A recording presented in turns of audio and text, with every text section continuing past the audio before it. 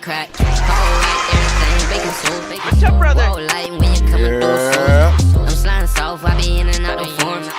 Young nigga had to get that shit. I'ma do my own thing. I'm still with my woodies. And them niggas still go to war for me. Niggas talking down like they know me. I'm a city boy from the Murphy. Yeah, I'm from the Murphy. I got gas, but I'm not musky. I'm a dog, I'm a husky. All these bitches wanna suck me like a flea. I was hitting licks, we in Tennessee. Then I went on top, I'm in Kentucky. Haulin' Louisville, rockin' LV. They ain't have mileage, so we pop Perkins. Ooh, they don't like that. All a nigga got them big racks. Where I'm from, everything gotta stay scrapped. If I ever fall off, I'ma shake back. I be feeling like where the love at. Then I be like where the joy's at. I'm so high, nigga, fuck that. I'm so high, oh green crack. Oh green crack. I'm so high, oh green crack. I'm so high, oh green crack. I'm so high, oh green crack. Just a young nigga when I first hit that dope. Blowing good smoke, never smoked a new smoke. I'm a Florida boy, way out there in New York. They calling me the GOAT, and I already know how they fresher than a bitch. Fresh from head to toe, bitch don't watch me. What's up, brother? Got her in a trap, and she on all fours. Dropping that neck, cause it's just a free code. Little nat. Shawty getting lit on Snapchat. That's just how it is when you got that sack. Chicken heads clucking, tryna see the sack.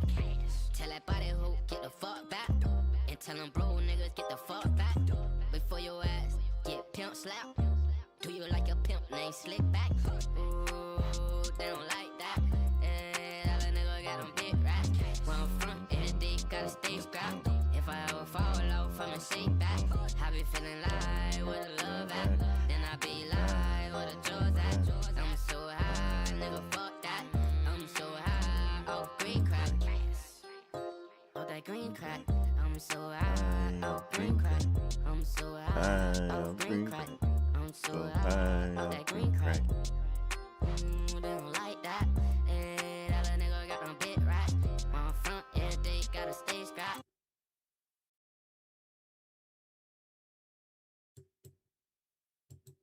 Ooh, they don't like that.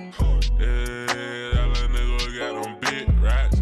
Where I'm from, everything gotta stay scrapped. If I ever fall off, I'ma shake back. I be feeling like where the love at. Then I be like where the joy's at. I'm so high, nigga, fuck that. I'm so high, oh green crack. Whole white, everything, bacon soup. Wall light when you coming through shoes. I'm sliding soft, I be in and out the forms. Young nigga had to keep that shit going. I'm still out here with all of my woodies. And them niggas still go to war for me. Niggas talking down like they know me. I'm a city boy from the Murphy. Yeah, I'm from the Murphy. I got gas, but I'm not musky. I'm a dog, I'm a husky. All these bitches wanna suck me like a flea. I was hitting licks, we in Tennessee. Then I went on top, I'm in Kentucky. Haulin' Louisville, rockin' LV. They ain't have mileage, so we pop Perkins. Ooh, they don't like that. Yeah, all a nigga got them big racks. Where I'm from, everything gotta stay scrapped. If I ever fall off, I'ma shake back. I be feeling like where the love at. Then I be like where the joy's at. I'm so high, nigga, fuck that. I'm so high, oh green crack. Oh green crack. I'm so high, oh green crack. I'm so high, oh green crack. I'm so high, oh green crack. Just a young nigga when I first hit that dope. Blowing good smoke, never smoked a new dope. I'm a Florida boy, way out there in New York. They calling me the GOAT, and I already know how they fresher than a bitch. Fresh front from head to toe. Bitch, don't watch me, you better watch your hoe. Got her in the trap, and she on all fours. Dropping that neck, cause she's just a freak hoe. Lil' Nat. Shawty getting lit on Snapchat. That's just how it is when you got that sack. Chicken heads clucking, tryna see the sack. Tell that body who get the fuck back. And tell them bro niggas get the fuck back. Before your ass get pimp slapped. Do you like a pimp named Slickback? Ooh, they don't like that. Yeah, that little nigga got them big racks. One front, every dick gotta stay scrapped. If I ever fall off from a shake back, I be feeling like where the love at. Then I be like where the drugs at. I'm so high, nigga, fuck that. I'm so high, oh green crack. Oh that green crack. I'm so high, oh green crack. One step at a time, one step at a time, bro. One step at a time. I'm so high, one step at a oh time. that green crack. They don't like that.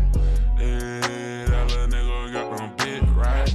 One front, everything gotta stay scrapped. If I ever fall off from a shade back, I be feeling like where the love at. Then I be like where the drugs at. I'm so high, nigga, fuck that. I'm so high, off green crack. Damn! Off that green crack. I'm so high, off that green crack. I'm so high, off that green crack. I'm so high, off that green crack. Shout out to my nigga AJ. They got that one way on replay. Shout out to my nigga AJ. They got that one way on replay.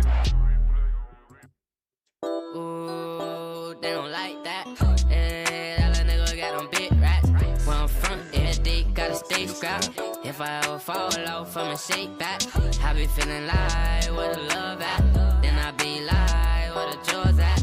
I'm so high, nigga, fuck that. I'm so high, off green crack. Whole white, everything bacon soup. Wall light when you coming through soldier. I'm sliding soft, I be in and out the forms. Young nigga had to keep that shit going. I'm still out here with all of my woodies.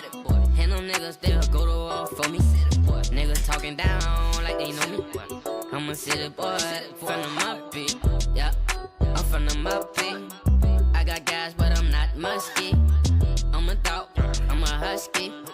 All these bitches wanna suck me like a flea. I was hitting licks, we in Tennessee. Then I went on top, I'm in Kentucky. All in Louisville, rockin' LV. They ain't have mileage, so we pop Perkins. Ooh, they don't like that. That little nigga got them big racks. Where I'm from, everything gotta stay scrapped. If I ever fall off from a shake back, I be feeling like where the love at. Then I be like where the joys at. I'm so high, nigga, fuck that. I'm so high, off green crack. Off green crack. I'm so high, off green crack. I'm so high, off green crack. I'm so high, off green crack. Just a young nigga when I first hit that dope. Been with good smoke, never smoked a new fruit. I'm a Florida boy, way out there in New York. They calling me the GOAT, and I already know. I just fresher than the bitch. Fresh from head to toe. Just don't watch me, you better watch your hoe. Got her in a trap, and she on all fours. Dropping that neck, cause it's just a free code. Authentic nigga from the hood. Shawty getting lit. No lit, nigga. No alcohol. That's it how it is when you got that We sack. on that Zado. Chicken heads clucking, tryna see the sack. Tell that body who get the fuck back. Eventually get off And these tell them black bro miles niggas too. get I the gotta fuck get back. off these shits, Before man. your ass get pimp slapped. For right now, Do I'm you on like that a pimp bitch. named Slickback? Ooh, they don't like that. That little nigga got them big racks. Where I'm from, everything gotta stay scrapped. If I ever fall off from a shake back, I be feeling like where the love at. Then I be like Fort Lauderdale, Florida, in my city. Fort Lauderdale, Florida. Sunlight, Discord, hate that. the girl, part with, take the time, Joe, Wellwood, Royal Park, Melrose, Franklin and Money Lane. Y'all niggas get guap. Y'all niggas sling rocks. Y'all niggas told Glocks, so Glocks. Dumb niggas get shot. Young bro niggas toughen up. State to state dropping racks in they mouth. Script club 54 throwing one. And that bitch you went they little muppet. Pop pills, no flock.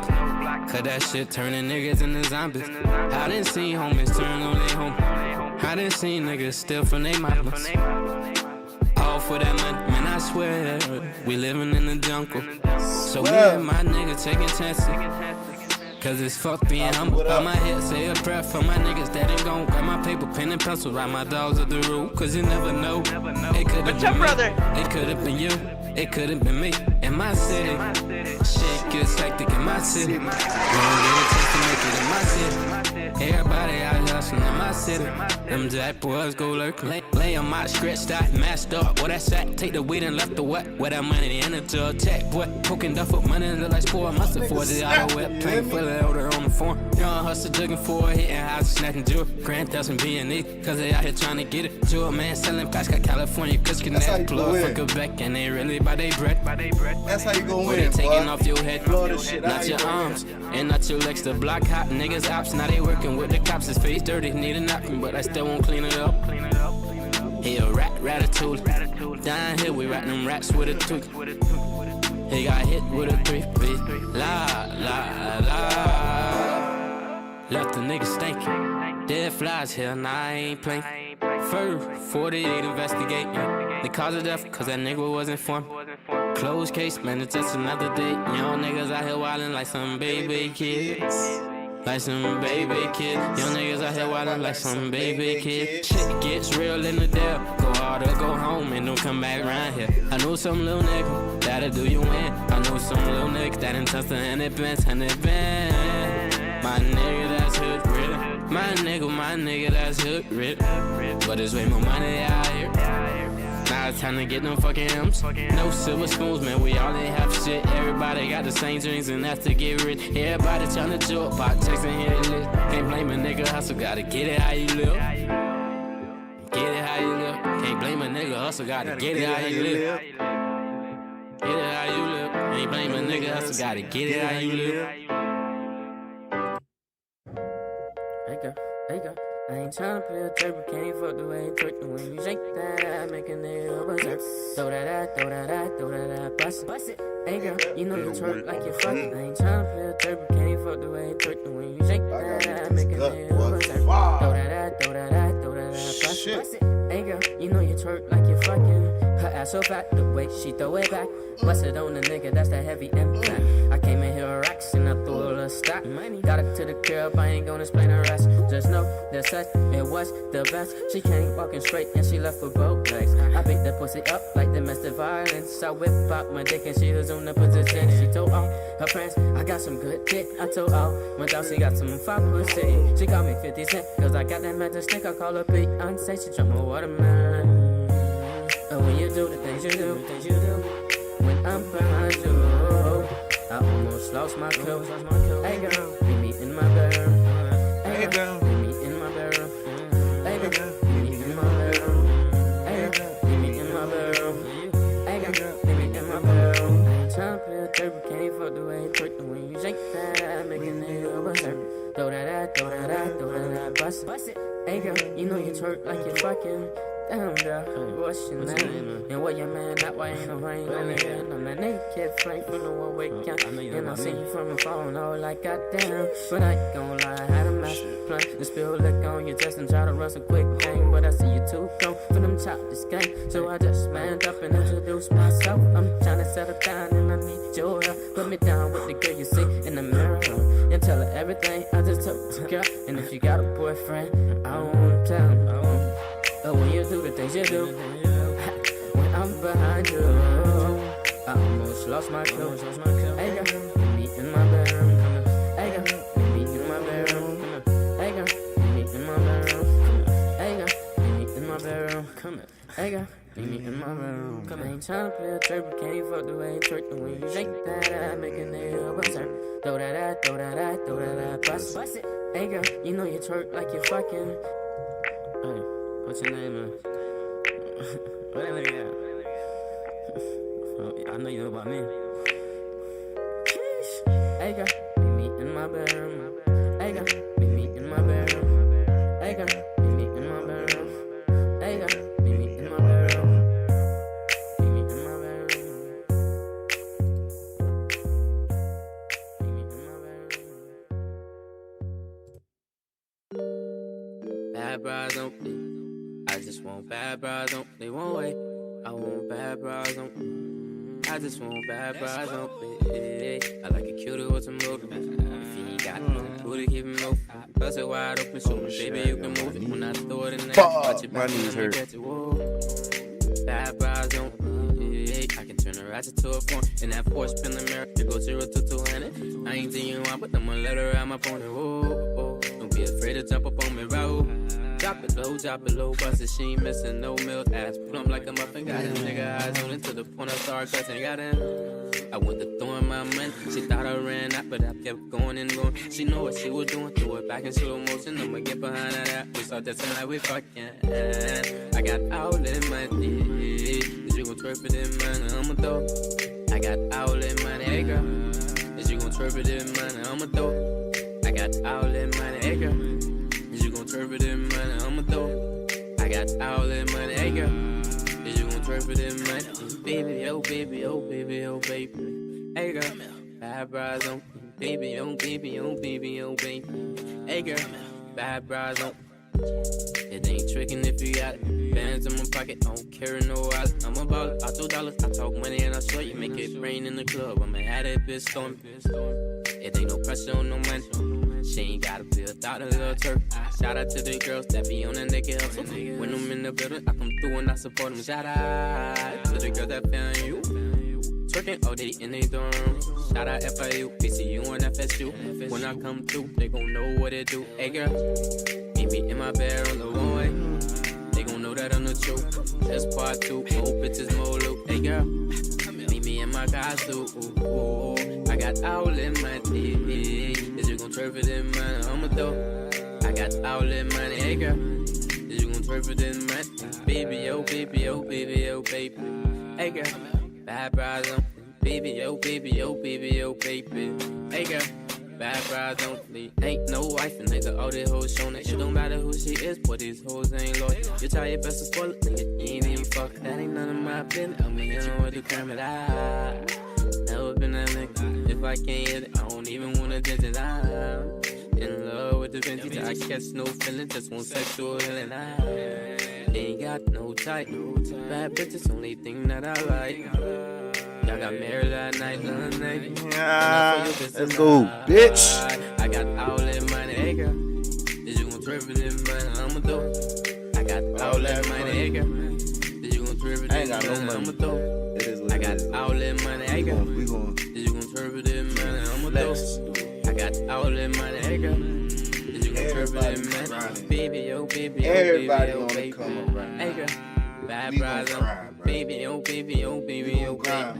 Hey girl, bad bras on. Yes, sir. Oh, wait. We go grind. Oh, wait. I done did it again. Oh, wait, friend. I done did it again. I done did it again.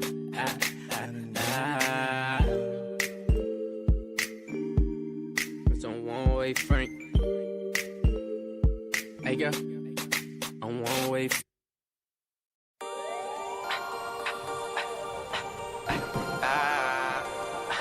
One way, Frank. All the gun designer on me, I'm for. All the down drip on me, I'm for. I ain't fucking with the hoe, cause she ain't for. I ain't pulling up for nothing, no, but a four, no, I'm for. Young nigga out there, smoke, can loud packs out backwoods. Nigga, you better shack up. A nigga, run your bands up. Hold up, you ain't got none. Nigga, you just know on the bluff. Nigga, you a lot, you just put on for the camera. In real life, you know about it, I'm a hot nigga, Bobby. I be selling Ricky Bobby. I got them fiends getting shiesty. I just bought a new yapper from overseas. They came from Russia. I get that pack from my big dog. If I don't say they just somebody else will. For the law, for the system, man. My big brother, he in prison. One way with a Taliban. In the field, getting dummy band. Nah, I'ma do my own thing. Dolo with it, like Pac-Man. Cause the ops, they be lurking. I get that money and I'm splurging. Got these hoes on my wamp. Any niggas out here fake. Cause I got bitches, I got bitches. I got bitches, I got bitches. I got bitches, I got bitches. I got bitches. All the damn designer on me, I'm foreign. All the damn jerk on me, I'm foreign. I ain't fucking with the hoe cause she ain't foreign. I ain't pulling up in nothing else but a foreign. I'm foreign. I'm foreign. All the damn designer on me, I'm foreign. All the damn jerk on me, I'm foreign. I ain't fucking with the hoe cause she ain't foreign. I ain't pulling up nothing else but a foreign. Young, get this nigga out my clique. Oh, my young nigga lit. Dead, fresh, look at my kid. I don't belong here, really came a long way. And I still remain the same. Couple of friends switch lanes, had to charge it to the game. They say I fell to the faint. Now that money got too hate. They be praying on my downfall. I pray to God to keep them devils far. My life is a hard knock. I had to grind for everything I got. I shed my pain through this music. I be really on some real shit. Only 19 niggas looking up to me like I'm a fucking OG. I was raised in these streets. I'm addicted to the green. Now the money turn blue. We call it cleaning up the pool. Bitch, I don't play pool. I'd rather sell drugs. Cause when you sell drugs, you become the plug. And when you the plug, you stay for a run. And when you for a run, you get all the fun good. I got bitches, I got bitches. I got bitches, I got bitches. I got bitches, I got bitches. I got bitches. All the damn designer on me, I'm foreign. All the damn jerk on me, I'm foreign. I ain't fucking with the hoe cause she ain't foreign. I ain't pulling up in nothing else but a foreign. I'm foreign. All the damn designer on me, I'm foreign. All the damn jerk on me, I'm foreign. I ain't fucking with the hoe cause she ain't foreign. I ain't pulling up in nothing else but a foreign. I'm foreign.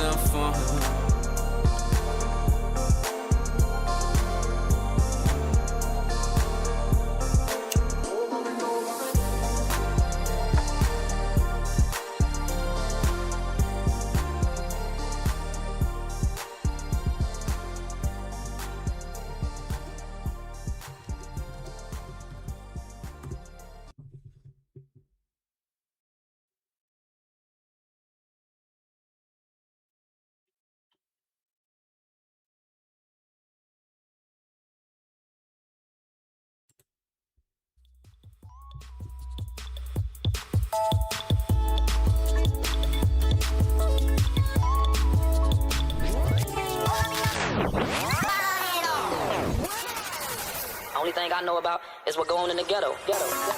Time and time again, it's the same old thing, over and over. You let anybody make it out the hood his own. Black, white, Asian, Cuban, Puerto Rican, Haitian. I love being from the hood. I know I had to make it out one day, so I put in work.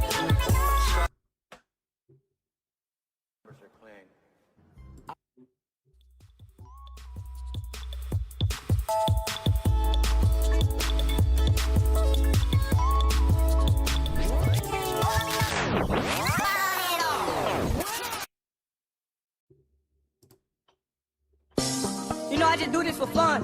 Until the album drop, I'm still on my way. You know, except I'm going a little fast. I got cash money with me, nigga. Me and Phil, the super group. Don't ride or die, nigga. And Iceberg is live, nigga. Jay, what I tell you, nigga? Hey, boo. It's all good, nah. They say bird gon' yak, bird gon' cush. You better hold it tight, cause your bitch should get took. Hold up. Hey, take flight with a real nigga. Come come closer to your dreams. The boy bird get chased like some clear liquor. She never hung around a wig splitter. She ain't want the last nigga out the billion, put the dick in her. I'm on the pill in the beans with the stick in it. Her mama know I'm young, so she think that thing rented.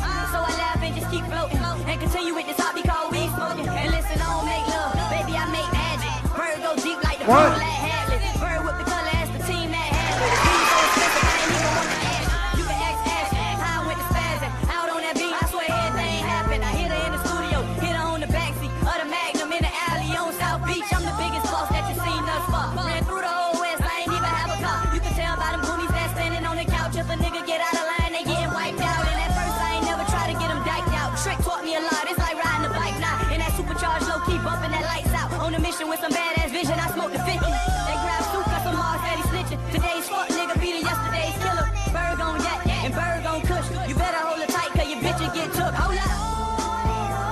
You feel me? Vibe with it, vibe with it. Iceberg live, but in the lights though. You know, iceberg live, but in the lights though. Float with a real nigga, man. Smoke with me, you wanna smoke?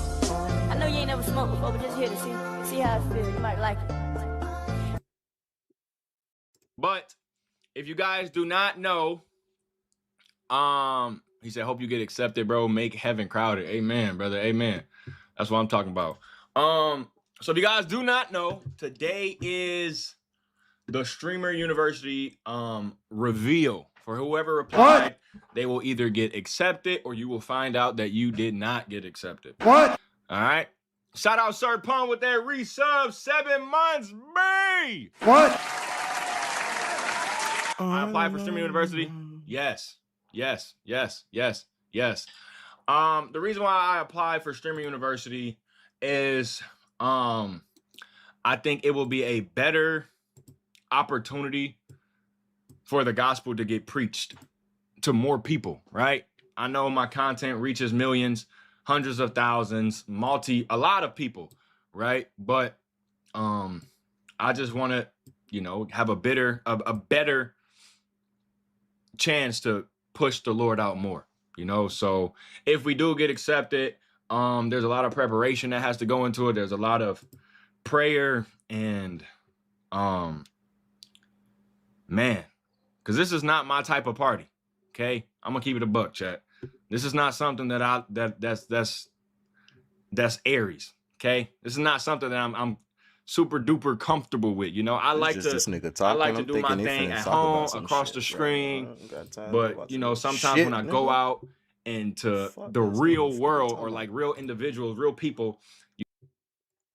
That's one thing I ain't gonna never do is get on this bitch and cry about no goddamn any motherfucking thing, like no shit like that, boy. If I cry about some shit, it's gonna be about some real shit nigga crying about. For real, bro. Niggas sitting there crying and shit, homie. On and on and on. On and on and on. On and on and on. On and on and on. Over and over and over.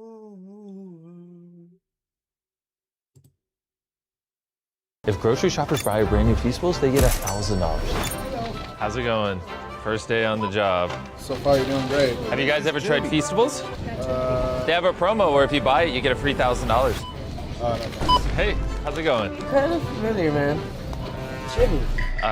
I'm Johnny. Wait, you guys? Bro, I ain't never had a Feastable. I ain't never gonna have one of them bitches. Never, bro.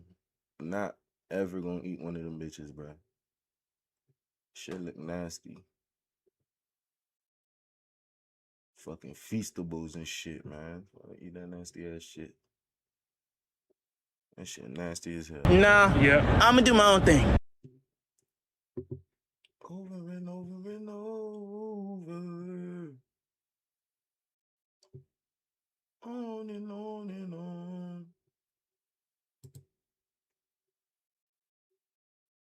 Massive day for the unemployed. Jason the Weed is in hot water. He got exposed for apparently saying the N-word.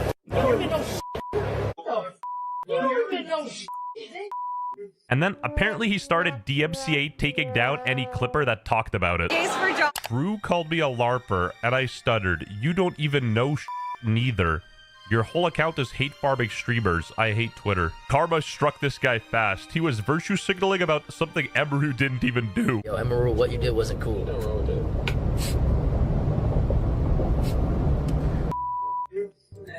So he said nigga or what? Cause a lot of these white streamers starting to say nigga, dog. I don't know what's going on in this world, bro. In this community, bro. Got everybody saying nigga, dog. Bro, I said neither, bro. No, you didn't. And this is a genuine black guy. So as a part of reparations, I'm listening and learning. This guy says that he DMCA'd over 500 X accounts, but Jason claims otherwise. I don't DMCA anything. I swear to God. DMCA? Bro, how do I tell y'all? I don't DMCA nothing. I don't DMCA nothing. This doesn't automatically say this is him, though. It could have been his management or his team or something. Oh, I was talking about somebody else saying it. People got mad at me. And now we get somebody that actually I says hope it. my shit don't get took down. Allegedly. Wait, hold on, boy. I think he said it. I do. I think he said it for sure. Hold on. Hey, disclaimer, I don't want no smoke. They ain't gonna come for no little nigga like me, though, boy. Sounded like Drew to me. It didn't to me. It didn't sound like Drew to me. I'll tell you that. Now, I don't know. You know, it sounded pretty suspicious. watching. I'm just Suspicious shocked enough as that I had to everybody else. censor it Shit. for ad revenue risk. Then Jason says, I will overcome this. I will not be deterred. I will return. I will not say no. I don't think that somebody that says, you know, like, I don't think it's like really a big deal. Like, I don't think he's like a bad person or something like that. Like, I don't really give a fuck. I think that everybody knows I don't give a fuck. This nigga. But at the same time, I find it to be funny, especially in the context. Then somebody linked Asmongold to my video. What is this? Nope, case closed. The bunker He said chimed it too. in. What you said with Asmongold, this wasn't cool. David's best friend, by the way. All the What you said wasn't cool. You just got roasted. And this looks like it calls for the debunker. It's not great. Chat. I think that he said it. Hold on, Jeremiah, you there? He says it. Can I get 500 XQC don't like nobody. gifted next? What the f was that? Must have been the wind. Oh, God.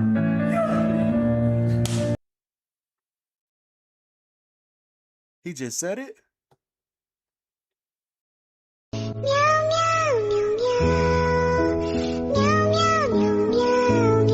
So he did say nigga, bruh. Why the fuck you gonna lie and act like you ain't say it, cuz? I said Neko, bro. If you made it this far, consider subscribing to the channel because we both know you're unemployed as hell. So subscribe if you've never said the N-word. And then a bunch of people started exposing his old Instagram posts, which I think is very cringe. But yeah, I gotta present this. This isn't real, right? What are you looking at, bro? Yo! Oh, okay. I promise you, you're all right, bro. Real? What'd you say 3 days ago? Oh, I said it. Oh no, Jason, that's bad, bro. That's bad. Don't shut up. I saw your sleeping body in the book. Remember 2018 when people would say the B thing? And as someone who's never said the N-word in his life, this is disgusting behavior, Jason. This is not stuff you should be saying. Oh, the last time I said the N-word? I don't remember, bro. I don't remember. I genuinely don't remember. I don't be saying the word. Sure, buddy. And then his story started changing. At first, he said he meant Yeah, to I'm not say gonna Drew, cancel and then Jason he for said he saying meant the to say N-word, neither. though. Which one is it? I meant to say Drew. Only God, I meant to say Drew here.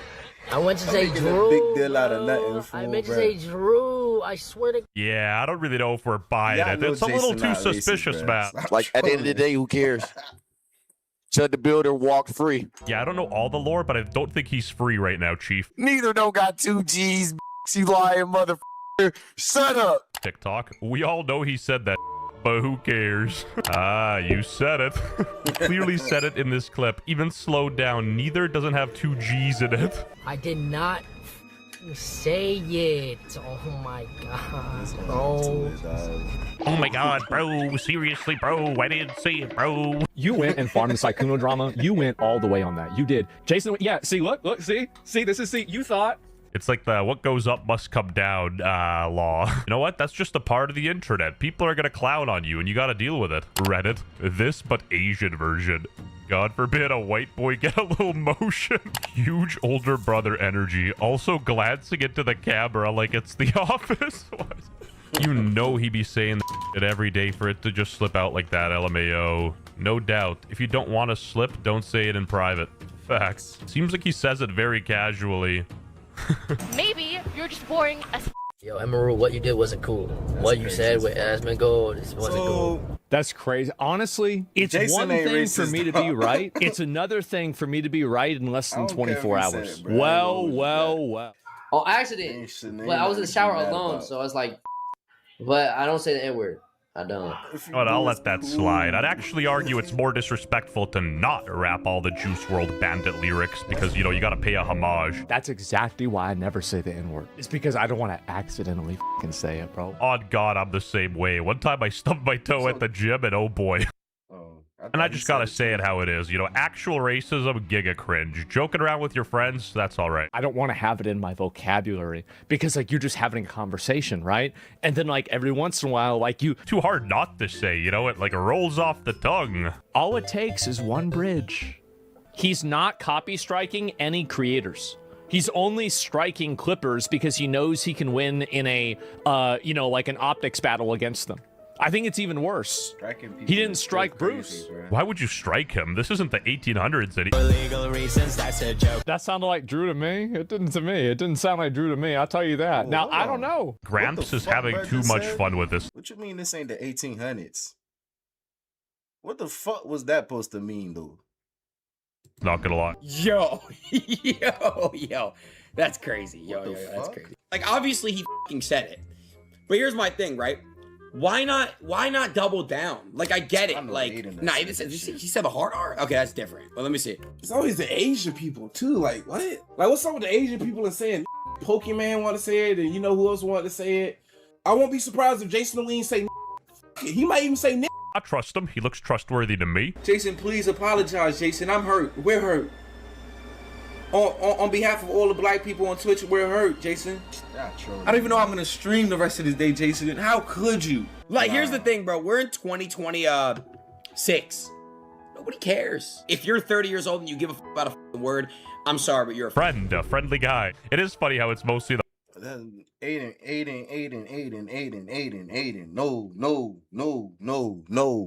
No. Fuck, nigga. Don't say it, bitch ass nigga. You not even bitch. If Jason say that shit is cool, motherfucking Jason is fucking Asian, bro. On me, bro. Jason is Asian, dog. And he don't give Karen. Aiden, no, fuck, nigga. You can't say that shit, bitch. white guys saying it doesn't matter, bro. But that's dog? just the observation. Don't shoot the messenger. This is genuinely preschool level drama, but it is kind of funny how he got called out not even 24 hours after shooting shots at Asmongold. It's not great. And I feel like Jason Loki lost some of that authenticity that made people like him in the first place. For all my Asian viewers watching, wasn't he like much more wholesome back then? I feel like FaZe and all the money changed up. And now he's hanging out with his industry plant friend and being a nuisance in the World Cup. Kind of cringe. And apparently they got kicked out, so imagine how annoying you gotta really be. Jason, the when you out here f***ing up, you gonna say the N-word, bro? And you talking about you meant to say meter? Even the white boy knew you said that shit like gang. I'm sorry, but is that not just a shower cap? Can I get 500 Nick gifted next? I don't know, this is really stupid. You know what, upon further inspection, this was during the Norway-England match, so it's justified. It seems like Blackboy Max has finally pushed it too far. Among the biggest breakout stars in streaming to emerge in recent years, a big part of what made Max so compelling was his refusal to wear his flaws on his sleeve and not sanitize himself for brand deals or to simply fit in. Brash, uncompromising, and often hilarious, Max had always been a troll, taking cues from the Aiden Ross school of trolling your guests to the point of discomfort. Like the fairy, the tooth. I didn't know Ace was gay. He liked using lube. Huh?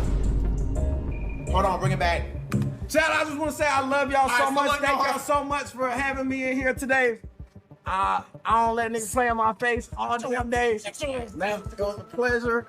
Shout out. Whether it was during his short-lived spell as part of FaZe, or repping his very own 5-star crew, these kinds of shenanigans have always been a part of his shtick. But these days, there are plenty of people that feel the pendulum is swinging too far on account of some wild takes and questionable on-stream actions. I'm with a bad bitch. We about to and she's like, hold on though, daddy, you're so handsome. But I was born a man. I'm gonna be honest, bro. I gotta find out for myself. No bullshit. What? Sometimes I just jiggle my ass, bro. It's natural, bro. I just be doing that shit. No bullshit. Even his fellow streamers, who all know the value of a controversial clip, are beginning to feel like he's going too far and may not be able to come back from it. Hey, yo, what? Come on, Max. Meet me halfway, buddy. Wait, is it for a costume or? Like, come on, bud. Meet me halfway. Real nigga shit, bruh. Nah, bruh. You can't be vibing like that, bruh. Them the same type of niggas get mad when they get accused of allegations and shit, dog. Like, chill, bruh. You had to do all that. Wait, man. As gradually, this behavior is systematically wicking away the fan base's tolerance for him, leading to the same people who once praised his realness and willingness to show his true self, wondering where it all went wrong. Hey, Max. Hey, Mom. Unbelievable. I know. What are you doing? I know. Mom, I'm sorry. I'm sorry when I missed your text, Mom. I'm sorry. Why did you? No. What are you apologizing for? I'm just saying, I'm sorry. I apologize, you know. I will say, no, the head dog got me going crazy. You are funny. But these real feelings, I just want to let you know, Mom. I just wanted to say this, like, all those group trips, Hawaii, when you would take us, you know what I'm saying? Every day during quarantine, when you would wake up, it was just me in the house, and you would make sure to give me a hug every day in the morning. I appreciate that.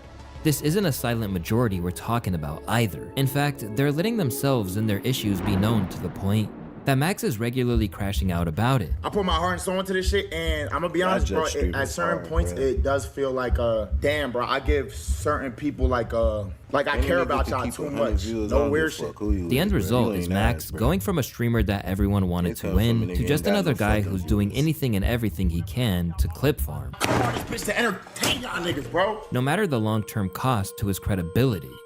I'm not fucking. It's your boy Luesta, and this is why Plaqueboy Max has suddenly become hated. Just a few short months ago, Plaqueboy Max looked to have the world at his disposal. In streaming, the guests he got on for his In the Booth series got continually bigger, leading to hilarious moments with the likes of Lil Baby that further boosted his stock.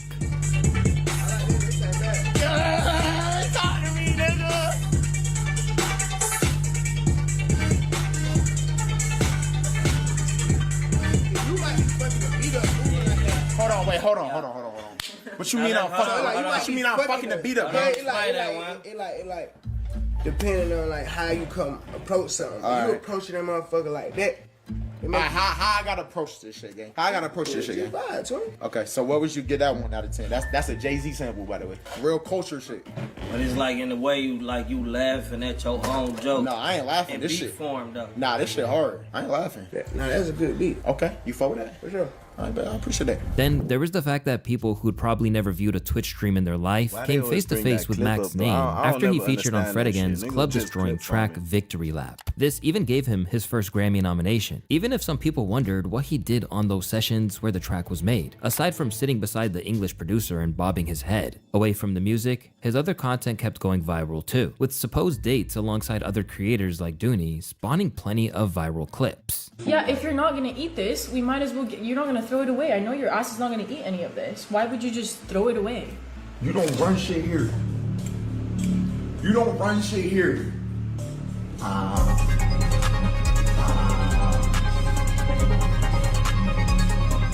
But in recent weeks, something strange has happened where the momentum he had has essentially turned to dust. Through a series of unadvisable moves and publicity stunts, the 5-star leader has validated all of those who felt that his inauthenticity has been creeping in for a little while. For some reason, I feel like Max isn't being himself, like he's created this persona or something. I'm not sure why I always feel like this when I see him. And if people felt like that beforehand, the changes that he's undergone and the way he's responded to everything approaching criticism really isn't going to prevent anyone from feeling like he hasn't let his status in streaming go to his head. Looking back over 2026, it's hardly been a glorious period for Plaqueboy. For starters, his new music isn't exactly hitting, and alongside getting pretty terrible reviews, the Crash Dummy EP was met with allegations that he'd plagiarized ASAP Rocky's imagery from the testing era. In response, Max had the gall to suggest that artists far more influential than him, such as NBA YoungBoy, had been borrowing from his playbook. You feel that Rocky stole your title and then YB stole your hand sign? How does... Nah, so look though, YB, I was doing that first. That's my shit. Now Rocky though, Rocky got his whole, he never dropped no shit called Crash Dummy. I know he had Crash Dummy theme shit with testing, etc. You feel me? You gotta know the GOAT's work. Around the same time, YoungBoy let it be known that he didn't appreciate so much as an attempt at constructive criticism, prompting Max to claim that he was done with his music entirely. I'm not gonna lie, I don't like this. I don't fuck with this. I'm gonna keep it a buck. Plaque, you a bitch. You could have been reacted and said you ain't like that song. You just do lil hoe shit like a girl. Sit this one out, my boy. I ain't gonna play with you. And don't respond to me, fuck you. I listened to your song, I say, I'm not gonna lie, bro. I don't like the song, but YB, I fuck with you heavy, bro. I just don't like this song. If that's girl shit, me giving my opinion, I don't understand, bro. I genuinely don't understand. This shit don't make no sense. Is this his account for real, for real? Bro, all these niggas is calling me, bro. Hey, Max, stand down, Five. Stand down. Them slimes ready to go. You better stand down, Five. At ease, Five. At ease. Them slimes ready to go. I'm telling you, we don't play by YB. Facts. Stand down. At ease. And when you know a thing or two about how far NBA YoungBoy will take a beef, basically forfeiting is definitely the best way to go. Aside from the Flacco comparisons, the Crash Dummy EP was also subject to controversy amid claims that he'd swiped the cover from a smaller artist known as Asoic. In reality, they both just used the same Pinterest post, but the claim was one that he seriously disputed in a way that was arguably a little more hostile than necessary. Yo, by the way, bro, you're not cool because you got a pick off the internet. We both got the same pick off the internet, you stupid ass bitch. I don't got time for you niggas. Keep working on yourself, bro, and keep grinding, bro. We all grinding and working on yourself. Stop acting like and feeding for clout. You suck too, nigga. Fuck out of my face. These niggas get me tight. Yo, you're a bro. Stop acting like a dumbass nigga, bro. I don't got time for these niggas. I don't give a fuck about what his name is. Don't say it to me. I don't care. This nigga a bitch. I hate niggas like that, bro. Stop trying to get your little one moment of feel me fame. That shit's annoying. Faced with both ego and misplaced anger, Max wasn't exactly winning over any new converts with how he was acting. So when he dropped more recent tracks like the Thong Song and A Divided Opinion, those who were not rocking with it went even harder than usual in the comment sections. If I was an alien and I saw this video, I would start shooting at Earth till I had nothing left. Some of the most talented artists in the underground were letting dude judge their own music, by the way. At the moment, it feels like basically everything he tries to do with the rap community is backfiring, including falling afoul to Doja Cat's Twitch mods after gifting her 20 subs. Hey, Plaqueboy Max gifted 20 plus gifted subs. In the aftermath, he was getting flamed by Doja fans, eventually prompting her to have to issue an apology in an attempt to take the heat off. Now, I see all her Stan fans hating on me. First of all y'all can suck my dick. Second of all, why is y'all hating on me, bro? I fuck with y'all artists. I fuck with Doja Cat. Like, why do they be on my dick? Y'all saying, Gigi, yo, stop being pussy. Yo, I'm tired of y'all being pussy in my chat. Stop being pussy, bro. All these fandoms, all these niggas, y'all niggas is better than them. Y'all niggas shit on them. These niggas, bro. What the f? Bro, these niggas just be talking on the internet.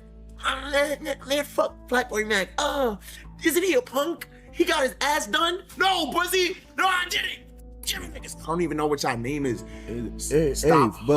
Stop gluing on it. But to the niggas that be trolling, fool.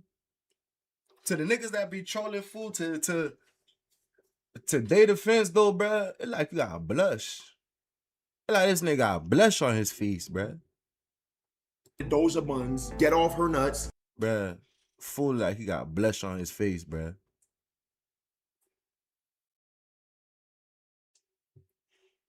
Fool really like he got blush on his face.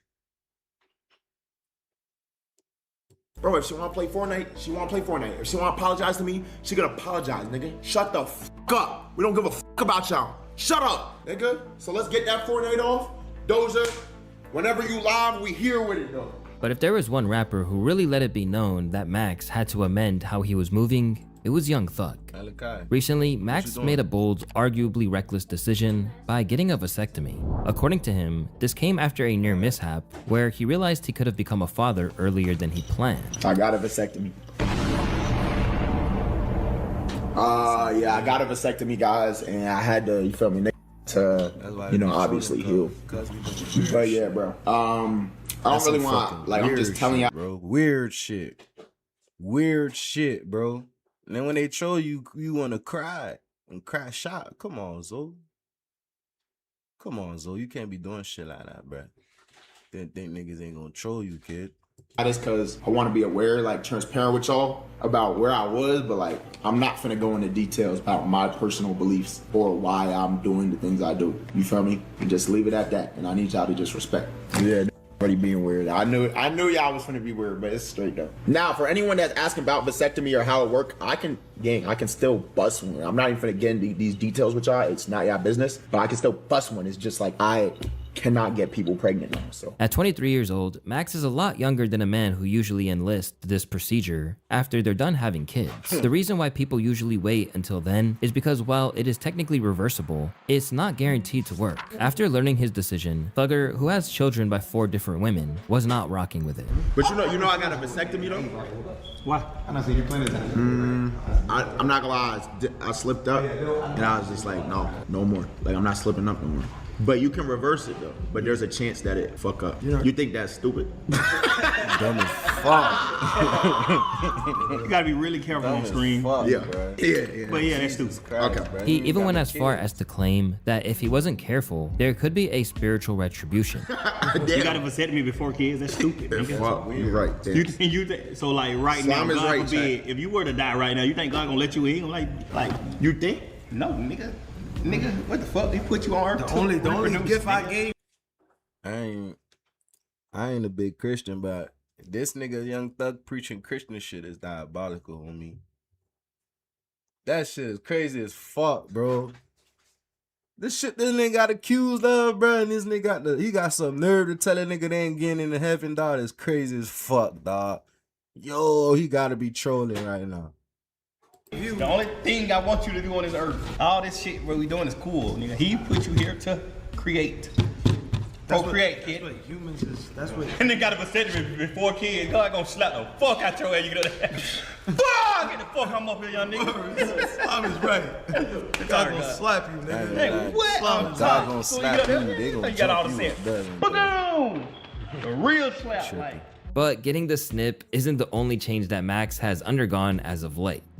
In recent times, his demeanor has taken a major turn, one which both his fans and even some of his friends and collaborators are having a rough time understanding, let alone accepting. If there was one way to explain what's changed about Max, it's that there's been a major upswing in zestiness. Now, it's important to state here that sus behavior was always part of the gimmick. Because if you want a burger, eat a burger. If you want a french fry, eat a french fry. What? With Max never exactly shying away from making dudes feel uncomfortable for fun. So you ain't see Drake shit. Water bottle. You ain't see Curry shit. I didn't see Curry got me. You ain't see Big Sean shit. I never seen. You Big ain't Sean seen the shit. baby shit. Never seen the baby shit. Never in my life. You ain't seen Flight shit. Besides, these incidents were always offset by what appeared to be his love of pursuing women, previously saying that he was infatuated with baddies to the point that it was a problem. I didn't realize how bad my shit got. Like, I have a very addictive personality, bro. Like, I love bad bitches. On God. I should be putting that on God. I love beautiful women. Like, it's low-key addiction. Like, if y'all take a look, I'm gonna scroll and screen record. If y'all take a look at my, like, explore page, like, I just can't help myself. Nigga, y'all look too good. But recently, things have changed in a big way. It's not even so much that most people would have an issue if he was simply a gay guy. Instead, the problem is that they feel he's trying to emasculate the entire species with some of the things that he's been doing and saying as of late. A major component in the backlash that he's facing at the moment is his unexpected take on twerking. Because according to Max, everybody should be throwing it back. You feel me? Like, for example, if I'm stroking the ground or doing some wild nut twerking, why don't we twerk? Let's all be together, nigga. It's Prime Month. Black Boy Max, what the fuck is you on, gang? What do you mean men should just be able to twerk? Like, bro, what is you on, gang? Us men are not agreeing with that. At least for us men that are straight, okay? The gay niggas decide, you know, they do what they want to do. But as for your sake, come on, gang. At this point, just say you want to twerk. Just say you just want to, you know, do all that fruity shit or whatever. I'm not hating. I don't care what you do. But it's the fact that it's kind of sounding like you trying to promote this shit on us. And we not fucking with that. That's why us men are not agreeing with you. Like, what type of shower thoughts do you be having late at night? Once word got out, this caught him a lot of flack, especially from people like Sneeko. Gender specific? Because, dude, what did his managers do? Look, PBM, I told him I liked him as a streamer. In 2025, he was on track to become like streamer of the year. I'm seeing this, it's like, what? You know what's wild too? He's saying all this with the cross around his neck, bro. Like, are you Christian? How are you? That's the biggest cross. I ain't even peep. Oh my God, bro. I ain't even peep. I dead ass ain't even peep. This nigga was doing all that shit with a fucking cross on his motherfucking shirt. Yeah, that boy real. That boy a demon. Jesus Christ, bro. That boy on demon time, bro. Ain't no fucking way. Ain't no fucking way, bro.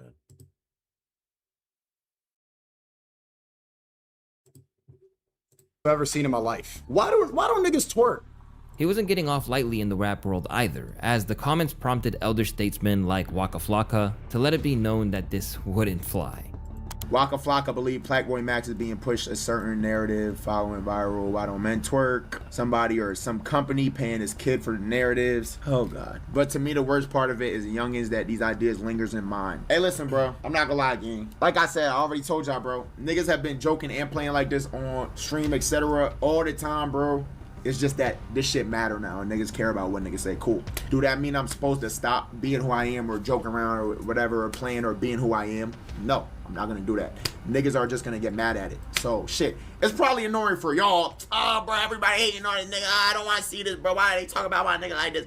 But it's like, bro, what else I'm supposed to do? On its own, this comment would be enough controversy for most people. Yet, rather than try to save face, comments like claiming he wants to get a butt reduction only amplified the problem. The first bad news, I wouldn't say it's necessarily bad news, but I'm not gonna lie, I think I'm finna get an ass reduction, bro. No cap. I think I'm finna get an ass reduction, bro. I'm not gonna lie to niggas, bro. Yo, say Rand, thanks for that sub, bro. No cap. And it's just like, I haven't decided fully 100% yet, but it's like, bro, I'm gonna be honest, my nigga. Like, this shit annoying, bro. Like, bro, I'm trying to be skinny. Like, I'm a thick, short nigga, bro. Like, I'm trying to be skinny, just, I don't know. We gonna see, though. Let me know if I'm tweaking, chat. Then there's the truly bizarre decision to get the word diva tattooed on his ribs. Derived from the Latin and Italian for goddess, the phrase generally relates to a female starlet who's known for her outrageous behavior in the modern context. So it's fair to say that this ink being unveiled went down about as well as you'd expect. Just get the tip piercing already, we know it's coming. You gotta be fucking joking. As the world gazed at it in horror, Max stood 10 toes down on the decision. Max, be for real. Did you really think diva meant bad? Gang, diva mean like doing you, bro. That's what diva mean, bro. Diva do not mean female performer. How are y'all gonna tell me? When it's on you for life, then there really isn't much option but to make the best of it. The bigger concern is that other people are actually following his lead. When did this? Say oh God. Get that. My evil twin.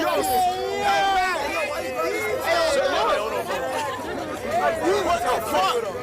Since when? You know what?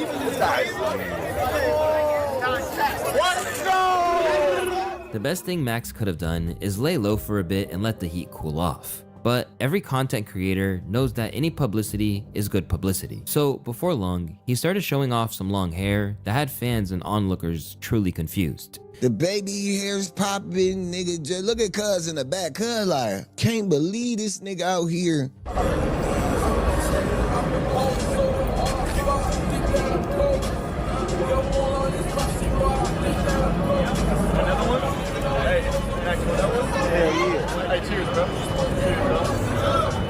They really pressing us. I promise you, nigga got the wrist. And let's just say that saluting Norway's star striker Erling Haaland at the World Cup with a blonde wig didn't help matters either.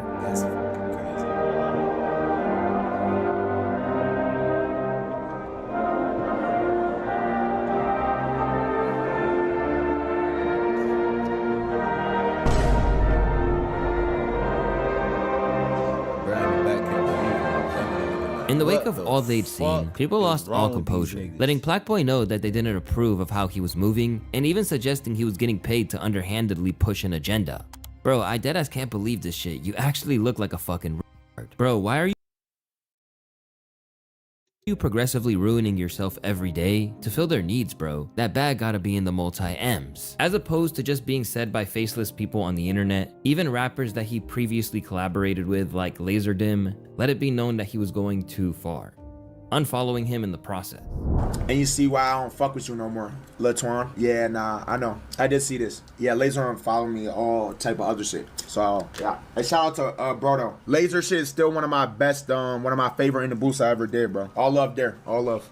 Rather than just blocking him and moving on, the likes of Tay Capone have truly had enough, essentially saying that he's lost any authority to speak for anyone but himself with how he's moving. First of all, bro, look, I think he's an agent. Now that I'm just thinking about it, I think he's an agent. You feel me? Because all of a fucking sudden, out the blue, you done got you sucked the nigga dick. Now you want to goddamn put all your freak geeks beliefs on everybody else. You want to wear all these wigs. You want to be talking about why don't straight men twerk? Why straight men should show more appreciation for gay men? First of all, who the fuck said that you spoke for the straight community? Who said that? Huh? Who the fuck gave you the rights to be the spokesperson for straight men? Nobody gave you that right. So you can stop saying straight nigga, that. You can just stop it. Stop even mentioning our name. Matter of fact, keep our name out your fucking mouth. Keep our name out your mouth, bro. Straight men, don't even worry. Stop talking about us. Faced with more backlash than he'd ever received in his career, Max can't really hide that the hate is getting to him. And that type of shit bleeds into the Twitch chat. That shit bleeds into everywhere, bro. He ain't got no real homeboys, bro. That's what it is, bro. You got a real homeboy, bro. Y'all can call me corny. I don't give a fuck, bro. Y'all can call me whatever the fuck y'all want, but I come on this bitch to entertain y'all niggas, bro.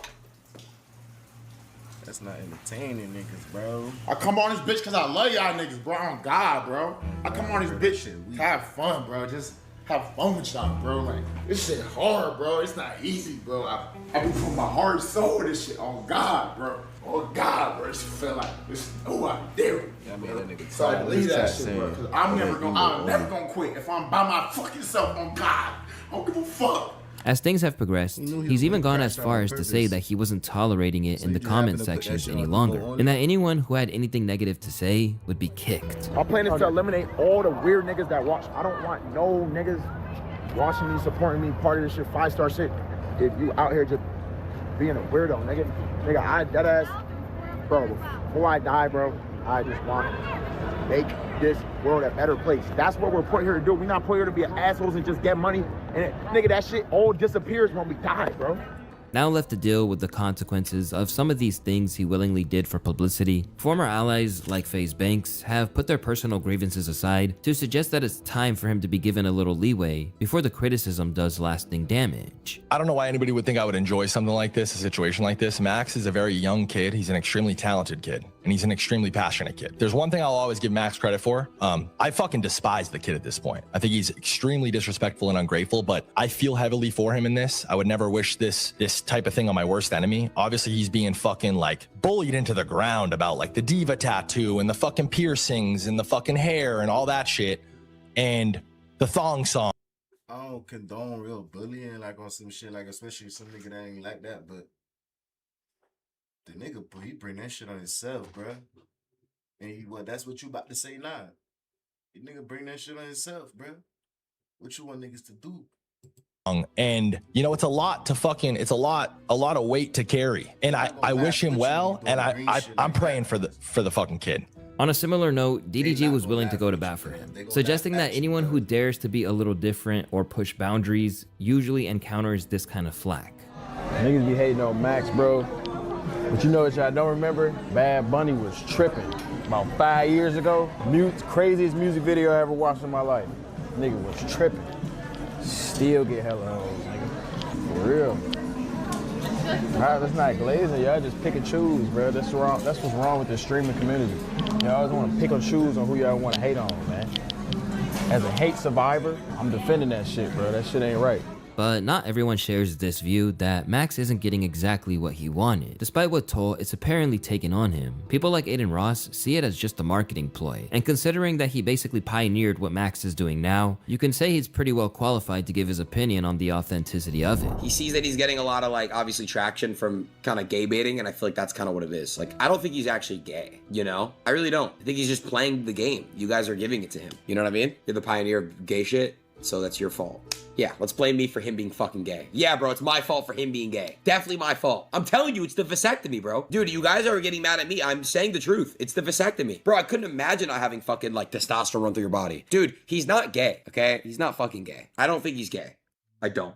Whether it's part of a real transformation into the man he truly is, or just a cynical means of cultivating engagement online, what's become clear is that Max really has to be careful here. Sure, people evolve, and in the artistic world, it has been very commonplace for someone like Prince or Kanye to switch up their style, and for it to become accepted after an initial period of skepticism. But what Max needs to accept is that he isn't that guy, and hasn't built up the kind of public support where he can make big shifts or take swings like this without the consequences that he's facing now. Even if he is a rapper in his own right, Max made his name online. And in recent weeks, it seems like much of that audience will ride for him when the music world won't have had enough. With posts that feature titles like "Why Did Max Become So Ass?" being readily available on his own subreddit. Max was genuinely funny before 2025. Now, all he does is say gay shit and try to be funny. First, he did the thong song, which didn't make sense to me because he said he was getting his vasectomy to help with his problems of lust and to prevent having children. But I don't understand how he keeps doing this shit, even with these reasons. Then, he got the fucking wig done on his head for Summer Smash. Like he was a bad bitch or something. Like, there's no 10,000 subs every night, bro. I help you get your 1 million subs, bro. Come on. 1,000 watching me, but ain't. So Ray J is back at it again. Not only is he still going at it with Sauce Walker, and honestly, we're not even going to touch on that in this video, but he just got marked out and beat up by 2 separate people while hanging out on Dean the Great and Adrian Broner's warehouse marathon stream / boxing camp. So first, Ray J got beat up by the CEO of Zeus Network, Mr. Lemmy. Then, shortly after that, he got marked out and exposed by one of his own homies. Ain't on my mama, this shit work again. You ain't giving me my credit, so fuck you, blood. Straight up. Nothing happened, bro.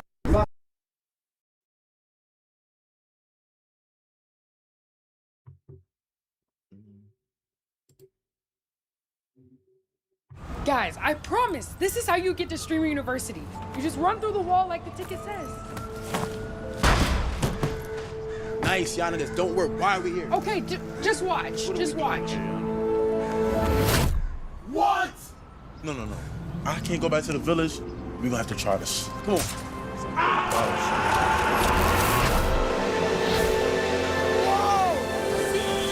Okay, just remember, pay attention in class, make new friends, and most importantly, the dean does not like parties. Save that for Disney. Hey, I've been trying to be nice all day. You keep this up and I'ma beat your face in. Hope you guys have so much fun! Jit know how to act though. Jit got a future. I'm making sure you a movie. Hold on. I'm gonna put this straight right now.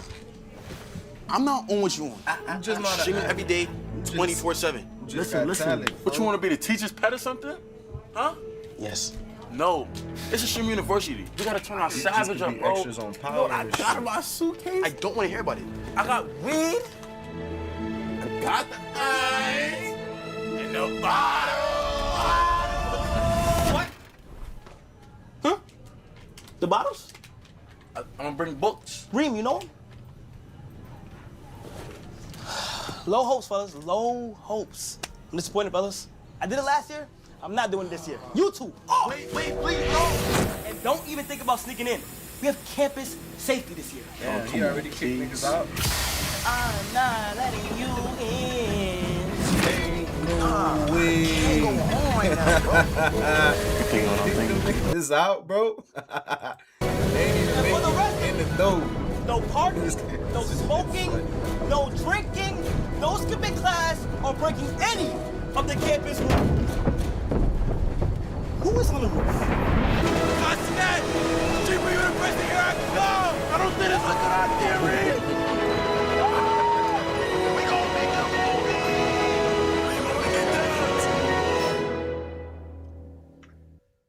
Well, we got 2 more days, bitch, till that shit start. I'm gonna be watching some of that shit too. Definitely gonna be watching some of that shit too.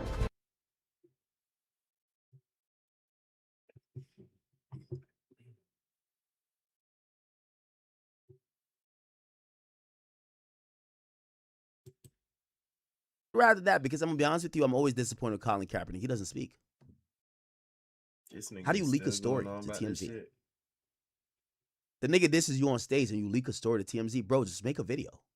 Just send out a tweet. You're still like doing this, like, no. So again, I see why the movement was kind of co-opted, and you know, for me, more than anything, if Jay-Z had just doubled down and just stood on it, like, nigga, of course I took that shit. That nigga's a bozo. Like, I respect it a little bit more, but who cares what I respect, right? All right, bet. That happened. Did you guys watch the concert? I think, you know, we could probably get like a little roundup of what the concert ended up being. Let me look. I think he brought out not only Nas. This nigga is on Jay-Z and them ass, bruh. Academics is on the ass. He not letting that shit go.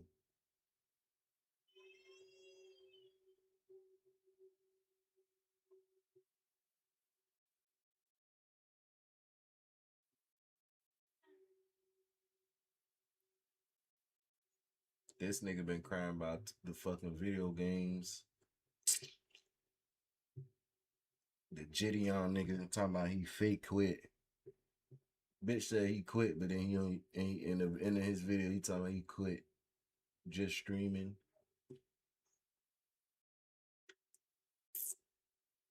Funny Mike arrested.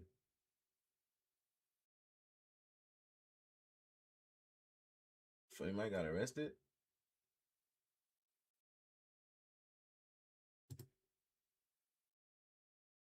Kai mentioned Halo, he dead. Around who? None. I don't want to be around none of them people. I don't fuck with How the nobody. fuck you say yeah? I don't want to be around them either. Yes, you do. You was about to. Ain't I you thought going we to? was mad because Come on, stop being messy though. Like that's what I'm talking about. Okay. No, I do want to go there though. Now I ain't gonna do it. I ain't gonna do it. Yeah, bro. Like messy. DG wasn't too happy that Kai mentioned hate about these diss tracks. Hold on. Diss track, and DDG was yesterday. Kai dropped his own diss track, and DDG wasn't too happy that Kai mentioned Halo. You gotta understand, bro. Like, nigga, when I took that MVP thing home, bro, for Streamer University, bro, that shit really made me feel like I was doing something. Made me feel like, oh man, me and Kai locked in. Now this nigga going over here dissing niggas and shit. Then I heard a Halo bar. It's like, what am I supposed to do at this point? At this point, I know I ain't getting in, right? I know I ain't getting in.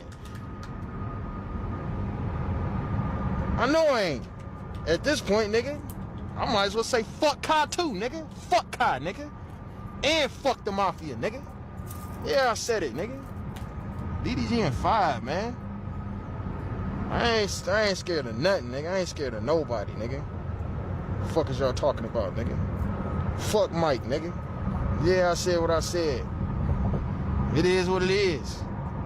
It is what it is. So DDG was in Houston for DreamCon when he ran into Runic to get the keys to Funny Mike's warehouse so he can destroy it. Right, here go the key. Look.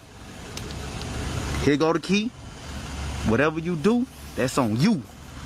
Don't call my phone when you get caught now. I'm not gonna get caught. All right, go do your shit, bitch. Turn me up. Why I gotta be a bitch? Cause, man, you know how I get down, man. You play with me, man. I ain't gonna play with you. I know how you get. I'm putting my life on the line. All right. Don't get caught and put my name in this shit. I ain't gonna. I've never been. Man, I heard you ready. I gotta get rid of these cameras first off. Nah, I ain't got no cameras. Good, nigga.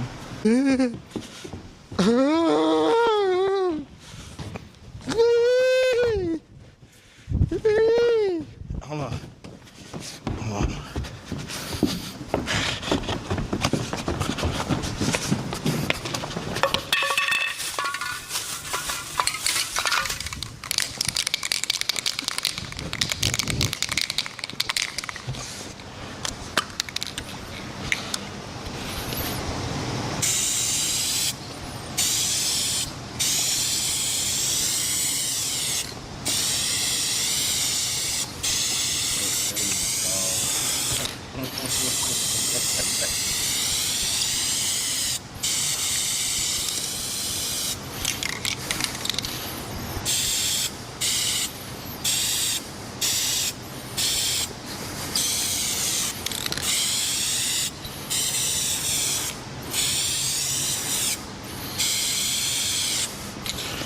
DDG in 5. Fuck is you talking about, nigga? Fuck Mike, nigga. Fuck HAG, nigga. He went in there by himself too. I like it. I like it. That was lit. I wish I was watching that shit live. Cause he went in that bitch by himself, Fuck Guitar bro. Hero, nigga. So Funny Mike wasn't too happy when he showed back up at his warehouse to see everything destroyed. This room is this not room. This YouTube channel is misleading. It's misleading. It's misleading as fuck. They'll make you think these niggas really at war, bro. These niggas ain't at no real war for real, bro. These niggas is not at war, bro.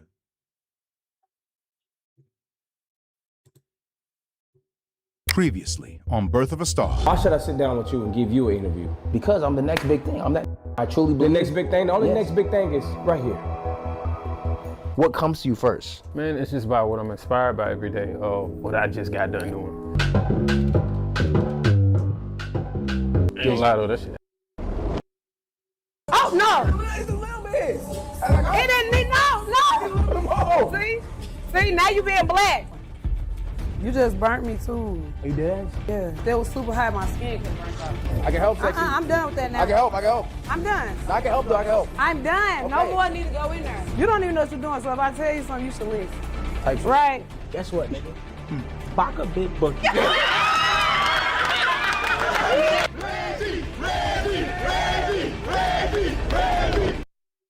Ooh, you see, we got. Oh my God, this is so tight. Okay, I'm not gonna lie. I wanted to cook up music with her, but I realized I didn't do a good job of communicating. Let's cook up.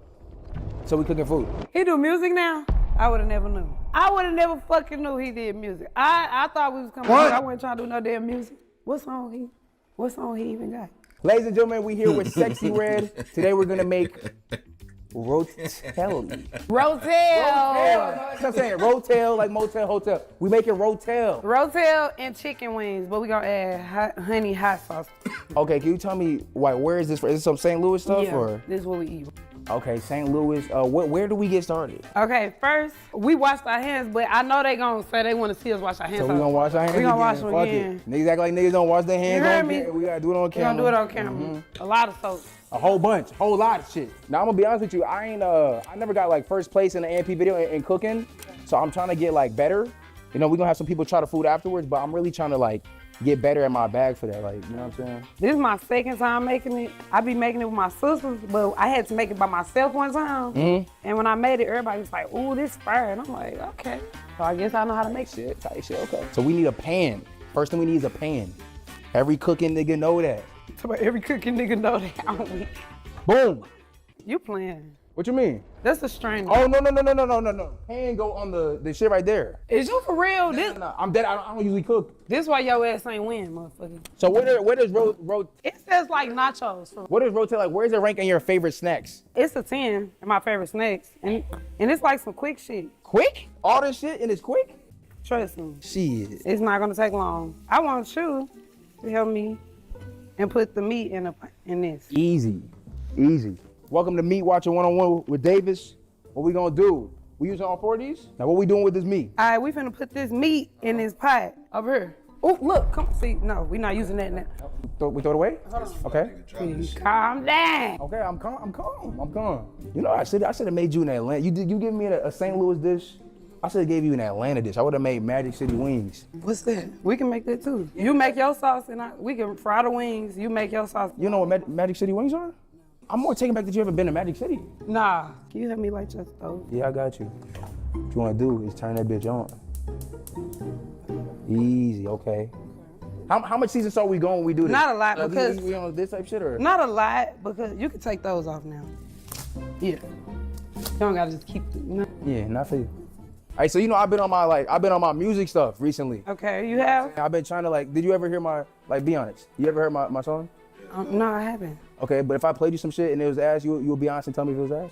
No, because my opinion doesn't matter. If you like it, then. But you do this shit So you want me to say if I think it's ass? If it's ass, be like it's ass. If it's fire, be like this shit fire. I mean, okay, but if you like the song, then who am I to say your song ass? If you like the song, if you believe in your song, then. Now I feel like you carrying me right now. I want to add some yeah, I got you. Well, we gonna do this at the end. First, we gonna cook the meat down, cause I'm gonna add this when it's like the meat almost done. Okay.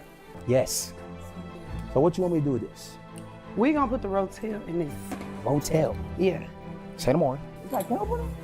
Is you being serious? I'm being so dead ass. That's a pizza cutter. Clap with no hands. Hey, so it's like, see, that's the shit I need with my shit. You know how to make the club, when they play at the club, people go crazy. Bitches go crazy to that. My music don't got no. Play your songs. I thought you don't got no club replay. That's what I'm trying to get. I'm talking about shit. But be honest with me.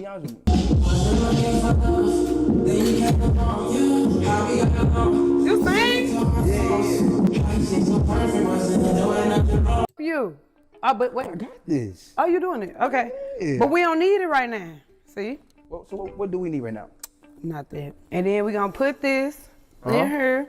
And then we're going to cook this meat down. Then that's when we're going to put the cheese. We're going to put that. And then we're going to put some more cheese. Yes. Mix it all up. Cook it a little bit on the stove. And then it's all for real. I'm not going to lie, bro. This is kind of good. It's like a little therapeutic, man. I've been doing so much music last few weeks. Taking some time to just, actually cook up some food. I feel like it's helping my brain relax. I feel like I could help you with the seasoning. You don't know. Fucking reality show. She gave me the side eye dude. Where you from? Atlanta. Born and raised. I can do my look. Nah, what's the next thing? I don't trust you. What's the next thing you need to season? It's like a reality show. That's it. This it's only this. This the only thing to me. Type shit. Okay. Oh no! It didn't need no. See, now you being black. No, the man. I know. I just want to help. Okay, we finna do some stuff in a minute. Okay. It's finna get busy. Yeah. Just doing my part and shit. You know what I'm saying? Just doing my part. Well, since you wanna do something, okay. Yeah. But then you do shit like that. What the fuck? What did I do? Look how you scribbling it everywhere. You got a favorite city to perform in? To perform, I mean, it's some, I can't think of them off the top, but it is sometimes when I be like, oh, we finna go to this city. I know I'm finna have so much fun. They be turned. London, I ain't gonna fake it. I was gonna say London, but I ain't. London. London? Yeah, on my kids. Really? I wouldn't expect London. London. I want you to do more of these. Okay, yes, that's more. not it. Yes. Yeah. All that shit, man. Yes. Get that motherfucker cheesy as fuck. All it is the cheese. That's what we need. I'm excited to see how it tastes because it's gonna be fire, trust. This shit cheesy as hell. Do you like cheese? I do like cheese. Me too. I fumbled this. You know that song I played you. We do AMP, my group, we do a cypher every year. They offered me.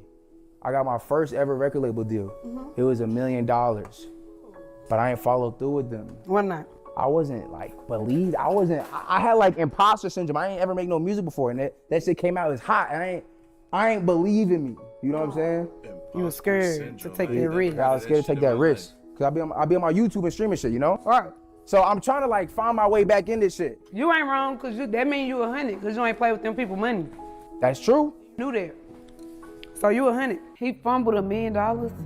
Well, I mean, if you fumbling $1 million, you must have, it must have been a reason you ain't get this, so I think you smart. You smart for something like that. There must have been something in there you said, nah, y'all got me fucked up. This million ain't worth that. Nope. This gonna be so good. We gotta open all of them. Help me out. All these right here, but I'm putting all this bitch in? Yes, I want you to put all of that. I fucking got it's a lot of cheese. Not sexy. It's a lot. Is everybody eating? I can mix the fuck out of this, I'm telling you. Dump that in there. Yeah, nah, cause you be fucking up mixing. I do not fuck up no mixing. Look. Turn the stove on for me too. I'm good as fuck at turning the stove on. And we finna clean this stove off, cause it's pissing me off. I'm gonna play you one more song, some new shit. This like got more balance to it. Be honest with me, like be honest with me. I'm trying to get ready. Play that shit, dog. I've been trying to get you along. You ain't calling me back cause you ain't been honest. Like, we going somewhere. I like his songs. I really like them. And he said he made them for somebody special, so they made me like them even more, period. We'll take these little ass chickens. We're gonna put them in there and we're gonna clean the chicken. If you don't clean the chicken before you eat, you gonna get E. coli or some shit. Or what is it? What's this? E. coli? E. coli, you know it. Don't get it on your shirt. I'm not, that shit already fucked up. So we going honey. What's your favorite wing flavor? Honey hot, for sure. Honey hot, lemon pepper.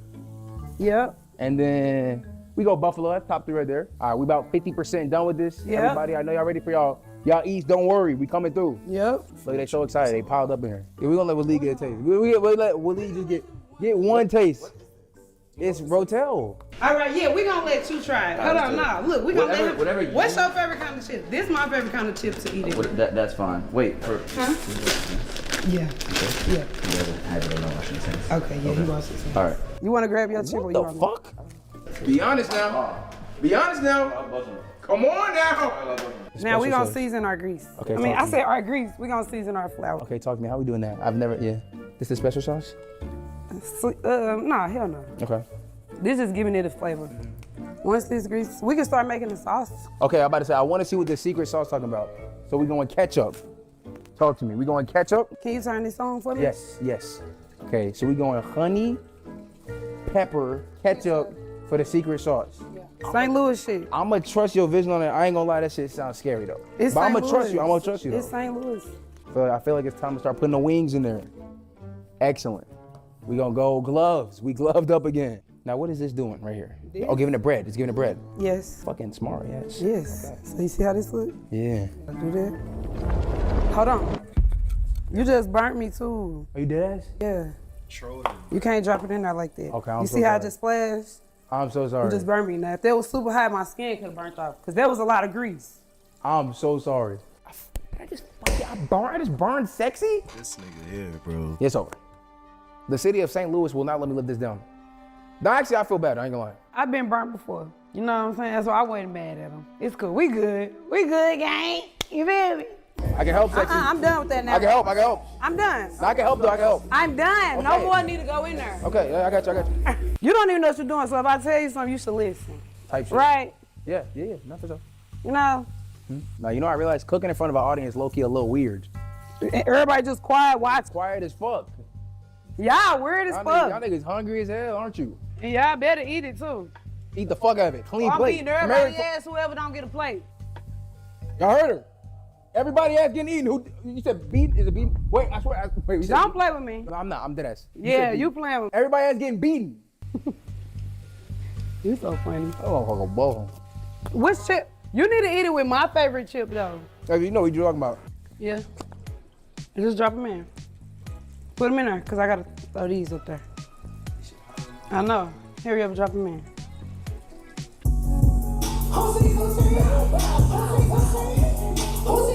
Nigga, look at this shit. This shit look fantastic. This shit look fantastic. It's gonna taste even better. This shit look. Ooh. Come on, bro. You trying to get this on? Uh-huh. Okay. Okay. My contribution. Can y'all clap for me real quick, please? I'm having sexy cook right now. Damn, boy, motherfucking I really people there. appreciate that. Hey, I just moved the pot from this side to that side. Y'all make some noise for me. Come on. Thank you. Y'all make some contributions right here. Hey, guys. I low-key thought that was about I ain't know it was that chicken much and people. rotel. You gotta try. You gonna get a plate? Yes, I'm gonna try. I'm gonna be honest with y'all too. I want to be. Be 100% honest. But you got Davis cooking though. No, that's what No, everybody keeps saying. Davis Okay, look, can't come cook. here. You gonna be a taste test. What's your favorite chip? This is my favorite chip. This one, yes.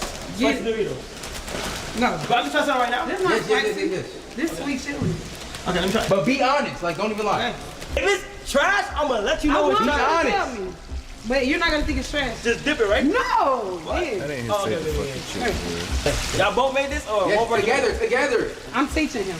Yes. Yeah.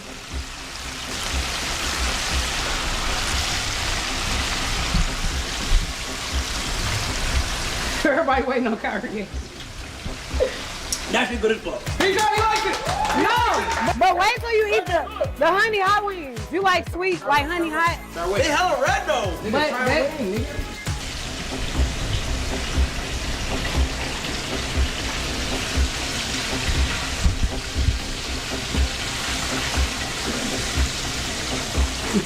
Sign off. They a little bit too much hot. Too and hot? not enough honey. You want more sweet? Yeah, more Okay, sweet. That's a good point. That's a good point. Yeah, y'all just line up. You know what I'm saying? Line up. We gonna get y'all some food.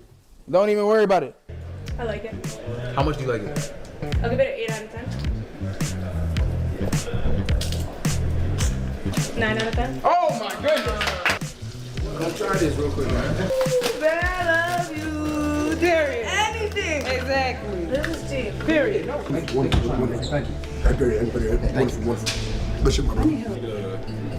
Wing, bro. Come on. Your wing buzzing. This is really good. 9 out of 10. That big gas. That big gas. I ain't gonna lie. The wing is ridiculous, gang. Dude, this shit ridiculous, sexy. I'm so serious. I'm like so overly surprised right now. Like I'm overly surprised. Overall, Sexy's a dope person. The food was fantastic and everybody, and I mean everybody liked it. So overall, I feel like this week was super productive. It helped me get this shit has nothing to do with music, but it was good food. His cooking Shit skills. is like TV, bro. I would just keep him out the I feel kitchen like and I'm just cook for watching him. I wouldn't let him help me. I'm gonna let you go first. Oh, you like me go first? Yeah. All right, that's tight. That shit felt like I was watching like an episode of a fucking, yeah, like a fucking cooking channel, I guess. Shit. I guess that's what they were trying to do.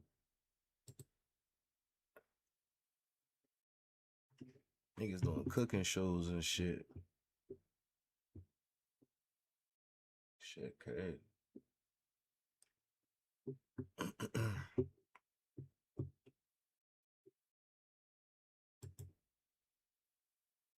This deck doesn't have much air defense. The hardest part Boy, Jit let is like the Skelly King Starmie as well. Like he has way too many swarm cards for the Jit love that game.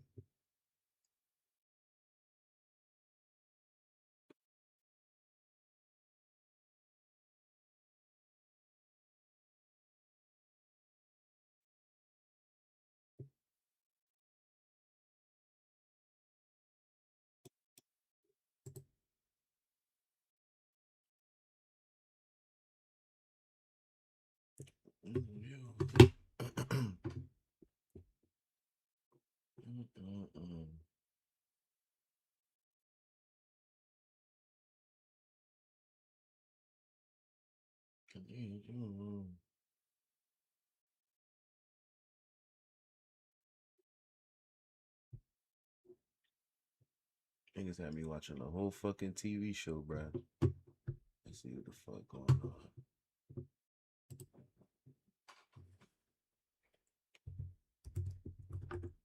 How you spell that nigga name, right?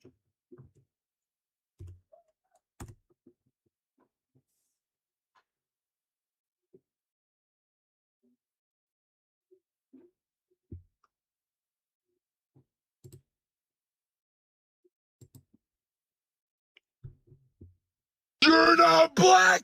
You're not at Streamer University!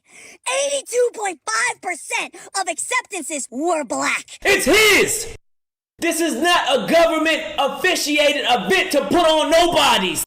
Streamer University only has one Mexican right now. Didn't invite the bigger like Hispanic streamers that we know is because literally 90% of them say the N-word. Streamer U Part 2. It has been getting think pieces left and right. I mean, I'm on my 3rd video at this point, and the event hasn't even started, but yet every single day people have more and more complaints. Well, I really shouldn't say more complaints. It's the same complaint over again, just reskinned. This time, people are upset about certain creators not getting in, but the reason it's Kai's fault is because they're saying he's allowing only black creators to get in, along with being very discriminatory towards Mexican creators by not allowing them in and only having one of them instead of bringing back people that have already not only been a part of it, but also new creators that actually tried out for Streamer University. It's pretty interesting to see the hoops that people are jumping to in order to get annoyed, not only at Kai, but also Streamer University as a whole. But I don't want to yap too much, so why don't we just start from the very beginning with who even are any of these people, and how did we get here in the first place? Because right now I'm about to confirm something that I'm pretty sure nobody didn't know about. Streamer University is happening every goddamn year. For as long as I am alive, as you will be happening. 2027, 2028, 2029, I'm going and getting bigger and better every single. In case you somehow have never heard of Streamer University, which I highly doubt, and because of how successful it was last year of not only putting on amazing entertainment for the content creators who are already established, but also putting on new content creators and helping them get new connections, this year it's 20, maybe even 30 times bigger, because every single streamer from every single walk of life, whether you're big, small, medium sized, are trying to get into it. And because it's not possible for every single streamer to apply to actually get in, when Kai recently revealed who is actually a part of Streamer U, it caused a lot of outrage, and the people started acting crazy as if it was the end of the world. Now I'm outside doing this because you did what? Woo! Really? Woo! Period! That's the stuff they me too! Because I need to get in still! This is what you do to people's careers. Come on, Decent Nat. You know you need this, bro. Come on, Decent Nat. You know you need this, bro. Give me one chance, brother. I will start going to church, buddy. I will start going to church, okay? I thought he don't respect her, though. He don't respect her. If you don't respect her, it's we could have been security. We could have been the police for your department. Because if that's the police or your department, what they gonna do? People were willing to embarrass themselves in the most craziest ways because they didn't get into Streamer U. And honestly, while I would like to sit here and point and laugh at all the ways that people tried to crash out because they were rejected, I have other videos talking about some of those events. But the biggest issue that I've seen with Streamer U recently is that people are genuinely upset about the ethnicity or race of the certain people that actually got in, to the point of making entire TikTok, YouTube videos, or trying to make whole think pieces about why it's bad that Kai-Snat is only apparently accepting black students into Streamer University. You're not black! You're not at Streamer University! 82.5% of acceptances were black. Not that there's a problem. Just saying. If you're a gooner girl, streamer, you're in Streamer U. If you're a super rich, mega famous streamer, you're in Streamer U. One of the only people that deserved to be there was the puzzle lady. She didn't even apply! What the Saying that statement and then right after saying not that there's a problem with that, beyond insane. And at the end of the day, this is Kai-Snat's event. This is Kai Streamer University. He's the one putting everything together. He's the one picking out students. He's the one planning it. He's the one finding the venue, planning out how long the event is going to be, what they're going to do, the technology they're going to use, so he can invite and have whoever he wants. If he wants majority black students, heck, if he wanted just black students and wanted to uplift black creators, there should not be an issue with that. This person right here applied to Streamer University, by the way, and you can probably tell by the video he did not get in. Funny enough too, he has a follow-up video to this where he just makes himself sound 10 times worse. Recently I made a video on Streamer U accepting majority black creators, and now I've been getting mass hate comments and mass reports trying to ban my account. Look, I'm not gonna say exactly what I wanna say because I will 100% get banned, but what I will say is I'm not white, and I've experienced all this racism that you guys fall oh so victim to. Look, if Kai actually gave a fuck, minus race, minus me not getting in, he would have accepted more small black creators. Core Boys, AMP, Lizzo, Sky Jackson, all of these people are super established. You idiots are defending them in the comment section. Oh, you didn't get in because you're not funny. We're making this a me versus black people issue, when it was never that. It was me versus the truth. Nobody wants to see that in this game of Streamer University, everyone is a pawn in Kai's game. everyone that's defending him, you do not realize it was never gonna happen for you. He was giving you false hope. We're gonna dive into the actual analytics of small streamers who got into Streamer University, because that's just been a claim that a bunch of people have been running around with, driving me insane left and right. But him trying to sit here and say that why is it him versus black people, as if in his original video he didn't go out of his way to call out black people for no reason, not even just black creators, no, black people for doing absolutely nothing, and then trying to sit here and push that entire point away by saying no, he's actually standing up for us, he's standing up for these smaller black creators by calling out the fact that Kai Cenat is allowing majority black people into his Streamer University, but then saying that no, that's actually a bad point because it's not actually small black creators. He doesn't seem like he knows what he wants to say or do, and the amount of backtracking that he's doing in this entire video that just doesn't make his original video seem good in the first place is pretty wild to me. And we're going to dive into the fact of having small creators in Streamer University, which there are a lot of unknown names, way more than people actually would expect. Let's take a look at some data from Streamer University.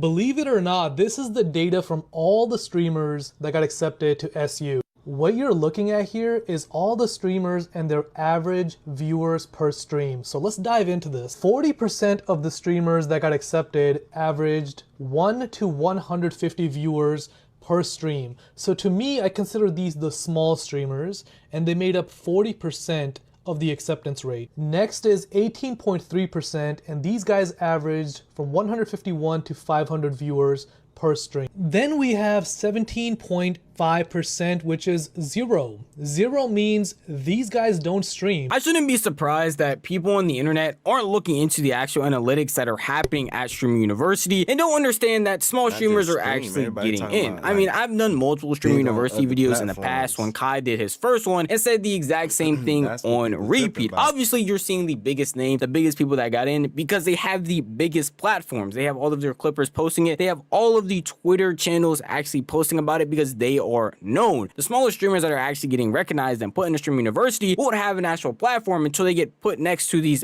bigger creators, because most of the time that's where all of the eyes are looking. And it's the internet, so I can't get too mad at this fact, because obviously people are just going to try to drive a point that they like and just go with that narrative regardless of the tools that they have at their disposal to see that it's actually not true. And it's not even like people were just mad that black creators were getting in. It's apparently very bad that Mexican creators also were not getting recognized, with only one of them apparently being accepted into Streamer University. Is Streamer University only has one Mexican right now? What does that mean? At this point of view, like, start a Mexican program, shit, because I'm like, there's no Mexicans in Streamer University. Not Wendy, not Evan, not Johnny, not Chuzzington. Only two streamers. I would like to give y'all the same runaround and say it's Kai's event. He can invite whoever he wants, which that point still stands. But apparently, even in the Hispanic community, when it comes to streaming, there were a lot of reasons as to why Kai Cenat wouldn't invite certain streamers that I wasn't even made aware of until I made this video. The amount of racism I'm seeing from certain creators that are actually saying this stuff, either saying the N-word, talking bad about certain black creators, but all of a sudden trying to get into a big black creators event, is very bizarre to me, because for you to show blatant disrespect to our community, but then ask to be a part of an event like this, who you can see who's hosting it and see who he wants to uplift and how he wants to uplift a lot of people, I don't understand how they thought they were going to get in the first place. And because I was pretty ignorant to the entire situation, when I ended up seeing Wendy Ortiz, a very prominent figure and big creator in this community, talk about it, that's how I knew it was a very big issue. But like, I don't think people understand, like, the reason he didn't invite the bigger, like, Hispanic streamers that we know is because literally 90% of them say the N-word. Like, they say that, like, they're on camera, on live, they know they're being recorded, and they say the N-word. They, like, continuously say the N-word. So I don't know what people expect from Kai Cenat. I mean, when you hear something like that, what do these people actually expect? Funny enough, the creator I showed you in one of those clips actually is the person that does be saying the N-word too when he is doing his live streams. Like, I don't understand how people could grasp this concept of, I have this big event that's going on hosted by a big black creator and I'm being disrespectful to their community, so obviously I have a chance of getting in. When you say it out loud and say it like that, it doesn't make any real sense. I know a lot of you are probably sitting here being like, yo, Novelty, can we see examples of this? We're hearing Wendy Ortiz said, we're hearing you said, but we haven't haven't seen anybody actually do these things. And don't worry, I have an entire compilation that I found on TikTok for y'all. I'm a university and streamer special, and I'm just gonna put a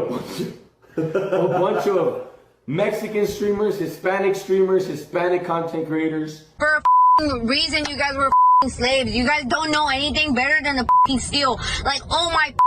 For the record, I don't talk about these bitches. I don't talk about these niggas. I'm just getting to these figures. OnlyFans is getting bigger. Got these bitches in their feelings. Pussy can make it fuck. It's just a word I grew up with. I just grew up with that word.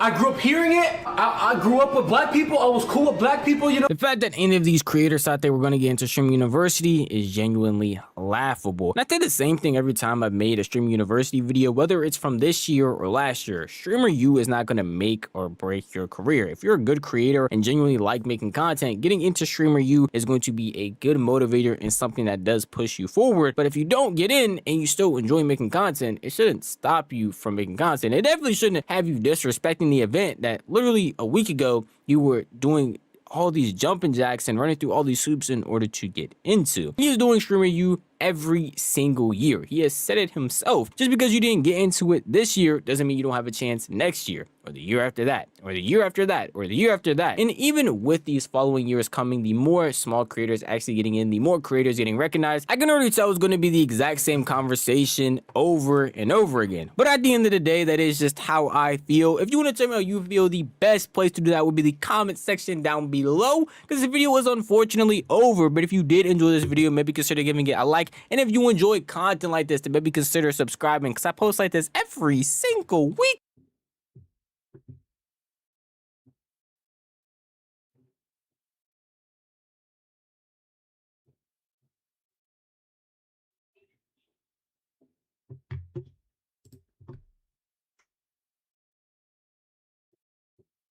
I'm tired of hearing people cry about streaming university, man. Fuck. Move on. Move on, bro.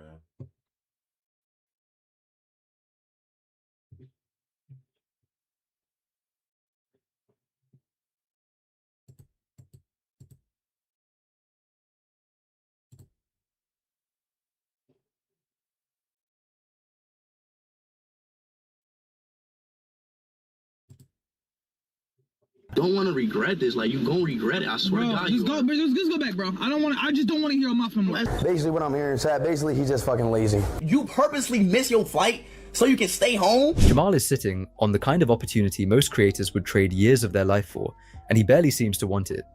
First, he turned down his own brother's advice on how to actually build a channel.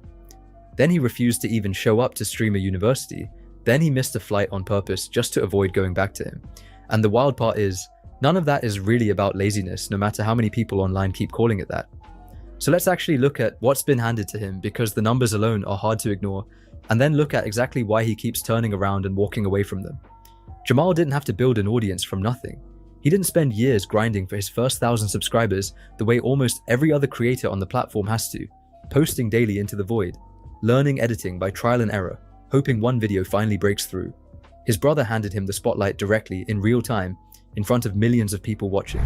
Bro, help your brother hit 100K? Wait, he's live right now? Oh, he about to hit 100. I hope so, bro. He's about to hit 100K. We gotta subscribe, guys. Nobody subscribed yet. Nobody has subscribed. Come on. Yo, chat, everybody, chat. Oh my God, he's about to hit 100K. My brother's about to hit 100K. 100,000 subscribers. Please. Yo, everybody, chat, everybody sub to him right now, y'all. W's in chat, come on. Oh my God. Oh my God. Yes! Yes! Let's go! Let's go! That's one of the fastest runs to 100,000 subscribers YouTube has ever seen, and it happened almost entirely because of proximity, not content. Watch how little Jamal actually has to do in that clip. The excitement, the push, the constant reminders to subscribe, almost all of it is coming from speed. Jamal's mostly just there, along for a ride someone else is actively steering. A week later, he was at 200,000. He currently sits at 462,000 subscribers off just 112 uploads total, numbers that would take most creators half a decade to reach on their own, if they ever reached them at all. For comparison, most channels that size have thousands of uploads behind them, years of consistent grinding, and an actual identifiable niche people specifically show up for. Jamal has none of that, and he's still ahead of almost everyone trying to build from zero. There's also a quieter cost to growing this fast that doesn't show up in the subscriber count. An audience that discovers you through someone else's spotlight isn't the same as one that found you on your own and decided to stick around. That kind of borrowed attention can disappear just as fast as it arrived, the moment the spotlight moves somewhere else. It's also worth asking what Speed actually gets out of pushing this hard, because none of it benefits him directly. He's not taking a cut of Jamal's channel or building some kind of family media empire off the back of it. The advice, the flight calls, the messages left unread, all of it reads like someone who genuinely wants his brother to have what he has, not someone managing an asset. That context matters, because it reframes the whole dynamic from a business disagreement into something a lot closer to an older sibling watching a younger one sit on a winning ticket and refuse to cash it in. So the actual question isn't whether Jamal has the opportunity, because he clearly does. It's what he's actually doing with it. I was gonna explain to him why I don't stream, but you came in. Why don't you stream? Okay, let me close the mic. Chat, the reason I don't stream that much, the reason that I can't hop on, do a little quick, like 2-hour desktop or something, or go IRL is because I'm lazy, I'm nervous, and I play the game a lot. Right. I'm addicted to the game. That's one of my addictions. So why don't you just stream gaming? Why don't you just be a gaming streamer? I would, but I also want to do IRL, so I'm indecisive right now. Yeah, you don't even know what you want to do, bro. Not really. Basically what I'm hearing, Chad, basically he's just fucking lazy. By his own words, not anyone else's, he's lazy, indecisive about whether he even wants to do gaming or IRL content, and genuinely addicted to playing games for himself instead of performing them for a camera. That's a pretty rare level of honesty for someone sitting on this much opportunity, even if it's not the answer anyone in his position wants to hear. Most creators would spin that same answer into something more palatable for an audience, dressing indecision up as still figuring out their brand, or framing burnout as needing to focus on quality over quantity. Jamal just says it plainly, on camera, without any of that packaging. Whether that's a lack of ambition or just a refusal to perform ambition, he doesn't actually feel is worth sitting with, because those are two very different things that tend to get treated like the same one. And that honesty shows up live too, not just in interviews. You know what? This is my time. I'll do whatever I want. So, I'm not reacting to clips. I'm doing what I want to do. And I want to play Eeny, Meeny, Miny, Mo, Catch a Tiger by himself. I was going to play some Roblox. I ain't gonna lie to y'all. I wasn't planning on streaming today. I don't know what to do, bro. I don't know what to do. I can't play, just reminders, Telling your own chat you're doing what you want instead of what they're asking for is either refreshingly honest or a pretty direct way to lose the exact audience that got you here in the first place, depending on how you look at it. Most creators who've actually had to fight for their numbers wouldn't risk that trade, not even once, because they know exactly how replaceable that kind of goodwill is.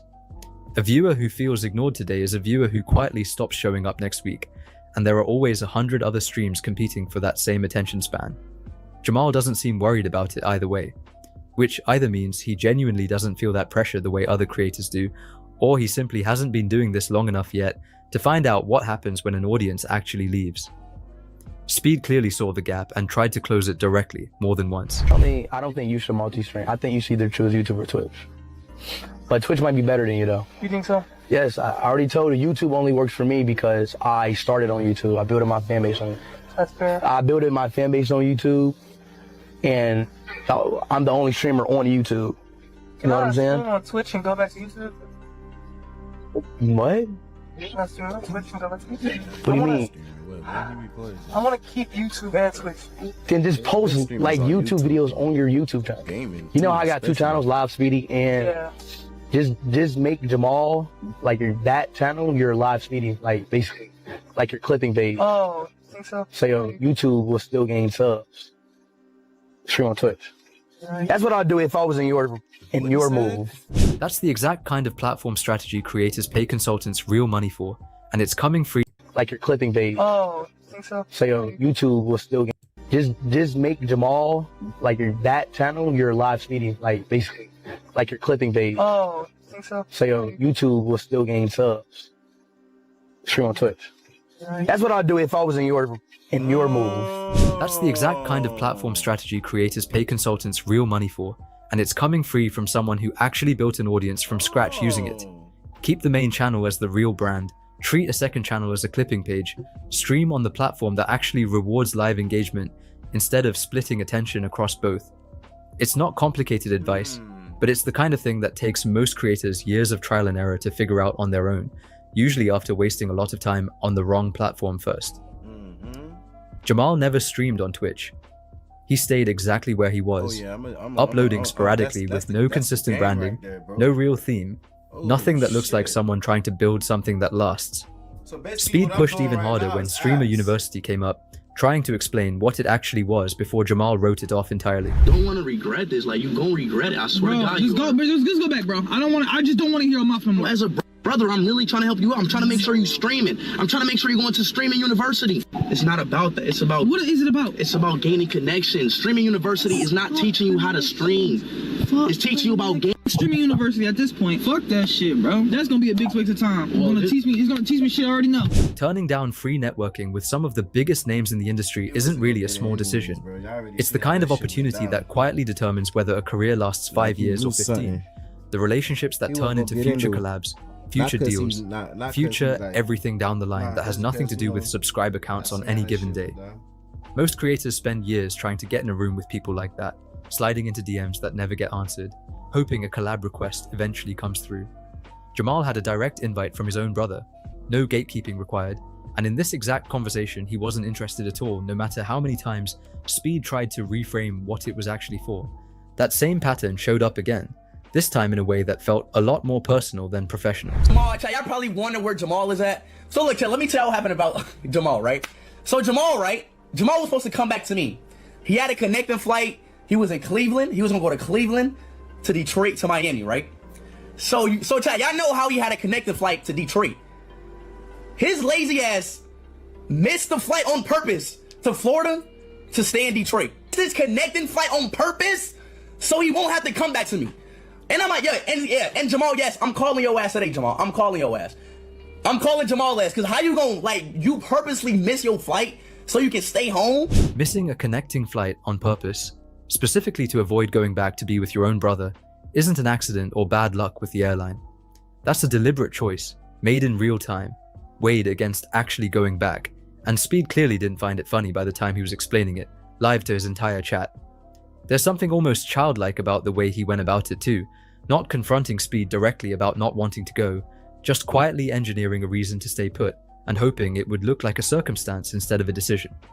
Understandable, maybe.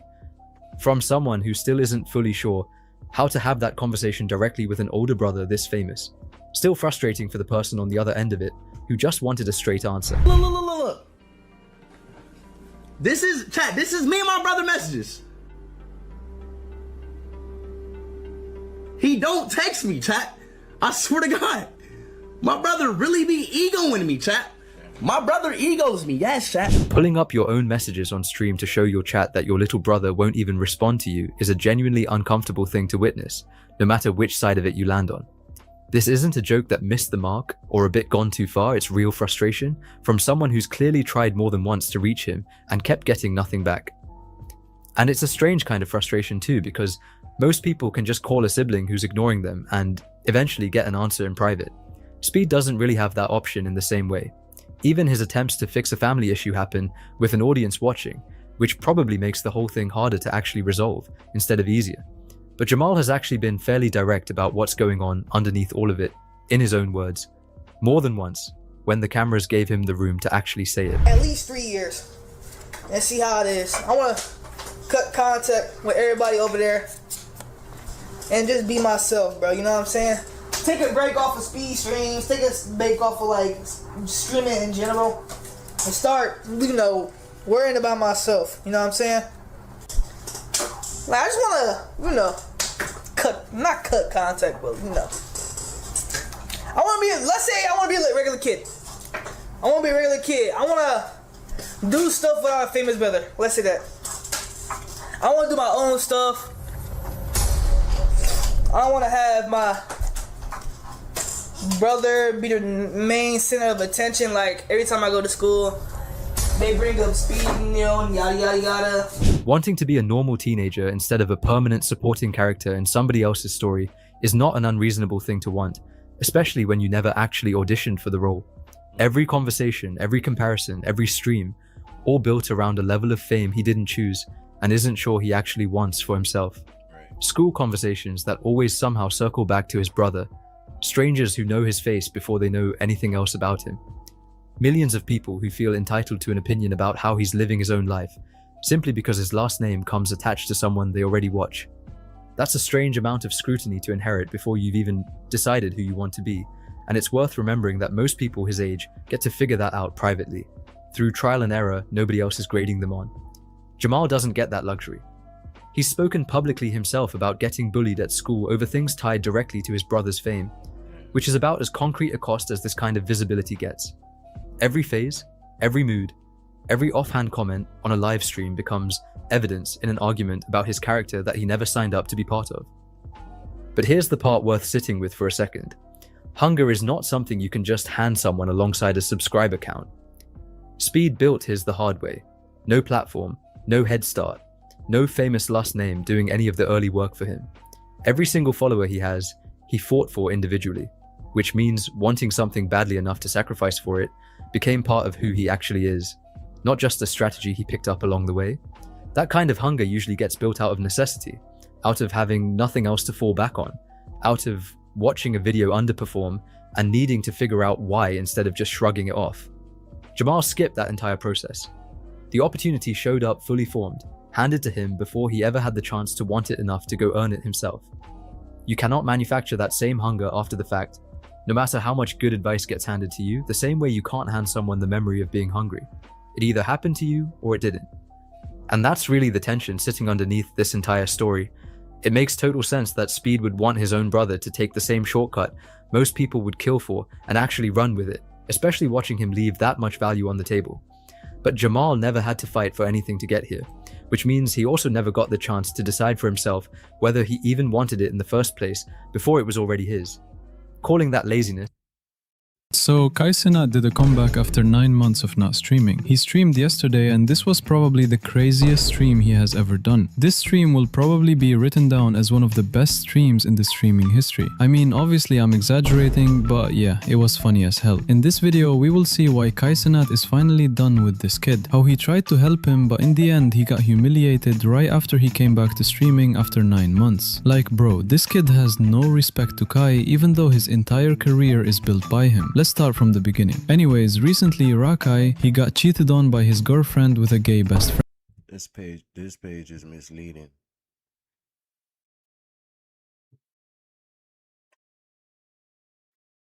At this point, how are people still watching? Yeah, this page is a rage bait. It's a rage bait page. Because I don't get it. Everybody know that shit was planned. That have a nigga think it's some planned shit or some real shit. And some real shit or some planned shit.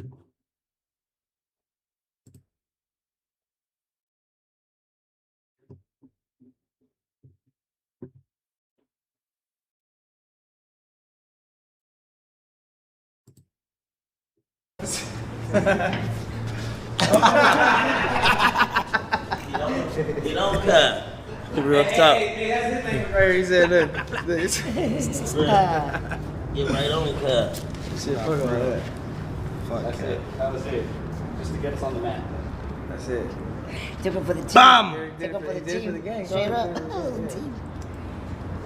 I know some niggas that's gonna crash out. So how often do you stream though? Well, fuck, dog. I've been trying to do it more.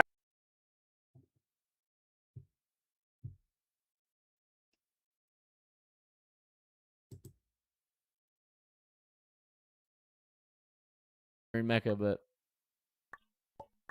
I'm gonna fix that. I'm gonna be nasty. Dare bring light to my lair? You must die.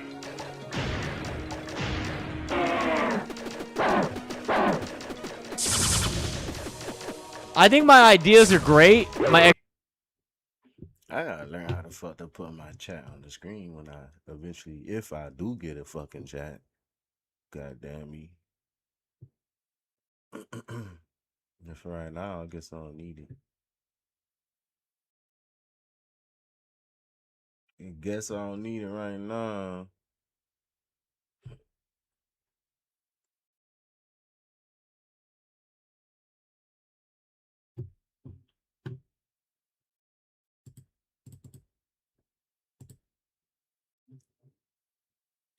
I don't need that shit right now. Everybody's talking about streaming university is a scam, kid. This nigga? The turtle man? In a real way. So they asked me to talk about Kai Cenat and the streamer university, you feel me? And Brodesky, Owayski. Did Aaron the plumber sign up for streamer university? Hell to the no. I don't see it either. You feel me? Why would I sign up for streamer university? The Kai don't rock with me. You feel me? We both stay in Atlanta. He had a pool party going on. Brodesky didn't even want me to come to the pool party. And there was so many women there, you know what I'm saying? He talked about, oh, we don't want that many dudes here. Nah, bruh. Oh, mamas, you know where the spotlight was finna be. You know what I'm saying? But I wasn't tripping off that, Jack. But for everybody that aspired to get on streamer university, I've seen a lot of people upset talking about some, you know, oh, why would they pick people that already have millions? Why would they do this? Why would they do that? Look, the thing about Kai, Diddy G, Dub, and all of them, Brodesky, they got they tightly knit circles. You feel me? If you ain't a part of the circle, you probably ain't getting in the circle. I don't know how you get in the circle, but, and I don't really care because I do me. You know what I'm saying? But, yeah, Brodesky.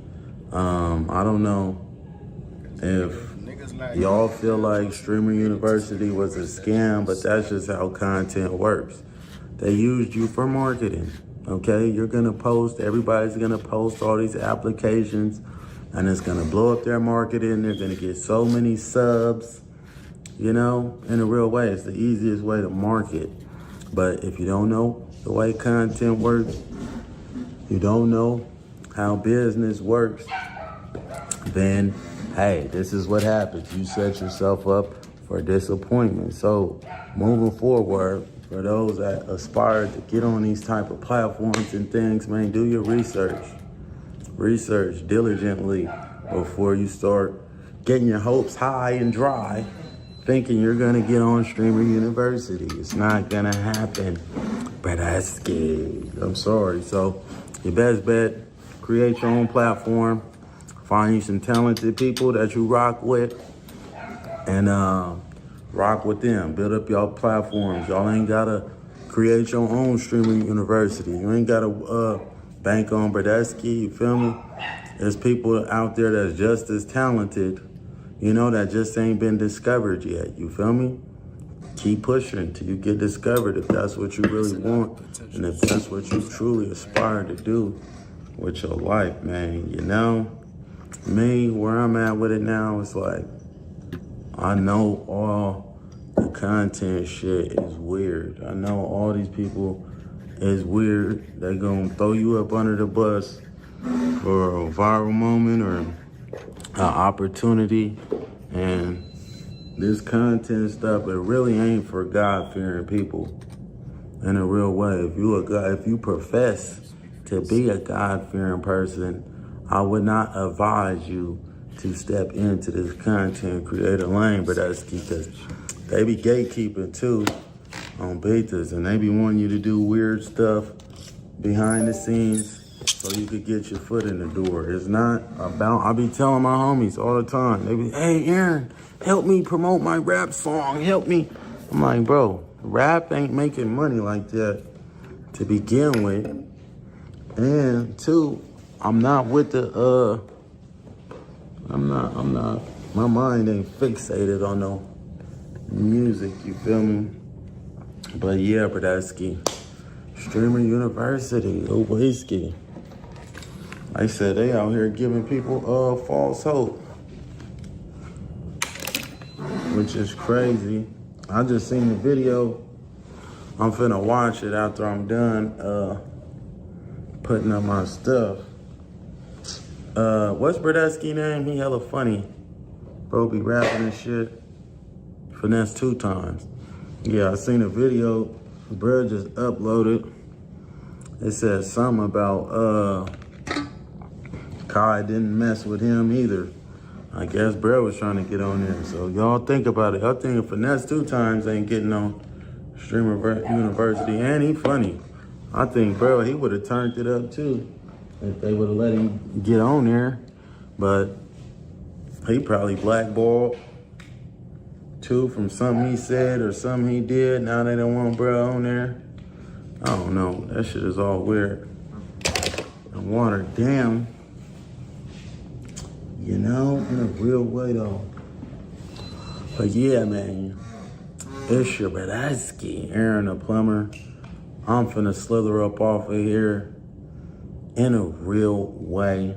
Start your own streamer university, man. You know, maybe I should start Fade University and we get it activated. But yeah, man, I've been just streaming, mostly playing.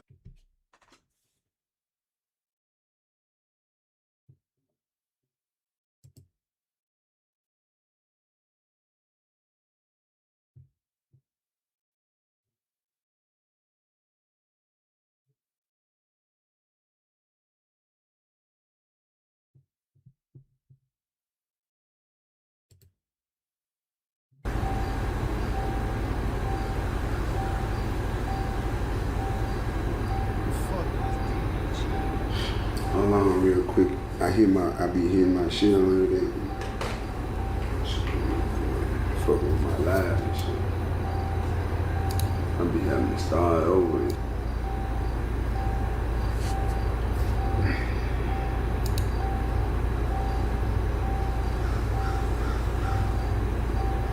You tell me to go to sleep, nigga.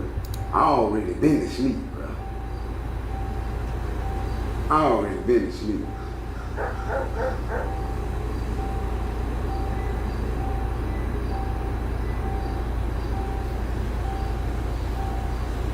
Damn, bro, what you mean, bro? Like, a nigga can't play the game? Let me tell y'all something. I'm gonna be honest with y'all. Let me tell y'all, I'm gonna tell y'all that a lot of people with a normal eye don't see.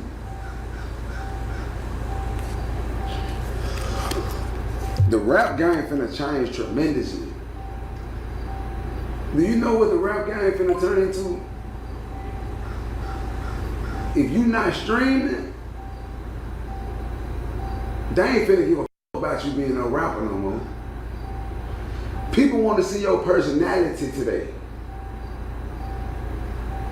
People want to see who you are. People want to know you. We don't want to hear this shit no more. You ain't talking about shit. A nigga don't want to hear all this shit. We want to see it. Look how everything going. Look at Twitch. Look at Kick. Look at all this shit. That's what took over. That shit getting more likes and more views and more comments than rappers. It just so happened that I've been going live all my life. Like ever since social media, so I always knew how to communicate with my people, like with my core fan base, the people who really fuck with me, the people who I always knew how to do it. But I ain't think that this shit was gonna intertwine with this rap shit. But it's old with for rap. I ain't gonna even lie. The rap who got their money, but the up and coming rappers, who knew? What lit rapper ain't streaming? They ain't doing numbers. They got their money, but that shit ain't doing no numbers. You ain't hearing that shit on no. That shit old with. The females. But that shit ain't, it's a money grab right now. It's a money grab. You might get in that motherfucker, get you a couple of oh, God damn me. Get in that motherfucker, get you a couple of M's. But if you ain't ready to show your personality, if you ain't got a personality, if you can't be anything outside of being a rapper, the link is in my bio, y'all. If y'all looking for the link to the server, the link is in my bio. If you can't be something besides a rapper, you're through. It's over with. You're through. It's over with. They did it like that. The game made it like that. You gotta change with the time.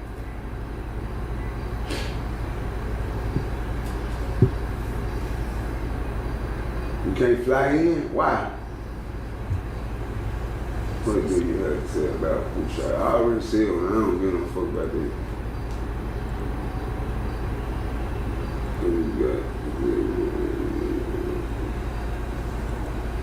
You gonna always need music, not streamers, but guess what though?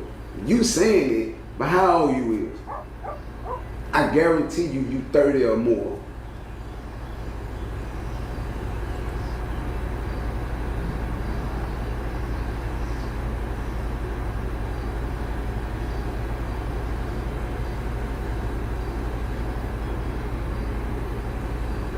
You 37.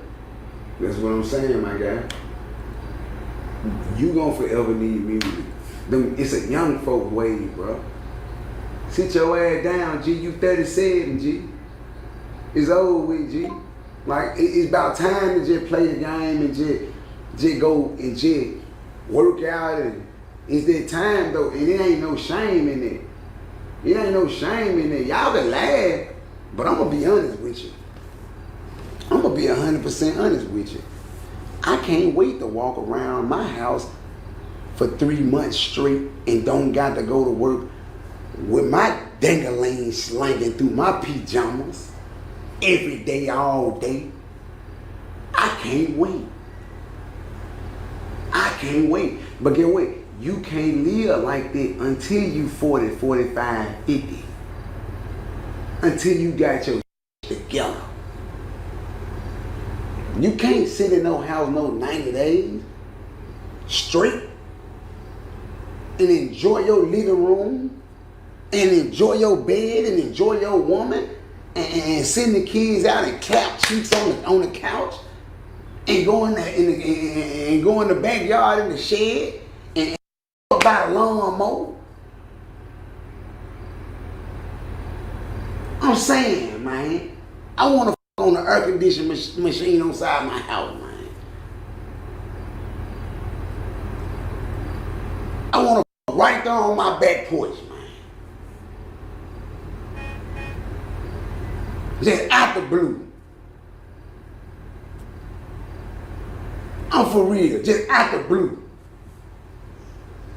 I want to be so comfortable in life where I know I'm surrounded by trees.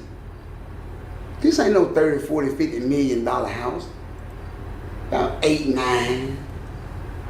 Built from the ground up. Don't nobody know where I stay.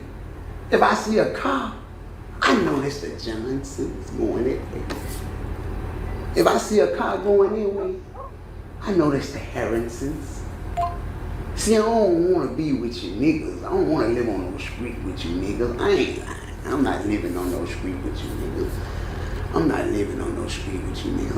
I don't want to stay around. I don't want to go to the same store you niggas go to. I don't want to eat. I don't want to eat at the same restaurants. I don't want to go. I don't want to go to the same McDonald's. I don't want to get the same hot and spicy. I don't want you to know what Walmart I go to a name. I don't like you niggas, man. I don't want you to know nothing, man. I don't want you to know nothing, man. I ain't even going in the city. When I get old, man, it's old with. It's old with. Mama had so many kids. You gotta think about it. I did so much time in jail, I'm preserved. So this nigga really quitting rap. You gotta think about it. My nigga hidden. Damn. My nigga hidden like a motherfucker. My be nothing back to back. Man, I'm straight. I know it. Then my hair so good. My hair ain't got no bald spots. My hair so good. I know when I get 50, I'm gonna have good gray hair. It's gonna be salt and pepper, but it's gonna be still soft. It's still gonna be soft. On God, it's gonna be the livest shit in the world. I'm gonna be the livest old nigga. I'm gonna be the same nigga. Real talk. Real talk, I'm gonna be the same old nigga, man. Real shit.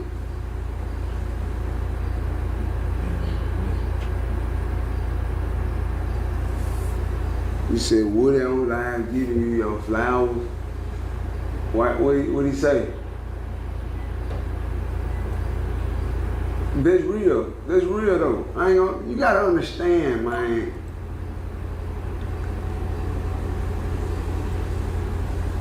I'm big on growth.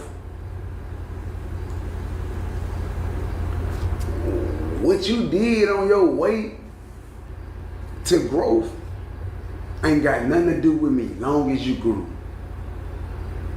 That's what life is about. What you did on your way to growth, I promise to God I ain't shaming you. I done did some of the dirtiest, nastiest shit. But see, you sad niggas and you sad who had mamas and daddies and grandmamas who taught y'all better, y'all feel like y'all can judge us. But get what? Your pussy stink. Now what? Now what, ho? Hey, get what, buddy? Get what, buddy? Who grew up with the mama and the daddy? Who told him to get him a job and this way and that? You were not to work at the factory. You a factory. Yeah, guess what? The struggle made us. Yeah, not having no daddy, not having no guy, it made us. It made us go hard. Yo, you in that? Huh? The amusement park. Cause your mama taught you to work for the white man. You better go get a job. Nah. You know, my mama told me, you better go get that line, mom. What I'm gonna do? What? You better go get that gas can with it.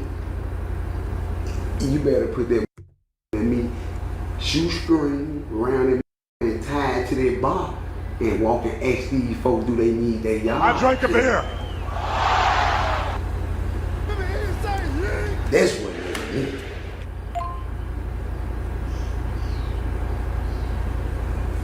Now you mad at me because you got to go work at Johnson & Johnson. You shouldn't have never listened to your mama and your daddy.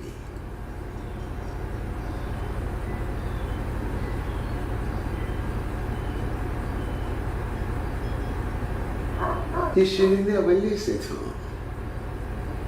You should have did it your own way. I bumped my head, but it made me who I am today.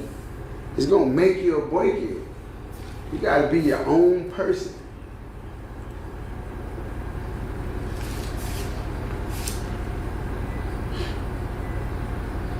I'm just gonna be real.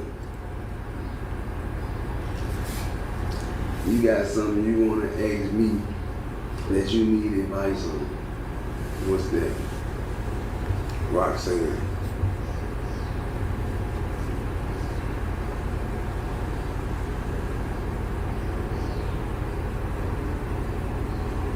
I left 20 minutes, he's still running his mouth. 20 minutes wasn't even enough. Bitch. You tell me this shit I got to say is worth way more than 20 minutes worth of time. Nobody in the server. Man, it's 8:50 in the morning, man. God damn, sad nigga. You want You wanna throw salt on a nigga server? Take your ass in here and help a nigga, hoe ass nigga. Take your in here and help a nigga look good then, bitch ass nigga. You talking about? Don't down a nigga server, nigga. Fly in, nigga. You talking about, nigga? Hating that hoe ass nigga wanna hate on a nigga giant. Everybody gotta start somewhere, bitch ass nigga. And my server gonna pop. Every night we gonna hit 100, 120, 130, bitch ass nigga. And my white list stay free. Bitch ass nigga. You talking about, nigga? Yeah, nigga, you gonna down a nigga who trying. You a bitch ass nigga, fool. You a hoe ass nigga.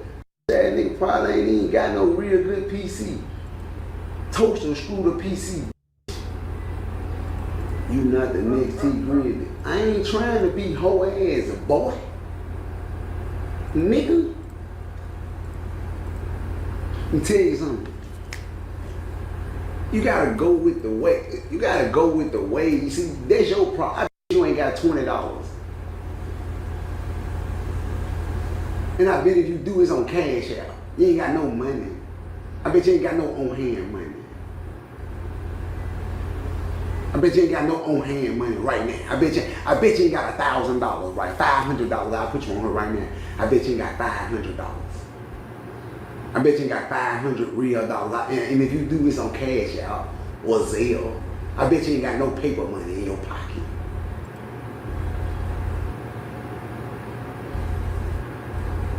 I bet all your money balled up. Couldn't really quit rapping. Dang, nigga. Keep telling me.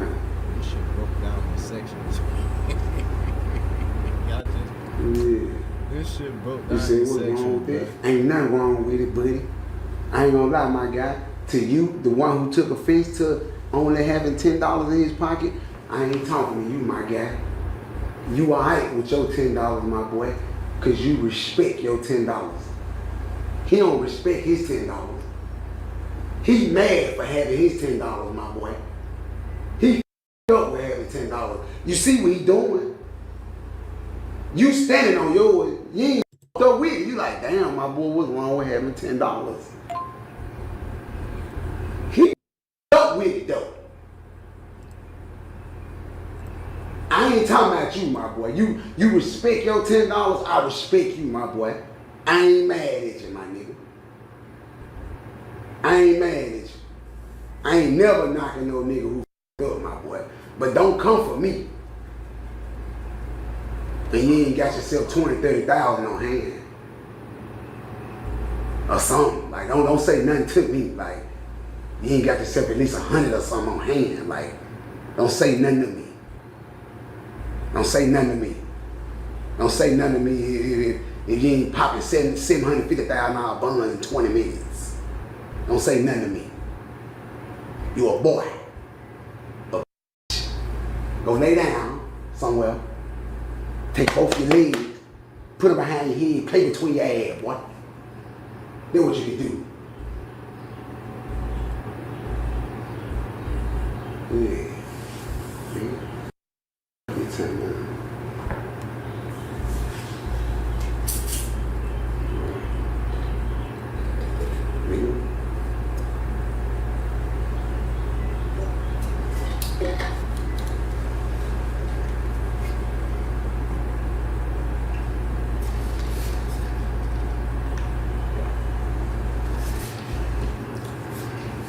Nigga keep this shit real, man. Nigga play with me too much, man. Nigga play with me too much, man. You know what I'm saying? It's just certain shit I don't entertain. I let the comments just roll. You know what I'm saying? Man, certain shit you just ain't finna say to me. I ain't gonna lie. I ain't gonna lie. You ain't finna say, cause I'm really on here to express to the world how these folks keep on bamboozling me out of all my hard-earned money. That's what I'm really here to talk about. But then you got whole ass in here who don't wanna uplift no, who wanna kick a nigga while they down. And then when you see a nigga in the store, you want a picture and shit. And slam you on your head in real life.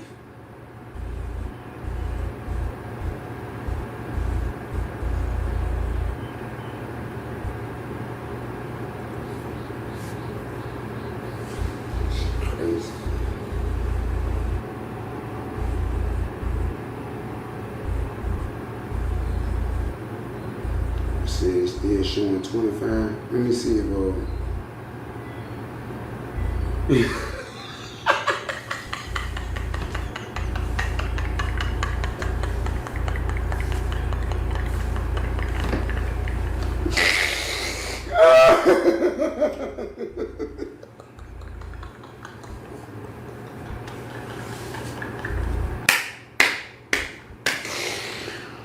Everybody say in a few years you'll be working in Champs. Ooh, you mad though.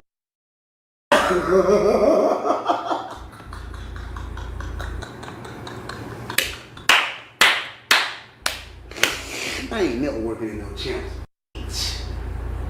What is you talking about, boy? I was having 10, 15, 20,000 when I wasn't a rapper, ho. I ain't never worked at a Champs, bitch. What the fuck is you talking about, nigga? It ain't in my blood, nigga. What is you saying, nigga?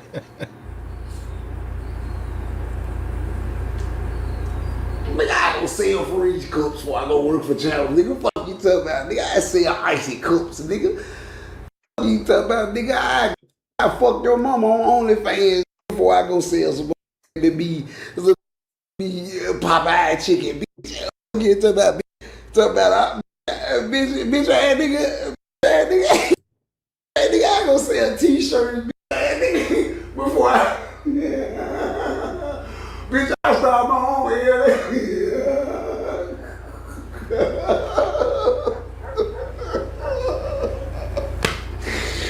Ooh, I ain't gonna lie, that was a good one, bro. That was funny. That was funny, B. I ain't gonna lie. Hell no. Ooh, you got to be standing right there at your job, like, man, this bitch ass sitting right here on live, folks, the bed fell off, and I'm right here in Champs. Matter of fact, I'm finna tell you, a few years you'll be working in Champs, like me. No, I ain't gonna say like me. A few years you be working. Oh shit. Ah shit. Man, this shit funny as hell on my kids, bro. I'm tired of it. Oh, I ain't, bro. I ain't snorted shit went up my nose, but some ass. The only thing going in my nose is some ass, nigga. I'm just gonna be real. Yeah, cause I like to eat it from the back.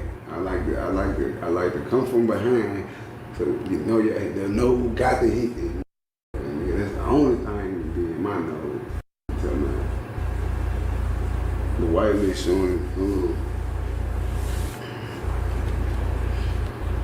it is what it is, but nigga wanna say I'm snorting ass, then I'm snorting ass. I don't get no damn, but I'm snorting one ass. Yeah, know that. Why you wanna shame me? You just know I ain't shamed. It's just one ass I'm snorting. Yeah, I don't snort asses.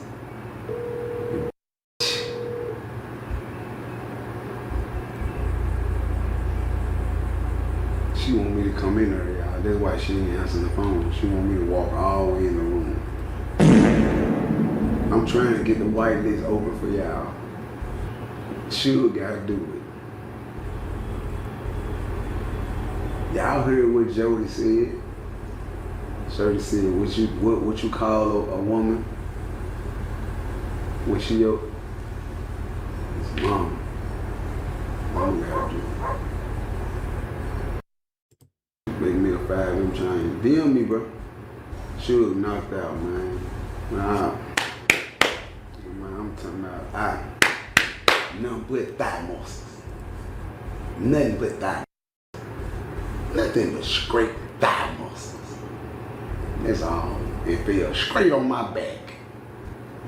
What? Feels straight on my back. I don't remember nothing else. All I remember was that me Simon and mad potatoes in my sleep. And it was busting. So busting. It was so busting while I was asleep. It was so fucking. Soon I get through clapping, I'm thigh muscle. Simon and Mad Potato. Come on, man, this shit really going on, man. In my sleep. They said tell her to open the whitelist up. Hey, y'all want me to do it? Hold on, I'll be right back.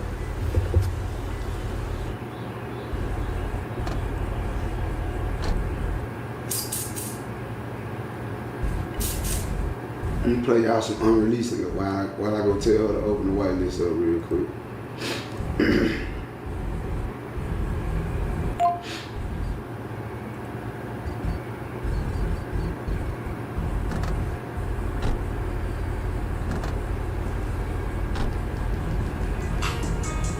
This me and look.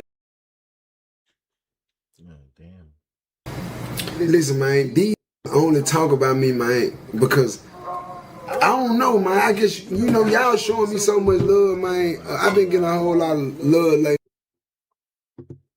That's crazy. Damn, nigga, another fucking streaming university fucking problem, nigga. Shit, damn. Kaisenat Streamer University has gotten a ton of controversy for the female streamers that were selected. No hate to Aisha Sophie, but did the rules change for Streamer U? I thought you couldn't be an OF girl and get into Streamer U. But bro picked like one of the biggest OF girls of all time to get into Streamer U. Bro, you might as well let Sophie Rain in there too. And this isn't just controversial because they're taking the place of genuine female streamers, but because it raises a much more serious question. Every young children is idolizing Kaisenat right now. They really look up to him. Kaisenat is an adult, but most of his viewers are 10 years old. And Kai is now accused of blatant hypocrisy based on this clip from last year. Tell me why there are OnlyFans applying. Talking about how they stream. We're not talking about streaming on OnlyFans. You can't get in. Because you a stream. What the? I had to search that up. I had to search up, can you live stream on OnlyFans? Why do you think you live streaming on OnlyFans is gonna make you come into Streamer University? Tacky, thanks for the 10 gifted. Appreciate it. Like how does that even make sense? Nah, you feel me? Yeah. So I'm Kai gonna do my put own his thing. foot down and told OnlyFans creators they were not welcome at Streamer U. And the only people he received backlash from seemed to be the OF models themselves and the famous Bop House. What is going on, everybody? I am gathered here today with my team to discuss recent talk on Streamer University. As you guys know, the infamous 5'2" streamer by the name of Kaisenat is not allowing bops into the university. So me and the team have made an executive decision to start Bop University. Our goal here with Bop University, as opposed to Streamer University, is to not discriminate against bops. We want to create an inclusive environment and community for everyone to feel comfortable and safe. So, more information coming soon. Streamer University 2025 ended up becoming the launchpad for real female streamers like Yana J and Wendy Ortiz. India Love was another female streamer who benefited from Streamer U, and this is where the blanket ban on OF models gets complicated.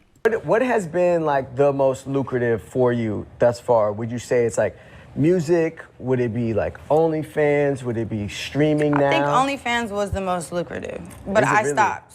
Oh, you Yeah, off it I now? stopped OnlyFans probably like the beginning of this year. Why? If I it was lucrative, you should have kept running It it up. definitely was lucrative, but I felt like I just didn't like going into these bigger meetings and like once they hear the words OnlyFans, they kind of just turn the cheek or like they have a certain perspective about you. Even though my OnlyFans content was very tasteful, it was very artsy. I did it magazine style mostly. Like I was very into making it look art rather than raunchy.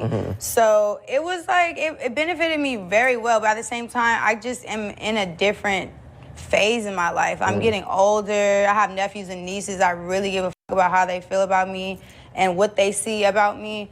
And it just kind of like, just, you know, organically just was like, this doesn't feel right. So Kai clearly extended some grace towards women who used to have OnlyFans or were not known exclusively for this content. And during the application process for Streamer U 2026, Kai seemed to maintain that to get into Streamer University, you needed to keep things PG. Okay, I'm telling you right now, you gotta come correct.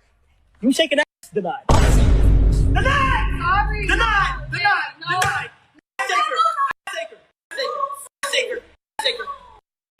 Taker! Really? We don't condone that. So it came as a huge surprise when he revealed this particular student. Alright, the next person for Streaming University 2026 is... I'ma do my own thing. Aisha Sophie. So Aisha Sophie, who you saw earlier happily representing the Bob House, got accepted, and this led to a huge backlash. Sophie. Hold on, is she from the Bob House or no?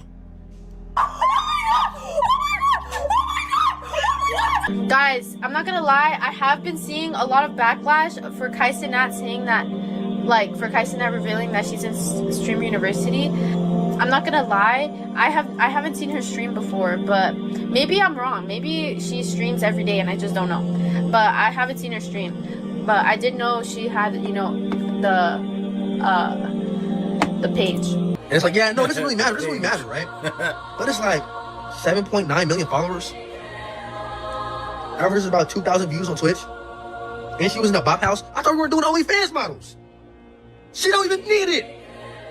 I just don't understand. I don't understand it. I don't get it. And the Bob House in particular has recently garnered a bad reputation for sending out the wrong message to impressionable teenagers. The one that pissed me off the most. Well, there's one that pissed me off the most. Let in a Bob House shorty. A girl who literally sells her body online for monetization. All her content is little dance ooh videos targeted at kids so they can buy her only.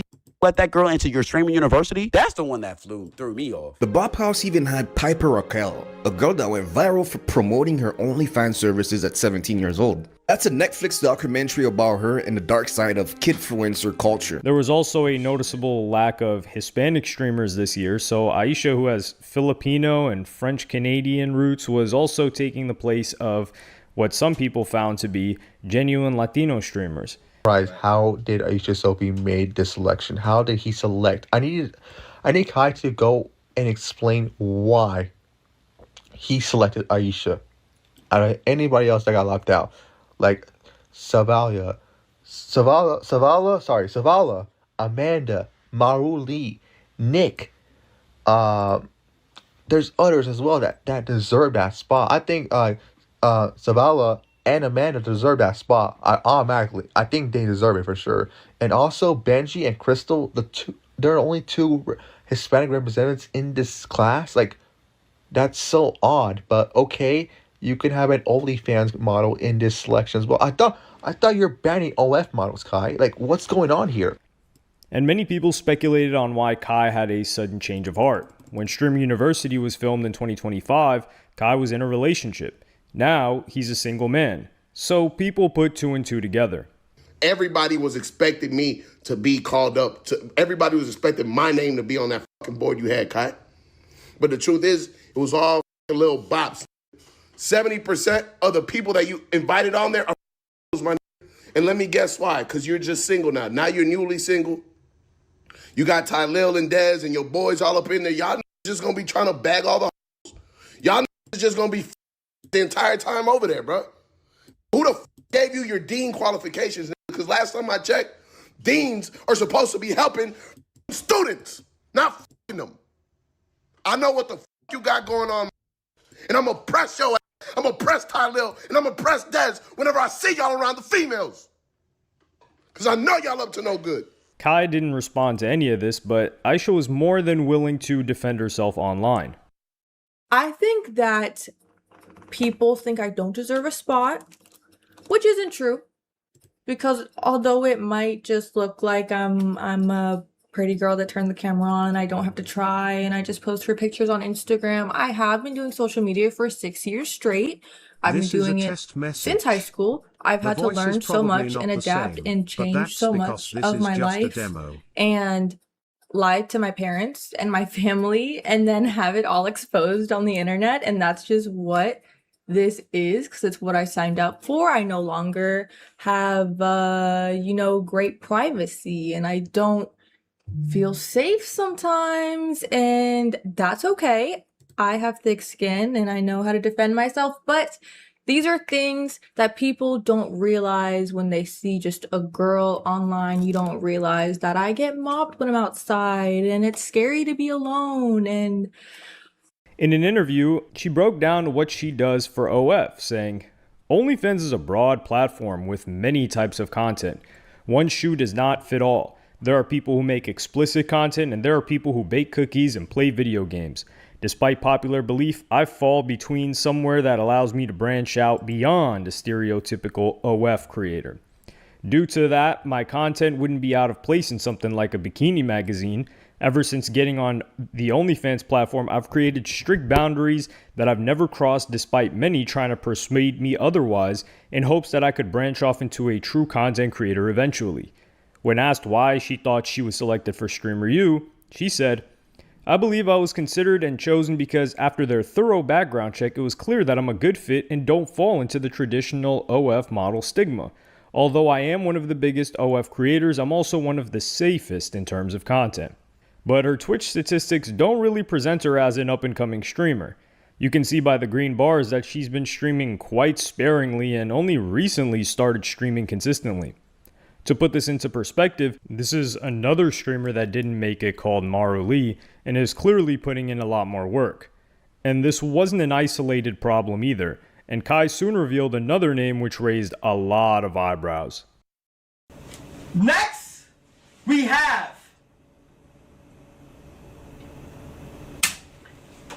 Sierra Sprague. Sierra Sprague is also an OF model and has explained in interviews the nature of content that she posts. I do have an OnlyFans, but I don't do OnlyFans like everybody else does OnlyFans.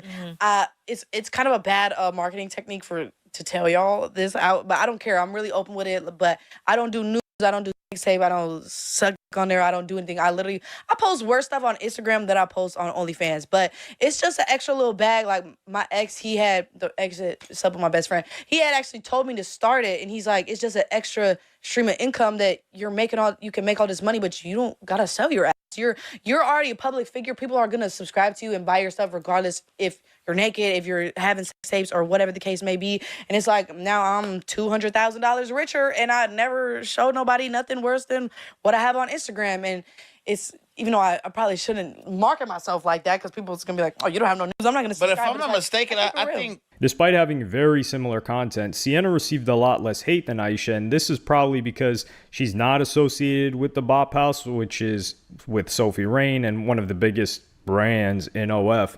She's also arguably a lot more entertaining as well, and she's actually used her OF experience to tell some interesting stories. Nobody, I don't kiss nobody, I don't flirt with nobody, but you see I have OnlyFans, you automatically just assume that I'm a whole time. I'm literally finessing you and your dad because he's just subscribing to me, and your brother is probably subscribing to me and getting finessed because he just paid $10 to subscribe to me, and you could have seen that on Instagram. Am I tripping, or did you say that like somebody from your past has subscribed to your OnlyFans? A lot of people have subscribed. Like somebody's dad or a teacher?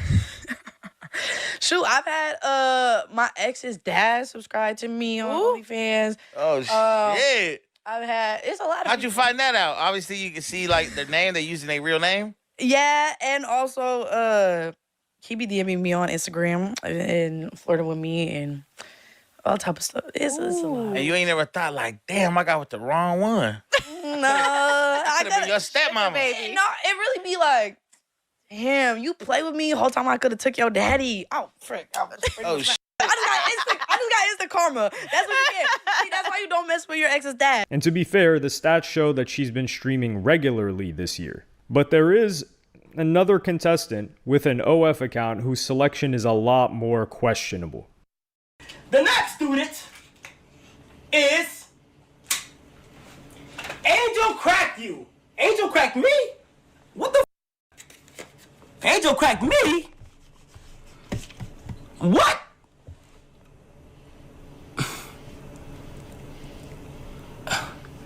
Yo, these pins, bro. Hold on.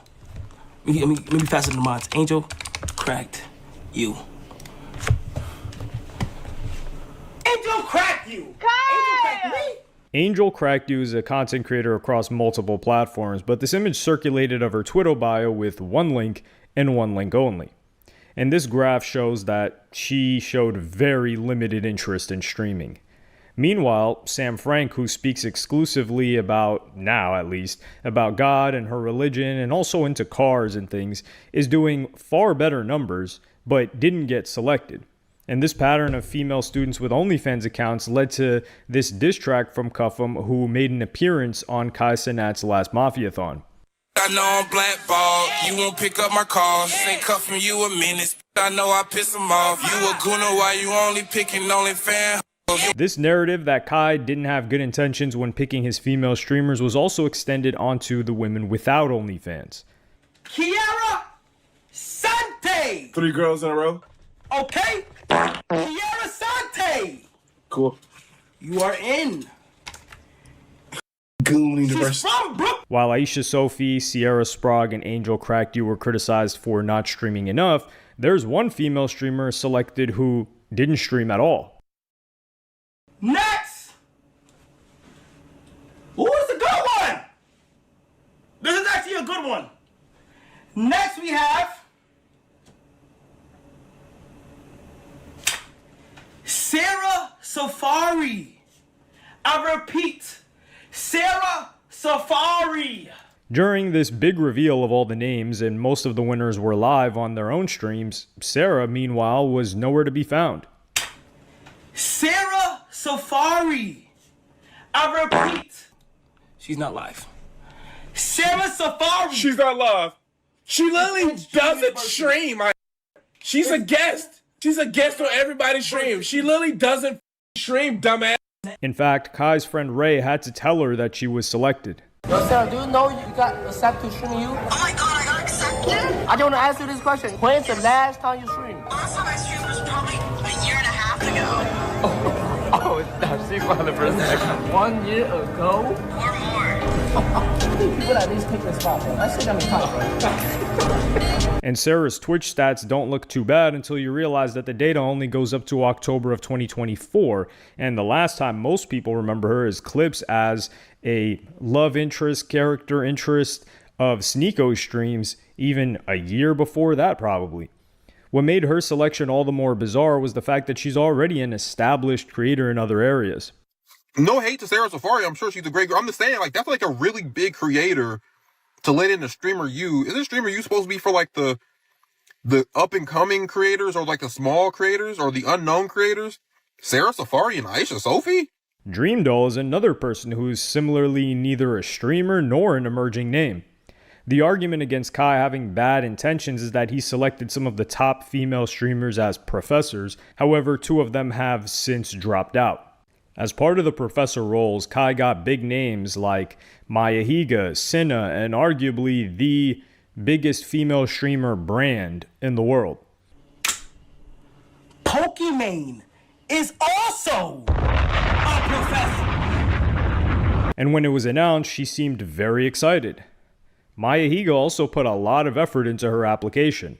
Do you guys want to see my application video? Wait, I'm nervous. Hi, I'm Maya Higa, and this is Patchy, and I'm the founder and executive director of Alveus Sanctuary and Conservation Education Center. I've been teaching streamers about animals and nature for the past 7 years. How did that just happen? Hello, Siren! She said hello, Mama. However, Maya soon posted this video. This sucks! I don't want to make this video at all. I'm so sad to do this. Some of you may have seen that Kai selected me to be a professor for Streamer University 2026, which is such an honor and is so freaking cool. And I wanted to go so bad. It's so freaking cool.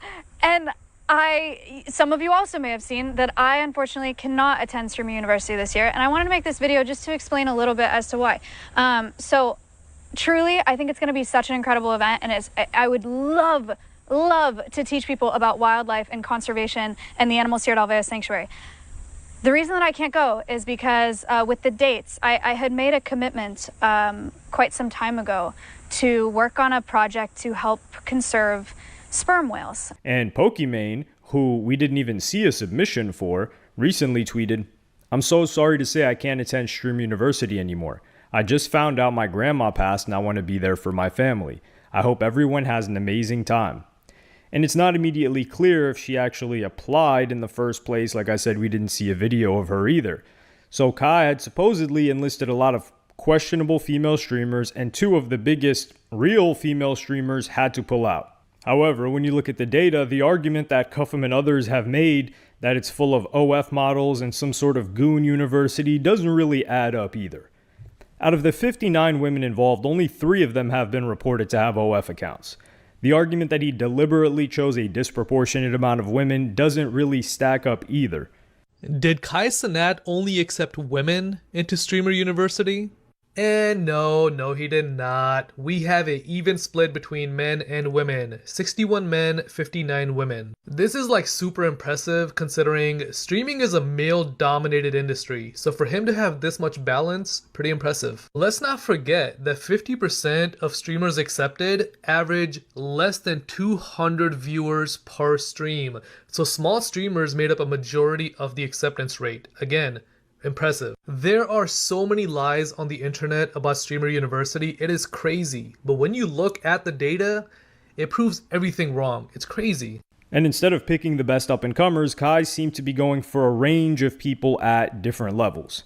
16 streamers got accepted, averaging less than 25 viewers per stream. And I did take a look at their accounts. These people were streaming consistently. They have been putting in work for months and months and months and not really growing. So it's great to see that 16 people averaging less than 25 viewers per stream got accepted. That is great representation for the small guy. And at the risk of stating the obvious, this isn't an actual university, and the selection process is also about getting the right mix of people for a streaming event. And while some people will say that 59 streamers out of 100 plus streamers, and 59 of them being women, considering the per capita rate of women that actually stream in proportion to men, it is disproportionate, and that is a good point to make, but it does make for a lot better content to have a co-ed mix similar to a real university. And of course, the OF and IG models at StreamerU are not the first people to have been given extra opportunities in the industry because of their appearance. But this is a live streaming event with entertainment for young people, and they'll need to prove themselves like anybody else if they care to carry on any of the clout that they get at the event. What's poppin', y'all? Idols become rivals, and Charlemagne would finally have the sit down with academics after their, I wouldn't even call it a Cold War. You could say, yeah, a little bit of a back and forth after Charlemagne decided to get involved with the battle against Rock Nation that academics has had for quite a while. And there is so much material in this interview to go through, but I'm going to focus on specifically one tiny thing that dismantles everything that Charlemagne has been talking about. So if you guys recall, Charlemagne was recently exposed for having been a part of the people and not disclosing it, the people that were going to push forth for the casino and Jay-Z's casino bid, and he was listed underneath Rock Nation. But in this interview, he would quote a couple of different articles, which he's mentioned before and we've covered, but these articles get absolutely torn to shreds. So, in my opinion, it seems to be Charlemagne's favorite news outlet. He brings up the article. Okay, this is George. I'm going to read you this article. You tell me if I'm tripping. This is from InverseWire.com. Nobody even heard about this website till you brought it up. It's not like you read it from CNN. Charlotte, you read InverseWire.com. Listen, Charlotte, stop it, bro. take advantage of the worldwide. Charlotte, man. You take advantage of the worldwide net, and you know You them. basically say, yo, don't read. Yo, Charlotte. You know them don't read. Yo, what Charlotte's doing right now, what camera is it? What Charlotte's doing right now, reading. He's basically saying, yo, we got an article from NawRight.com. Like, That's not true. That's not true. nobody ever heard of that site. Okay, well, after this, I'm going to read the Wall Street Journal one. You ever heard of that one? Yeah, but that got, does it mention George? It mentions... No, it doesn't mention George. It mentions Drake and Aiden Ross. Oh, so you're moving the goalposts. No, That's I'm what I not, said. because that's... Okay, fair enough. Isn't it so odd how he makes sure to name the site? He's like, yeah, InverseWire.com, as if like you need to know the name of the site. It's legitimacy. Okay, fair enough. But he would say, and he wouldn't say like, oh, this is just a site that I came across. He would say that it's a reputable outlet. Can I read this? Yeah, from what site? Just say the site one more time. InverseWire.com, which is a very reputable site. You're trying to convince the worldwide nigga that's not. This is realnews.com. You're trying to convince the worldwide nigga that it's not. Who's the author of that one? I'll tell you right now, the author of it is, his name is I think Dalton Jackson, senior systems and culture writer. Systems, media, incentives, and the architecture underneath modern culture. That's who wrote this article. Sounds like a lot of word salad for. All right, this is my own independent blog. It's a Substack. Go ahead. I'm going to read this, and we can move on from this, honestly. But I'm going to read you this. I just want to know what you think about this. Yeah, go ahead. Here's where the loop closes on itself and gets genuinely strange. The lawsuits allege those rigged casino winnings weren't only for show, they were a laundering rail. Money allegedly moved through state's encrypted tipping feature, described in the complaints as a wholly encrypted and substantially unregulated tool, perfect for pushing untraceable crypto to people you'd rather not be caught paying. And this isn't the first time that he brought it up. The first time, and he was the first person that ever brought up this site. And that was back in June 27th. He would mention this same site again with this same article. Senior systems and culture writer at InverseWire. Okay. And the headline is, pay no attention to the grand wizard behind the curtain. And there's a picture of Drake and Aiden Ross, and it says 5 lawsuits say the bets were rigged, the screams were bought, and even the chat losing its mind was a hire inside the machine that manufactures Drake. Now, Drake? Yeah, Drake. Drake. According to this article on Inverse, it says, according to a stack of class action lawsuits filed across 5 states this spring, almost none of what you just watched was real. And it's talking about these bets that happen on what website? I think Stake Cash was one of the ones, Polymarket. If it's the same article I read, basically what it was insinuating or claiming, maybe not even insinuating, is they have celebrities, influencers. Oh, it is Stake, yes. Yeah, go live, right? And you watch them making bets in real time. Yeah. And then it looks like obviously they're hitting and they're like, I think the term. You want me to read the article? I can read that part. Oh, read it, yeah. It says, picture the scene. Because you've already seen it 100 times. Drake, gold dripping, leaning into Aiden Ross's webcam. A 6-figure number on a slot screen. The real spin, they land. The number doubles, then doubles again, and the chat detonates into a wall of fire emojis, and he's different. A millionaire wins $1 million more, live, while a few 100,000 kids watch and quietly do the math. If that's easy for him, maybe it's that easy for me. So here we have it. Well, academics reading the site, or reading just a little bit of the article, he's like, yo, this kind of sounds like AI, and then of course, Charlemagne, this is something that he's done this entire interview. He just deviates to the next topic. Oop, hopscotch, we're playing hopscotch, or the floor is lava. We're just going to move on to the next thing. But academics would expose him when he was doing the live stream for this. He's been reading from this website for literally 3 weeks. Go to it. When you go to it, the top story is still that. It's not like they're covering match. Look. The top story is still that. Bro, how you been reading from this? Imagine CNN has one article up there for 3 weeks. Come on, bro. Like, bro, why are we going like, yo, this website he's talking about has the same story on their front page for 3 weeks.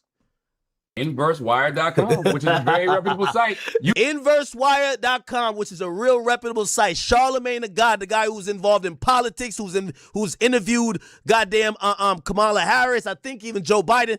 You see what he's saying is a reputable site. InverseWire, we're on it. I told you the article on there. The date of publishing was June 17th. It's still on their front page. Let's do a little research, chat. Everybody could do this. You go to a website called whois.com. This is going to give you the info about every website in the world. Whois.com. Y'all could do it yourself. Let's go to domainer IP and type in InverseWire.com. When you type that in, it says the website was registered on 5/13, 2 days before Drake album dropped. Like, come on, bro. This is what I'm dealing with in the media. Mad reputable. How's it mad reputable? Nobody ever heard of it. No, it's mad reputable. It was registered 2 days before Drake album dropped. Come on, bro. Yo, I'm telling y'all, this yo, where my belt? Where my belt? Y'all gonna keep getting belt to ass when y'all keep lying like this. So this is an absolute joke. And then he would also cite the writer, like as if like, yo, you know, these are reputable journalists. You know, the guy that wrote this, Dalton Jackson. Well, academics would also cover the writer. Dalton Jackson, Imdavisss Wire, LinkedIn. 60 plus Dalton Jackson profiles. None of them go back to that.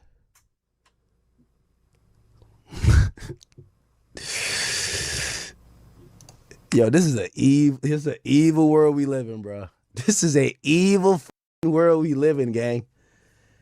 This is an evil world we live in. That's what I'm gonna tell y'all, chat. This is an evil world we live in, bro. This is an evil world we live in. The Who Is page, you can't find the person who actually registered it. It just goes to this company, which is a hosting company. If you type in this and you search this, it's gonna bring you to the information about where this thing is hosted. If anybody knows about website, you probably are familiar with Bluehost, GoDaddy. That's US based, like, you know, website hosting companies. This website that Charlemagne is quoting, listen to what it says. The official corporate entity and ICANN accredited registrar, is headquartered in Lithuania. So they're using a Lithuania hosting company. If you're a regular outlet in America, like, I don't know, hip hop page these days, I don't know, but CNN wouldn't try to host their servers in Lithuania. With over 490 employees, the company generates and operates globally for core services, share hosting, cloud hosting, VPS domain registration, and AI website building. ImdavisssWire.com. What's funny? What's poppin', y'all? I think Polo G, best decision you could have ever made was hopping off this stream and stuff when academics told you this ain't for you, because one of the people from the Pop Out song, Lil TJ, is embarrassing himself consistently with every single move that he makes. And he's still dropping some good music in between that as well. But he would link up with, I would say, the most deserving of hate streamer that exists, Jack Doherty, and Lil TJ would be given a celebration with, well, what sounded like fireworks, which was a slap from Jack Doherty after he tried to play with him. You better watch out. I'm sorry. Oh, no, shut up. It's a reflex. Watch out. Stop, bro. Shut up. You can leave my crib if you're going to be like that. So what up? Nah, I'm not scared of you, bro. Like, I'm not scared of you. Now. That's a reality check. Bubba told me to chill. Ain't no reality check. Reality, I'm a little bit of a... Touch me, I swear to knock you out. No, you wouldn't. Where to my mother? Say something. Say... Why? You can leave my crib right now if you want to be like that. Shut up, Don't touch me. Stop touching me. Deadass, stop touching me. Stop touching me. Shut up. Touch me. Stop watching. Stop touching me. Thug life, gangster. Now watch on my face. Touch me. You can go, bro. You can go. I know I can knock you out. I'm not even clip farming, bro. I'm not even clip farming. You can leave right now if you want to be like that. That's not tough for you, bro. That's just like weird of you. If you want to be like that, you can leave. Like, I'm swear to God. Put that camera. Put the camera down real quick. Yo, chill. Let's go. Yo, relax. Don't touch me. You guys can get off the property. You guys can go. Yo, you want to clip for me, Brody? I don't want to clip farm you. You want to clip for me? I don't. You want to clip for me? I don't. Is that what you want to do? I'm not following shit. That's what you want to do? I'm not, bro. We're good. We're good. We're good. We're good. We're good. Is that what you want to do? We're good. Come on, Jack.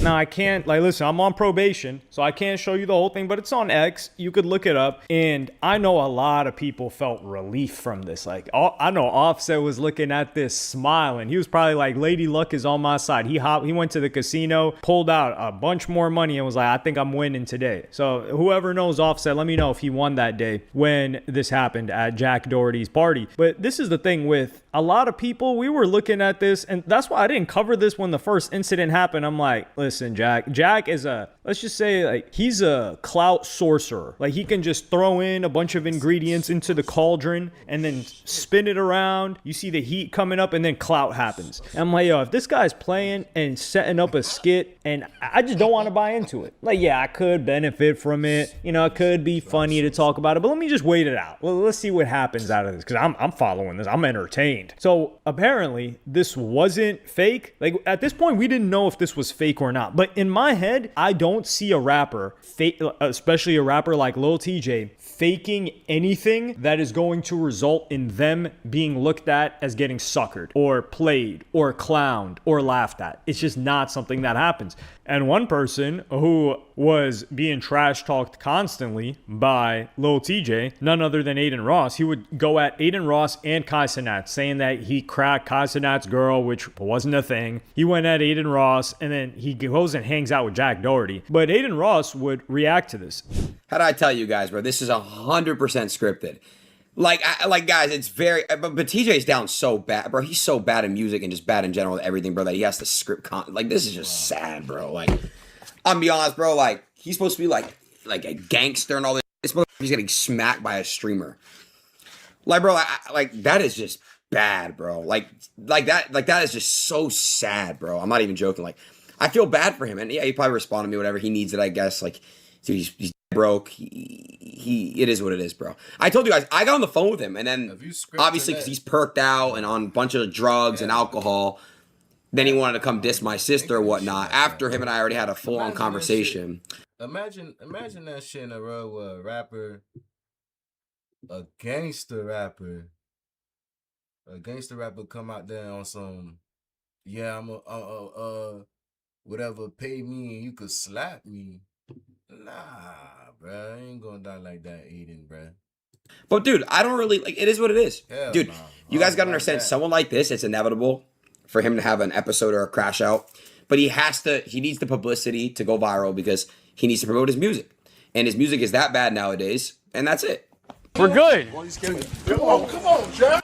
Like, even if it's scripted or not, bro, you're supposed to be like a gangster rap. Like, look at this, dude. Like, this is insane. Like, and then 5 minutes later they were hanging out and they made up. That's like, it's all script, dude. It's all script. Yeah, this is the thing with Lil TJ. I don't think people saw Lil TJ the same way he saw himself. Like, people saw Lil TJ as like, okay, this guy came from the Bronx, like he came from the streets, but this isn't a gangster, which is probably the biggest blessing that could be bestowed upon you as an artist, because now you don't have to live up to being a super gangster, which we see where that took Dirk. We see where that took everybody that was involved in that. It either takes your life or sends you behind bars. Now, Lil TJ apparently was really gangster, as we've seen. Like, he got shot at a bunch of times. The person that shot at him lost their eye. He's been involved in a bunch of different things. He allegedly shot at Offset. Only reason he didn't get locked up was because Offset didn't tell on him, which Offset held it down, man. Offset could have just told on him and kept his career pushing with the way the state of the rap game is right now. So Lil TJ had that blessing. He just wants everybody to know that he's a super gangster now. I don't know why. Even though 6ix9ine clowned him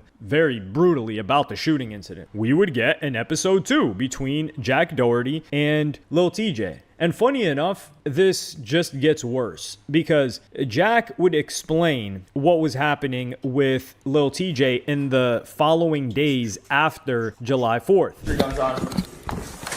All right, so here's what happened, guys. Lil TJ's been hitting me up nonstop every day, and I've been just like literally ignoring him, but like trying to like just push it off. Like for the past couple days, he's been like hitting me up. Like, we Gucci for today. On my way, he pulled up to my house on Sunday without me even inviting him because he's so down bad. And like, he was like, he knew he got so hard that he pulled up to my house the very next day to try and like make a video about like the slap and try and get me to admit that it was fake and say it was a skit because he was embarrassed. And then, so the past 5 days, he's been trying to come to my house And I've been just putting it off because I'm like, I don't want to hang out with him. He's the most disrespectful like rapper ever. Like I was a big fan of him, not anymore because like the way he acts. So I like on my old me would have been like, yes, come over, let's hang out. But like I was like, dude, that guy, like he's so disrespectful. Like I with him, we're cool after like everything happened on the 4th of July, but I just like would not want to hang out with him again. And he like basically pressured me. He's like letting him come over to my house today to film a video to like make believe everything was fake and shit when it wasn't. And then he just tried to sucker punch me in the middle of the video and missed and failed. But yeah, nice try, buddy. Nice try. So what Jack is explaining here is when Lil TJ tried to pull up on him for days. He kept hitting him up, and he was like, yo, let's do something, because he wanted to clear up his image. And this is where I thought, okay, this couldn't have been real, or this had to be real, because why would he want to clear up his image if he intended on getting slapped as part of a skit? Doesn't make sense, right? So he pulls back up to Jack's house. Jack is down to do like some promotional thing with him, and then what does he do? He tries to slap Jack and misses. And like, look at this. You could see the slap. So this completely misses. We can show this. YouTube, don't clap me, please. I'm on probation. I'm following by all the rules. So you could see that he was trying to do some 6ix9ine stuff. He completely misses. And this is terrible, terrible slap form. Like, why is he slapping from the shoulders? He should be slapping from the elbows, like rotation of the elbow, right? I think he's trying to do it like power slap. But the thing is, you just need to get the slap on him and to make some noise, like the fireworks that were created when Jack Doherty slapped Lil TJ. That's what they needed. So the explanation makes sense. And then he would also show the footage. Right now, guys, Lil TJ just tried to film a video with me to try and pretend like when I slapped him it was fake. And then he just tried to get a lick back on me. He tried to slap me and he missed. Isn't that crazy?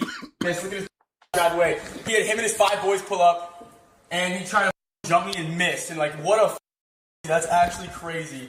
Michael, do you have the video? It's on your phone. Oh, it's on my phone. Look.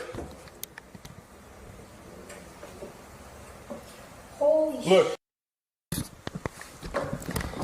Look, I blocked his ass. Look, he tried to slap me.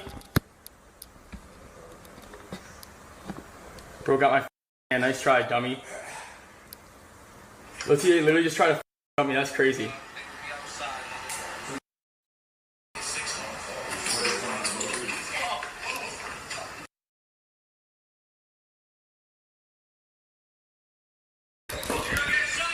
He's dumb as for that.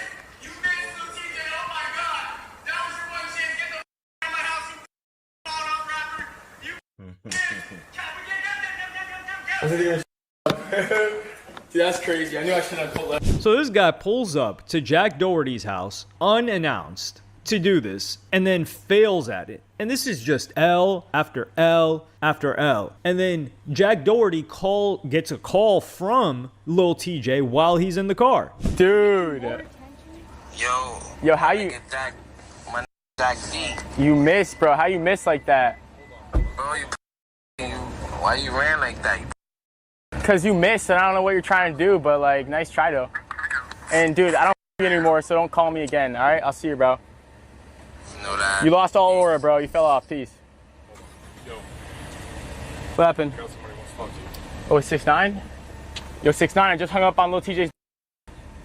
So I've got to clap this up for both Lil TJ and Jack Doherty. First is listening to Lil TJ. Lil TJ has become he's become kind of like a Meek Mill for me. I've got to ignore him to enjoy his music, because if you listen to Lil TJ's most recent album and you can't come for the numbers, because the numbers aren't that bad. I think like most have got at least 1 million streams. Lil TJ is making good music. He's dropping good music. Don't play me and say like, nah, he just dropped some trash. The people saying that haven't listened to it. He's dropping some good stuff. But when I see what he's doing, not even online, I just see what he's doing. I'm like, why? Why is he doing this? This guy's pulling up in black trucks. He wants to go to jail. Lil TJ needs to be sat down for about 6 months. He needs to do 6 months in a cell. Maybe that'll calm him down, because this guy's moving around. He think he Pac.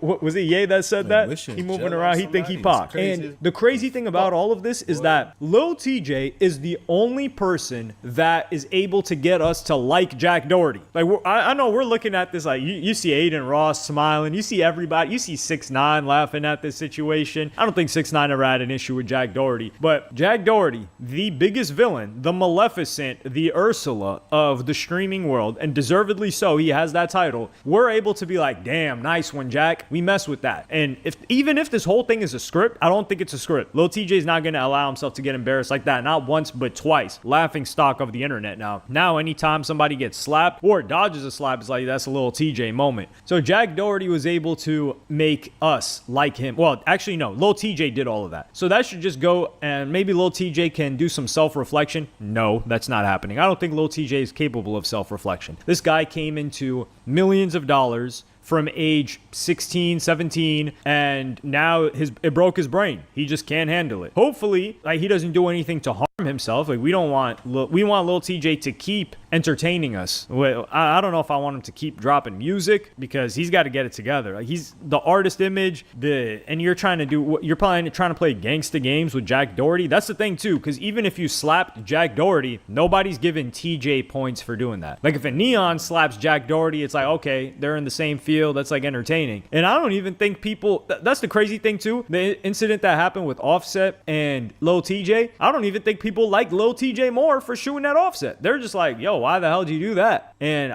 allegedly Offset was beating the brakes off of him. That's why he had to pull the gun out. It's this guy's a disaster. He moving around like he What up, champ?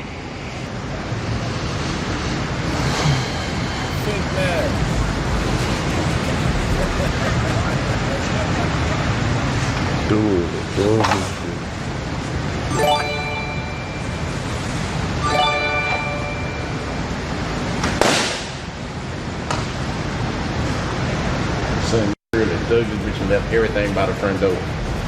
Like everything, like. Man, me fucked up, gangsta. I ain't even gonna lie to you, bro.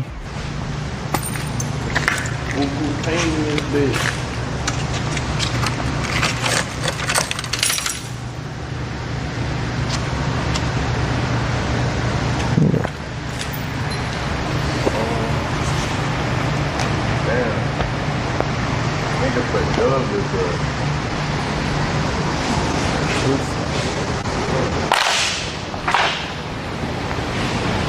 Man, what? Man, got me fucked all the way up, gangsta. I ain't. Man, what the?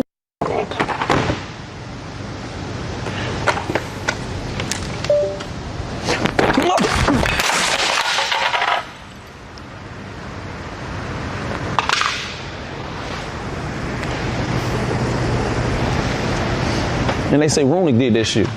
Rooney did what? Gave that the key. Man, call it, man. Rooney? I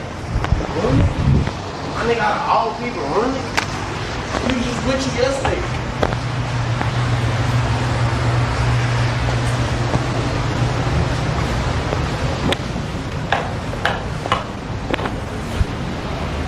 Oh, that nigga wrong, every wrong. Yeah, this bitch. Dub, lit brother. Man, hold up. Mike, Mama DDG was here. Man, hold up. Man, what the? They say, Dub, you and your brother. And your brother got you in some hot.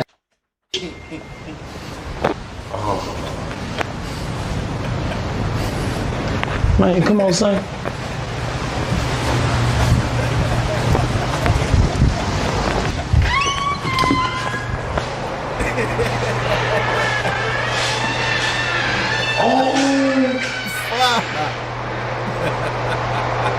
Nigga got London fucked up.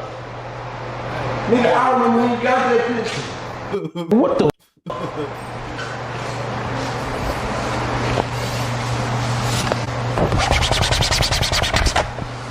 Gonna die.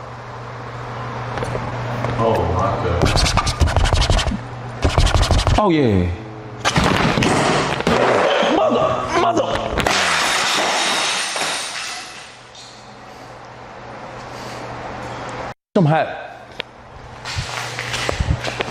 I'm hot. Bitch, I'm so hot now. Man, I'm hot. Huh? Man, hold up, man. Hold up, man. Man, Rooney back the older nigga like that? I ain't gonna lie, I look like nigga ran this bitch. This bitch like nigga just saying you right. And broke my vending machine, gangster. Do I know how much this costs, man? You gotta show it. Say dub. All right. Means you serious? Man, go. It ain't even bad, shit. Show you some. I'm finna show you some. I'm finna show you. I'm finna pull up on that. Somebody gotta get it behind this. Yeah, I swear to God. I'm finna call Rooney, pull spare from sick. They say load this shit up. Load this shit up, gangster.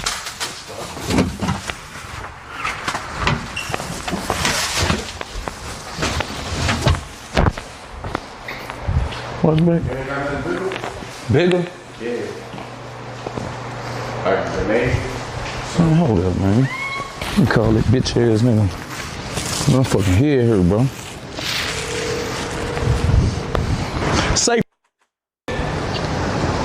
Hello? Say.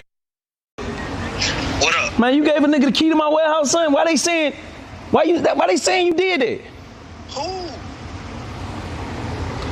Who? Ain't no hours in this man. Yeah, hello? You. Hey, what up? What happened? They say you gave a nigga the keys to my warehouse. Man, come on, bro. Why the would I do some stupid ass like that, bro? What you talking? I seen the picture, man. And look just the had on Adidas pants, bro. Okay, just cause somebody wear Adidas pants don't mean that's me, man. Come on, why the fuck would I give somebody the keys to the warehouse? That's stupid. I'm saying though, I understand, but what, you will do me something like that, gang? Man, I've been knowing you for years. I ain't never do no stupid ass shit like that.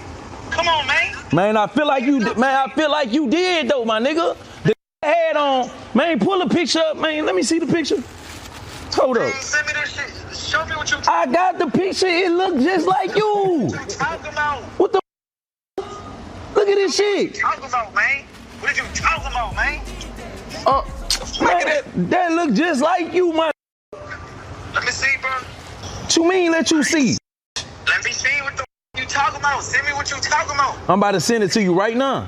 Like real talk. Why would you do some like that, man? You know I'm hot as a niggas.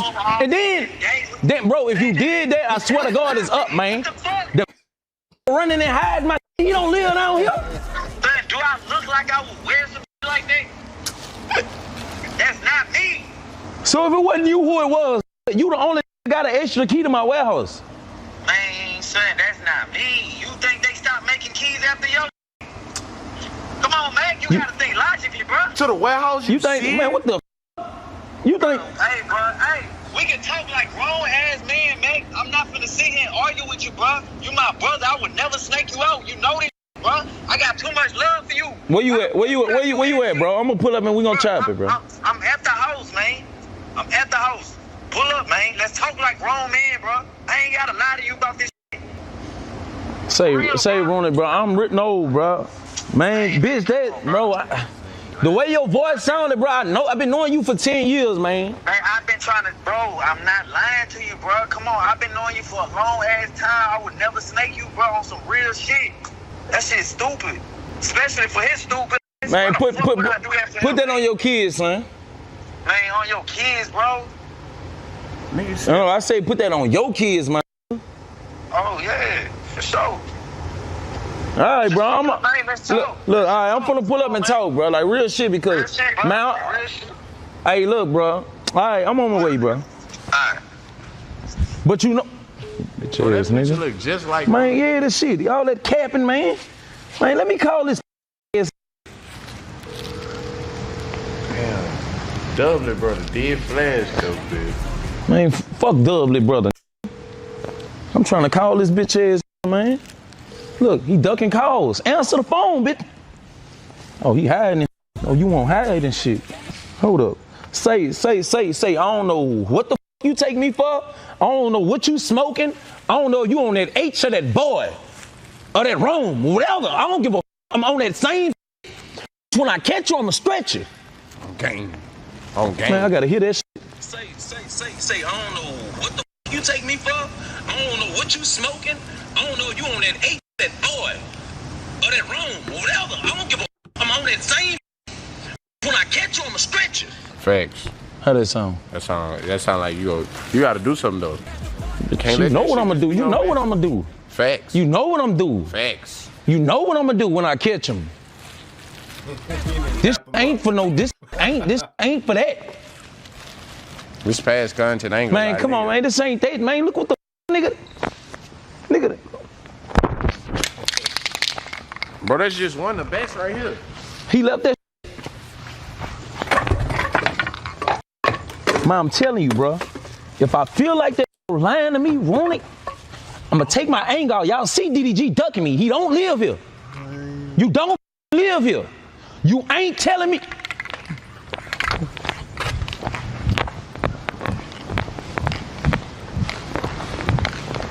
Man, come on. What, man? Don't look at me like that, Jonathan. Let's go. What about the light? Man, turn the lights off. About to give a about no light bill right now.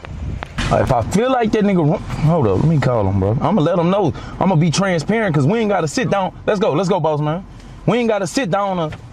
Don't lie to me to my face, man. Real talk, that's the most. You see, they ain't answering the phone, DDG. Bitch don't live here.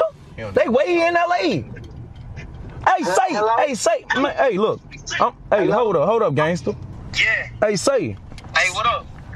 Man, I'm gonna tell you like this, bro. You say we gonna talk like men. That ain't answering the phone. Hey, I'm gonna tell you this, bro. I'm gonna tell you this, Ronak, bro. If you sit there and lie to my face like you ain't backdoored me, dog.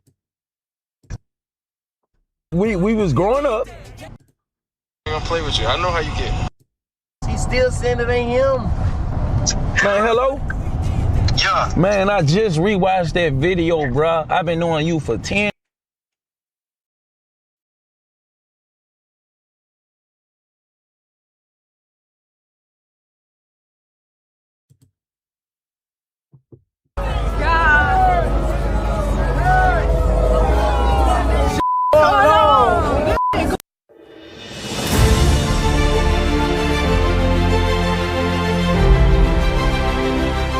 Police say it happened after this drive-by shooting Sunday morning that killed 21-year-old Breonna Johnson, known on social media as Dream Doll Bree. The ambulance! Bring the ambulance here! Police say she was inside a green Lamborghini that was riddled with bullets after a white BMW pulled alongside it, fired several shots before taking off. The Lambo then crashed into a home. She had just posted a video 5 days before she died. Not a goodbye, not a warning. Just her living her normal life online the same way she always did. And less than a week later, she's gone, along with a cousin she grew up with. Both of them killed in the same car on the same morning by someone who is still out there right now. This is a case of Dream Doll Bree. And today we're not just telling you what happened. We're digging into the one detail that might actually explain why. Let's get into it. Before we go any further, if this is your first time here, go ahead and hit subscribe, tap that bell icon, because we cover cases like this one all the time, and you don't want to miss what comes next. This is Crime Files. His question is, was this random? Was this just someone in the wrong place at the wrong time? But police came out early and said something that changed the whole shape of the story. They said this wasn't random. They said whoever did this wanted that specific car, which means somewhere in Breonna Johnson's last few hours alive, something happened that made her a target. And that's the piece we're going to spend this video trying to understand. Let's start with who she actually was, because I think it matters here more than usual. Breonna Johnson, 21 years old, grew up in Pompano Beach, Florida. She and her cousin, Arthur Lee Johnson III, who everybody called AJ, were basically raised together. There's actually a photo of the two of them together at a high school event back in 2023. Just two teenagers hanging out years before any of this. That photo is circulating now, and it hits different once you know how this ends. Online, Brianna went by Dream Doll Bree, sometimes It Girl Bree. She built an audience of close to 500,000 people across TikTok and Instagram, mostly posting lifestyle content, videos with her friends, her family, and especially her sister. She wasn't some overnight viral fluke either. She'd been consistent, posting regularly, staying connected with her fans. In fact, her last TikTok video went up just 5 days before the shooting. She was still fully in it, still living her regular life, right up until the very end. And she was starting to branch out too. Earlier this year, in March, she was featured on a song called Bend Over by her friend, rapper Saturday Racks. That song blew up as a TikTok sound, the kind you hear everywhere, without even clocking whose voice it is. So by the time we reach July, Brianna isn't just an influencer anymore. She's become a name in her own right, with a cousin by her side who'd known her their whole lives. That's the version of her life that existed just hours before everything changed.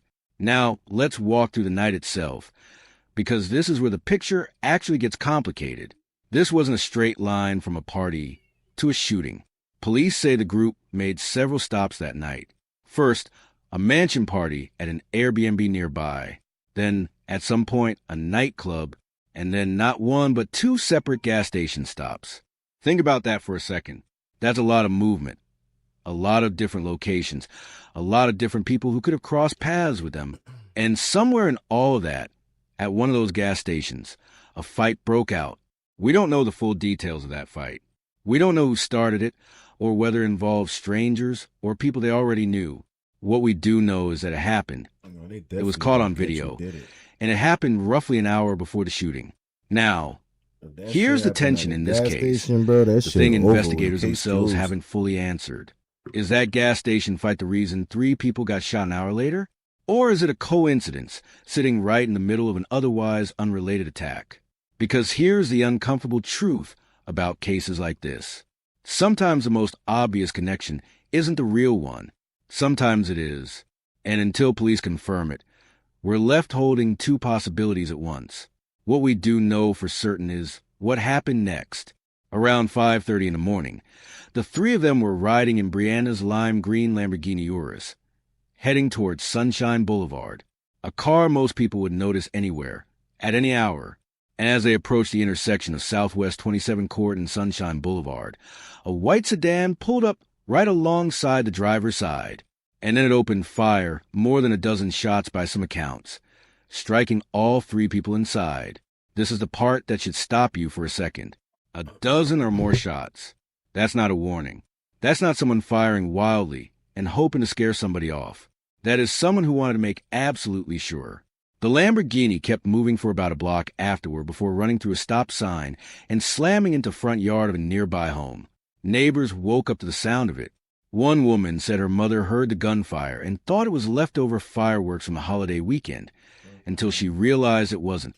Officers were already on their way because of the city's ShotSpotter system, and when they arrived, they found the crashed SUV with all 3 victims critically injured inside.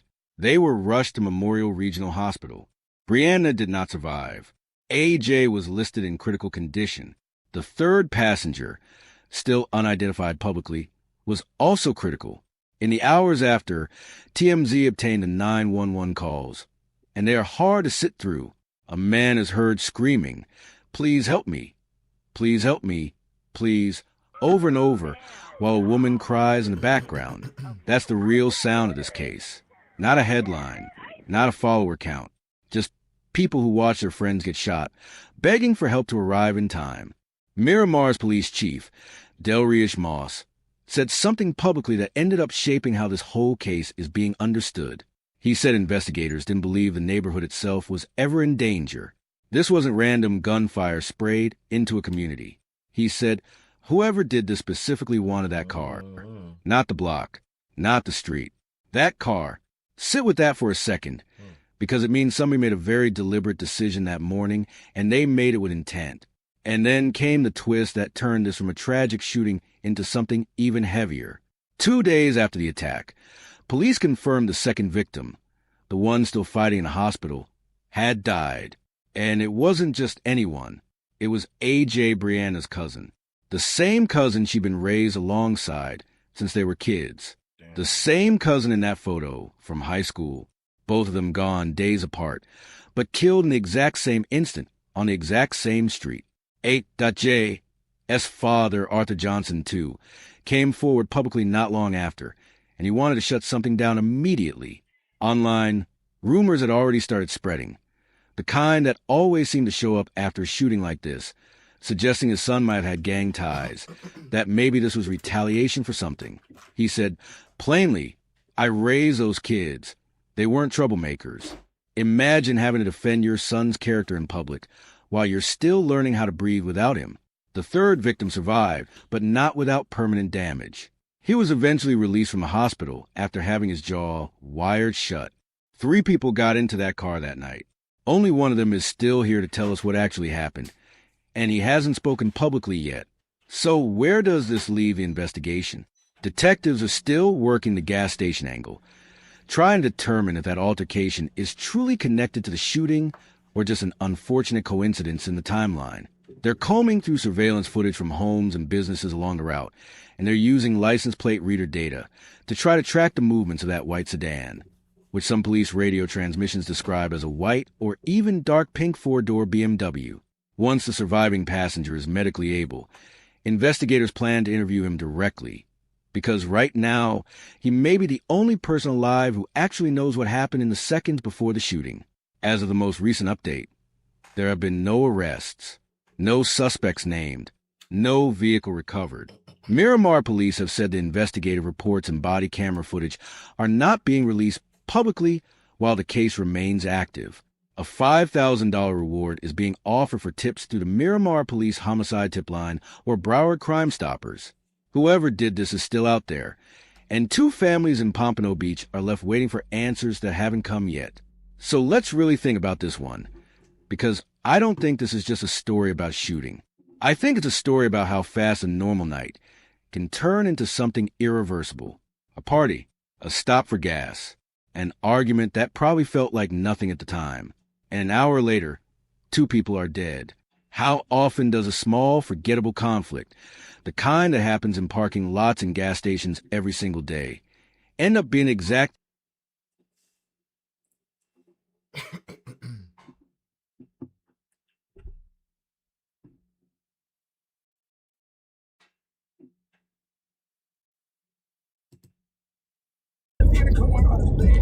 Tell her, baby, we in the, hey.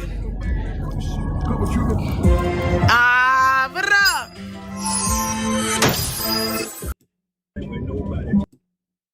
Thank you for the gifts. All I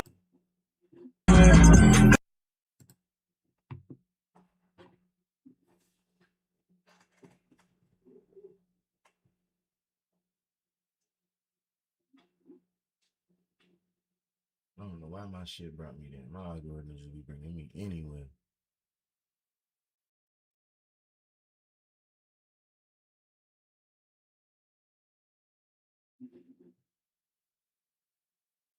Shit bring me anywhere, bro.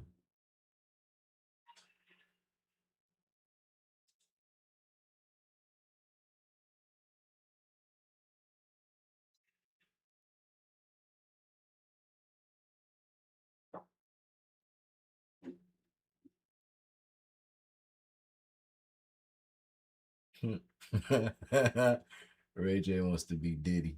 They tripping.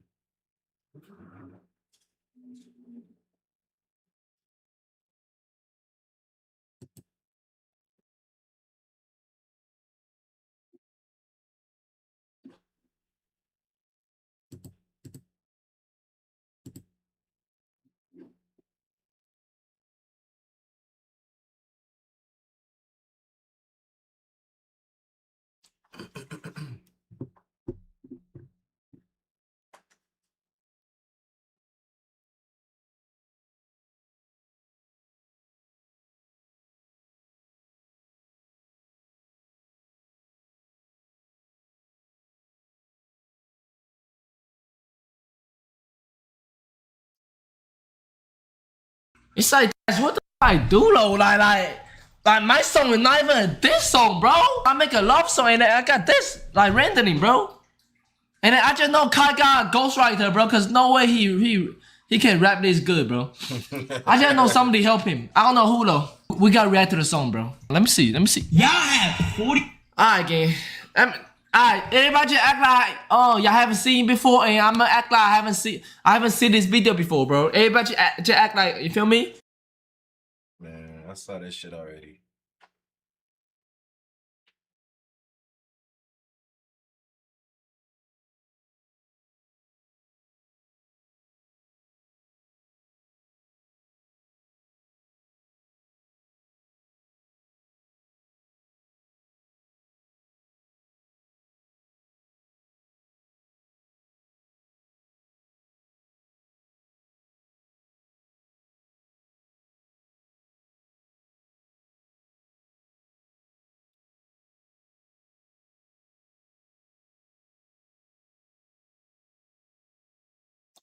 What the fuck else they got going on?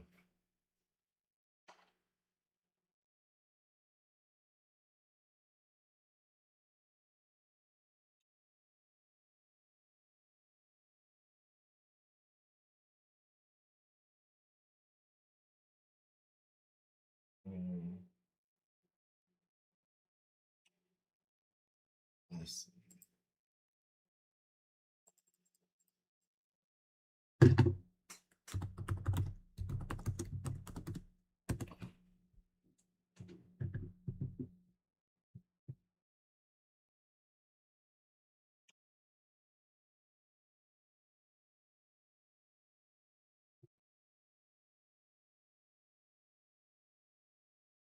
I ain't worried about Jason saying that shit.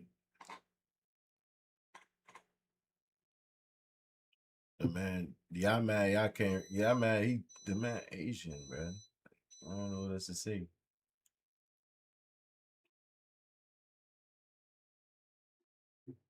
This is like an old ass. Okay, that's somebody reacting to it. I'm about to say, what the fuck?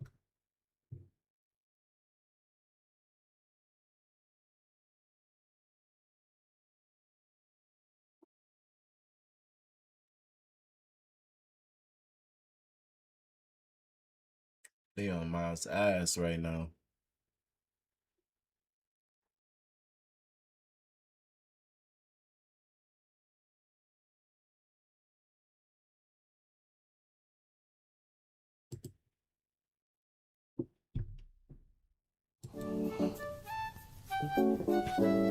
When are we gonna get a Destiny 3? Come on, Bungie, make it happen. What's up, guys? How y'all doing today? Excuse me. My name is David DeFranco, and welcome to a video simply titled, Is Twitch Streaming Worth It in 2026? Unfortunately, I'm dealing with a very annoying summer cold. Shout out to my dad for passing it along to me. Love you, Dad. Keep it the great work. No, but seriously, it's okay. It happens. But anyway, the point is, I'm not going to let anything... This nigga, I already know he gonna piss me off, bro. Nigga look funny. Once he said that shit about his dad, alright, bro. I'm out, bro. Thanks, Dad. Love you. I'm out. Fuck out of here.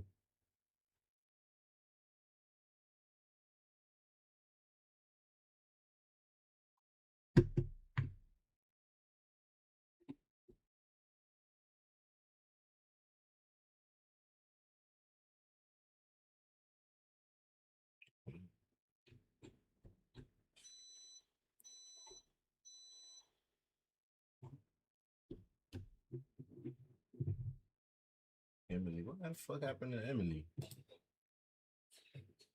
Massive day for the unemployed. Extra Emily is in hot water again and she still can't drive. Don't know who she is? Lucky you. Well, basically she's a Twitch streamer who gives Pokemon a run for her money and being annoying. Extra Emery, close call while reading chat on livestream drive.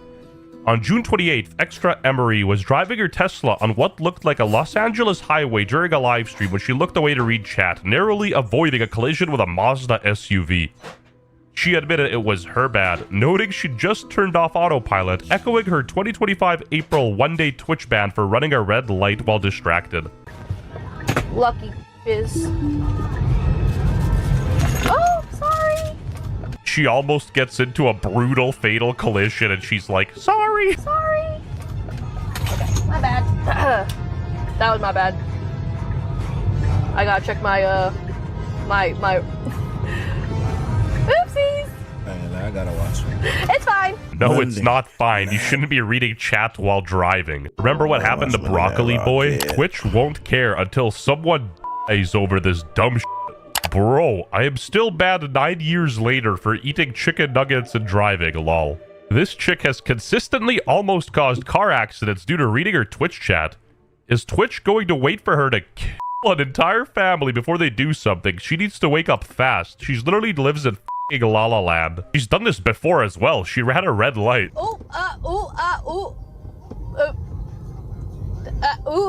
Okay, keep going. Okay, I'm stopping. Okay, we're good. Okay, no problem. That happens all the time. Very interesting. One thing that absolutely infuriates me is seeing people streaming and driving at the same time. If you read chat while driving, then you should be hit with a heavy ban. If you do it again, then it should be permanent. That's it. No, genuinely, it's that simple, but, you know, it's Twitch. They gotta take into account her gender, her race, and make their decision based off those variables. My guy here is Chinese, so he can make fun of her driving. And don't get me wrong, we all know streamers are retarded, but, like, this isn't Forza, you know what I mean? People can genuinely get hurt due to her stupid actions. I gotta check my, my oopsies. It's fine. Oh, little Timmy's in ER. He's traumatized. Not even Dr. Tenma can save him. We are making it. Good thing they did their horn. I had autopilot on and then I literally took it off. Why are you gonna blame an inanimate f***ing object? It's an inanimate f***ing object. You're an inanimate f***ing object! She went from working at Citibank to ditzy on Twitch. XQC, mentally challenged streamer Extra Emily nearly causes a crash. What? Is it unrelated? No one's believing you, buddy. Cut across 8 lane. None? I turn now. Good luck, everybody else. Good luck, everyone else. Chat. I think this is insensitive. I think it's inappropriate. Why is Unk more concerned about a racist bit rather than her actual driving? What is he doing? Let's not be racist, guys. Not all Asians are bad drivers. You just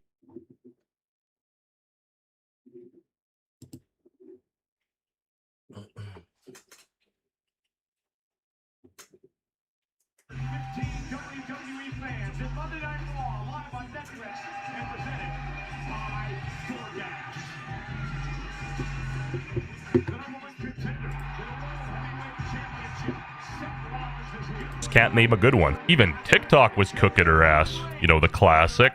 She is underhated. How is streaming and driving even legal? It's as bad as... This is gonna be something.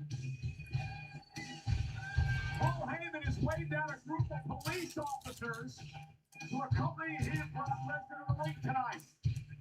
Oh, what do you think Lesnar and Heyman are up to? I couldn't tell you. No good. Ladies and gentlemen, please welcome accompanied by WWE. So, if they not gonna throw hands, bro, I don't want to see these two fuck niggas talk.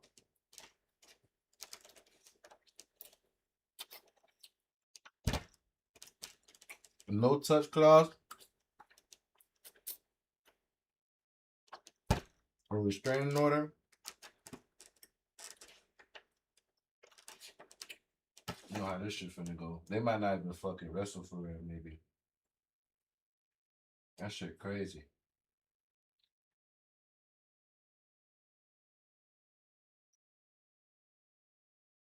You got the fucking police.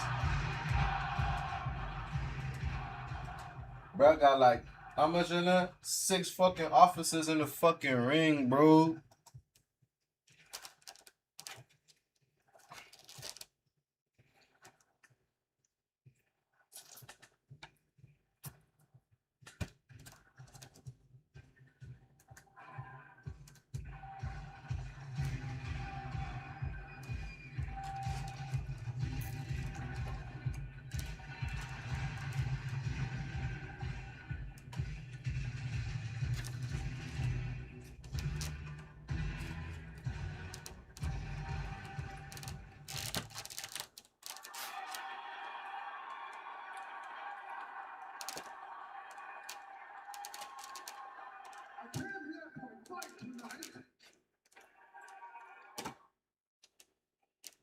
get down to it, I'm going to give you an opportunity to explain what the hell this is.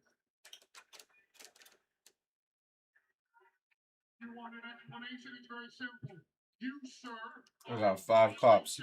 of a soul ordered by the court restraining order. Gentlemen, do your job. I've seen this before. You know, whoop all they ass. There you go.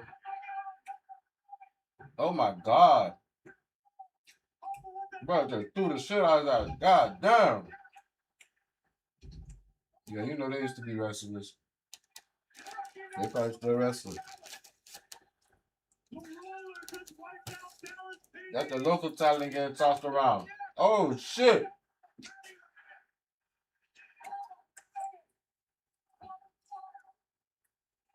Where he threw his eye?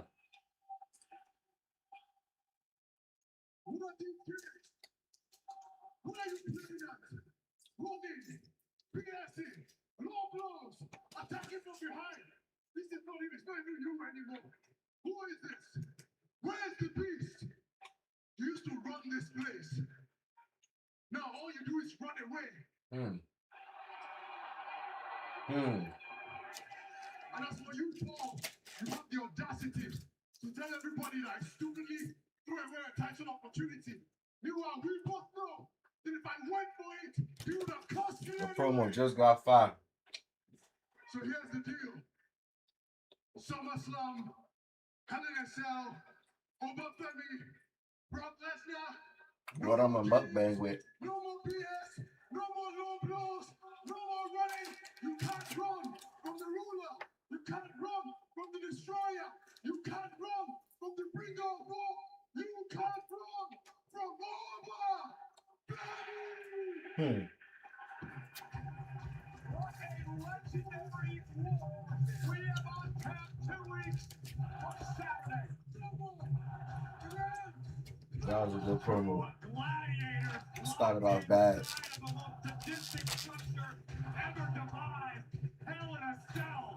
I think Paul Heyman losing his touch.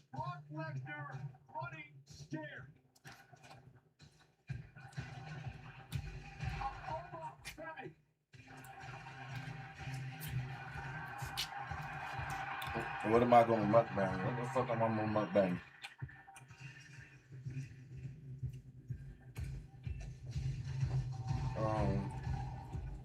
I don't even know. I don't think my stomach will hold a mukbang for real.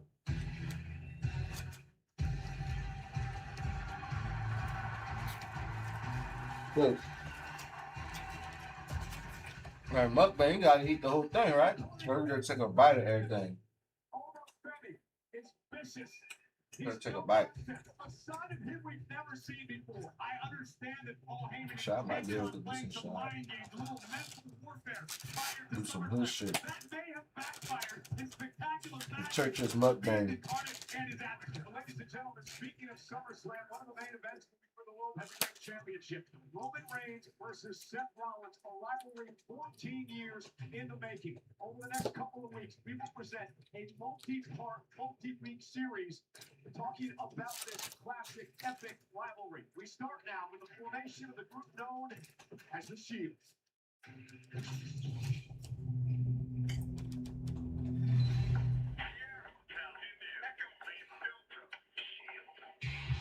From day one, we set out to make history. And from day one, we did just that. We changed the way the game is played, and WWE hasn't been the same since. Believe that, and believe in the Shield.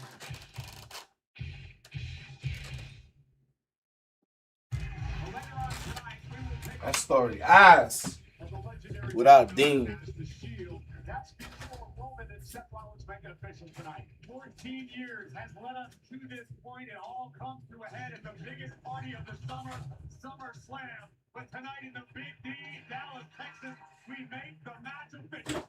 Roman Roman Reigns, the World Heavyweight Champion, and Seth Rollins sign on the dotted line. Well, this is official as well. The invitation from the original Tribal Chief, Roman Reigns. He'll be at Saturday night's main event Saturday at Madison Square Garden. Who's going to join him? The NBA Finals MVP, the next World Champion, Jalen Brunson, will be at Madison Square Garden. This For will be what? Saturday night's main event. It takes place on Oh, for a Danhausen. They're gonna do a Danhausen skit.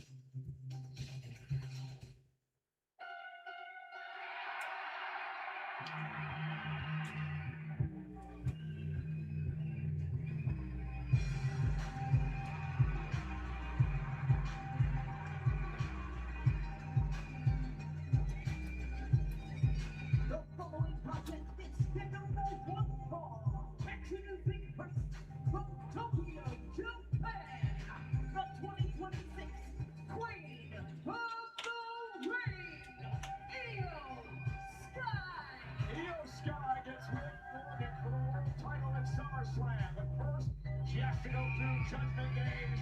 Roxanne Perez live next on Netflix.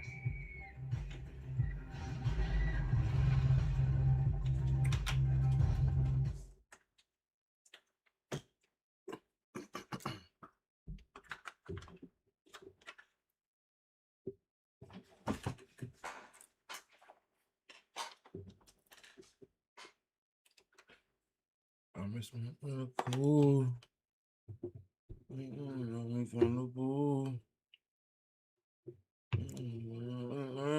I need anybody. I can't do nothing private. All right, no more jokes. And again, I don't want to be a broken record, but the dude has been banned for 9 years for eating chicken nuggets. So clearly Twitch is able to enforce their own policy and rules, but for some reason they just never do. This is a crisp, clean lock, boys. You know, the easiest ban you can do. Yeah, she was reading her chat. She shouldn't have been doing that. But do you know how many times I'm driving by myself and like sometimes I'd be doing this because they're in my my blind spot? Yeah, like that happens a lot. But I'll be honest with you, she definitely was. She didn't look. Bro, honestly, Extra Emily, bro, remember, when me and you drive, it's against TOS for some reason. This is straight up stolen valor. Isn't this dude Mexican? I'm pretty sure Mexicans can drive. This is Lucky bitches. Oh, sorry. And this was so unemployed, even Tectone chimed in. I really believe not only do we need to get all Asian women off the f***ing road, streamers in general need to be taken off the f***ing roads. You should not be allowed to stream and drive at the same time. We almost had a near-death accident with Extra Emily today. Okay, near death is an exaggeration, but I let's like hear how about. people come on this bitch and be acting like they so fucking perfect all the damn although time. their legality Shit. is questionable in the state of Texas. By the way, my guns are still banned, but luckily, my Genshin Impact account isn't. Also, bro put some chainmail on his wife beater. Respect. I hope her insurance sees this. That was actually good. And you know the world is cooked when even Reddit of all places starts making sense. That looked like a fairly aggressive lane change attempt for someone that didn't even shoulder check. When chat says turn, you turn, bro.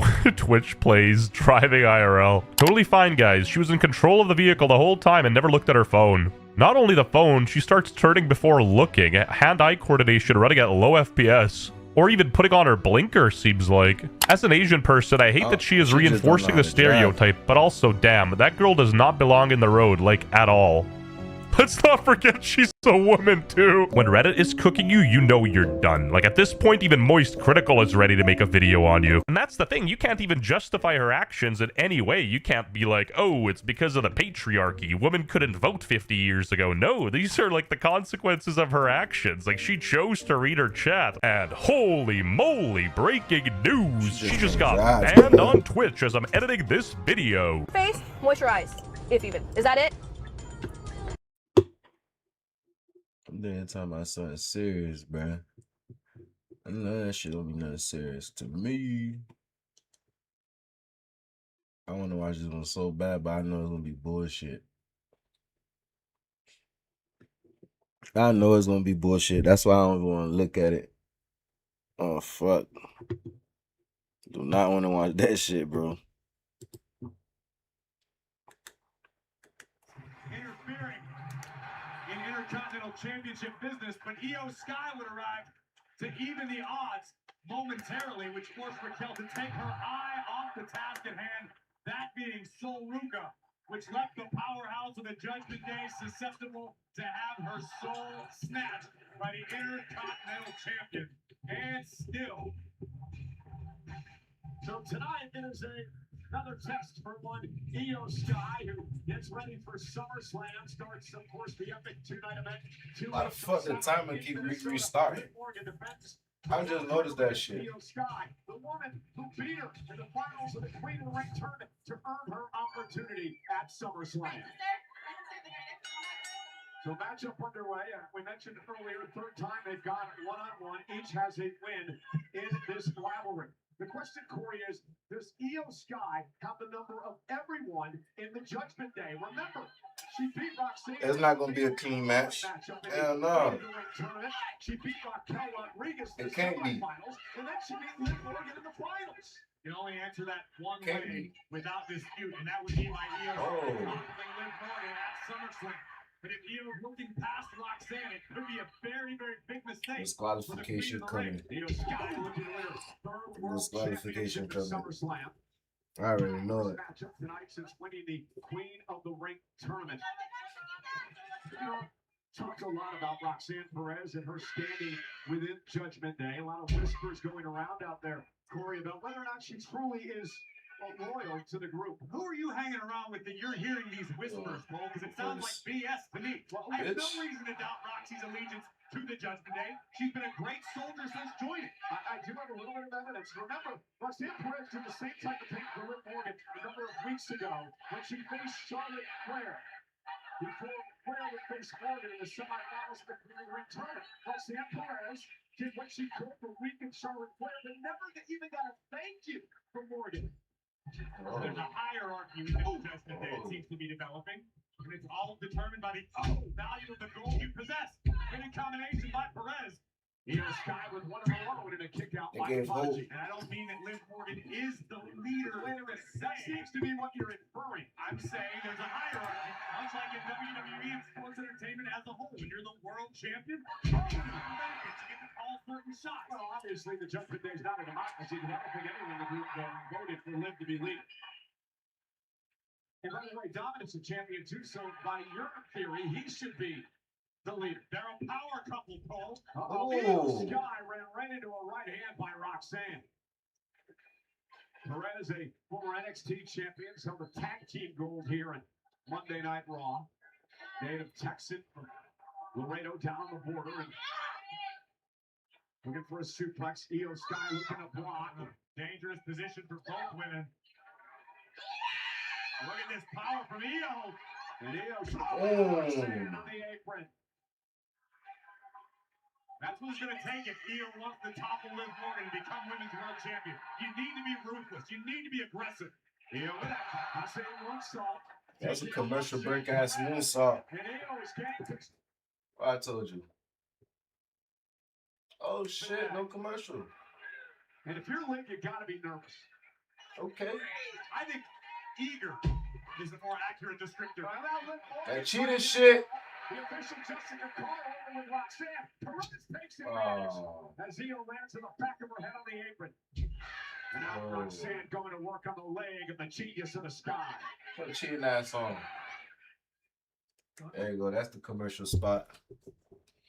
I knew it was coming, bruh. I knew it was coming.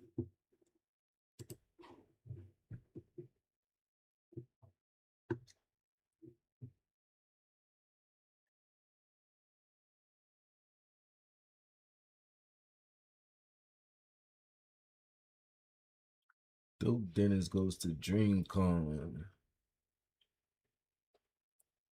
I don't even know if I could watch sports on this shit. You really don't know.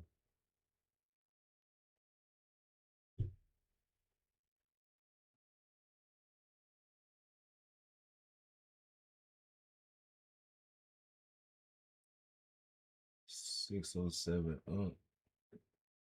I think 607 or 607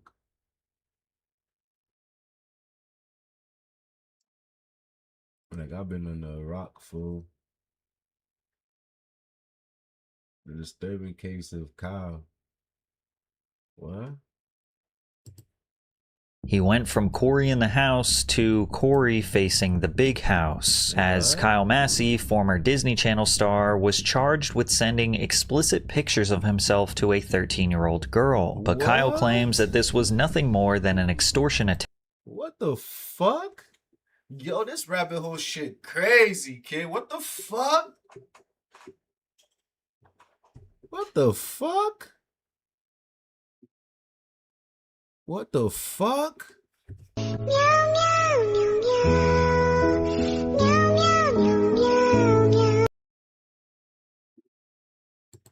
Even though his response had everyone scratching their head. My response to those allegations are that, first off, we would need to go back. Soon as he said, first off, I knew my boy was lying. Kyle Massey is another classic example of our childhood nostalgia getting destroyed by adult criminal behavior. And today we are going to deep dive into the entire story because this one is unbelievable. Kyle Massey's entry into the entertainment industry wasn't fueled by ambition, nor was it a lifelong dream. Kyle was introduced to the business through his older brother Chris, who was best known for his role as Michael on the Nickelodeon sitcom Zoe 101. Nice shooting.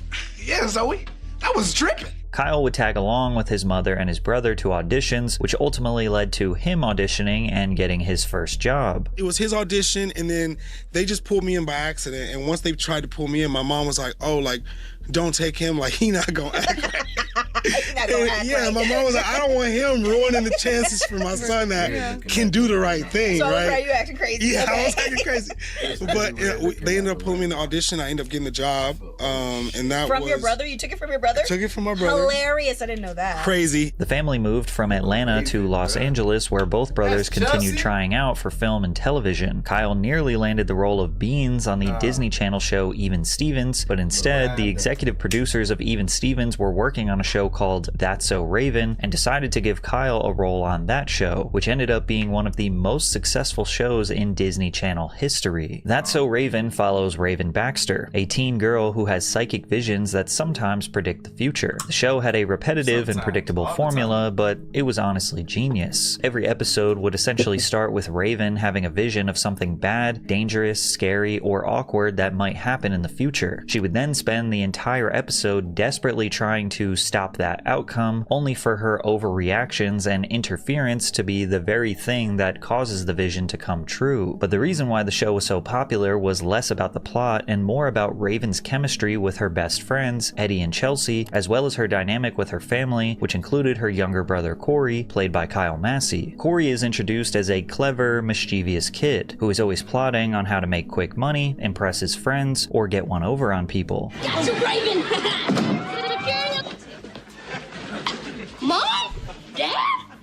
I am so disappointed! Very similar to the character of Megan on Nah, bro, that's crazy.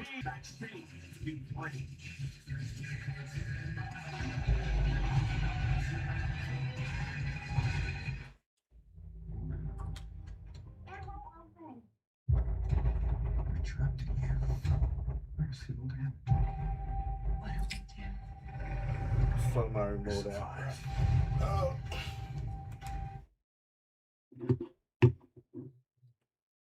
Back to this nigga, Drake and Josh, Corey is super confident, sometimes cocky, often believing he's outsmarted everyone around him. Hey, Corey, what's with the snorkel? How do you breathe? I don't. That's kind of the point. Raven and Corey's sibling rivalry revolves around the two constantly teasing and undermining one another, which felt like a relatable sibling experience that is rarely shown on TV. Why do you always have to follow me? I was using your big head to block out the sun. The only thing that made Corey unrealistic as a character is that he was way funnier and more charismatic than a real-life younger brother. Hand over the phone, worm. Don't look at me, the boy is good. And my nickname isn't Worm or Maggie, it's Dr. Love. But despite Corey and Raven constantly bickering and fighting, they have deep familial, unconditional love for each other. Corey, I never thought I'd say this, but I'm so proud of you. I never thought I'd say this. Thanks for having my back. That's So Raven was a massive hit from the beginning, debuting to 3.4 million viewers, which was higher than any Disney original series premiere at that time. It continued to grow drastically. Even a random episode deep into season 3 would secure as much as 5 million viewers. The show and cast were nominated for various awards over 30 times. They wrote books based around the show, sold video games, and even were nominated for 2 Emmys. After 100 episodes, That's So Raven redefined the Disney Channel, and executives were trying to milk Raven-Symoné's popularity for as long as possible, which ended up benefiting Kyle Massey significantly. Disney Channel executives pitched That's So Raven 2, which was going to be a show that follows Raven to college, but Raven had been working in the entertainment industry since she was 3 years old and wanted to retire by age 18, so she ultimately decided not to take on a new role, which forced the network to shift focus and develop a spin-off around Kyle Massey instead. But first, picture this. You're about to board a plane and you notice one of the engines is smoking. There's a good reason that you wouldn't trust that plane. Just like there's a reason why Morgan & Morgan is America's largest injury law firm. Morgan & Morgan has a proven track record of fighting for the people. For more on Corey in the House follows Corey Baxter as he leaves San Francisco and moves to Washington, D.C. to live in the White House. Corey's father, Victor Baxter, is hired as the personal chef to the President of the United States. As soon as he gets there, Corey wastes no time getting into trouble, but the chaos is more ridiculous because they are inside the most powerful government building in the world. And there's the stain. All right, back up. I've got some work to do, okay? I am going to fix this with Krama Parum's old-timey Bahavian stain remover. A splash of yak milk. Corey's plans usually clash with the strict rules and routines of presidential life, leading to comedic situations involving Secret Service agents and the presidential family. He could lick my hand all day.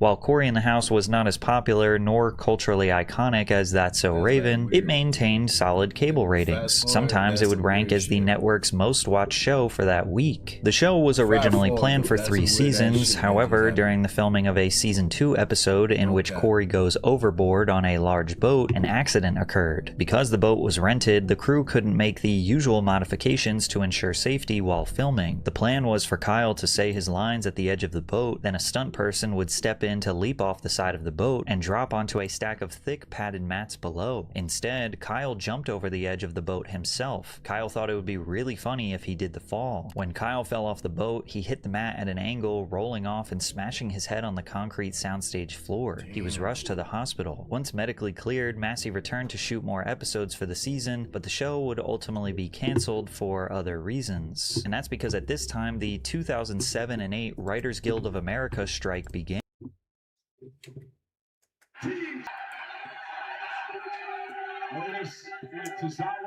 That the fuck she did sell out.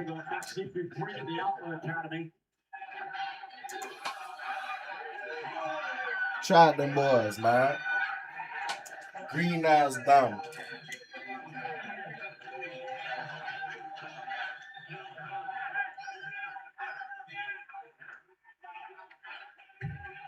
Maxine, can we talk?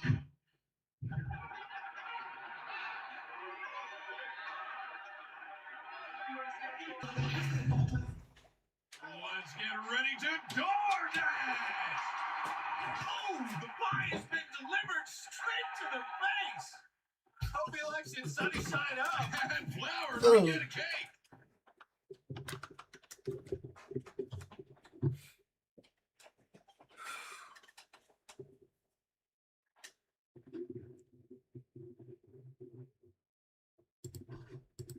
Where TV and film writers refused to work due to being paid scraps compared to the massive profits the studios were making. The strike lasted 100 days and brought Hollywood to a standstill. Television shows shut down production, seasons got shortened or canceled, and scripted TV mostly disappeared for months while reality shows rushed in to fill the gap. Corey in the House was one of those shows that essentially ended because of the strike. In the end, Disney Channel aired 34 episodes of the show, but now Kyle Massey's future in Hollywood was uncertain. uncertain. Like many child stars, Kyle was too associated with his youthful, exaggerated, safe, Disney-like persona, making it difficult for studios to cast him or market him as an adult. In 2010, he competed on the 11th season of Dancing with the Stars, where he and professional partner Lacey Schwimmer finished as runners-up in the competition. Still eager for work, he ended up taking on more family-friendly type jobs, securing a role on a Disney animated series called Fish Hooks, where he voiced a fish named Milo. The show ran from 2010 to 2014, which was a consistent paycheck, but not exactly an illustrious Hollywood career. And like other former Disney stars, the press becomes thirsty for a shock-driven narrative. Leaked photos, exaggerated scandals, and rumors so they can say, "Remember this kid? Look how far they've fallen." Desperate for drama, rumors persisted that Kyle was dying from cancer. Kyle told ET, "Overnight it was trending on Twitter that I'm dying of cancer. I want to say first, I do not have cancer, and I don't know where this inconsiderate and insensitive rumor originated from." And looking back on this, I think another reason why rumors were being spread about Kyle Massey was because of his developing close relationship with Justin Bieber. Justin and Kyle developed a bond over them both being famous since a very young age. Why are you always so burnt is what I want to know. Shut up, bro.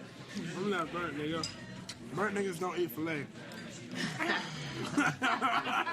Justin was likely a huge help in launching Kyle's rap career because his acting career wasn't working out. He got roles in a few direct-to-DVD films and TV shows like the superhero crime drama Gotham, as well as a recurring role in Cartoon Network's Mighty Magus Words. But Kyle still had the jovial, lovable kid persona and round baby face even as he aged into adulthood. And since he wasn't able to prove that he was all grown up on TV, he decided to pursue music, uploading hip-hop tracks to SoundCloud where he raps about having sex with women and getting money. Niggas, they see me, I form my motion, I'm dropping these hits while they flopping.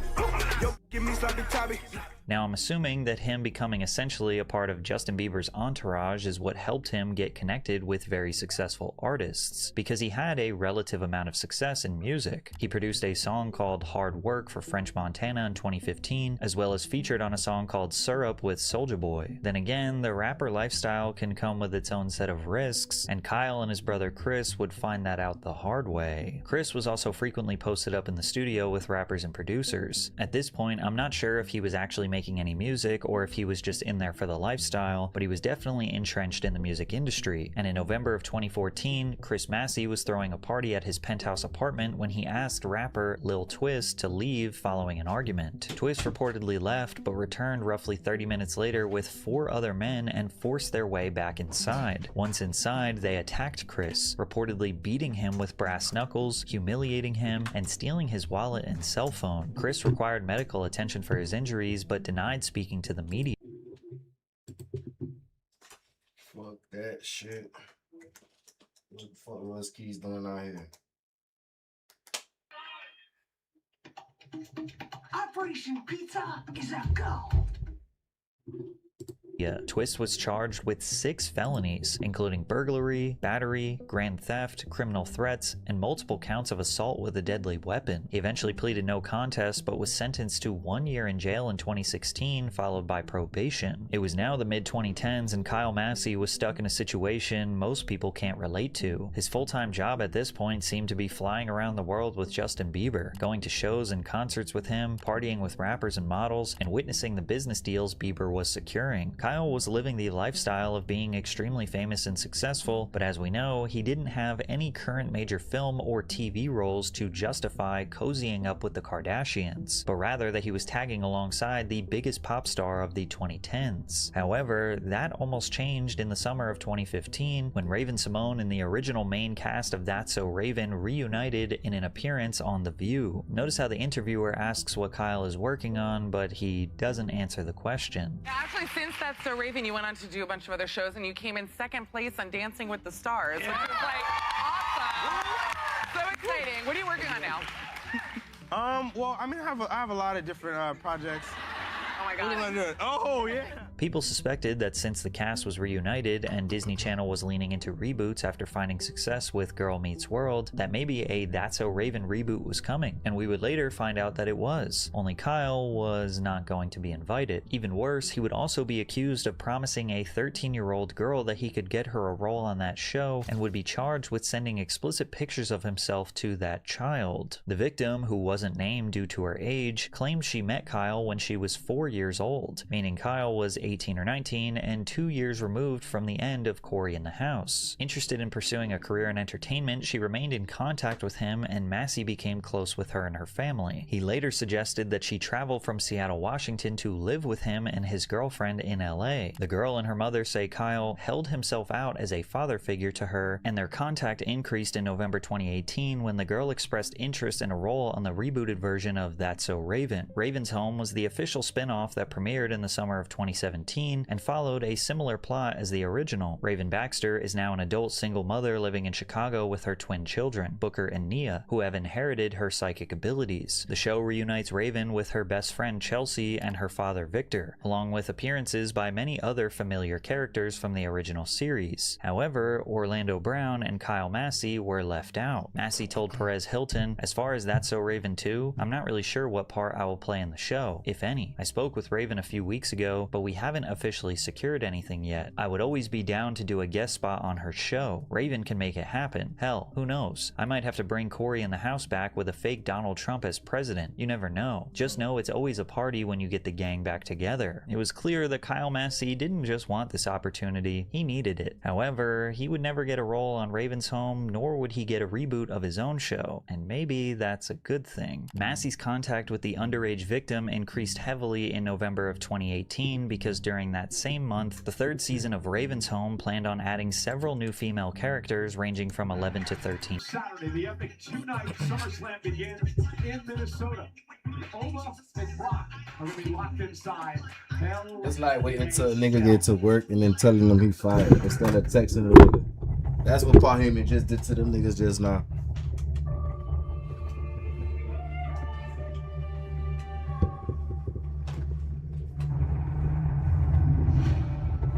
The most barbaric structure in the history of WWE. One of the most cruel structures ever devised. Fucking ended the sub promo. Maxine and Luke, that shit's crazy. I ain't gonna lie. They've been cooking for the past couple of weeks though.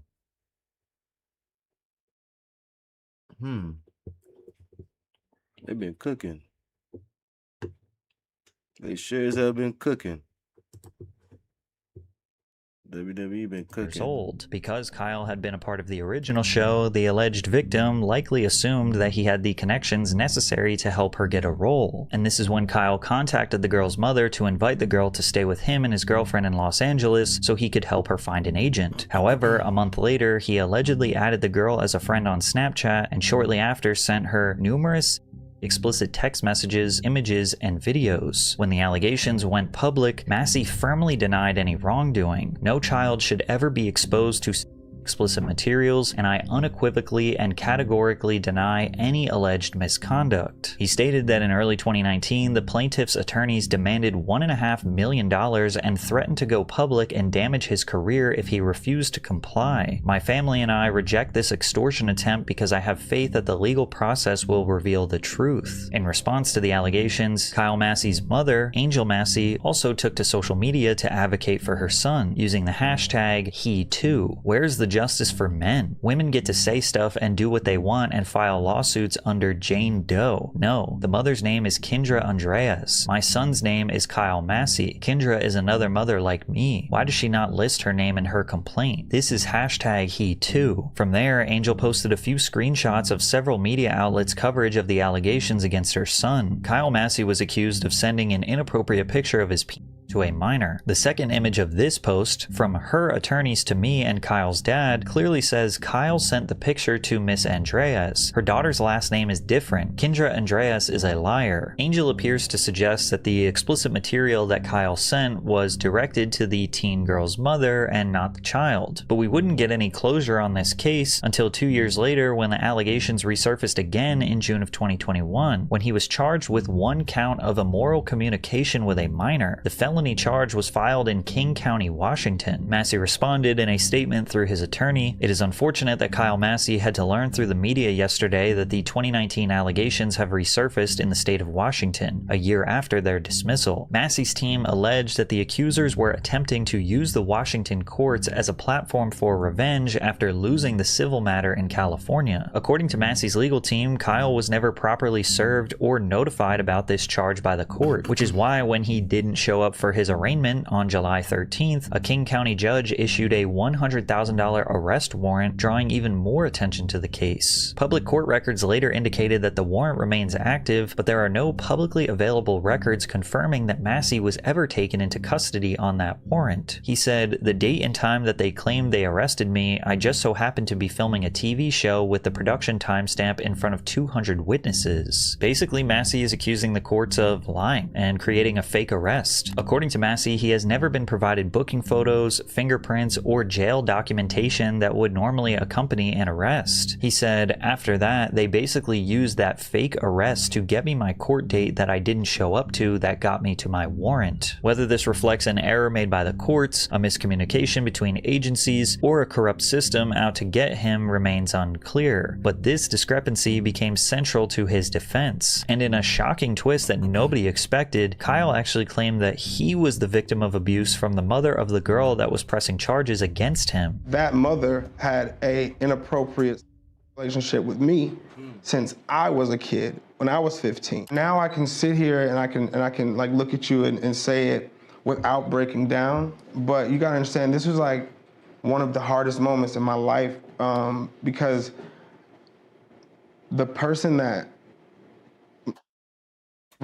took advantage of me when I was a child is now painting me as the predator. According to his lawyer, Ariel Mitchell, Massey met the mother, Kendra Andreas, in California in 2007, 2 years before the mother claims that they met and when the actor was just 15. The claims that Massey portrayed himself as a father figure to her child are misleading, arguing that it was Miss Andreas who wanted him to fill that role. Even in the police statement, the mother says Mr. Massey was promising her, the mother, to marry her, the mother, and for them to move. The lawyer also referenced a potential witness who claimed the mother said that she was trying to get that Disney money and eventually have a baby with the actor. Kyle defended his relationship with the daughter by claiming he had a history of mentoring and supporting aspiring performers. "And I did it just out of the grace of my heart, just because I know how much I've been helped along my path. So as far as this girl, the whole me helping her situation was just another person that I was trying to help." Massey reiterated that he has been famous since the age of 8. He said that when he was a 16-year-old superstar and among the most famous African Americans in the country, he frequently met 12-year-olds with dreams, adding that many of those individuals later found success, which he attributed to his guidance. But then his story slightly changed, going from "this is absolute nonsense extortion" to "well, it was an accident." Kyle acknowledged accidentally sending the daughter what his lawyer described as an inadvertent disclosure that was not meant for the child. They said there was some accidental communication where there was something sent, and then right after it was "that wasn't for you" type of situation.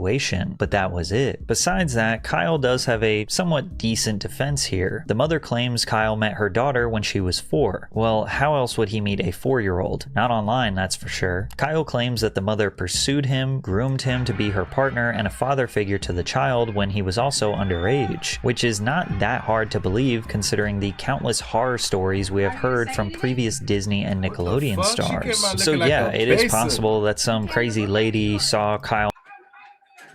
Hey, she come out looking like a crackhead, bro. That shit fun as fuck.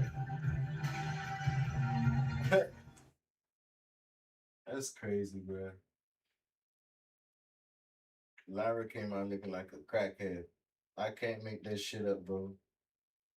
Lyra really came out looking like a basic. She came out looking rougher than me, shit. She came out looking rougher than me, cuz.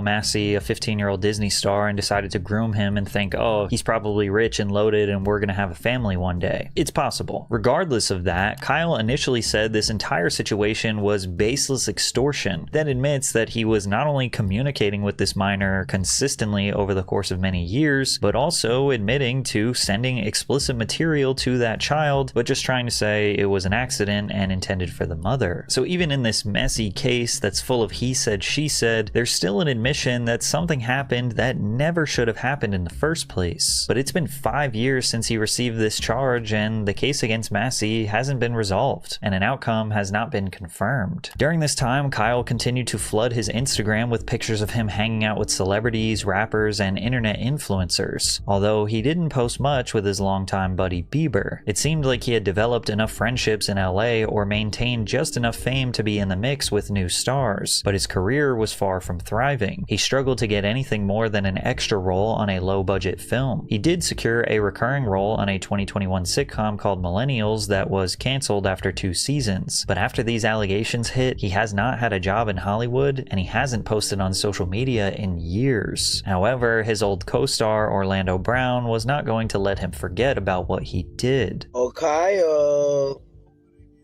did you go to court yet, nigga? For showing your to that 14-year-old? Because you'll never be me, nigga. You need to go to court first and handle your problems and fix the things you do with your little dick. Okay? These days, the only time you see Kyle on the internet is the occasional podcast, but I also noticed that he drops music consistently but doesn't tell anyone about it or promote it. One of his more recent songs was called Trumpet, which was a celebration song for Donald Trump being re-elected. I can't lie, they want that trumpet. You know the vibes, Joe Biden lied. Kyle Massey was another Disney kid who grew up inside a machine that rewarded fame before maturity, and as a result, he led a life where he failed to grow up at best and committed horrific crimes against children at worst. Whether Kyle Massey was failed by the system, the people around him, or his own decisions, the result is the same. A once childhood icon's reputation is now permanently destroyed. The craziest part is the same thing happened to his That's So Raven co-star Orlando Brown, who suffered one of the most obscure downfalls we have ever seen, but you can hear about that story in this video.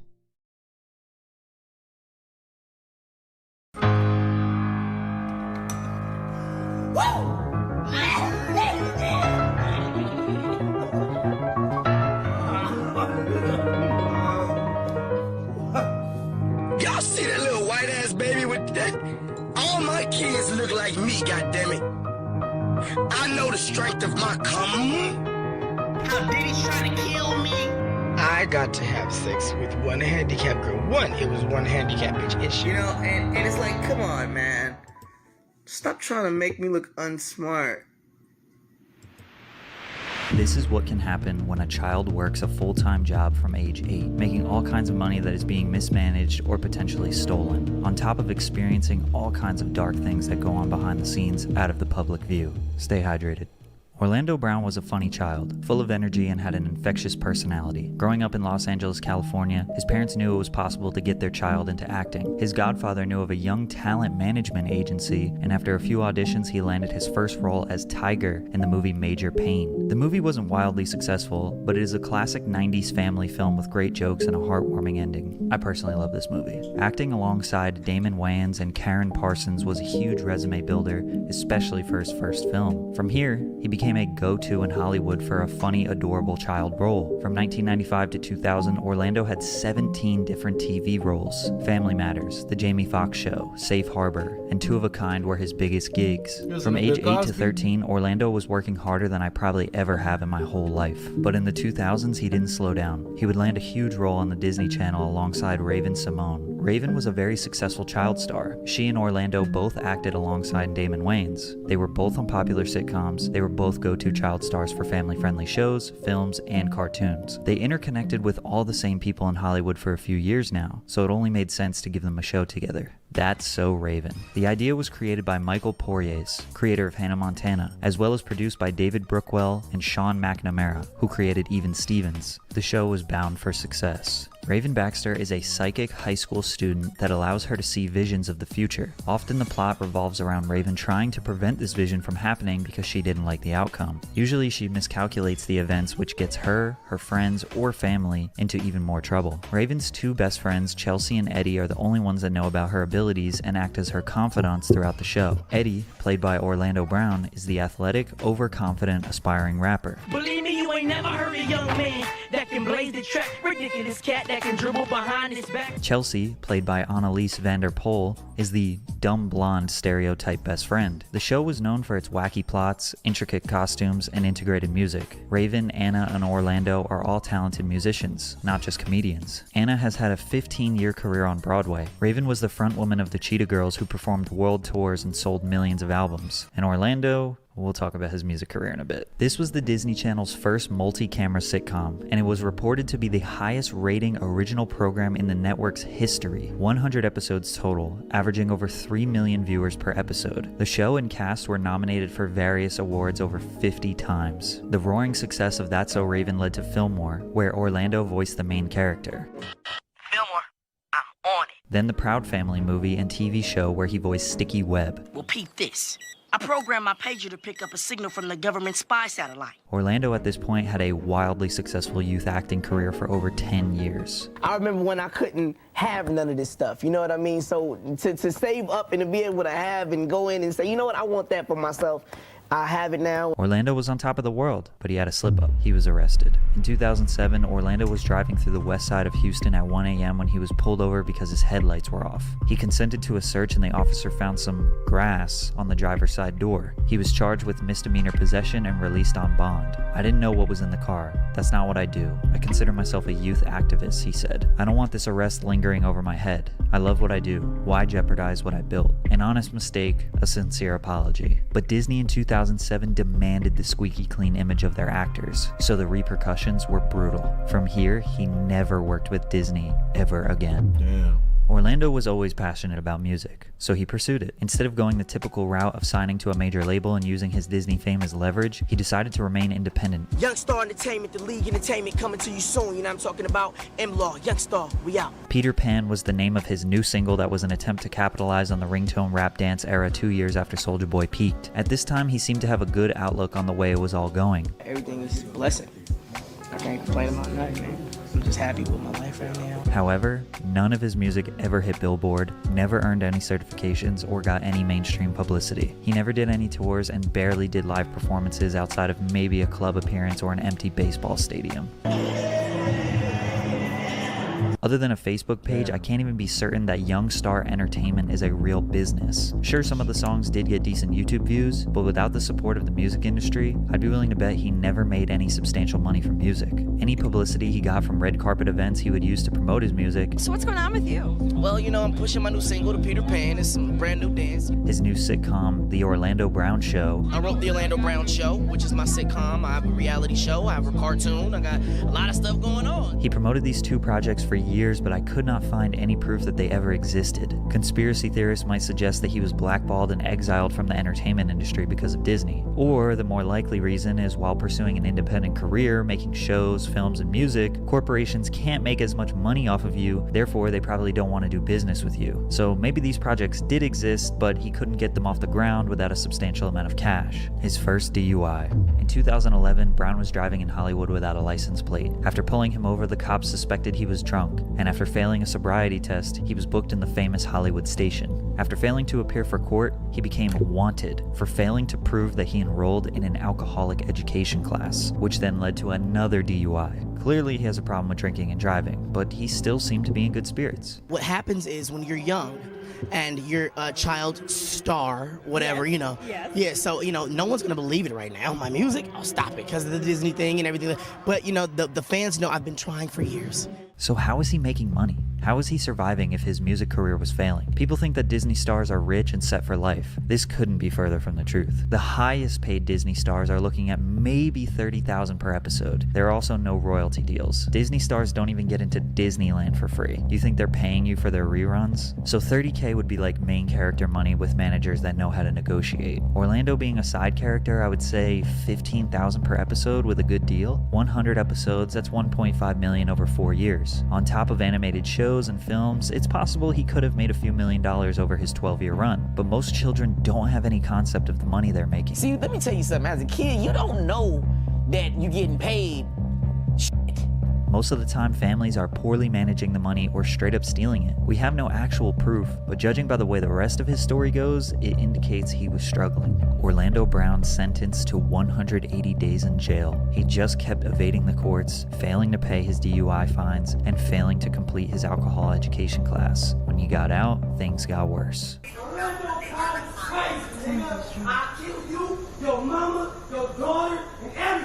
Orlando was outside a 40-year-old woman's apartment in North Hollywood threatening her. She claimed they were acquaintances and he made sexual passes at her, in which she denied, which led him to exploding in rage. Orlando says the woman was stalking him and he went to the apartment to tell her boyfriend nothing was going on between them. His story doesn't really make any sense, and you can feel this is another drug-induced episode. He managed to land a short cameo in Straight Outta Compton, as well as a lead role in an indie film called Smoke-Filled Lungs. But the big news of 2015 was That's So Raven reunion on The View. Hey, Kyle, can you come out here, please? Right now?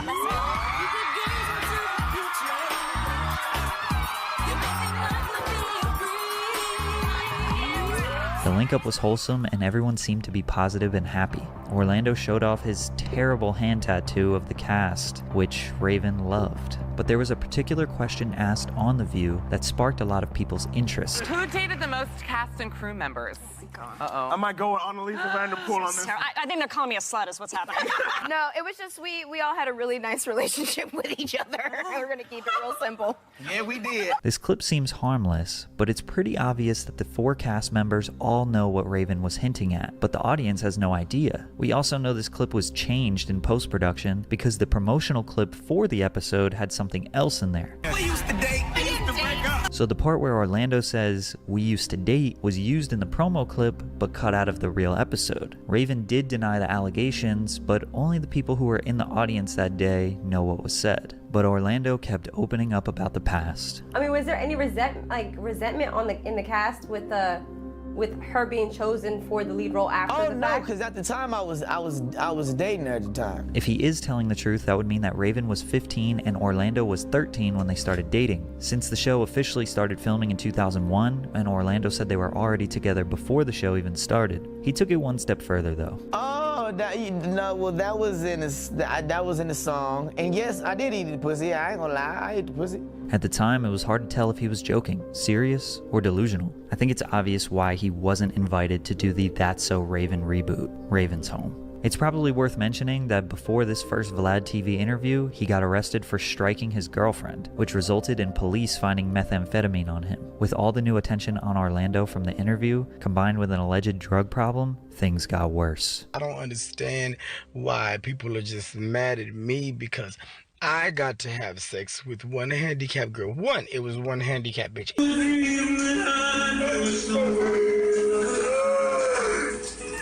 They did something to that boy.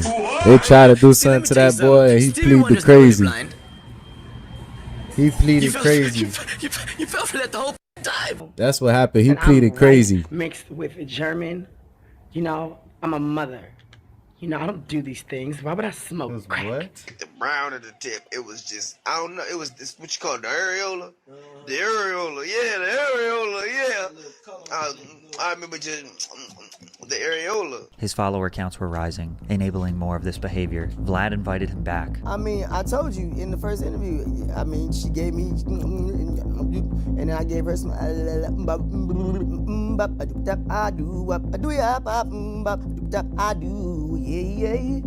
From here, he got more interviews. They said, can you explain? I ate her. Okay, that's what the. I had the nam cakes. I went inside the land of the man. that wants to go inside if he can, but couldn't do it, man. But I did. I said I could do it, and I can. When you said what you said, what happened to that? I'm sure you're thinking, what does Raven have to say about all this? What the hell is up with that madman Orlando Brown? Last year he had put a video saying he got you pregnant, abortion. What the hell is going on? Well, you know, the new show Raven's Home airs Friday nights at 8 o'clock. So that's what happened. That's what happened there. Raven won't address the situation or give it any more attention. However, there was one little thing she said last year that had people wondering if she was talking about Orlando. You know, it's funny, a lot of my relationships I have confidentialities with, so I'm technically not allowed to talk about. I have been in a lot of different kinds of relationships, but my first true love relationship was both pleasurable and miserable and heartbreaking and heartfelt. It was a journey. How old were you? That relationship lasted, well, I started in that relationship at 13 years old and it ended in like 20. She claims to have NDAs for her previous relationships. If that was the case, then Orlando would definitely be violating those terms. However, 13 to 20 was roughly the timeline of her being on That's So Raven, a little before and a little after. Raven being 13 would make Orlando 11 at the time. The stories don't match up perfectly, but some people really believe Orlando is telling the truth despite his obvious shaky mental state. Orlando got a tattoo of Raven on his neck. He was about to enter probably his darkest times. He got arrested by some bounty hunters who broke into the home he was staying at and took him into custody. You got a possession, you have a PC-148, PC-243. After he got out, he was arrested again for skipping drug court. During the arrest, he also had a meth pipe on him. At this time, he also had a warrant out for domestic battery. A few months later, he would be arrested again, this time for trying to change the locks on the doors of a friend's restaurant. Another weird situation, but this time it landed him in jail for 15 days. After he got out... I'm chilling, bro. Get away from my house, yo. I'm away from your house. I'm away. I'm off your property. If you come back over, I'm gonna knock you the fuck out. I'm off your property. With all these problems stacking up, Orlando's friends and family decided it was best for Dr. Phil to intervene and try to help him. For some reason, nobody in the comments talked about these Teenage Mutant Ninja Turtle contacts he was wearing, as if it was totally normal. Today I'm glad to say I'm 4 years sober, and you know, it's been quite a journey. After this interview, it was very clear how far drugs had taken him. He wasn't able to remember how many kids he had or their ages. What's the 2-year-old's name? 2-year-old, still in the belly. Still in the belly, we don't know yet. Okay. You said the 2-year-old don't know the name because it's still in the belly. That's because I have a baby on the way as well. I just mentioned that. So the 2-year-old is still in the belly, so that means that that child has been in there for 2 years. Not necessarily. Orlando had hit rock bottom, so the only way to go was up. For the next year or so, there wasn't much Orlando content, but he started releasing music consistently, and he looked a lot healthier. And his music actually isn't that bad.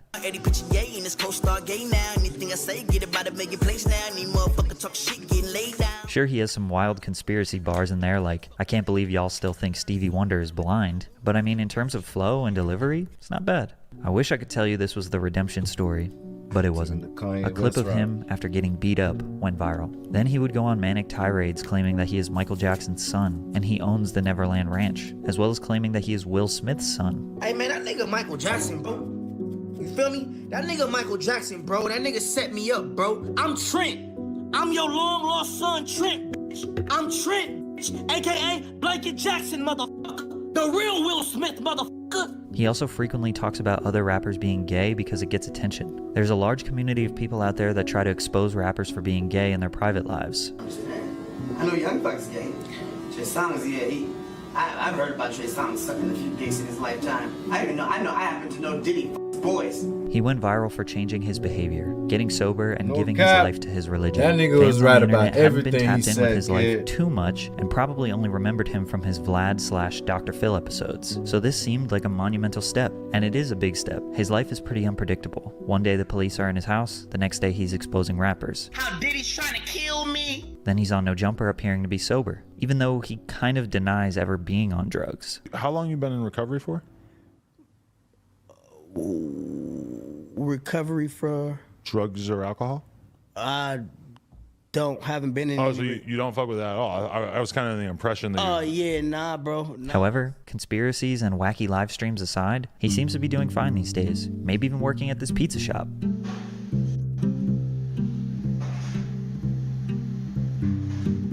Ultimately, Orlando is going to continue to have ups and downs. Addiction is a vicious cycle that has even plagued my family. It seems like the drugs and alcohol may have had some permanent effects on his brain, but he's still talented, still funny, and still trying to better himself. Okay, you know what? Just like I said, we gonna, you know what? Funny Mike in 5, nigga. That's what y'all, I only seen 2 niggas say that. So I'm gonna let that, you know what? You know what? Okay. Y'all gonna keep, don't push me, cause I'm close to the edge. I'm trying not to lose my head. Ha ha ha ha. Y'all keep playing. Y'all keep playing with fire. Get what? Get what? What they said? What they tell you? You keep playing with fire and get what? Yeah, go get burnt. What?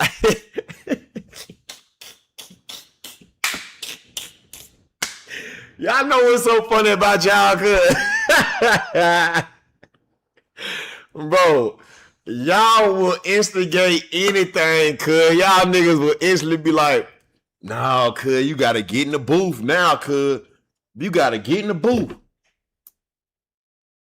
My nigga. You gon' make me fucking wrong. They say Billa done diss me. Funny Mike can't slide back. It's cool, it's okay. I'm in Miami where he hide it. If you on a boat, nigga, bitch, I hope your boat sink. Super Senior campaign. If you on a boat, nigga, I hope your fucking boat sink.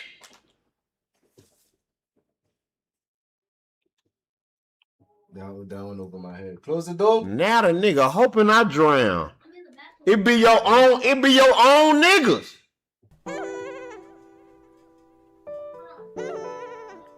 And he know I'm on a boat twice a fucking week. You know the odds of my shit sinking now is doubled.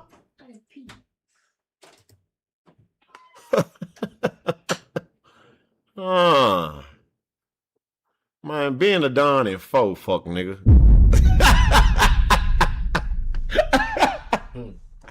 You pussy niggas vote me. Yeah, and I'm on my top. Super Senior and fire. How they slide back, I'm slide again. Yeah. Why was I the last bar of the diss though? You don't make me spin again. I do this shit. Bossy, Super Senior campaign. You pussy niggas vote me. Yeah, and I'm on my top. Get in the booth? Y'all, bro, I don't. DDG diss. They spamming called Drake. Let's get into it, man. Oh, chat, who y'all think had the best diss out of everybody? I ain't listened to all of them yet, but who had the best ones? Stop acting scary.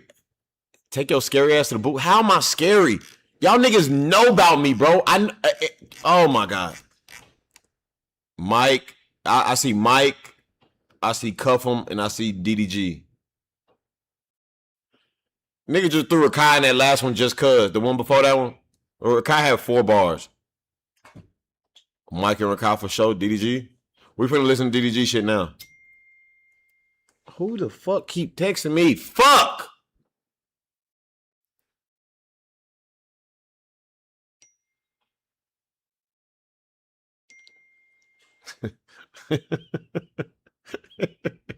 Bro, y'all love it, bro. We finished dinner. Do we need to stop by the liquor store to bring you something?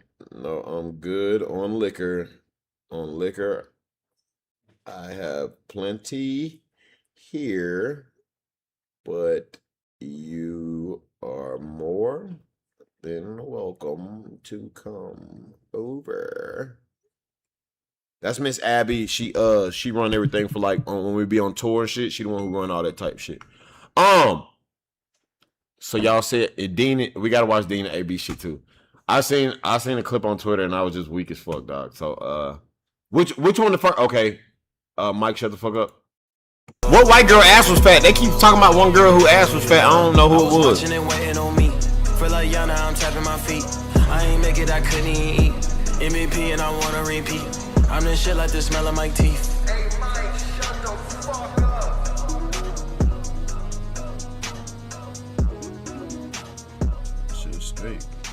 All right. Which one was better, chat? This one or DDG's other one?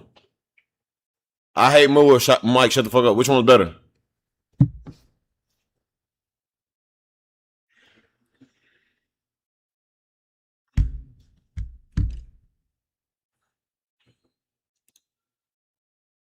You want me to diss you? Yeah. Okay, Rakai get more views, but he don't make more money than I like this one. Big ass chain on my neck, 150. Fake ass chain, Mike got diamond shitty. Those going down, I heard Mike going broke. I heard head ass gang out in Houston selling dope. Reamgate, Montygate, both them niggas dropped the soap. When they Was this not the same dance he was making fun of me for doing? This, I tell you about this nigga, chat. Diddy and them, I tell you about this nigga. When I was doing my little TikTok with Yana and them, oh, you grown that man, you shouldn't be doing that. You shouldn't be doing that. All the hoes on a nigga for that. Now what he doing? ass gang out in Houston selling dope. Reamgate, Montygate.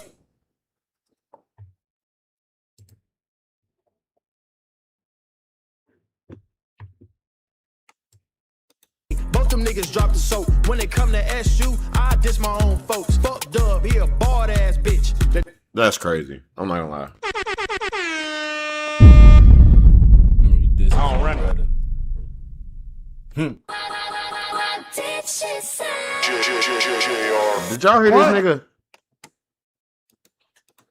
I diss my own folks. He dissed me. He a bald ass bitch. He did not diss me. Transplant fucked you up. Need to solve that shit. I'm a real ass player. Niggas knowing that shit. Mike sent Tiana gifts. I took all that shit.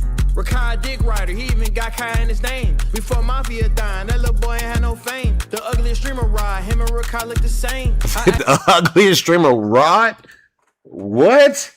Had no fame. The ugliest streamer ride. Him and Rakai look the same. I act like this online, but in real life these niggas lame. Okay, we can't go this for this, but if you cross that line, it's physical. Coffee and Rakai, let me cut that boy umbilical. Niggas break up, run to the net, that shit so typical. Mike out the country already, that shit pitiful. Come on, nigga, go and heal first. I was boxing when I was 13, but they still work. Niggas tryna say they moved on, but they still hurt. Blocked on the ground, we know damn well you still lurk, okay?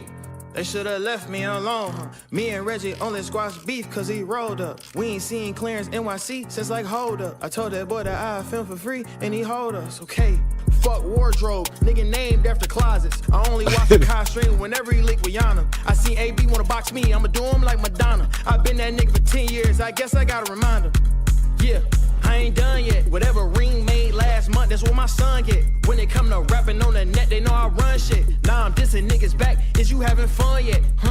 Kai too damn rich to have his teeth like that. Nigga 5'4" with yellow teeth, but it be like Wait for that. streamer rap. Be like They gon' that. talk to me like that. I know he couldn't wait for this shit, bro. Be right back, okay?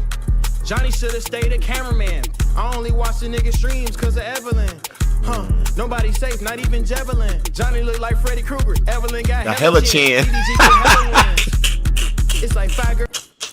You heard that shit already. Hey, I ain't gonna lie, bro. It's like the hella chin, I think, was the bar that got me. Cause I then seen a clip on TikTok where Johnny and Evelyn was looking at the looking at the clip. And I was like, okay, I never like really looked at the chin, but I was like, okay, that's fucked up. You know what I'm saying? And people can't do shit about their chin, man. I think that's a little too far. Let's cancel DD for making fun of Evelyn chin. Full definitely. I don't think you heard that already. What? It's too far, man. I think chins and pets is off limits. And do y'all agree? Do not speak on nobody pets and don't speak on nobody chin.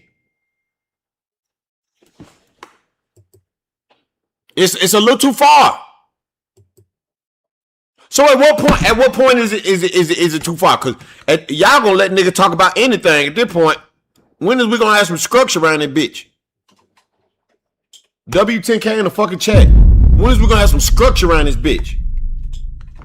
Cause if I get when I get to this and it's an issue, man, you can't be sad. That sound personal. How? Cause I rap good, nigga? No, that sound personal. Cause I know how to construct some shit.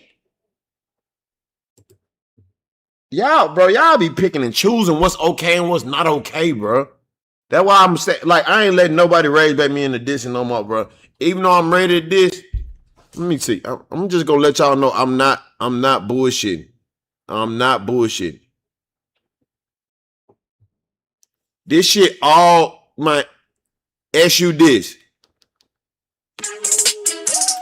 Hold on. This was the beat I had, chat. But I'm hang this shit up.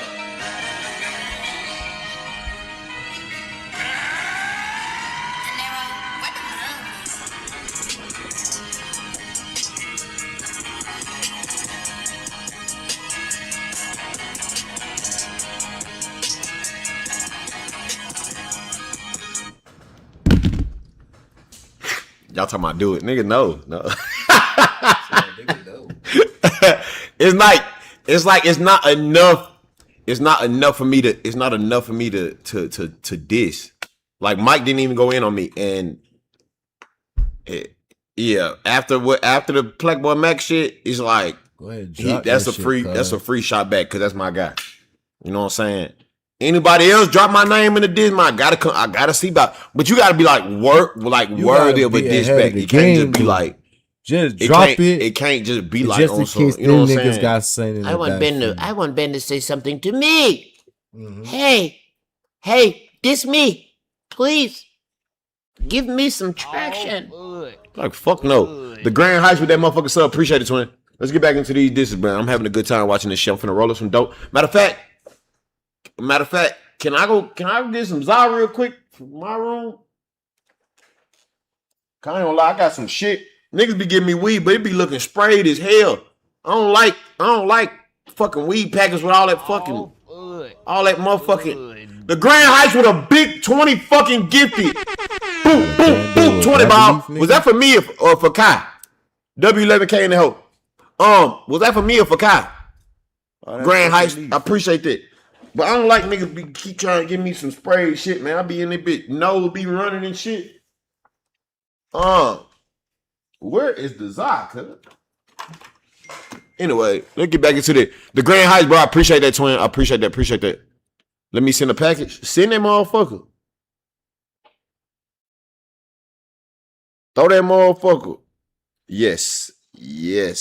I live right there. Right there.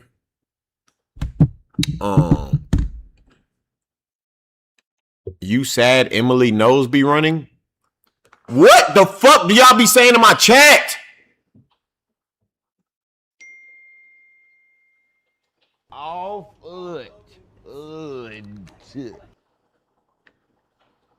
Hold on. Perp. I be having to tell Abby, like I can't hold no conversation with you.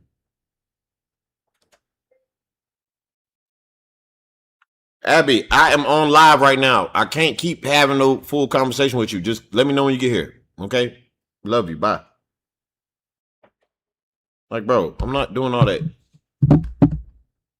Old ladies don't be knowing what the fuck going on with this streaming shit. She sitting there thinking I'm finished. I said, Miss Abby, I'm on live right now. She said, I don't want to be on camera. Okay, bring your ass. I gave you my address. Bring your ass. You good. All that sitting there trying to, hey, is it purple? Is it a light up there? Which one is your apartment? Abby! Shit now. Y'all know I get agitated easy. Leave me the fuck alone. Let's get back into this, man. Y'all nigga get on my nerve already.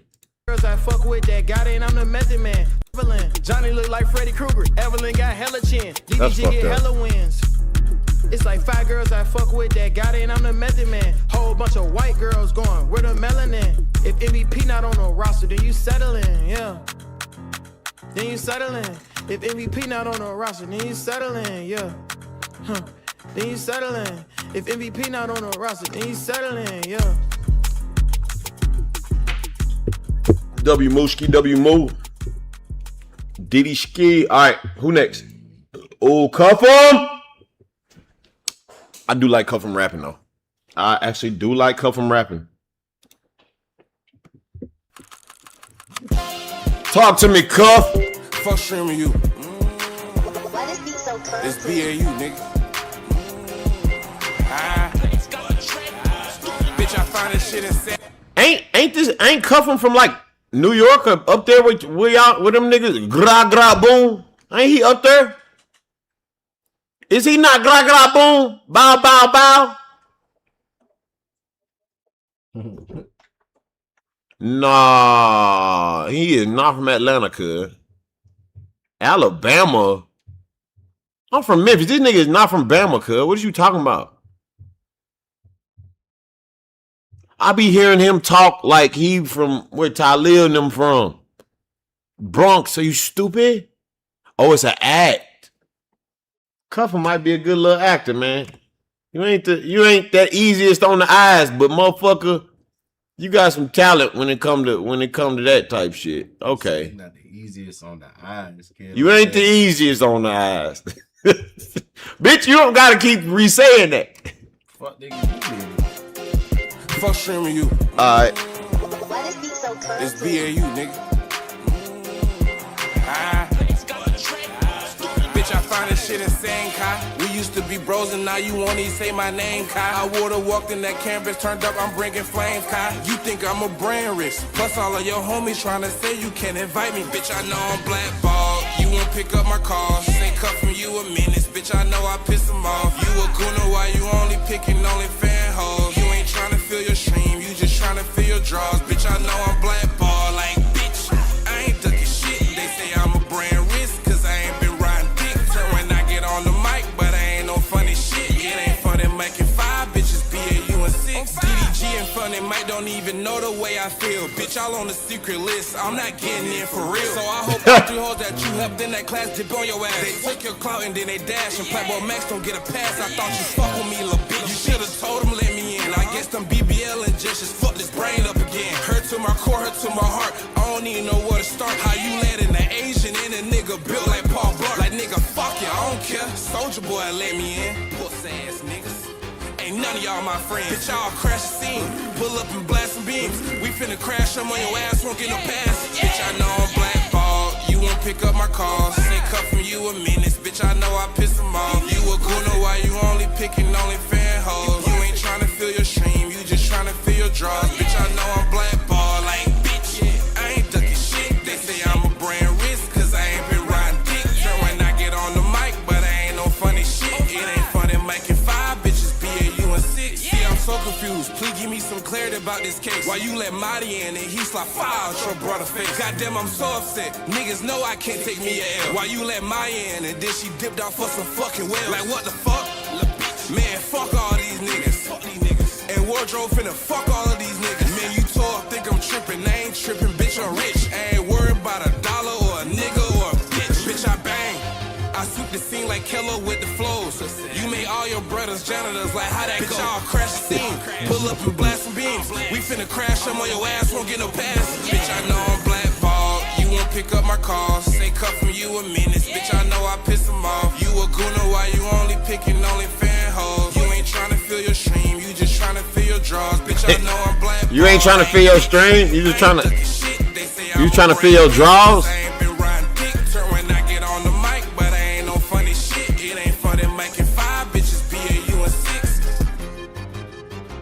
Alright, Cuff. Alright, Cuff. Cuff actually can rap though. Oh my goodness. Oh my goodness. Oh my god. I'm looking for this fucking this tag real quick. This song's hard as fuck. Why I keep sneezing? Who next? Who next, Chad? Who next? Oh, Dean. Niggas lucky I ain't rapping. Oh shit. Oh shit. I don't. Oh, I ain't see that one yet. AB head go straight head to backbone. That right, you got it. You can't. Don't be playing around with niggas like this, chat. When that shit just go from head to back, ain't no in between, and shoulders already up here. Yeah, see? Them niggas supposed to be, them niggas got fighting advantages or something, bro. I'm telling you, it's something with this setup. This whole, like, back of the head flat setup. Them niggas is crazy. That's why I be telling AB, man, hey, you got it, big bro. Mm-hmm. Cause I already seen your head shake. Yeah, when it sloped down like it, see, like, my shit go in right here, and then it come in a little bit, then it's neck, then back. This shit slant down and look tight angle, and then go straight to back. Damn. Nah, bro, you win, cuz. That nigga Bulbasaur, no cap. These niggas is fucking funny, bro. DJ Flair, make the money flare. Man, who the fuck is DDG? Who the fuck is DDG? Who the fuck is DDG? Now fuck good. Who the fuck is DDG? Who is that? Who the fuck is DDG? Who the fuck is DDG? Who is that? Who the fuck is DDG? DDG, walk inside the club, you still gon' need ID. Store on that side, now you cross the boy like CP3. No, we having motion, making $1 million off a kick. You know AB, they made $1 million off your beat. Who is you? Took another bitch from Madam 22. Tell the truth, you used to cut them hoes. You don't set them through. I was always told, don't let a nigga get the best of me. Quick and give a nigga pop quiz if he tested me. Who the fuck is DDG? Who the fuck is DDG? Bro, what fucking world do we live in, bro? I already know this song. Out of the Zeus? Yeah, that shit out of there. They gonna have Diddy more turned to anything if people singing this. Hold on, man, I'm something like a savage. The metal say on me, man, I'm something like a magnet. Couple of these shots will give you something to imagine. When I'm in the field, I'm out slide like a lad. You can tell from the group name that y'all all cap. Walk like a big dog, but nigga, you a small cat. Baby, oh, you lost, I bet I can get them all back. What the fuck was that? He worse than Rakai. Look at. Oh, you lost, I bet I can get them all back. You hit my heart with your cat. Baby, oh, you lost, I bet I can get them. Cuz, when niggas don't be knowing their own words, but it be having me weak. Cause you know whoever edited this was like, man, listen, you didn't say shit on nothing, bro. I don't know what I'm supposed to do. Look at him on these stairs. AB got me weak as fuck. That nigga just moving his mouth. Big dog, but nigga, you a small cat. Baby, oh, you lost, I bet I can get them all back. You hit my hoe, I hit your hoe. Nigga, these is all facts. Nigga, I'm clowning. Every time I see you, man, you always frowning. I don't wanna be around. Next thing in the air, but the boys stay grinding. That's why my money dirty, motherfucker, I found. Who the fuck is DDG? Who the fuck is DDG? Who the fuck is DDG? Who the fuck is DDG? Who the fuck is DDG? Oh, I gotta go to that next. I know. Who the fuck is DDG? Who the fuck is DDG? Watch you play Kai shit last.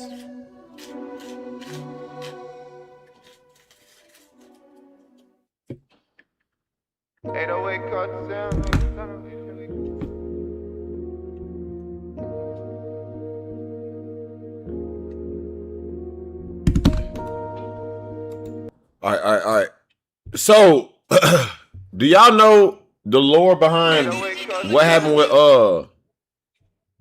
I'm not doing no more this right now. But do y'all know Rod Ream? Is it worth it, chat? Like, seriously, is it worth it? Come on. Is it worth it? Matter of fact, we do gotta watch Dub shit. They said Dub dissed, so let's see. Not quite like Dub diss.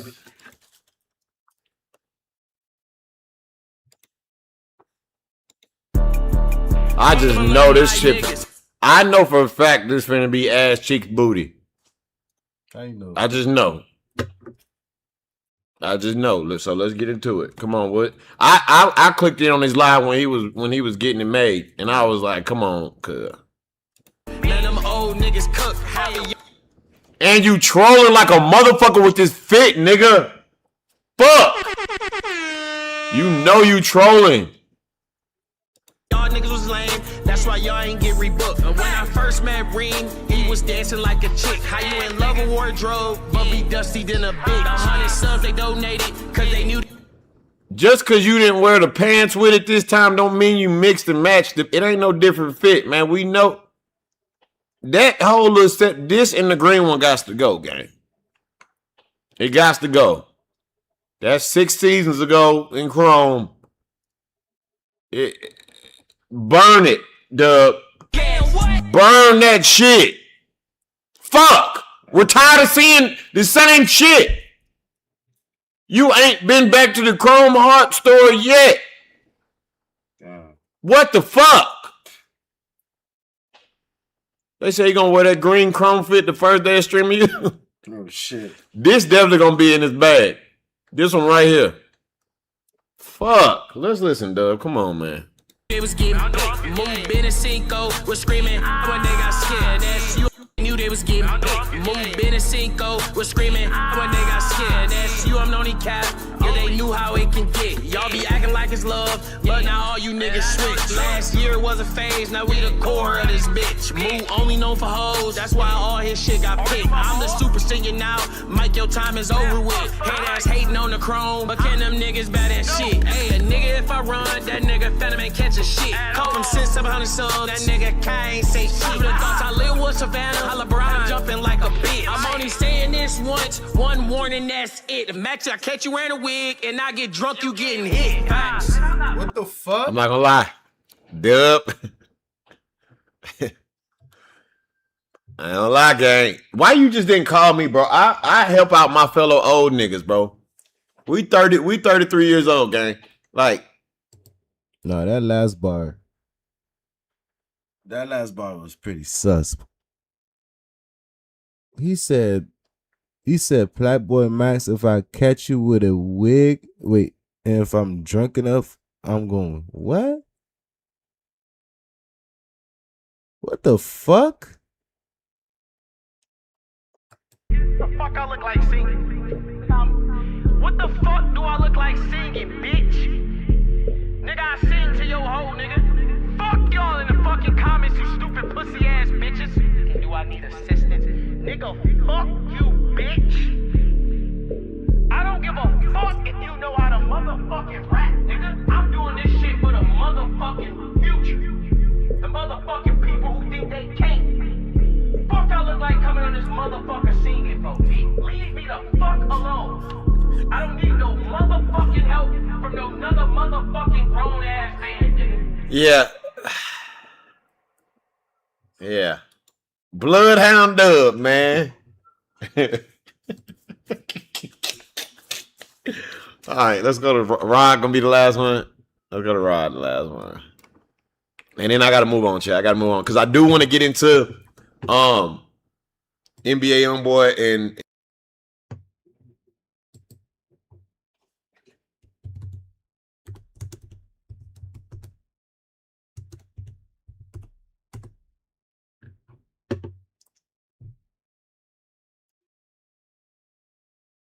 NBA Youngboy.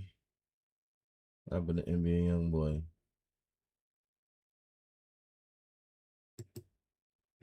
Yeah, me and Veve belong together. School crib, because we crack top notch shit.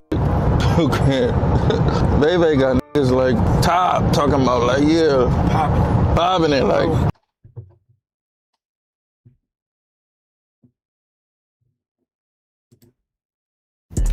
NBA Youngboy done cut all his dreads off live. And I want everybody to know he depressed right now. He going through something. Hit the like button, subscribe to the channel if you're a fan of NBA It's Youngboy. gotta be AI, kid. Despite NBA Youngboy That's AI? NBA Youngboy done cut all his dreads off live. And I want everybody to know he depressed right now. He going through something. Hit the like. Despite NBA Youngboy literally apologizing to Future yesterday on Instagram Live, it looks like he has taken everything back as he has gone on to drop a diss track on him, with NBA Youngboy going on to post a diss track on his Instagram, and you can see he captions it in honor of the ho Lana.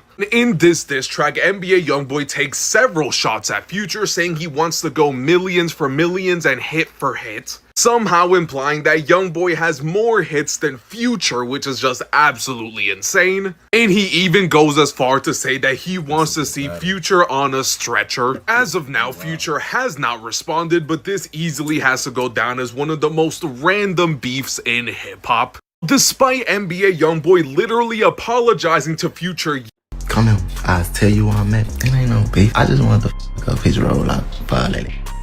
Do behind the scenes. NBA YoungBoy just admitted his entire beef with Future was manufactured to mess with the rollout. I meet you at the studio anyway. Pluto ain't no gangster. Dude don't run around without no security, especially not more than me. You a little boy. Come anywhere I'm at and watch what I do you. Come here, I'll tell you where I'm at. It ain't no beef. I just want to fuck up his roll out, violate it. Do behind. He like one of your favorite though? Who, Wayne? Yeah. Nah, yeah, if you really look at my style, my swag, I get my whole swag from Wayne. It don't give Wayne. What my swag give? YoungBoy. Top, you're pouring way too much food in the doggy bowls, but that's a problem for another day. It seems Doughboy has responded to you. He posted a story with tears in his eyes expressing his frustrations with your empire. 15 hours away. Talking about you would meet up with me anywhere. All right, bet you could have been DM me. We could have been got this shit over with, gang. You just want to keep making posts and shit. Keep going back and forth and you want to keep arguing, bro. Tell your stop posting me, gang. Be who up on your daughters. Them little that you be with. Yeah, they got your head f***ed up because they be letting you smack them around and they'll hit you back. You hear that dump and Scully? He gotta be talking about y'all. Herm would never. Top, what did you do to make this man put on pink diamonds and vent on so? That's how I know y'all ain't no y'all walking around in the States. Know how many real gangsters that never even left the city before? Always playing victim. You only gonna trick me on my spot. I'm acting like I said something to you first. You came under my...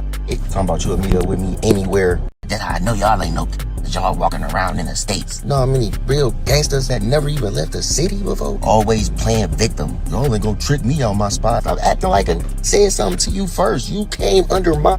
Talking about you would meet up with me anywhere. That's how I know y'all ain't no y'all walking around in the States. Know how many real gangsters that never even left the city before? Always playing victim. You only gonna trick me on my spot. I'm acting like I said something to you first. You came under my... Talking about you would meet up with me anywhere. That's how I know y'all ain't no y'all walking around in the States. Know how many real gangsters that never even left the city before? Always playing victim. You only gonna trick me on my spot. I'm acting like I said something to you first. You came under my... Talking about you would meet up with me anywhere. That's how I know y'all ain't no y'all walking around in the States. Know how many real gangsters that never even left the city before? Always playing victim. You only gonna trick me on my spot. I'm acting like I said something to you first. You came under my... Talking about you would meet up with me anywhere. That's how I know y'all ain't no y'all walking around in the States. Know how many real gangsters that never even left the city before? Always playing victim. You only gonna trick me on my spot. I'm acting like I said something to you first. You came under my... Talking about you would meet up with me anywhere. That's how I know y'all ain't no y'all walking around in the States. Know how many real gangsters that never even left the city before? Always playing victim. You only gonna trick me on my spot. I'm acting like I said something to you first. You came under my... Talking about you would meet up with me anywhere. That's how I know y'all ain't no y'all walking. They're like with me. I'll reach out.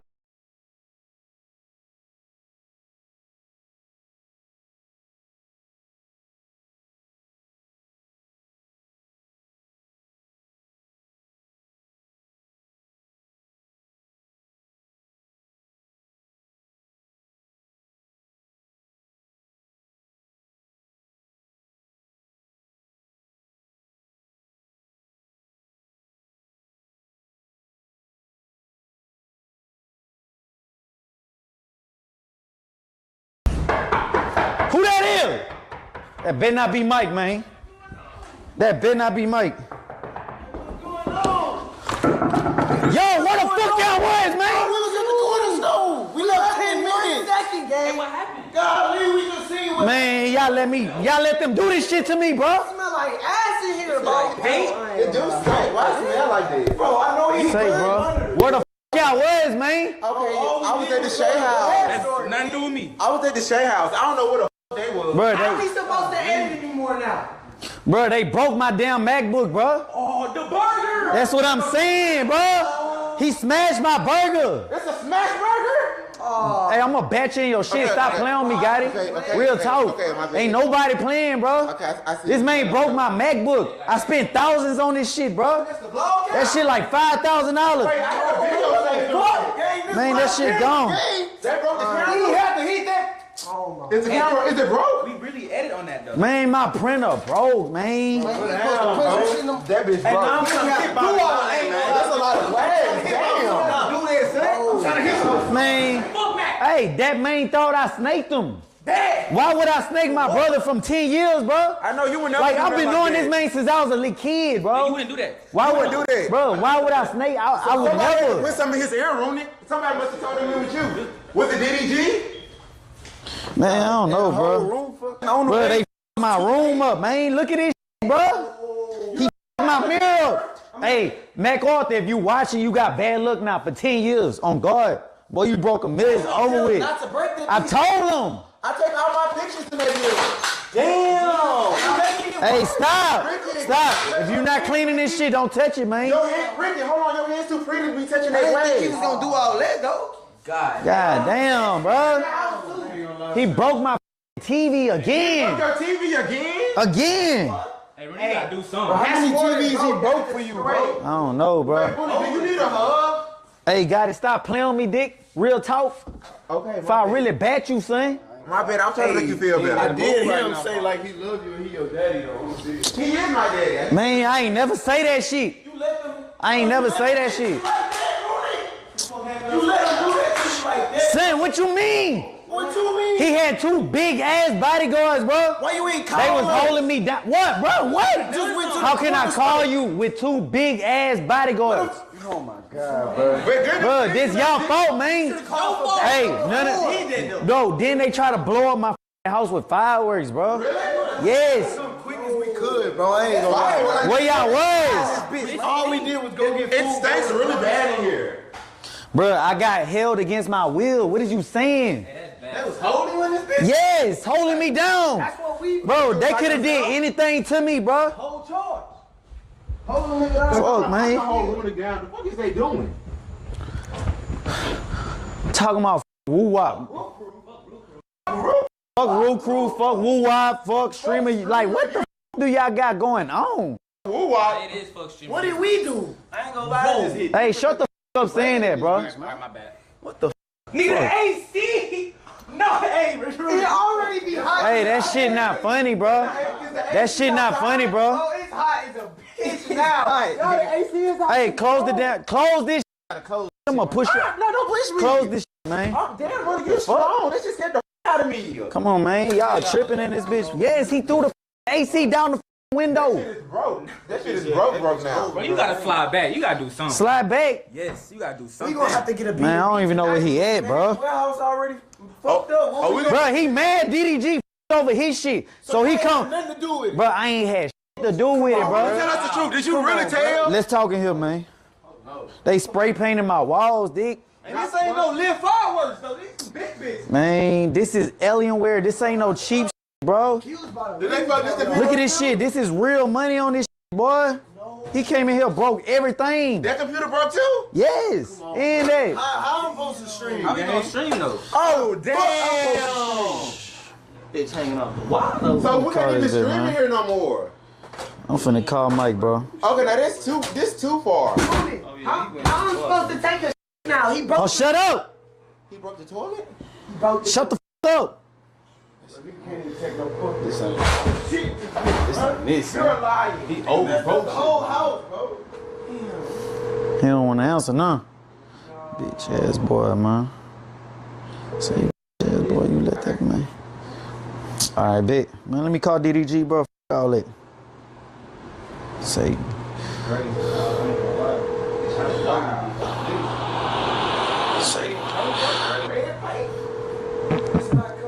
Say, man. I can't even breathe right now. Bro, they didn't trash the whole bathroom. This is crazy.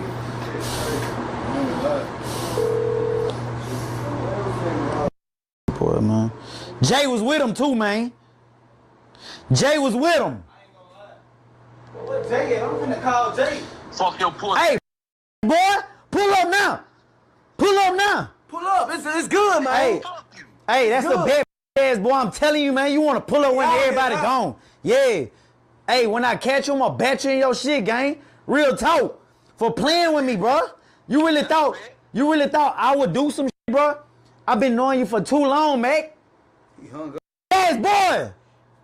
I am so disappointed in him. You hung up? Bro, nigga hung up on you though in a real conversation like that, son? Man, he broke my door, man. You take your shit now, Rooney. We all got to use Rooney's bathroom now. Man, no, you not. You finna go home, bro. You finna go home. Who's that? What's going on, brother? What's going on? Hey, what? Mike here. Hey, get the firework. Mike here, I don't know where he went. Fireworks at, man. Get the firework. Where he at? I don't know where he went. Where the lighter? Where you at? Hey, get that nigga. Whoa. What you doing? Hey, what the y'all doing? Hey, come on, bro. Chill out, Mac. Chill out. Real talk, bro. I'm not playing. Put that down. Put that down. Mac, put that. No, come on. Go, Rooney. Come on, y'all. Hey, what the you doing, bro? What are you doing? Stop. Don't do it. Max, stop. Please. No, real shit. Hey, bro, I'm about to bet you in your shit. Stop. Hey, stop. I'm gonna bet you in your shit, Jay. Stop. Bro.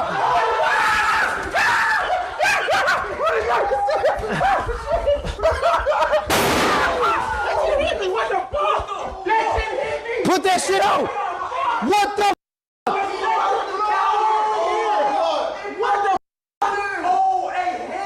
Yo, what the? That just blew all the way over here. Go. I'm going home. Go. Where we going?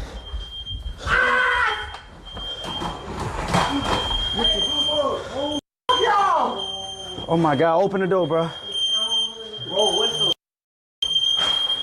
What the? Open the door, bro. Open the door. Counter. Open the door. No. Hey, I ain't gonna lie. Bro, what the? Oh, because Rudy put a back. Why you ain't stop him? Why you ain't stop him? Bro, oh my God, bro. Oh my God. Come on, bro. This is. Why you ain't stop him? I couldn't. We can't breathe this in. Hey, I gotta go home, bro. You got this. Oh my God, bro. What the fuck? Y'all let them do this to me. You the one who got Let's slide back. You know where you stay. We know you, bro. Rudy get down there, bed up the low, bro. Come on, bro. Got it. Stop trying to call the police, Dick. We gotta slide Don't back. call the police now. You in this war. Yeah. Okay. You in this war. You here now? You staying here? Yeah. Okay, what I gotta do? I'm not gonna try to. Yeah, turn this on, man. God damn. I'm like, it's real toxic in here. We gonna. Bro, DDG did that shit bad, bro. I'm finna call that man. Hey, how you stop? Oh my God. I need to keep one of them bitches at all times. Give me this. This yours right here. Hold up. Say, bro. He just blew my house up because of you. Hello? What? What you? Mate, what? I just charged back my bank too. Bro, he just blew my house up. What is you talking about? Cause of you, bro. I called my bank. I did a charge back. So all that money I sent you gonna be back on my account. Man, what? Bitch ass bro, we had a deal. I told you, man. I told you. What the Bro, alright, DDG, that's a bet. Fuck! Open the door. Don't DDG like that, man. You let that man slime you out. But that nigga a rat. You can't fuck with him. He talking about the money going back to his bank account. How? He Apple He Pay. reported it. Flunky, bro. That's flunky shit. How you get scammed too? You give him the key, get scammed, and your house. You rat on your man. Look what he did. Now you took 3 Hey, bro, you did that bad, Mac. I ain't gonna lie, bro. Hey, bet. Somebody gonna die behind this shit. Watch. I'm telling you, bro. I don't give a who it is in GTA. I'm not playing. Fuck GTA. GTA ain't even dropped yet. Bitch, when I catch you, it's up. Man, say nobody trying to play GTA. Say, so why you call my phone and tell me to pull up as soon as I slide? Man, you let this ass boy lie to you, bro. Nah, nigga, you ain't know I was right round the corner outside. Man, Mac, you really believe this lame ass doodle garbage ass dude? Nigga, I was just watching your stream. You just called the. Okay. Bruh, what is you talking about? That wasn't even him. Man, you, nigga, and your whole root crew, nigga. Man, you ass boy. I bet. You like. Hey, everybody need a firework. Hey, lock, man. Lucky Corey in jail. Everybody need a firework. Okay, give me one. Man, you gotta aim that. Fuck, This man. one going up his ass. Fuck that. He want to throw a bomb. We finna throw bombs back. What the man? I can't believe it, man. Well, did I drop my purse? You okay, Rooney? Man, I'm not okay. Gotta move, bro. I know you. Okay. I know your house up and your walls fucked up and the AC up and your room. Man, move, bro. Okay, I'm gonna leave. Now you room. Hey, God, this ain't the time, man. Man, Mike did that shit bad, bro. This a gangster time. Hey, matter of fact, throw me that firework, cause I feel like you ain't gonna work that bitch. I'm gonna put it in his ass. No, give it here, man. We need that, cause Mike's gonna pull back up, man. Hey, he said, fuck real quick. Man, bro, I ain't gonna lie, bro. We gotta get that get back, man. You gotta do something. Break his car. Talking about it's a charge back. Slash his All right, bet. DDG, if I ever catch you in person, DDG, again, it's over with, dick. You slime me out. How you gonna slime me out? I was on your side the whole time, man. Like Rooney came to really finish. Dumbass deal. Now that shit got refunded. Bet, man. Got a crib and some money, gang. Hey, Come on, bro. This man blew this shit up, man. Hey, at least you going to Shimmer You. It's all good. You gonna make all that Man, shit. I don't give a about no. This his house. Hey, That's where he live at. at. New crib. By the time you come back, we all whooping your ass. Real, bro. For real, bro. Bro, look at this shit, bro. How you just man? Come on, bro. Niggas act like Mac. My camera, dog. Camera. What we gonna do, bro? Fucking pink MacBook. We in shambles, Rudy. What we supposed to do, bro? Let's go home. We gotta book a hotel. Let's go. We gotta leave. The police might come. You already know what you're gonna do. Man, I ain't even do nothing, bro. For real. We couldn't, son. They snuck. Like, it's DDG did all this shit, man. He took it out on me, though, bro. DDG did that shit bad, bro. So I nobody f with you, bro. Kai don't f with you. I don't f with you. Nobody f with you, bro. Stupid ass dude, bro. That's why Kai Sinet had the hardest diss on guard. This still work? Literally, Kai Sinet had the hardest diss. You mad? DDG, you suck. Mike suck. Y'all both some hoes, man. Oh my God. Man. Yes, I see. The AC gone. My bad, Rooney. Let's go see if that outside in the floor, man. Okay, come on. Let's go see about the AC. Spark both of you. Rooney need a hood. Ricky, you gonna get my Man, I don't want no hug, bro. Stop playing with me. Got it, real talk. This ain't the time for that. You think every day it's something to play with? Like, we not trying to play. I can't breathe this shit in. I gotta step outside. I know, bro. Damn, bro. Let's see.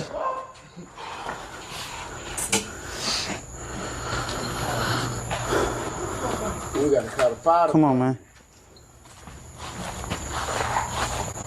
Where the AC at, bro? Damn. What the bro, what the bro, he broke the AC. Now it's finna be hot as upstairs. We finna be in the trap house Listen, now. this is a sauna. This is a sauna. Bro. Rooney, you might as well call your house the trap house now. How it's okay, we're gonna be at Stream University. Somebody else gotta do it. Damn. Bro, my AC out the window. Bro, it's always them hating ass boys that didn't go to Stream SU. Like, come on, bro. They really hating. Well, they did go to streaming you though. You know, that's the first generation. I don't give a f. They trying to go again. Kai don't want you. You not worth it. Exactly, guys. He told y'all this shit. Hold on. This is about Michael and Jay. Gotti don't want to go nowhere. But the game. Period. That's the only way. You better tell him replay. Shit, bro. It's hot as a bed. I ain't gonna lie, bro. You ain't gonna see shit either. I heard your aim suck. Stupid ass, man. That's why I'm going to stream of you too, and you not aha. Stupid. You DDG. Hey, Gotti really on Mike's side too, bro. You gotta watch Gotti ass, bro. No, I'm not. I'm on Ronnie's side. Why you say that? Bro, cause didn't he make you say Gotti your daddy on camera? That's how you know that, boy. Man, he did. What you got going on? He did. Hey, really? Hey, why you laughing? Why you laughing? He popped up. Why you laughing? Why you laughing, bitch? Turn to a nigga now. Turn to a nigga now. Hey. Okay, listen, y'all. I can explain. Hey, real talk. I can explain. Hey, what's going on, bro? Okay. You behind this? So look. Mike told me he was gonna help me write my diss song if I told him when Ronick was at home alone. He was just with DDG. Yeah. I was. Why he just showed us the picture? He was with DDG. Oh my. Like this. No, don't write it. No. Why you playing with me, bro? No. Why you playing with me? Cause I wanted them diss song. What you and DDG got going on? Okay, DDG promised me that he was gonna let me come to the house and sleep in the shade bed. If I helped him, if I gave him your number, that's how DDG found you. And then Mike got to me. He told me he said I will help you do a diss, and he'll let me come to the HAG warehouse. Help you do a diss. A diss. I'm doing a diss tomorrow. So who you dissing? I'm dissing. Bitch, you better not diss me. Who you dissing? Cause guess what, This bitch? ain't no game. I'll shove this bitch so far up your ass, you gonna turn straight. Oh really? Let's try it. Hey, stop playing with me, got it for real. Chill out, bro. This ain't no joke. Hey, you tripping on this shit real? Hey. I know, I'm sorry and I'm wrong. Mike put me up to it and DDG put me up to it. And the plan was to frame you, Rooney, but you cannot tell them I snitch. I don't give a I don't trust you. Daddy, why would you do some shit like that? Say you straight. You been over here for 4 days straight. Come on, man. Come over here. Yeah. Come over here, man. Let me see where the mouse at, bro. Popped up out of nowhere, then Mike. Like real talk, man. He really think I did that Man, I don't give a bro. He ain't break nothing over here. Man, I don't know, bro. Where that shit at? I don't think this shit up yet. Let me show y'all what the he saw. Nah, it's right here. Look, it's right here. Chance of solving a murder. Man, this boy done totaled the crib, gang. Like, where that shit at? Yeah, DDG vibe. DDG? His vibe. Yeah, go to his. Oh my God, bro.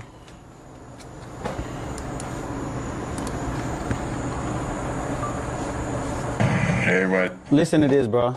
This what they talking about. They think this me. I'm Dolo. Just stay in the car. Stay in the car. You can film from right here. What it is? Sound gang. What up, bro? You good? Yeah, you got that car with you, man? I ain't gonna lie. That's my homie. That don't even look like me. Hold on, bro. Wait, Ronnie. That don't even look like me, bro. Bro, I know your eyes, bro. That don't even look like me. I'm telling you, bro. I know you ain't. Everybody know how you look, bro. I know them eyes from anywhere. I look at them every day. Man, that look like a killer eyes. You think I'm worried, man? They look like Ben Rouge eyes. You get hot around this. Hold on. Get hot around You got me right. Man, that stuff Ronnie said. Come on. The bread good? Yeah, come The over here. bread good. I'm telling you. Clearly not, cause you got scammed. Why you ain't take shit cash? When you doing illegal shit, you gotta take shit cash. Everything. He took a cash out? I got some people. Apple Pay, you can refund that, bro. Yeah, I gotta say. Hold up. You go in there, you do your. Okay. All right? I got you. Don't blow the spot. Give me your, let me just Apple Pay you now. Come on. Go ahead. That's it? You got a double that. I can give you more. No, you got a double that. You got. Come on, man. Do I look like I do bad business? Do I look like I do bad business? Yeah. Why would I let this man do that? I ain't gonna lie. Look at this. That person over there is asking for more money. I would not do that. We'll know if it's you if he got Adidas pants on. All right, look. Man, you got Adidas pants on? I don't know. Come on, man. That wasn't the deal. You can't even see who that is. Do it to you, bro. Come on, man. Stop playing with me. I don't know, bro. You light skin, your height, bro. My life on the line. You can't even see how tall he is.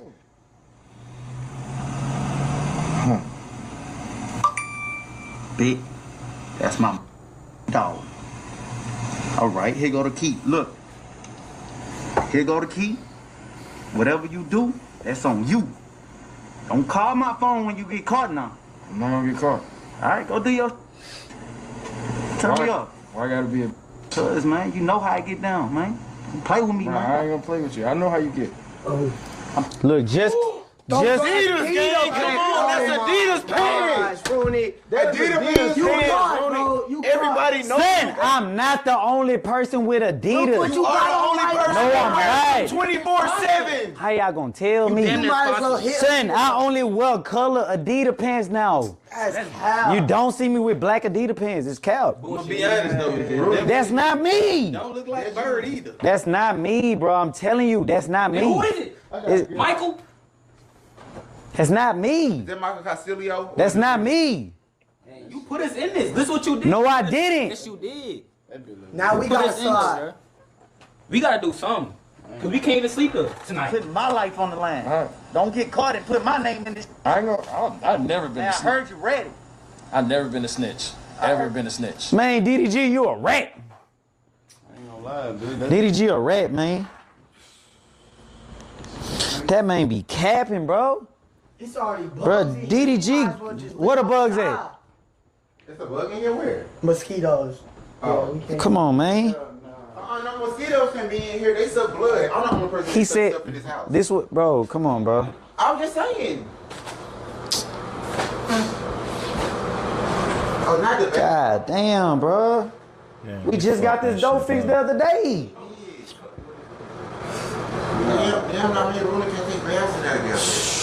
That dog can't stand. Man, Gotti, stop playing on me, bro.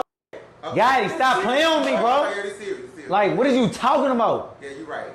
God damn, boy, your hormones is crazy as fuck. Hey, bro. Hey, bro. You about to move around. Okay, my bad. You about to move around. My bad. I'm gonna be chill. I ain't gonna do it no. No, for real, bro. I don't like you, bro. Okay. I'm stopped. You about to move around, bro. That was Adidas pants, bro. We not dumb. Son, that wasn't me. Come on, bro. Just be honest with That wasn't me, though. Be honest with us. We still gonna slide. If you We smile, still. we don't care. You can be honest with us. We still gonna slide. And no matter what, bro. Right or wrong or dead ass wrong. So did you do it? We still gonna slide. So did you do that shit? Be honest. Did you do it? You know I had to do that shit. Hey, Mike, you a bitch, man. You a bitch. Hey, I don't give a. Yeah, I did that shit. Let's do it. And It's over with. that's why your warehouse up, bitch ass boy. I don't give a fuck. Hey, I'm going to stream it. You not. I'm gonna make my money back. Ah! You not. Stupid ass. I ain't gonna lie though. He got Dean up, man. I had to do something. We ain't tripping. We got back road, man. We not tripping, boy. We got back road. I don't give a fuck, man.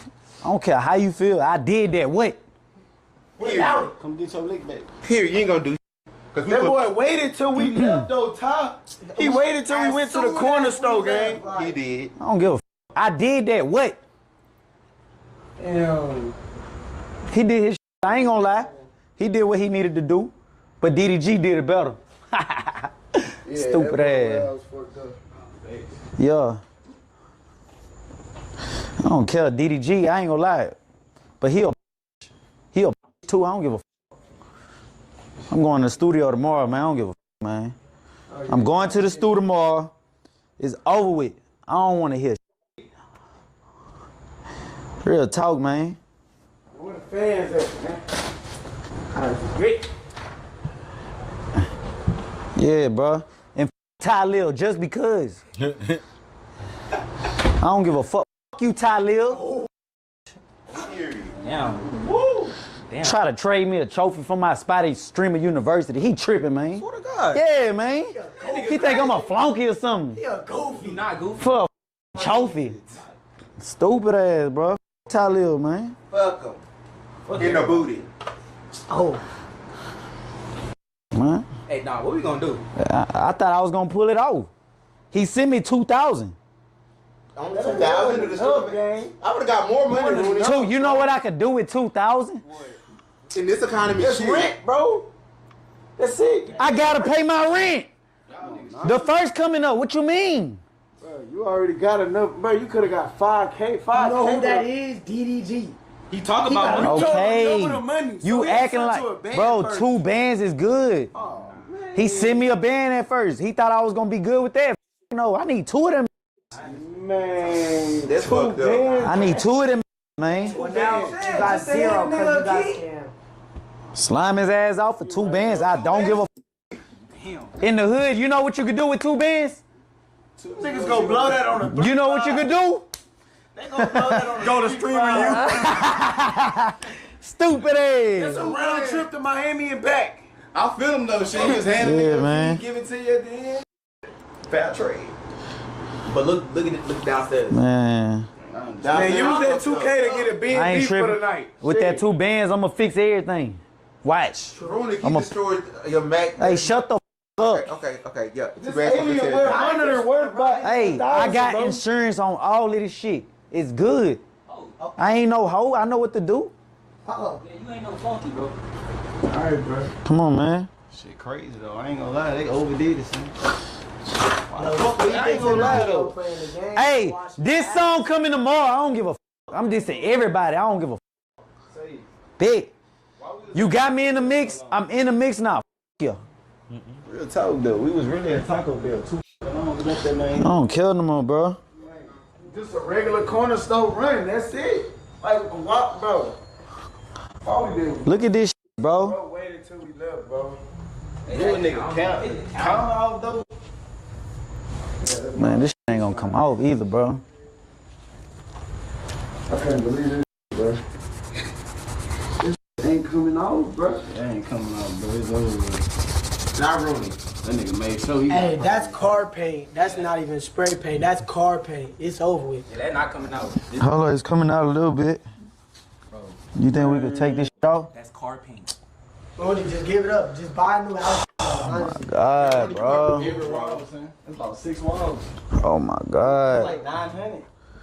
Oh, nail polish removal. Nail polish removal. Yeah, we need that. We need nail polish removal. Damn. Man, I ain't gonna lie. When I catch DDG or Funny Mike, it's over with, bro. Hey, let me get a photo. They taking pictures. Why is y'all doing photo shoots in this bitch? Y'all think this shit funny or something? No, bro, we gotta get some money out this shit. This he fucked up everything. All of us, bro. You gonna pay for this? Man, if I had to, Yeah. You be here, fix this shit. man, hell You no. too. You finna pay me. We all finna pay for this shit. Okay, I mean, I put in I wasn't the one $5. that got the keys, gave the Okay. keys to a nigga though. Look, I'm not paying shit. I thought we was a team when we do. you ain't We do telling it me together. what you finna do for the day. You gotta understand when we do it together, Did bro. he say he was going out on a crash shot mission? No. Bro. Come on now, bro. You blindsided us. Come on now, bro. He came in with fireworks, could have blew us all. Oh, y'all only want to be a team. Y'all only want to be a team when we go to the club. But when it come down to this, nobody want to help. All right, bet. We here. You see us here. If you come back. And you ain't do. Bro, you ain't do nothing either. You was tied up. You right. Yeah, fireworks, gang. I'm not You right. jumping for no fireworks. You right. I don't want to go to the army. All right. You right, bro. Like, come on, bro. I ain't go to the army for a reason. I ain't jumping in front of no bomb. Real. Man, you sound stupid, bro. How they spin back so fast? It was too quick. They watching the whole time. They never bro. left, apparently. They never left. Tell y'all this is bad. The person that was inside the video had black Adidas pants on. Bro, This I man already. got red Adidas. He already said He already it, admitted bro. to it. You didn't hear him admit to it? He admitted to it all. Bro, he had 2 big ass gorillas hold me down. Downstairs? Yes, in my room. I don't like that at all. Only I can do that. Hey, bro, stop playing on me, guy. Rick, Stop playing on me, bro. Okay, Rooney, my bad. Hey, gotta keep playing too. Hey, you finna pay for some of this. I told you I'm gonna put $5 in. I'm gonna do my part. $5. Oh, that's Atlanta talk. That can't This is bag. pack of noodles. No, Get that shit. Get that shit. No, it's not. Come on, man. Yeah. What's in that? Y'all, What's that? Yeah. Y'all- Get that. Okay. It's rainbow stuff in there. That boy got I don't give a Bluetooth in fuck. that bitch. Shit, we gonna sell that shit. And rhino pills. That boy got Bluetooth. Okay. This Come on. Okay. Hey, look. Y'all, Hey. We need 5 bands. I don't have 5 I don't bands. give a. You ain't getting back. Bitch, you set this up. You ain't never getting this bag back. Stupid. Make it 10 bags. Hey, come on, bro. Hey, have that nigga phone. You can go sell that bitch. Sell that. Straight up. We need that. Oh, that's a streamer phone? Oh, yeah? Yes, that's my streamer Oh, you phone. Jack. Oh my You God. Jack. Bitch, I thought this was an iPhone. He using that really Yeah, you really Jack. That's my streaming you phone. Man, I don't give a f if that was a telephone to call your daddy.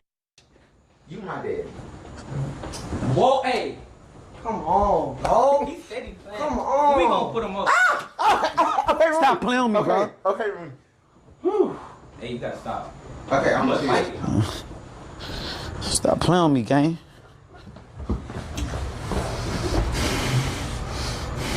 Fuck Blue Crew. You. Dumbass. Damn, bro.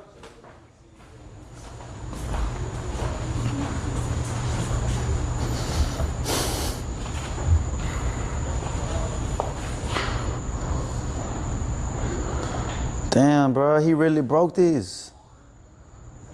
Man, Mike really did that bad, bro. Damn. Stupid ass shit. He don't care about nobody but himself, bro. Ever since Kai denied his shit, he just been crashing, bro. I don't care, bro.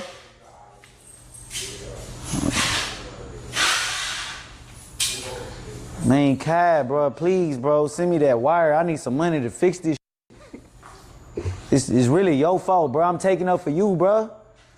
Kai, please, bro. You see what the f they did, and I'm riding behind you. Look at this shit. Bro, this ain't no regular MacBook. Damn. Bro, look at this. This $5,000. Somebody gotta pay for this shit.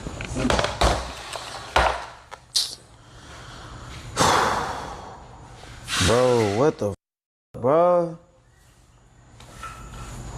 Let me see. It's fixable. Oh, I could. I think I got. Oh, I fixed it.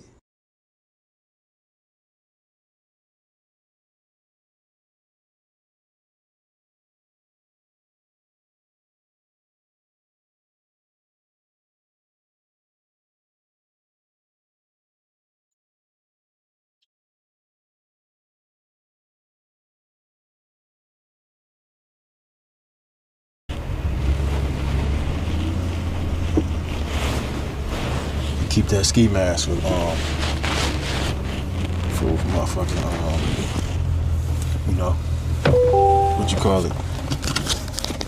You did good today. Thank you. Go ahead, keep that on you.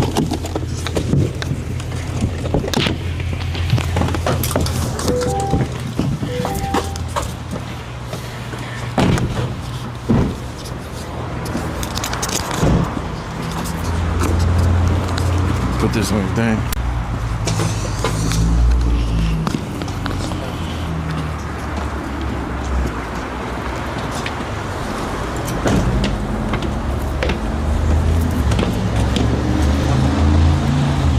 Hey, don't tell your pops I'm here, all right? Just do you.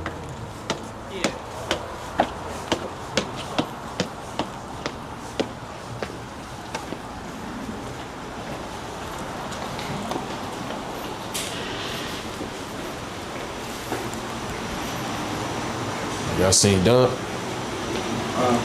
Y'all seen Dub?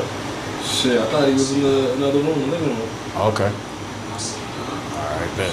Oh, you filming for him, huh? You going to stream here with him? You want to show me what we Alright. Y'all think y'all gonna take my batteries? I already got some stash, I'm gonna lie. I see y'all niggas rocking. Alright, bet. Where your pops at though? Getting a haircut. Getting a haircut?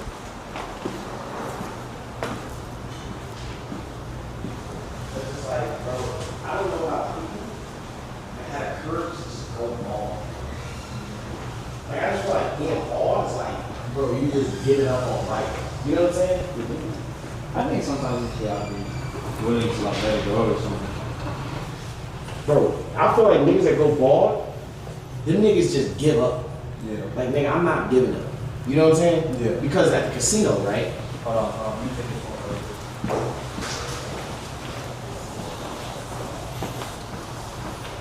one Look, I don't know how much he paying you for this cut, but I know you tired of cutting nothing. You feel me? So I'm gonna let you know right now, like, if you let me do what I gotta do, you feel me? I'll fuck around and pay you double, whatever he paying. I just wanna establish my dominance, get a little cut in. That's all I wanna do. It'd be quick. It's the streamer you cut though. I understand that, but it's not about that. It's more so about like respect. You feel me? Who hair you cut more, me or his? That is true. Exactly. Like, do you want me as a client or him? He gonna call you once a month or once every 3 months because his hair shit barely grow. I'm gonna call you once a week. You feel me? My shit grow quick. I got better genes. We got different dads. He don't know his dad. I know mine. You feel me? Yeah. Big difference. You know. So what I need you to do is just let me get a little cut in, bro. You can blame it on me, act like I took it, whatever. But like, I gotta do something, bro. I've been arguing with this nigga all week. But you got me though. I got you. You got me. For sure, 100%. DDG and 5? Yeah. I bet. I'll let you know right now. I'm finna fuck his cut up. Remember what I told you? You swing on me this time, I'm gonna swing back. Okay? This time you gonna get knocked out. All right? I don't wanna hear y'all telling me I'm doing nothing wrong, bro. I don't wanna tell y'all I'm doing nothing wrong, because I'm not.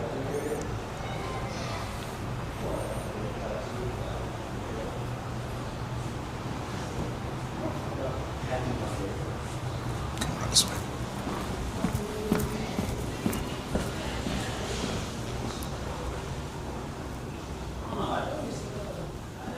You got some time still. When you wash your hands? Yeah. Of course. I got gloves on. Did you change your gloves? Yeah. Why? Nigga, because you went to the bathroom, nigga. I was on the phone.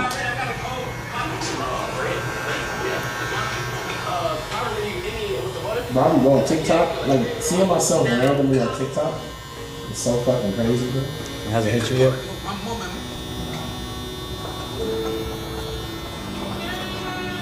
Melissa's morning begins. Kind of rough, man. Think so? Yeah. You don't like it rough?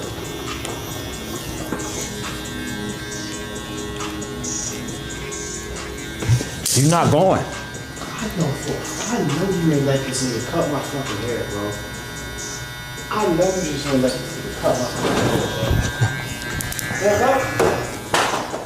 hair. You don't need to go. I told you don't need to go. I know you just ain't let You already bald. It don't even matter. But you don't need to go. I know you just ain't cut my fucking hair, bro. Your hair been gone. Bro, do I gotta patch my hair, dog? You don't need to go. Just don't go. What's wrong with you, dude? You don't need to go. Don't go then. Yeah, yeah.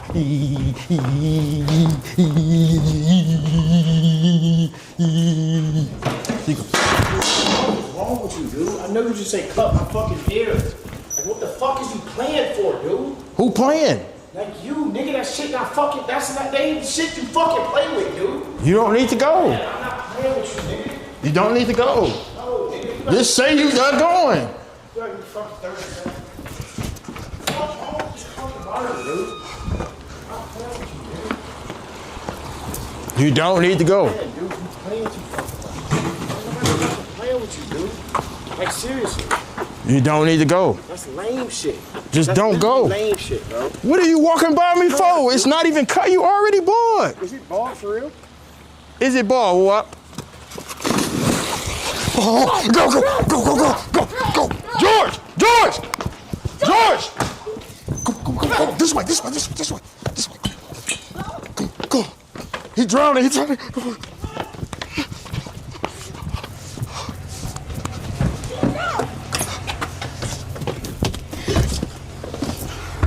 George! Wait, wait, wait. My cameraman out of shape. Get up out of here, George. Get up out of here. Get up out of here.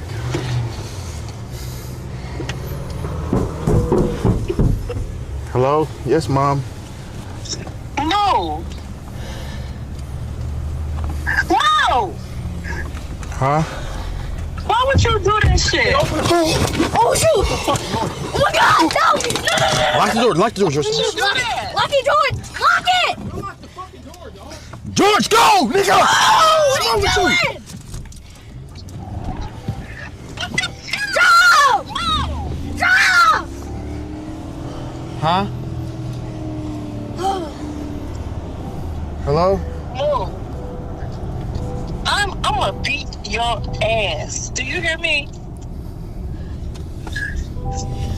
Do you hear me? Who up did it? You did it. But Woo Up did it too. I'm gonna fuck you up. Just wait.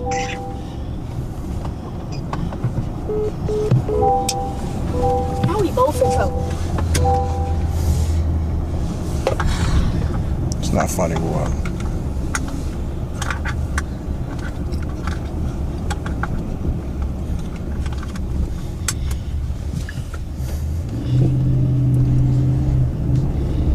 Why would you push him in the pool?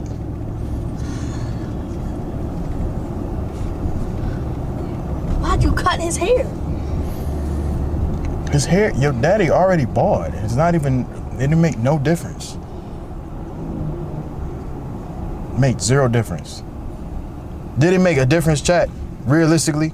Did his hair change at all? Hello? What'd she say? What'd you say, honey? I said, bring Moon to me. Bring him here. All right. Yeah, all right. Okay.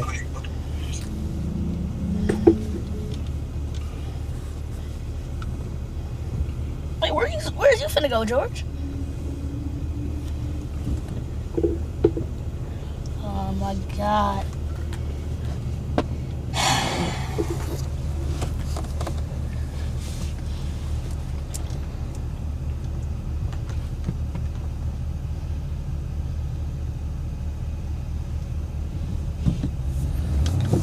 Well, I'm not getting whooped by myself.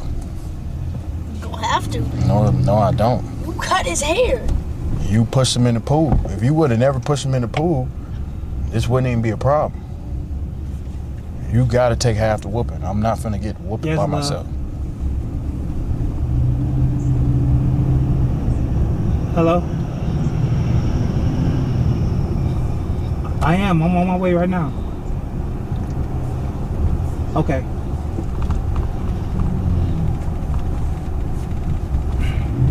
You gotta get half the whooping. Up. I'll take like 25%. 40. 30. 35. 30.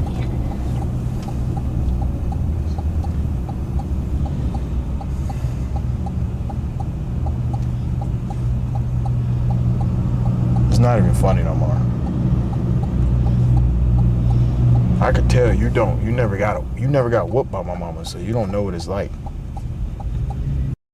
This is going to be one of the weirdest things I've talked about on my channel in recent times. This streamer named Geo bet his girlfriend's body for content, which ultimately led her to getting assaulted. And not only did he turn the apology into content, but Geo also kept pressing this shorty for a conversation, and he low-key was just harassing her even though she clearly did not want to see him or talk to him. And this isn't even the first time I've talked about Geo. I dropped a video on him a year ago talking about how he went homeless for content. And here's another layer to this story. The same girl that he set up to get assaulted also provided housing for him. So we got some really weird stuff to talk about today, twin. If you're interested in this tea, come tap in. Comment for the algorithm. Now, before I even get into what happened with Geo, I should tell you guys why I'm making this video and how I actually learned about the situation that took place. What originally tipped me off to what happened was that I found a tweet from FearBuck that said this. 22-year-old streamer Geology Shit bet a bunch of kids that the winner of the basketball game could have his girlfriend, which led to his girlfriend being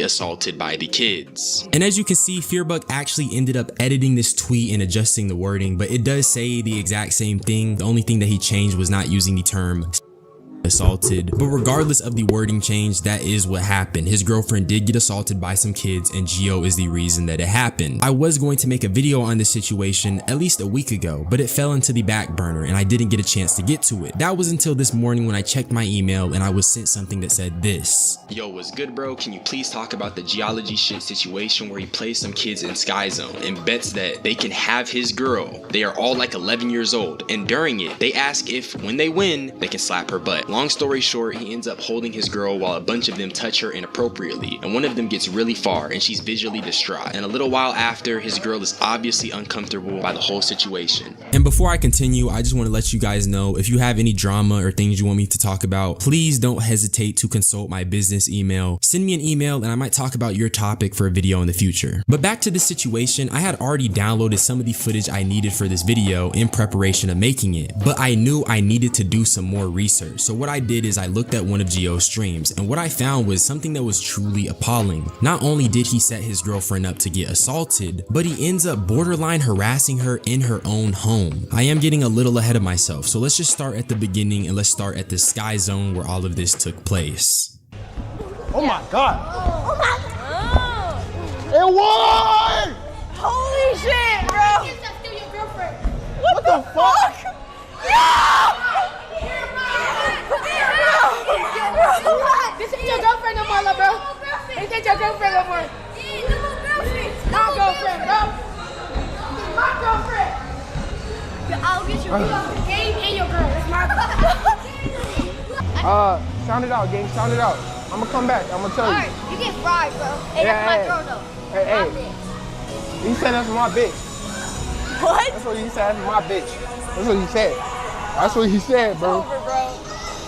That's what he said, dog. You better go say something to that nigga, dog. And immediately, bro, I can say that Geo is far too content brained, bruh. And I should have realized this when he went homeless for making content. At the time when I made my first video, I actually was kind of fond of what Geo was doing. It felt a little ambitious, it felt a little weird, but it was good content and for the most part harmless. But being content brained can definitely send you down a bad path. As soon as that child said, "That's my bitch now," Geo should have ended it, but he didn't. He continued to enable it. And these are also children, so you don't know if they're joking and you don't know if they're willing to go the extra mile. And unfortunately, they did. But let's continue. Give me that, nigga.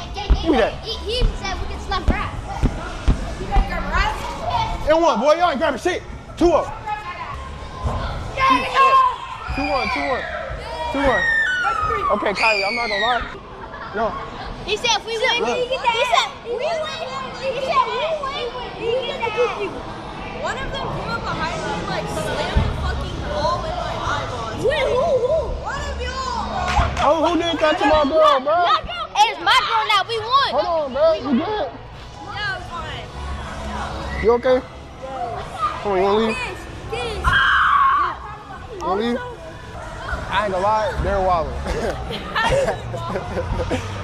So I may have bet your body on this game, okay? What'd you say? I may have bet your body on this game. It's 2-1 though, it's 2-1. It's 2-1, I'm winning. I'm winning. Now, I'm not trying to be an old head, but social media is definitely the reason why so many children are exposed to such sexual content, and it's definitely the reason why children are talking like this. These children are explicitly asking, can they smack Gio's girlfriend's butt? And instead of telling these children off, Gio plays around, he enables it, and he tells his girlfriend that I may have bet your body on this game. And following this, Gio gets held down while these children score, and they chase his girlfriend down to assault her. Hey, what the fuck? What the fuck? No! Ryan, kindly Ryan. Holy shit. What the fuck? Wait a minute. No, you're not. No, do not touch my butt. Stop. Stop. And I'm gonna be honest, this is one of the most avoidable situations I've ever seen. Before it even got to this point, if Gio just said, no, I'm not betting my girlfriend's body, you cannot touch her, that would have ended this. But Gio, with his content brain, was thinking content first. He knew this would be spectacle, he knew this would be a viral moment. And for that reason, I can comfortably say that part of why his girlfriend got assaulted is definitely on him. These are children who have been clearly exposed to mature content, and instead of telling them that this is wrong and the way they're speaking is wrong, Gio enables it because he had content in mind. And before I even sat down to record this video, I had a conversation with my friend about just how crazy times are getting. We're going down a path where everything is content and everything is spectacle. Every moment is a chance at virality, and because of that, his girlfriend literally got assaulted by children. And mind you, bro, it wasn't even just her butt that got grabbed, because according to Kylie, even her genitals were violated. And she reveals this during a conversation her and Gio had after the incident took place. To not, like, maybe the slapping butt was like, all right, bro, that's funny, but one of them like genuinely grabbed their fucking hand and was like, bro, he was grabbing the pup. That's true. I thought it was, I literally thought it was you, but then I saw your hands were like here, so then I was like, oh my god, one of those little fucking kids actually did that. Nigga. That shit was, that. They just like had their first boner, bro. Like, what? They had their first boner for sure. Bro. So as you can see, I mean, Kylie said it herself. She said they literally put their fingers in the puh, which is short for pussy. You know how people be saying did instead of, you know, but still, it's just so weird because instead of giving this situation the seriousness it deserves, Gio says they may have just had their first boner. And that just tells you where this guy's mind is at. Everything is content, everything is spectacle. Even at his girlfriend's expense, and even after she's been violated, he can't even give the situation the seriousness it deserves. And it's crazy because I'm not even trying to get too meta-analysis, but this is literally a macrocosm of society. We're all getting desensitized little by little to these really serious topics. We're unable to take anything serious, and when we have social media that enables it via money and gain and popularity, there really is no reason to take anything serious because you're getting rewarded for it. You have platforms like Kick that enables degenerate behavior like this, so even if someone does hypothetically get canceled, they still have a safe haven where they can still build and garner an audience that likes this sort of thing. And I forgot to mention that Kylie wanted to find the parents of these kids so she could at least tell them. And during their table conversation, she even admitted that it was kind of an awkward situation because these are still young children. They can't exactly press charges, nor can they really beat them up or I guess physically retaliate. So the next best thing would be to let the parents know. And they do find the parent figure, but to me it looks like it's some type of camp or some type of youth program that's being ran by a single man, and they took these kids out on a field trip. You're young, and that's why like I really wanted to let you know and them know like now you cannot do that shit. How old are you? 11. You're 11? Hey, give me No. Y'all good though? Yeah, no, we're fine. I just wanted to let the parent know. And I do really feel for Kylie because this is really the most she could have done. I doubt she wants to attempt to ruin some children's lives even though they did do something bad to her. And I think that her being on live stream not only put her in a situation that made her uncomfortable, but it also limited the things that she could have done. It limited her choice of actions. So she was navigating the situation as best as she could. Now let's talk about Gio's really horrible apologies. And I'm not gonna lie, bro, this nigga just gives off performative. Nothing he says just feels genuine. None of it feels authentic. It just feels like there's a layer of just like content farming behind it. And maybe I'm being biased, but just looking how he's handled the situation up until this point, y'all can't blame me. I want to apologize for joking about the situation with my girlfriend and those kids. I never gave them permission to touch her, and I did not think they would go as far as they did. I want to sincerely apologize to Kylie. I didn't really know what to do. Also, they're just kids, so I didn't want to hurt them, but not gonna lie, those kids need to be put in jail. Who raised them genuinely? And here's the thing, like I said earlier in the video, this was an extreme extremely avoidable situation. If you have children who are talking that sexually and they're referring to your girlfriend as my bitch, why would you enable them and egg them on? The one smidge of grace I'll give Gio is that he probably could not have the foresight to think that they would have went that far. I wouldn't have the foresight to think that they wouldn't go that far. But you did enable it, and you did definitely give them permission, at least from their childlike mind, because what did he say? I may have bet your body on this game. He said that explicitly, so now he's kind of capping. And if you're gonna apologize, don't try to rewrite history, nigga. That makes you look worse. And he did hop on stream after this to, like, I guess take accountability and to update people on the situation, but this dude is just such a clown. I'ma just let y'all take a look. But yeah, so off camera and shit, she basically just grabbed her keys and purse and said, I'll be back tomorrow. She didn't come home, bro. I was asleep. Woke up, she wasn't there. There's no internet in the fucking crib, so I fucking just left. And then all the codes were changed, so I couldn't even get back in. And my shit is all in the garage, so it's looking like it's GG's, bro. I'm not gonna lie, bro, content run this nigga life. His first thought after setting his girlfriend up to get assaulted is to boot up stream. And mind you, she put him out the house. And I don't know if y'all remember when I said this earlier in the video, but she was actually giving this man housing. I just don't understand how you could do that to the person who is responsible for your housing. This guy is so dumb. And here's another thing, bro. He also tries a sympathy farm gimmick, and I really don't like how all these influencers stay doing that. It's like their knee-jerk reaction ever they do something stupid and they need to get the narrative back on their side. Gio, you are the reason that you got put out, and you are the reason that your girlfriend isn't with you anymore. Instead of going right back to streaming after that incident, you should have just took a break, gang. You should have done some inward reflection, because why are you putting content so above your morals that you set your girlfriend up to get assaulted? Why did you bet your girlfriend's body during a game? Why did you turn all of this into a spectacle? Now we have to unfortunately get to the weirdest part of this video. It starts off with Gio sparking up stream and even taking accountability and apologizing. But honestly, like I've been saying, it's very performative and it just feels very content laced, because number one, why are you apologizing on stream? Why do you spark up before you even take accountability? The only person you should be taking accountability to is your ex-girlfriend. But whatever. And this stream is as normal as a spectacle stream could be until Gio goes to this girl's house and he's just harassing her. And you can see that Kylie just gets more and more uncomfortable as Gio is in that house. And then it just turns into harassment, with Gio being very aggressive, talking to this girl crazy. And where it got really weird to me is that you can see that she's trying to fawn. Kylie starts trying to appease Gio. She starts trying to fawn to get him to leave the house, but he just doesn't do it. But I won't get ahead of myself. Let's just start with him apologizing. I know y'all seen the Sky Zone incident, bro. Like, I made a tweet about it earlier, but I wanted to say, like, I'm sincerely sorry. Stop. Why is Nico laughing, bro? Stop. Stop. Let me lock in, bro. Shut the fuck up. Let me lock in, bro. I can't look at Nico. Listen, bro.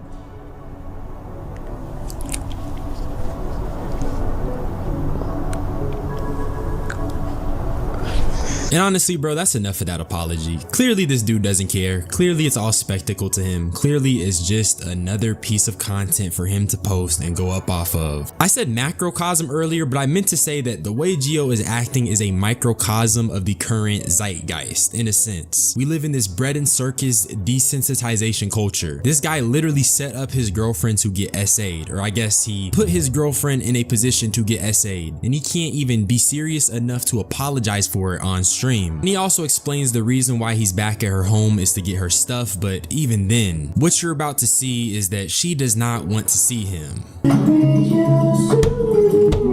feel me? Like, we don't talk anymore, but like, who let me in? Don't worry about it. All right? Just know, like,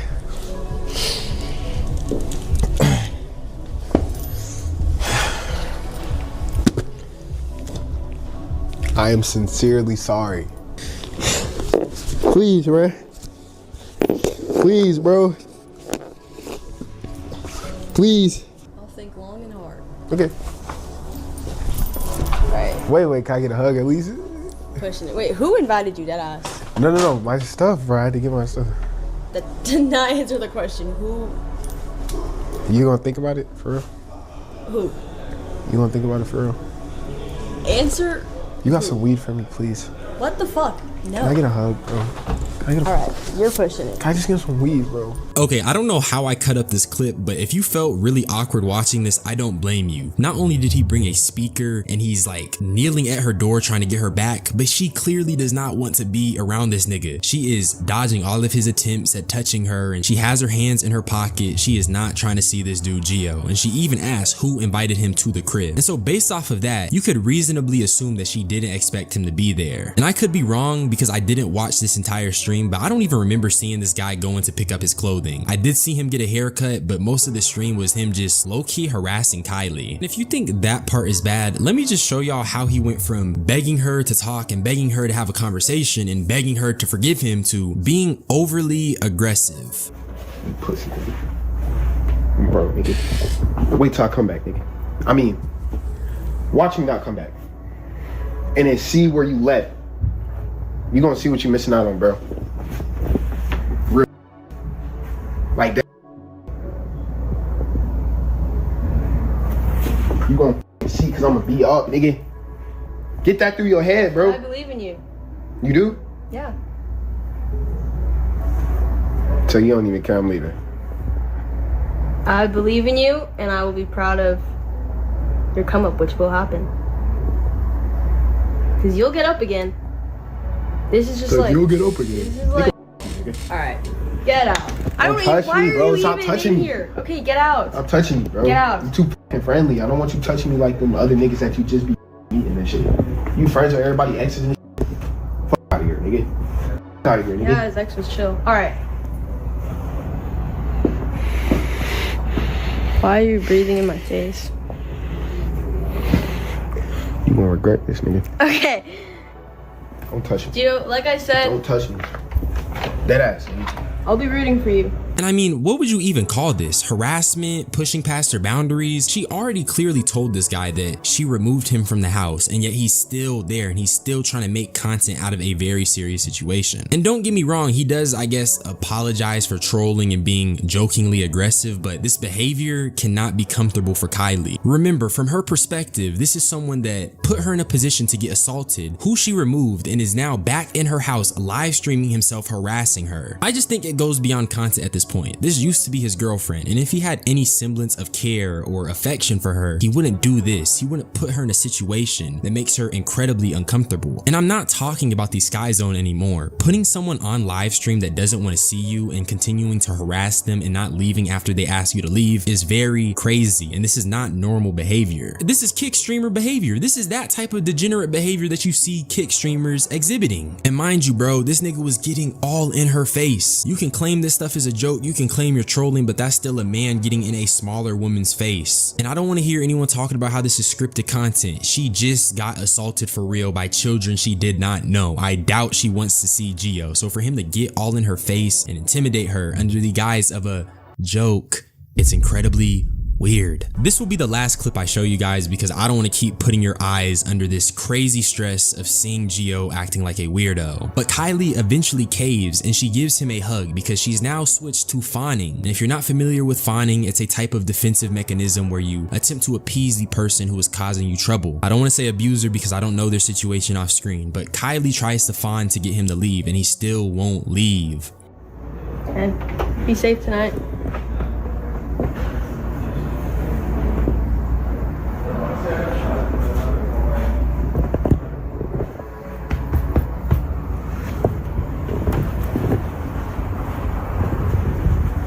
Okay.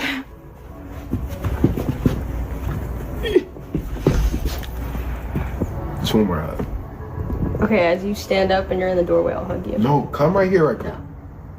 Stand up. Stand. No. No. Gio. Get. Listen, please. Listen, bro. I'm sorry I talked to you like that. I was just like listening to the method they were saying. They were saying be aggressive. You feel me? I don't want to lose you for real. So I'll just come back tomorrow. Let me think about it. Like, what are you doing? I ain't gonna lie, bro, he just looks like a creep. And this shit not even content anymore. This is a creep live streaming himself, harassing his ex-girlfriend, who he put in a position to get assaulted by children. And each time he's apologized or talked about the situation or taken accountability, he's done so in such an unserious way that suggests that he just does not care. Everything's spectacle, everything's content. Why is this guy still not banned? In my honest opinion, this is just really weird. I just don't know what more I could say about it. This just is not something you should be putting on the internet. We should not be viewing this. The only reason we have any knowledge of what went on is because he's live streaming all of this. You can't expect me to believe that this guy is remorseful. And here's another thing, bro. This dude is 22 years old. He got 3 years on me and he's acting like such a clown. He's acting like such a fool. This is dweeb behavior. This is put a nigga in a locker behavior. This is throw a nigga in a trash can behavior. What are you doing, Gio? You look lame. But I don't even think I want to talk about this anymore, bro. With that being said, content creators like this are just a microcosm of the bread and circus desensitization culture. It's all spectacle. We're all just lapping up slop while these guys desensitize us to really concerning behavior. And then because they're making money off of desensitizing us, they have no reason to stop. What an era we live in, bro. But that's really all I had to say. Subscribe for more unsolicited opinions. I love you all. Y'all niggas be blessed. I'm gonna get up out of here. Bye bye.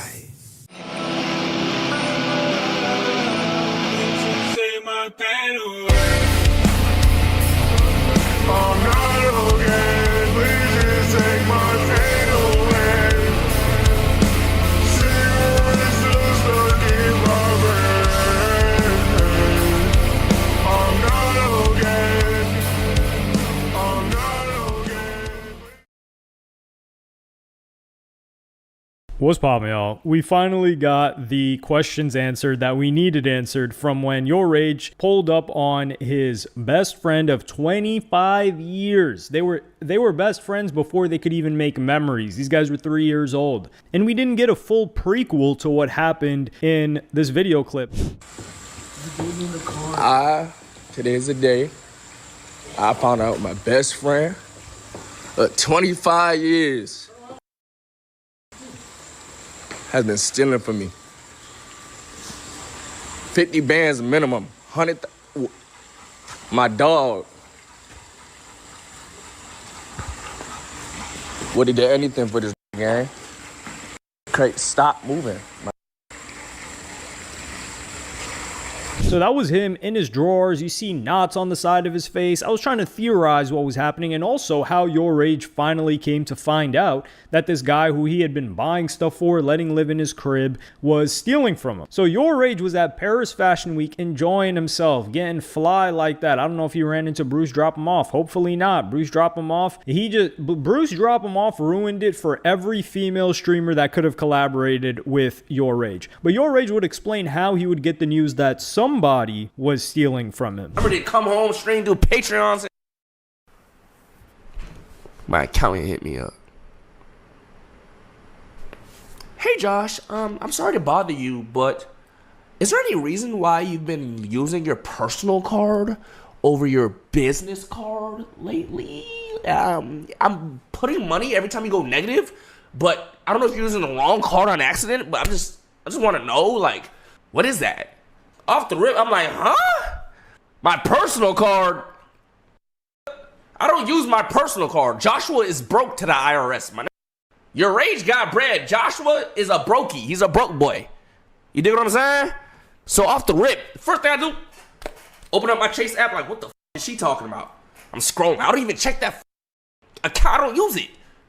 Okay, let me chill. At this point already, the guy's heart must have sank. Like, yo, what the hell is going on? Personal account. Just a short summary. People like Your Rage, entertainers, rappers, etc. These guys don't really have, like, for you guys remember when Future got outed as only paying $2K a month in child support to one of his baby mamas? It's because Nevadius Cash, I think he changed his name, he doesn't have any money. All of Future's money is in business related things. So his salary is very low. Otherwise, he'd be getting taken to the cleaners. And that's why doctors usually have to pay very high salary, or they have to pay very high taxes. Same thing with NBA players, because they are salaried workers. So they get wrecked. But there are a lot of incentives, because they're not really loopholes, because they're right there for people like your age rappers and things like that. So that's why he's saying that, you know, your age is broke. But he would go through his memory and discover that it was Greg. Okay, let me chill. First thing I see is ATM withdrawals. Every day for the last 2.5 months. I'm like, what the f?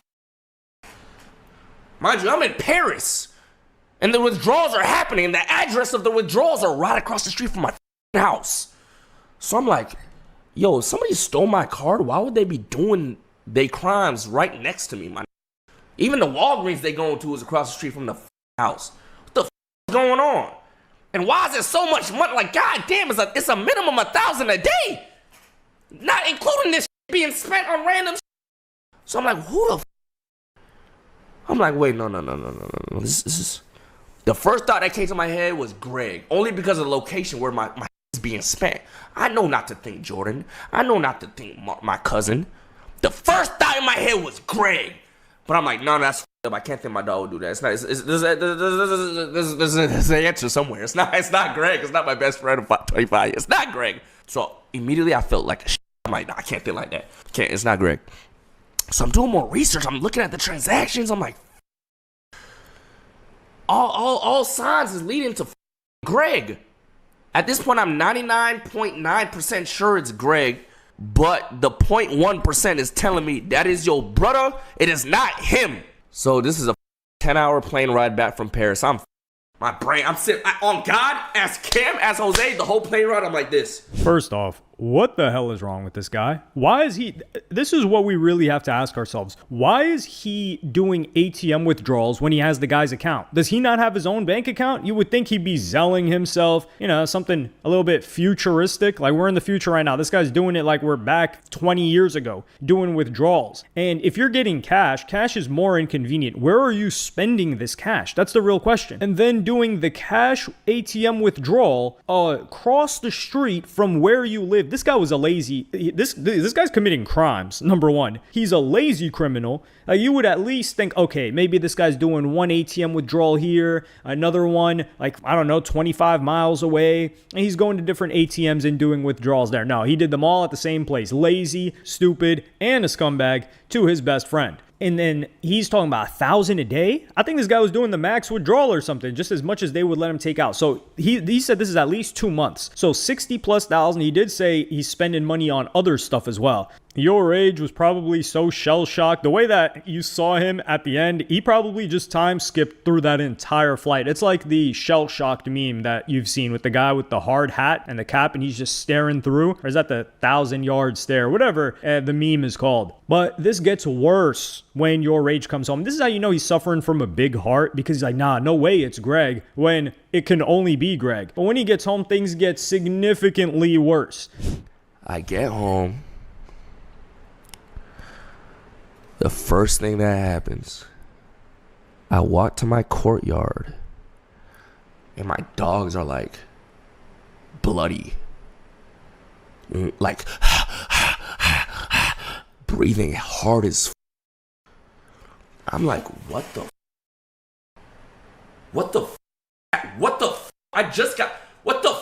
happened? At this point, I didn't know what happened. They're just bloody. I'm like, what the hell is going on, gang? What? Lee comes through the gate with his streaming phone. I'm like, oh my God, there's bloody dogs panting hard as Lee has the camera out. I'm just having like my brain is just freaking out, gang. So I'm like, Lee, turn off the stream.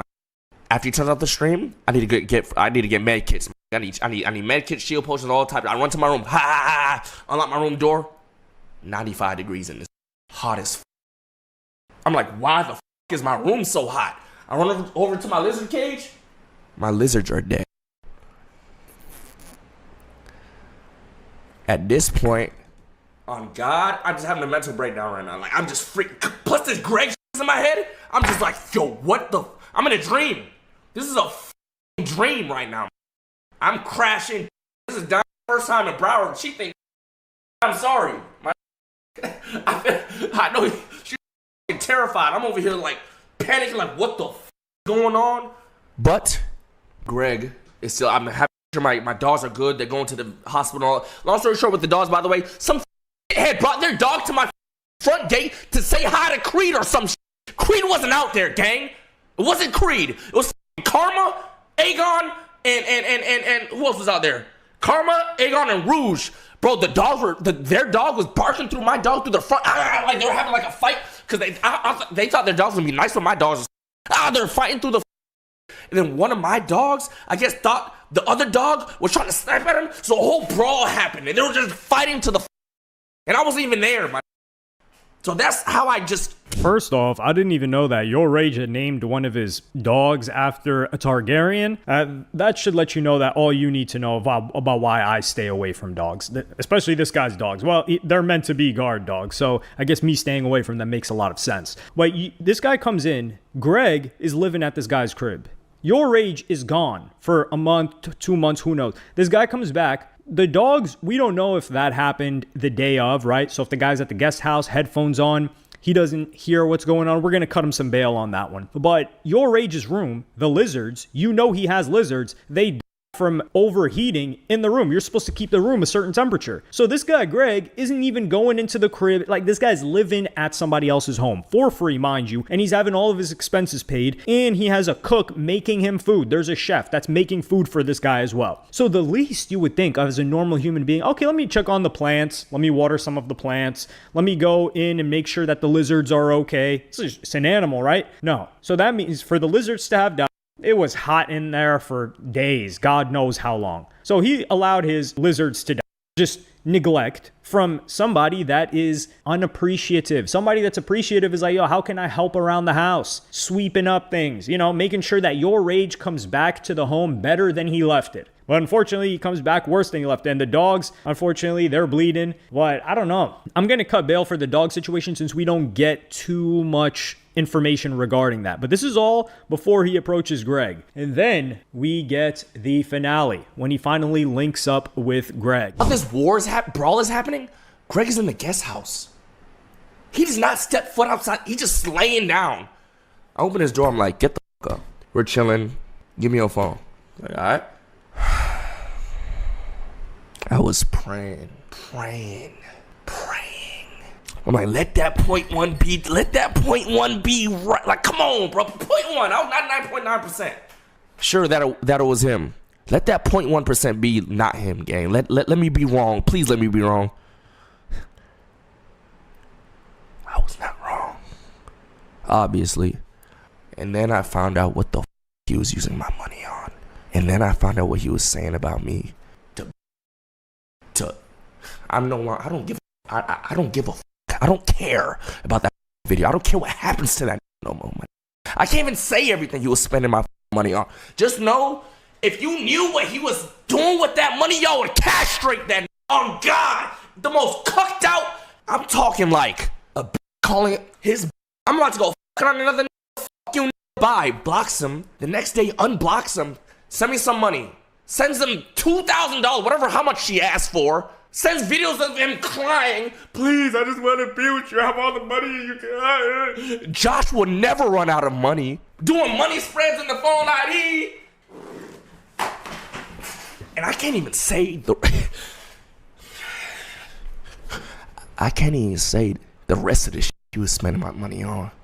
Because them type of conversations can only happen in court. On God, I can't. So the first thing we learned, that my theory that the guy was asleep and he started putting hands on him, that was not the case. So the guy was awake. And I'm thinking, because Your Rage doesn't describe what happened, I'm thinking he pistol whipped him. I'm thinking he brought the dogs and he was like, yo, stay right here. The dogs is looking at him, staring at him, and then he pistol whipped him a couple of times in the head. He said his man's Lee was with him, so there was another guy, or his cousin, so there was another guy that was with him, the guy that was streaming, that he told him to turn off the stream. So what I'm guessing, theorizing, is that other guy held him down, and, they just put hands and feet on him. This is, excuse me, I'm not laughing at the situation. I am laughing at the situation. I'm not laughing at Your Rage, I'm laughing at the situation, because the audacity of this guy to he did the infinite money glitch meme where he's like, yo, it's an infinite money glitch. Josh never runs out of money. It just keeps replenishing. I'm taking out $1,000 a day, $2,000 a day, and this thing just keeps coming back. It doesn't go anywhere. This is the audacity here is this. And then he's talking, this is why you don't trust a gooner. Like, people think it's funny. Oh yeah, this guy's a gooner. Oh yeah, you know, that's a whole meme. Oh man, I totally would. Oh, she bad though. And people underneath these comment sections, you should take a good look at all of them. Create a list. You see your man's, he's under random chicks' IG photos. He's commenting, oh yeah, he's a gooner. Keep an eye on him. You can't trust somebody like that. It's like a drug addict. You can't trust a drug addict. They're identical. They're the same, except one, you can hide it a little bit better. But these gooners these days, they're so shameless about it. I mean, look, we've heard of you've seen the Goonicide, right? Channel 5 did a whole documentary on the anniversary of the Goonicide, which, quick summary, guy pulls up, allegedly pants down, chick records him, and then he eliminates himself the next day, and he had a family. Insanity. But this guy was clearly gooned out. But one thing that I think Your Rage might be taking him to court. He should, because he says he can't tell you what money he's spending it on. And he's like, yo, y'all would have castrated the guy.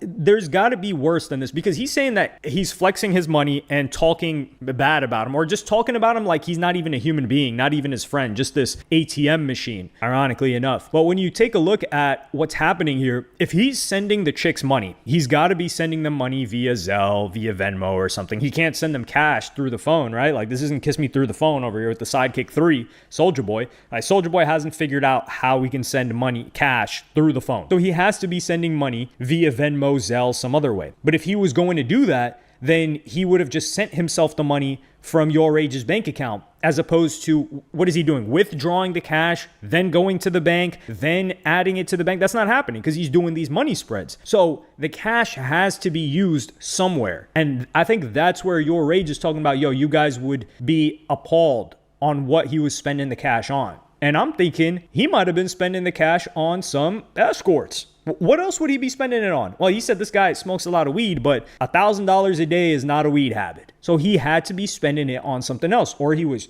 tricking somehow where you needed cash. And what else are you going to need cash for? I don't know. That's the only thing that I can come up with. But the cash, there's something going on with the cash there. And this guy was committing theft. He's stealing from his friend. He's living at it. I'm surprised he got him out of there. That guy, I'm surprised he didn't run some like squatters' rights thing. And he's like, yo, I actually live here. I'm not leaving the crib. But seeing as to what they did to him, it's no surprise. But in the original clip, he talks about, like, yo, you gave me the card, bro. You gave me the card, bro. You gave me the card, gang. And did what? Wait, when did I give you the card? For what? What did I give you the card for? No, you didn't. I'm wrong. I'm wrong.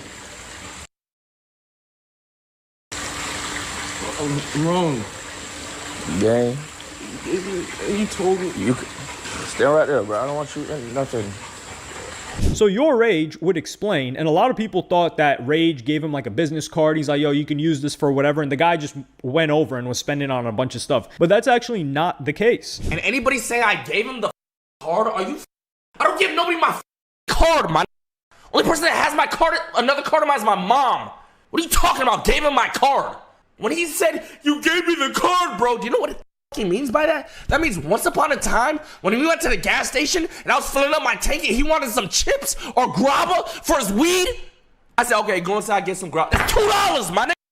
And I got my card right back. He stole my card. Cause I was around the house going, where's my card? Like, I remember one time saying, yo, I haven't seen my blue card in a minute. Where is it? I don't know. Where is it?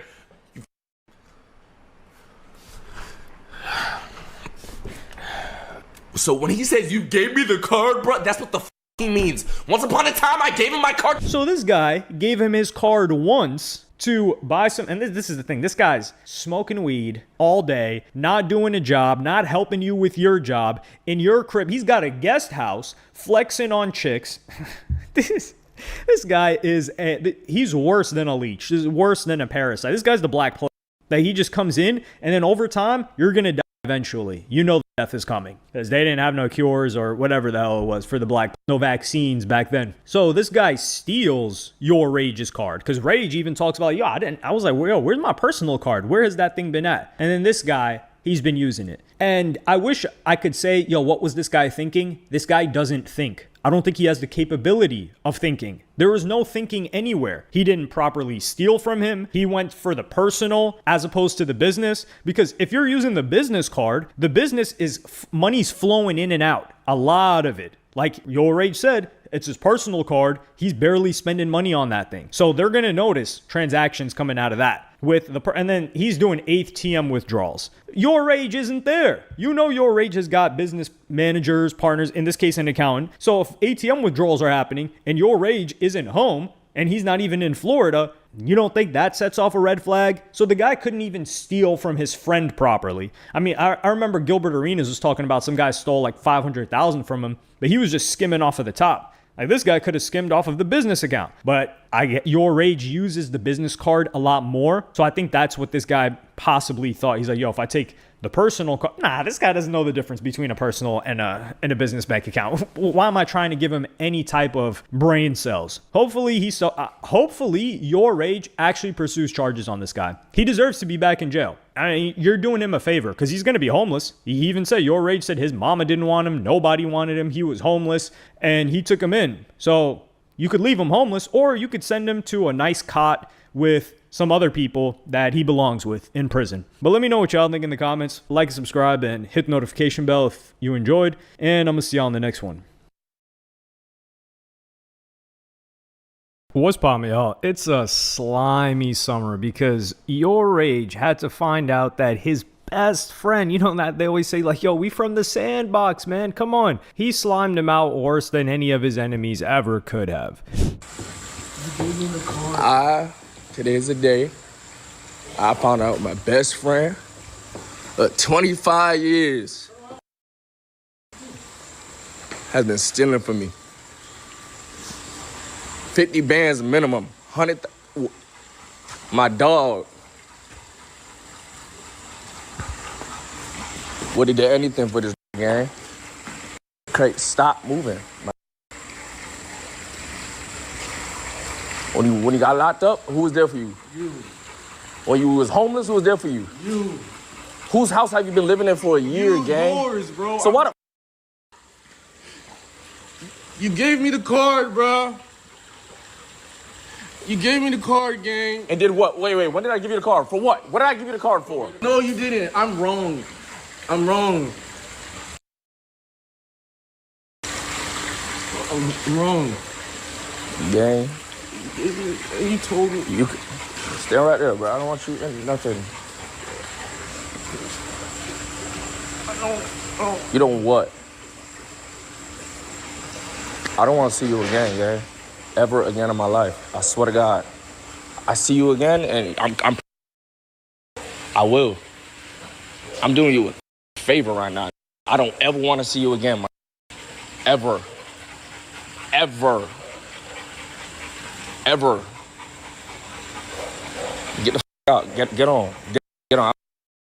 So this revelation, now we got to analyze a couple of different parts of this. You got this guy in his drawers outside of Your Rage's crib. And then you've got these knots on the side of his head. Like, these are huge. So they definitely put the paws on him before. And I'm not talking about one of Your Rage's, I guess we would have to call it like he got like what, 15 pit bulls. So that would be 4. So that's none of the 60 paws of the pit bulls that he's got in his crib. That's some quick maths. I may have messed it up. Either way, for this to have happened, there are 2 different scenarios. One is they beat him out of his clothes. Like, he's like, yo, I bought you this designer. We're going to get into that in a little bit. Man, give me that. And then he's beating him up while he's taking his clothes off, which a little bit of a pause on that, but he's just reclaiming his goods. He's repoing what he paid for. So it's not really, it's not zesty activities. And he's going to send him home like that. Well, what home? He lives in his home. So that's one angle. And I think that's a possibility, but this guy could have been sleeping. And that's what I think happened, because you see outside it's dark. So what I'm thinking is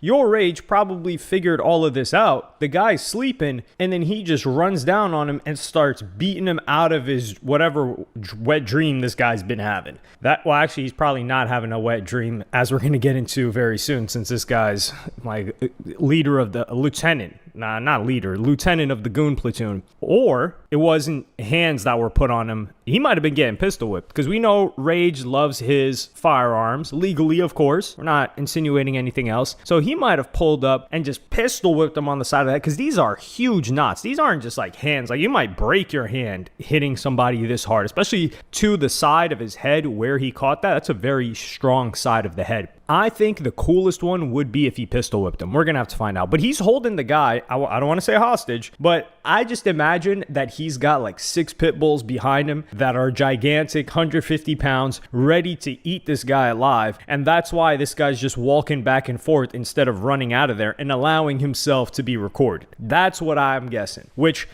I think this is funny too. But the whole situation, you can tell this is heartbreaking. Like, we can laugh about that guy's outcome, which is deserved. But you could tell Your Rage is hurt by this because he's like, man, if I can't even trust this guy that I've known for 25 years, this is literally sandbox because Your Rage is what, 30, maybe 31, maybe 29. Either way, 4, 5, 6 years old, 3, 4, 5, 6 years old. That's probably the oldest. He would have been 6 when he met this guy. I don't think Rage is over 31. And the way that this guy reacts too, he's like, yo, you gave me the card. It's like, what? What? Yo, you gave me the card. And this guy took 50 to 100 bands for him. And I don't want to speak for Your Rage because I think what hurt him more is he's like, yo, 50,000, 100,000, you could have just asked me if you really needed it. And, I would have helped you out as opposed to stealing from me. Now I could never trust you. And I think that's what hurt him more than just the sum of money because, I think Your Rage said he needs at least 100, 200 bands a month to sustain his lifestyle. I think it was 100 or something like that. But circling back to Your Rage spending money on this guy, there were some signs that we could have seen. Y'all know I was supposed to get Greg a little designer fit,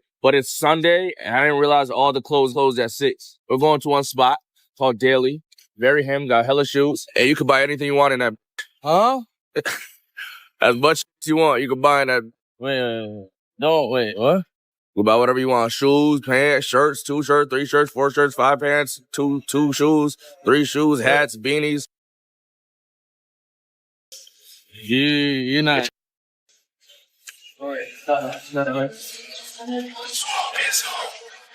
Go look at what you like.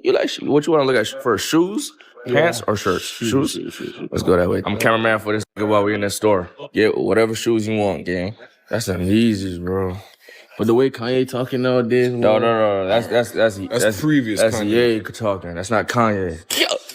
You got these in like a not? That's the only one I got, bro. GG. That's size 8. Word? Yeah. I can fit this cup. Yeah. Oh, just try to put it on. Try it on. Get that infrared color. They glow in the dark too. Yo, hardest. They fit good. They meant to be there. That's the last one. I know we have. You feel me? Like.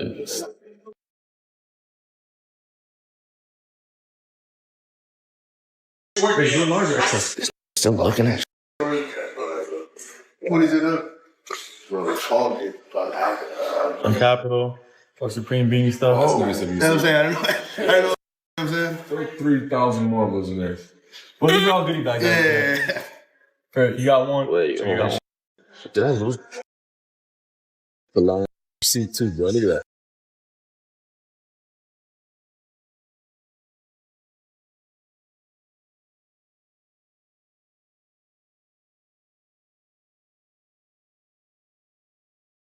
Bro, my next This is yours. Yo, Chad. What the? Here it is. Yo.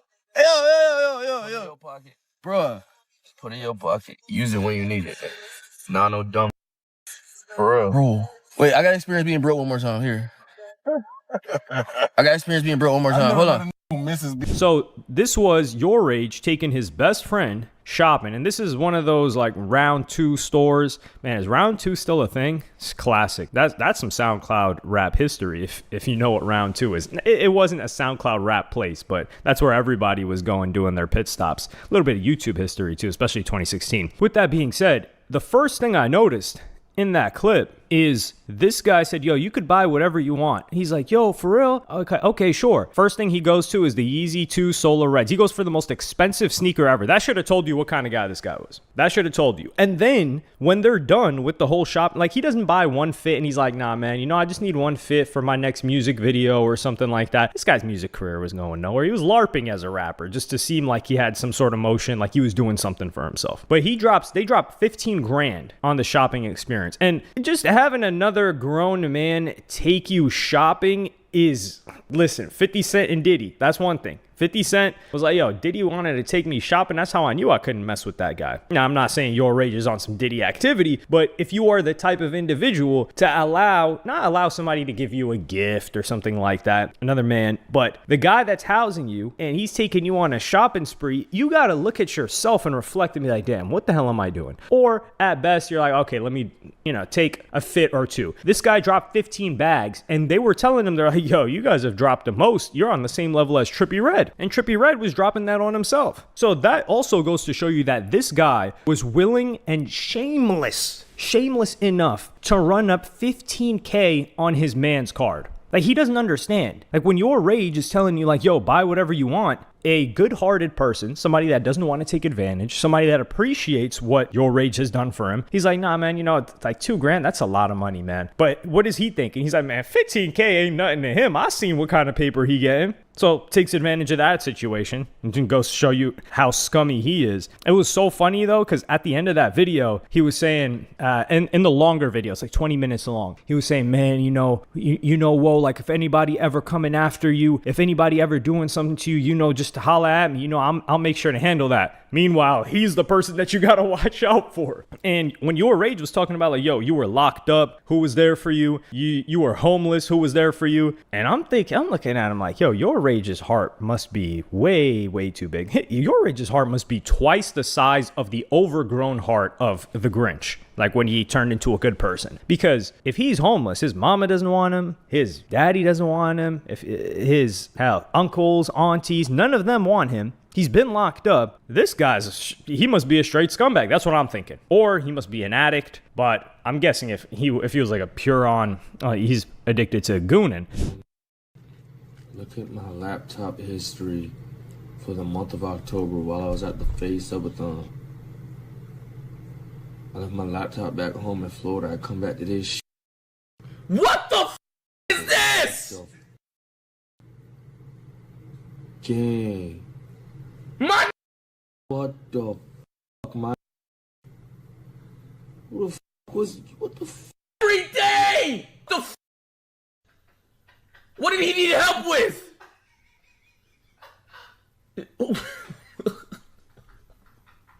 You got a gooner in your circle. Why mid-goons he pulled out a temporary debit card? What the f does that mean? What the hell is going on in my house? So this guy, who else was at Your Rage's crib? This guy's been living in Your Rage's crib for free. Gigantic crib, got food on deck. And this guy, who else would it be? But Your Rage is looking through this, and this is nonstop. Now, this guy has zero respect for Your Rage or his home. He's treating it like it's his place. He's on Your Rage's computer, which why are you on his computer? Even if he says you can use his computer, which I don't think he said that, he decides to hop on his computer. You have your own, for sure. He's bought you, hey, listen, if he bought you 15K in gear and you don't even have a PC, that's something else. But he for sure has a PC. And you're looking up Goon Tent. This guy's looking up Goonie Tunes. Well, I don't know if he's looking up the tunes. That's more Lakari. Lakari's watching all those Goonie tunes. But he's looking up all of this, and he doesn't even have, he can't even call it respect. He's not even doing it on incognito. He's doing it where you can see it. Probably letting off wipe, not powder, but, letting off milk all around. Or, his hands was digging in his drawers and he's on your seat. It's just disgusting. And this is the person that you've been helping and making sure that their life is easy. And this isn't the worst of it. Because back in 2020, this guy did something even crazier. And it had to do with some dookie. This took a shit on the wall of my house. There's a lot of booty stories with this. Let me tell you the first instance. We go to the cul-de-sac. This starts on the fire hydrant. He starts taking a shit on the fire hydrant, bro. The third time, this used to tell us, like this was back in high school, like, yo, I don't sit on the toilet when I shit no more. Even in my house, I squat. I squat when I shit. I'm like, okay. So he's over one day. We just chilling. I forgot what we was doing. I hear my mom scream, ah! Whatever her scream is, right? We go downstairs. We go in the guest bathroom. There is a fat turd on my toilet seat. Cause he was squatting while he was trying to shit. Mind you, this is the same that I told you about, that when his mom gave him a whooping so bad that he was crying in front of her, like when his mom was being mean to him, that me and Jordan took dog, wrapped it in bubble gum and wrapped it around his mom's door, and then she put her hands on the door like a prank. We pranked her. This is the same that paid me back like this. On my wall, on my toilet, and take me to the cul-de-sac. So this guy is just a maniac. This guy is. It's like if you took an untrained. I would feel like an untrained dog would cause you less harm. An untrained animal would cause you less harm and stress than this guy. Like an untrained dog, what might it do? Yeah, it might dookie all over the floor, which this guy was dookieing in the seat. So this guy couldn't even properly take a dump and clean himself. And he was helping him out with everything. What the hell? And some people will say like, yo, he should have asked your age for a job. No, this guy is incapable of doing anything. Really, he's just a crash out dummy. Like he can't take a dump. He can't control his lust. He can't control his spending habits. He thinks your age gives him a card, which gives him license to spend it on whatever. He doesn't have the foresight to think, well, because I think your age owns a basketball court or a gym or something like that. He doesn't think like, yo, your age has done a lot for me. And let me see how I can do or create some sort of a job that would benefit him so we have some sort of exchange of value. So I can at least get a salary going. This guy had no plan. His plan was, well, I don't think he saw more than a day in advance. Maybe 6 to 12 hours. But this guy's plan, if there was any, was just to live off your rage in perpetuity. Because what else was he going to do? Oh, nah, on my rap stuff, come on, a rap? When have you ever heard this guy rap? YRG members that have been loyal for years probably can name 3 bars from this bum. And hopefully, I hope that he continues to have a terrible life. Well, I mean, his life has been great thus far. But there are people where no good deed goes unpunished. And unfortunately, this harms good people that your rage will likely not help now or be wary to help out, because your rage is a generous guy. Like, and we're not talking money. We're not talking letting people live with him. Remember when he went through his knee surgery? And keep in mind, your rage goes through a knee surgery. He was wheelchair bound for months, maybe almost over half a year. And in that half a year, he brought in a lot of content creators, Yana being one of them, and really helped boost them up. He helped boost up their careers because they were collaborating with him, and he had this whole series surrounding it. But not only now, I think he's more hesitant to work with new people. And I think he's hesitant to work with girl streamers now because of the whole thing that Bruce Drop Him Off threw on him with the whole Lil Sis thing, because he doesn't want any weird accusations. And with newer streamers, he doesn't want to get himself into any of the drama that they're involved in. And then now he has to speak on it. And this is unfortunate because he doesn't need any of these people. He's just doing it out of the goodness of his heart. This guy's up. He has his own community. He doesn't need to collaborate. But now, even after this, I think he's looking at it like, oh, if this guy used me, maybe everybody's just using me. And I guess he's going through what Aiden Ross went through. Although Aiden Ross, I don't think he... did he suffer as much as this guy? I mean, I don't know if Aiden Ross housed somebody for... Well, one of his mans is his assistant, so he's actually doing work for him. It sounds like this guy was just doing nothing and just bleeding you dry. And like I said, your rage recovering for 6 months. Meanwhile, this guy's just stealing from you. Who knows how much he was contributing? It's disgusting. I cannot stand people like this. And this is the thing. This guy felt entitled to what your rage had. He wasn't grateful for anything. He was like, yo, that's my man's. We grew up together, therefore he owes me all of this stuff. Which is such a cracked out mentality. It's like, yeah, you know, we knew each other for a bunch of years because we happened to live in the same neighborhood and we went to the same school and we shared the same activities as kids. So obviously, yeah, you owe me. Well, I don't think he said it like that, but his behavior indicated that. He wasn't going around making sure the house was spotlessly clean. He was leaving Dookie on the seat. And he kept him for 5 years plus after this. After seeing that once, well, number one, I'm not letting anybody live with. This is also another thing that people will be like, yo, why are you living at your mom's crib? Why do I? If you live alone and then maybe you've got some bum homie that's like, yo, can I crash at your spot? You know, I'm just trying to get my life together. Now you got to figure out some sort of elaborate reason because you know he's never going to leave there. But if you're living at your mom's crib, you're like, bro, he's not even going to ask. He knows you live at your mom's crib. He's not going to come live in there. So you're like, yo, you know, I still live at mom's crib, man. You know, I would have got you if I had my own place. But, you know, in the future, when I get up, we can do that. And that saves you a lot of problems like this. But let me know what y'all think in the comments. Like, subscribe, and hit the notification bell if you enjoyed. And I'm going to see y'all on the next one. What's poppin', y'all? This is definitely something that is going to and has already shook up the entire streaming industry in particular, because it's been a little bit of a black box how much money these people made. Even for me, I knew it wasn't until a year ago that I discovered how much streamers could make from the ads. Before that, I thought like ads were negligible because 2017, 18 around there, and even before, people really focused on subs, and they were like, oh yeah, you know, subs, that's how you support the streamer, this and that. And there were incentives, of course, for the viewer to sub up, but subs is also how Twitch made their money because they would take a cut of the subs. But I think that Twitch was always making their money from ads, and I'm not sure if they started sharing a greater percentage. But Moist Critical, also known as Penguin Zero, he decided to stop the donations and the Twitch subscriptions on his Twitch account. He would stream as well. He was originally a YouTuber, but he became a live streamer sometime in around 2019 or so, and he started streaming on Twitch. And this sent some shockwaves. There were people that were saying like, oh, he's just doing this to look good, which I'm like, I don't believe that, and I'll say why I don't believe that later. But he explained it, and he explained why, and I'm going to play you guys that clip right now. Why I'm disabling any and all means of people having the ability to donate money to me. No more super chats, no more YouTube memberships, for all intents and purposes, no more bits on Twitch. I say all intents and purposes because you can't actually fully disable that on Twitch. Once you start streaming on there, you're shackled to the bits ecosystem. It cannot be turned off.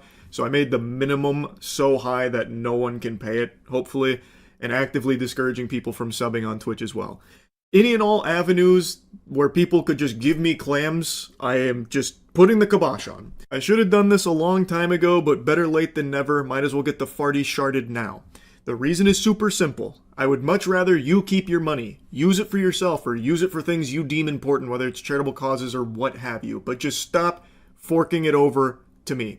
Now, since posting that video, there's been a lot of questions and even somewhat of a pushback from other streamers about how, like, this sets a bad precedent where it, like, starts to shame other streamers if they don't follow my footsteps here. Let me be clear, I'm not trying to make a rallying cry here. I'm not your dad. You do what you want with your own streams. Keep donations and subs on out the wazoo forever. I don't care. That's your prerogative. This was just my own personal decision. Obviously, that wasn't like the most prevalent take or anything, but it is a conversation I saw stirring about after I posted that video, because there are some streamers that believe that normal people having the ability to give them money helps them feel included in the community, part of the crew, part of the ship, and it's like integral to the streaming experience to be able to like sub and donate and things like that. I've never really shared that perspective. I've always viewed streaming as content that you are providing to viewers for free, and if someone's nice enough to toss you a doubloon, you tip your fedora saying, "Holly jolly, thanks for the Reddit gold, kind stranger," and move on. But it's not an obligation, and no one should feel like they need to be able to give you money to be included in the community. That feels very parasocial to me. But that's just my own. This is a perfectly fine take for him to have. However, you could understand why the other streamers would feel that way, because it makes people are going to look at them, especially because this guy, he's really normal. He's not really going to offend anybody. People call him a quote-unquote fence sitter, but I think he's just genuinely a guy that, of course, he doesn't want people to hate him, but he gives his opinion and he's just chill. That's just how he is. And I think in his perspective, and keep in mind, he said for me, he's like, I don't have a problem with you doing it. He didn't say it's bad that people allow themselves to make money off of this or for the viewers to give them money. He just said the way that I felt about streaming is that it's just something that you do for fun. And originally that's how it started. People just used to, like, if you guys remember sites like Stickam, like Ustream, even the early, what was it, Periscope. There was another one, U something. It was U something. It was, I don't even remember. IG Live in the beginning, like, it was not a money-making thing. People just streamed for fun. And most of those sites were more like IRL, just chatting type, you could call it. But Twitch was mainly gaming. And he just wanted to chill, stream, interact with people. And the fact that this is gaslighting, by the way, which other streamers were saying that, no, they have to keep it on because allowing people to give them money is... It's a weird way they tried to explain it, but he was like, no, it's a part of the ecosystem and you're harming someone by not letting them give you money. Now, first off, an individual, this is the thing too, where I disagree with him, or I disagree with what he believes will happen. He's thinking, or he said that, well, if someone doesn't donate to me, just keep your money.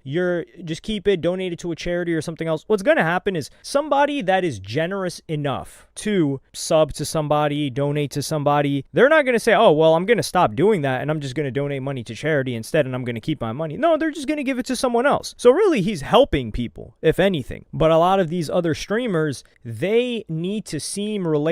And they need to, and a lot of them that are somewhat political, talking about like, oh, these rich people, yeah, like it's so hard, the normal person has to struggle, and these rich people, and then if people find out how much money they make, then that's a different story. And especially like for example, like people like Hassan, he will talk about how, it's rich is so evil, and then people will cope for him and say, well, like he exists in the system, so is it wrong for him to make money? People give it by their own volition. It's like, sure, that's a decent way to try to beat that argument. But when you have an example of somebody like this, who is not like Hassan whatsoever, and doesn't say that making or being a billionaire or whatever, either way, like someone that makes 50 or 100 million and someone that makes $1 billion, there is no difference. There is absolutely no difference. There is 100 times of a difference between a person that's making 50K and a 500K than a person making 50 M's and 50 billion. Unless you're really, really seeking political power,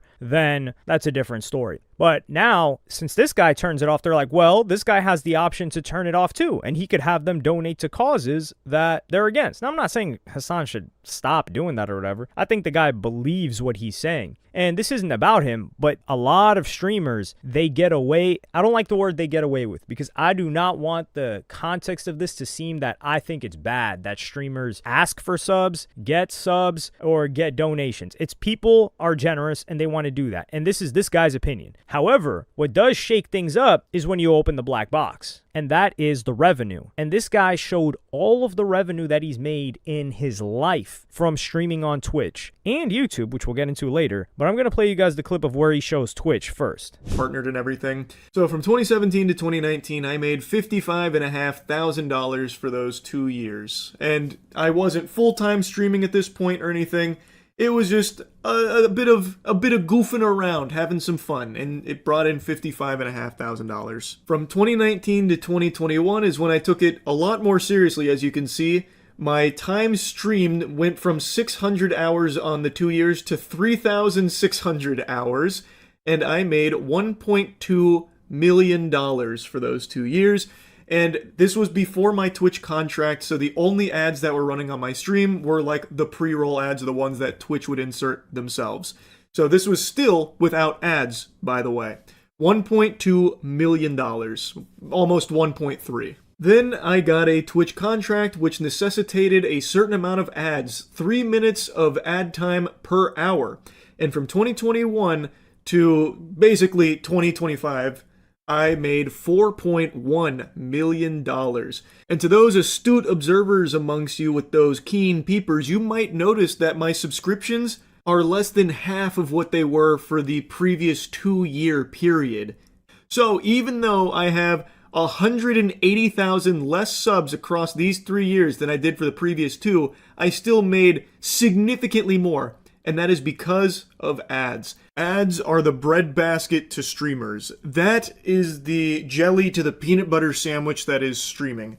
Oh my goodness, this is gargantuan. Like this amount of loot that this guy's sitting on? Oh my God. I just had to stare at this. I was like, damn. Sitting in, I mean, our lives aren't very different, right? Like this guy's he's in a room, he's playing video games, he's chilling in there. Granted, he's probably in a bigger room, in a bigger house. I'm in a basement, which is technically a room. It's at my mom's crib, but hey, I'm not paying rent. He's paying rent, so technically I'm probably winning in this scenario, right? Is that a decent cope? But yeah, the amount now what shocked me was the amount that this guy made from ads. If I had to guesstimate before this, and you told me like, yo, what do you think Moist Critical made in his Twitch career? I would say an M. But the fact that he made 5 and the amount that came from ads, I was like, whoa, this is shocking. And then there are certain streamers that y'all probably watch, DDG, cough, cough, where they are, even Kai Cenat when he was doing the Mafia-thon, they are spamming ads. So these,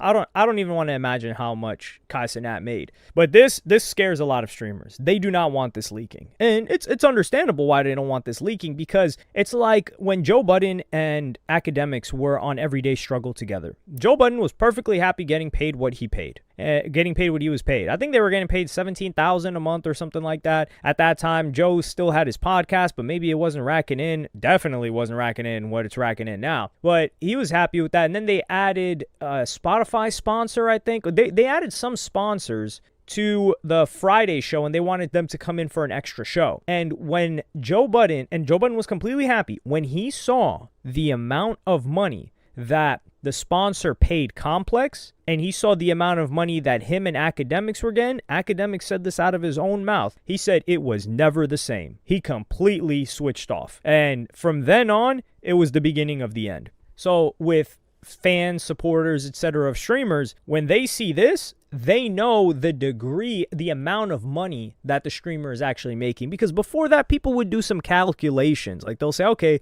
this person's got 10,000 subs, let's say $3, right? Like let's say they got a 50-50 split. Okay, that's 30 grand. And they've got some donations here, maybe another 5 G's in donations. That's 35K. And then maybe another 5K in ads, right? That's how I would have guesstimated. Okay, they're making 40 bands a month. And that's without any other platform, sponsors, etc. It's like, wow, that's a very, very good income. But that's not enough for somebody watching to say, whoa, this person is out of this world.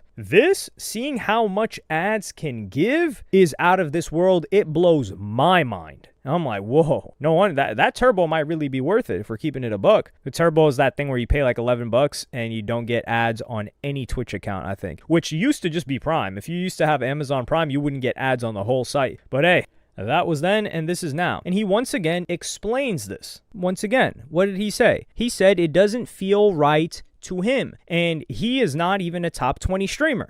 This is solely through just Twitch itself. And I think something important to mention, contrary to popular belief, I am not a top streamer. I am also not even a full-time streamer, and I haven't been for over a year and a half. So my 2025 earnings, I didn't really put them here. It's about 100K. So another thing to add to the total here. But I'm not even a full-time streamer anymore, and I haven't been a top 20 streamer probably since Among Us boom. You know, back in the prehistoric internet age now. Like, the Among Us era is the only time where I broached, like, the top 20. I've not been in that ball game for a while, and yet this is still a crazy amount of money, where there is no reason I should be taking money from just normal people working normal everyday jobs. It just doesn't feel right to me. So consider how much money the top 20 streamers are making. And let's take this. So from January 2021 to December 31st, 2024, right? That was 1,461 days. He made 4.1 million and he streamed for 6,044 hours. So let's actually run some quick maths on this because we're going to break this down. So in this scenario, Charlie, Moist Critical, he was earning $687.90 an hour. And keep in mind, he streamed for about 6,000 hours. Now, if we take a look at, we're going to do two people, right? Two opposing people, just because we don't have any type of bias towards either of these people. But let's just take a Hassan, right? Especially somebody that talks about money being evil and all of this. Well, not specifically money being evil, but, you know, anti-capitalist, whatever you want to call it. He has streamed for since 2018. That's when he started streaming on Twitch. He has streamed 19,000 hours, 419. So 19,419. So if we just take the rate that Moist Critical was making and we give him, Hassan, the same hours, what we get is a whopping, you don't even want to see this number, 13,358,000. And keep in mind, this is assuming that Hassan was making the same rate as Moist Critical. And well, Moist Critical's, it's a little bit inaccurate because it's not solely from ads, the money that was calculated. It was also from subscriptions, etc., of which Hassan would get more ads because he's averaged far higher viewers. He's a top 20 streamer. He has far higher subscription count, and he gets far more donations. So all of that put together, come on now. This guy Hassan has probably made close to at least 50, if not no, because then there's YouTube to add to this as well. Hassan's made at least 100 M's for sure. Certainly, yeah, at least 100 M's because he's 10 times bigger than Charlie, Moist Critical, Penguin Zero. And that is a scary amount of bread. But once again, I think the issue here is a second example would be XQC, who has streamed 23,000 hours, and he's streamed since 2016, I think, or maybe even before. Actually, even before that on a different account, I think. But when he first, let's just say 23,667 hours, which is more than Hassan. So that's at least like 4,000 more. So if we take his and we multiply it, you get a whopping 16,280,529. And keep in mind, XQC throughout his career has averaged higher viewers than Hassan. There was a period for a year straight, maybe even two, where he was averaging 100,000. So you could probably multiply this number by 10. Like XQC's maybe even 200 M's. And you got to take into consideration that XQC also took the deal with the casinos, and he's making disgusting money. That's why when people are like, yo, when Kai Cenat talked about going band for band with XQC wanted to die laughing because it's unreal. And one of the reasons that Moist Critical said that he didn't want to take more money was because he felt streaming was the easiest job. So I'm going to play you guys that clip right now. Streaming is the easiest job there is. Hot take, I know, sorry, that was a blistering, scalding magma that I just spewed out there, but it is just the truth. I sit in swamp for a few hours every day, well, at least I used to when I was a full-time streamer, playing games, or just yapping. Now compare that Weenie Hut Jr. routine to a normal person who is actually working their ass off every single day in a 9-to-5 environment, grinding in the hopes of chasing the American dream. And then they'll come home, maybe turn on my stream and donate a couple of dollars to me. And it just doesn't sit right with me taking that kind of money, given what I've made from all of this. And I really should have just stopped this a long time ago. This is where I have something to say about it and where I have to disagree. Because streaming, and keep in mind, he's talking about his own personal situation. He's saying, well, for me and a lot of these other streamers, I get on here, I talk, I play some video games, and I made this amount of money. It's insane. Like, people are doing this, and he doesn't feel that he's special. He doesn't feel that he's offering something special. He doesn't feel like he's differentiating himself. He feels out of his own mouth that he just got lucky. So I think his scenario is very different from an individual or individuals like, let's say, FaZe right now, right? Or, well, these guys actually got corporate funding from a billionaire that's funding a lot of their stuff. But let's take somebody like a Kai Cenat who doesn't have that. Now, Kai Cenat is sponsored by corporations who partner with him, but it's not like, oh, Kai Cenat's organization, AMP, is 51% owned by a billionaire who is financing everything that he's doing. He's financing it himself. So for Kai Cenat to run his Mafiathon and to hire all of the staff and to pay all of these clippers and for him to house people and get certain people visas and make sure everybody is fed and get that house and pay for all of these celebrities appearance fees, the ones that charged appearance fees to come and show up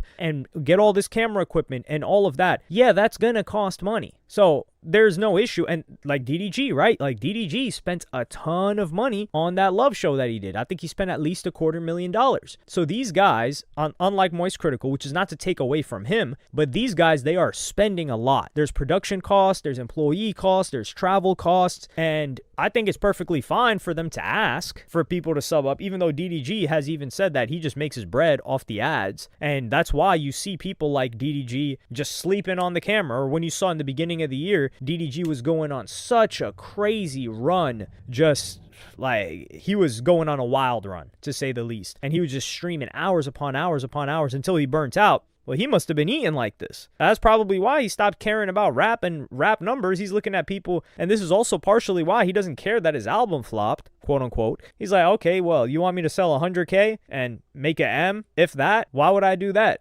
when I could just make a M in 2 weeks? Or less, streaming, which is far less work and way easier than doing music and costs way less. I don't gotta have to do all these splits with producers and whoever else was writing on the track. And by writing on the track, I mean like whether it's producer or the co-writer / feature. So it makes a lot of sense. But one thing that he also opened the box to was his YouTube earnings, which I felt like it was good to close the video on that one as well. And I'm gonna play you guys that clip right now. Huge number, an unfathomable amount of money. From starting this channel in 2007 all the way until today, I have made $35.8 million. I never even imagined that amount of money was possible to earn without just being born rich. I have said from day one, I got incredibly lucky. I will never be able to put into words just how lucky I got with all of this here. I'm not special. I got lucky. I have always said that, and I still believe that to this day. Now, something I saw a lot of people asking after the video I made about turning off all the donation stuff is how much money I'm leaving on the table. And while it's kind of hard to show it on Twitch considering both subs and bits are technically still on, even though I discourage both and have bits at a point where I don't think it's even possible to use them, I still can't get like a hard number on what's like gone now or anything like that, but on YouTube I can show you directly. So with memberships and supers / gifts, I made over $1 million. Keep in mind, I've only had those things enabled for about a year. This is some crazy YouTube earnings. And this is why it's so funny. I've said this in the past. Really, if you're super tapped in and you watch all my stuff, you might remember when I've said it. I've said it maybe twice where I said exactly how much Sniper Wolf made to the T. And I know it to be a fact. And people were like, man, you really think Sniper Wolf made that much? Think.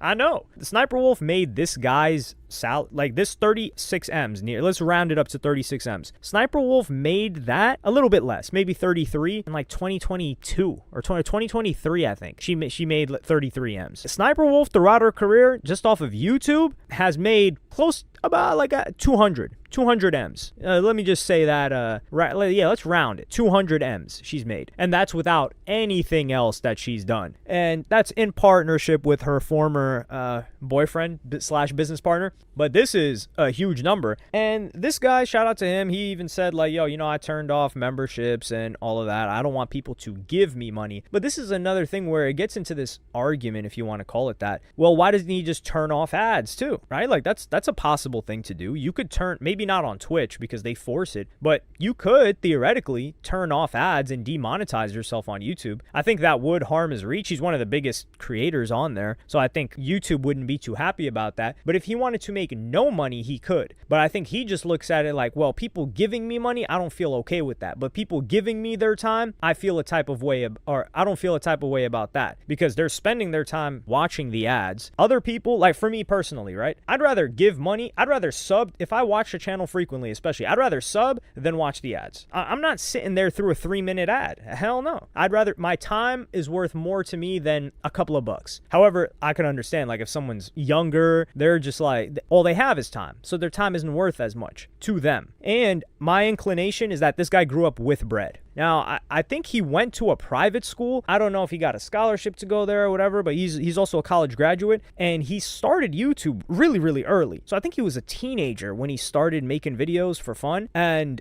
he never went into the real world, and I don't think he struggled financially as a kid. Because anybody I know, and this is where I got to give DDG credit. We talk about, and we make fun of DDG here and there about him being really, really, really into money, but he talks about it. He came from the gutter. When you come from the mud and you were broke and you went through poverty and you were instilled with a poverty mindset, that doesn't really leave you. I think there was a book I read or a speech that I listened to years ago where somebody was talking about how one of self-made people's biggest fears, self-made millionaires, is going back broke. And how do you go back broke? Well, you don't make an income. So even if someone's touched an M, 5, 10, 20, 100, they're like, what if this all falls apart? What if this all falls apart and I go broke? And I think somebody that grew up without the financial stress on top of them constantly, and seeing that financial stress in their parents, if they were fortunate enough to have two, that's something you can't really shake. Like, you wouldn't just turn off income. Now, they may stop working as hard,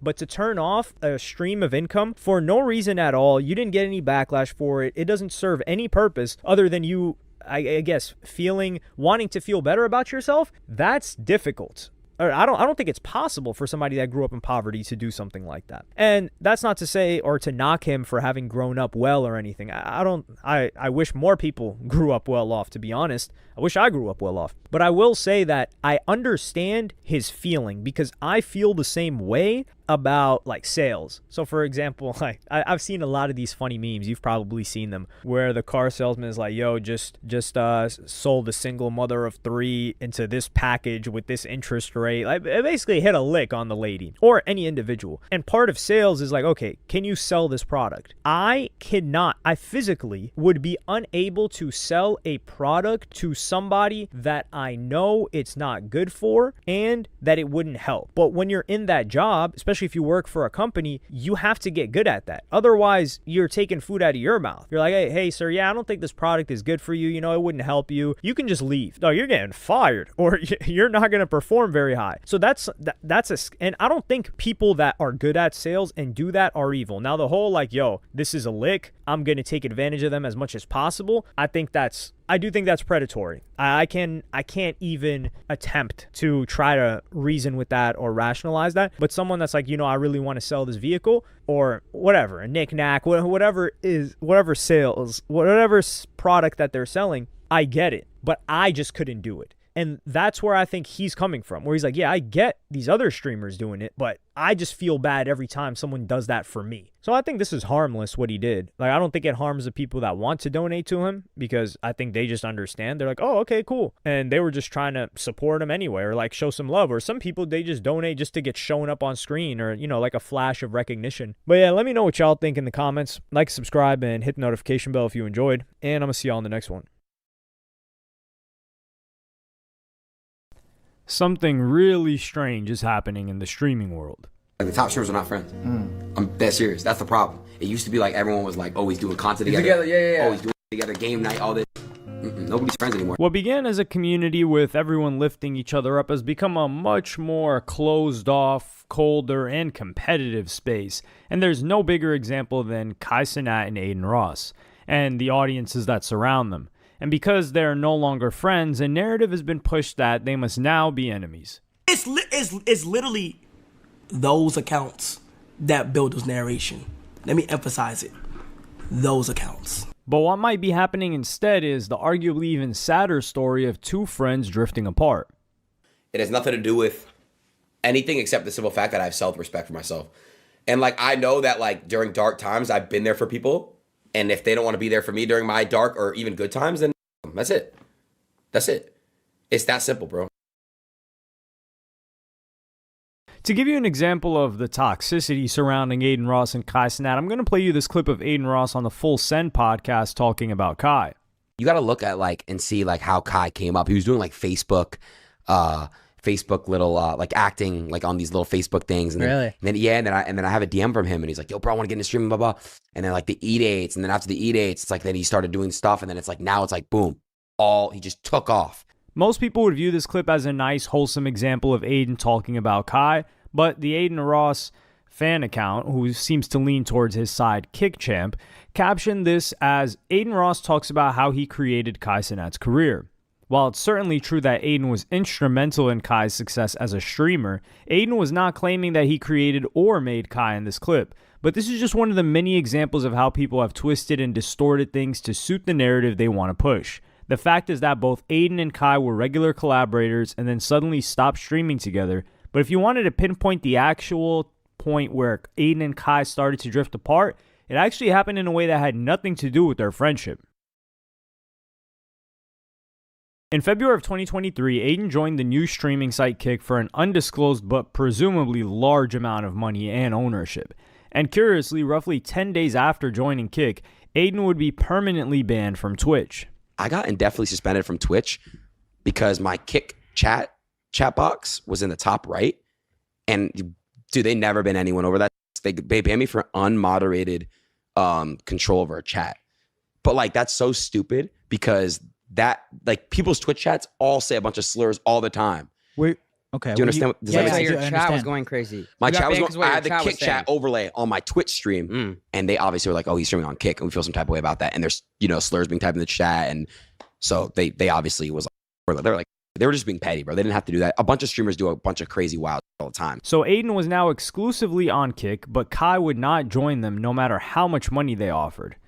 This was also unfortunate for Adin because now he couldn't appear on any Twitch streamers' streams or they would risk getting banned. I read that you turned down $60 million to join Kick. Why did you do that? It wasn't right.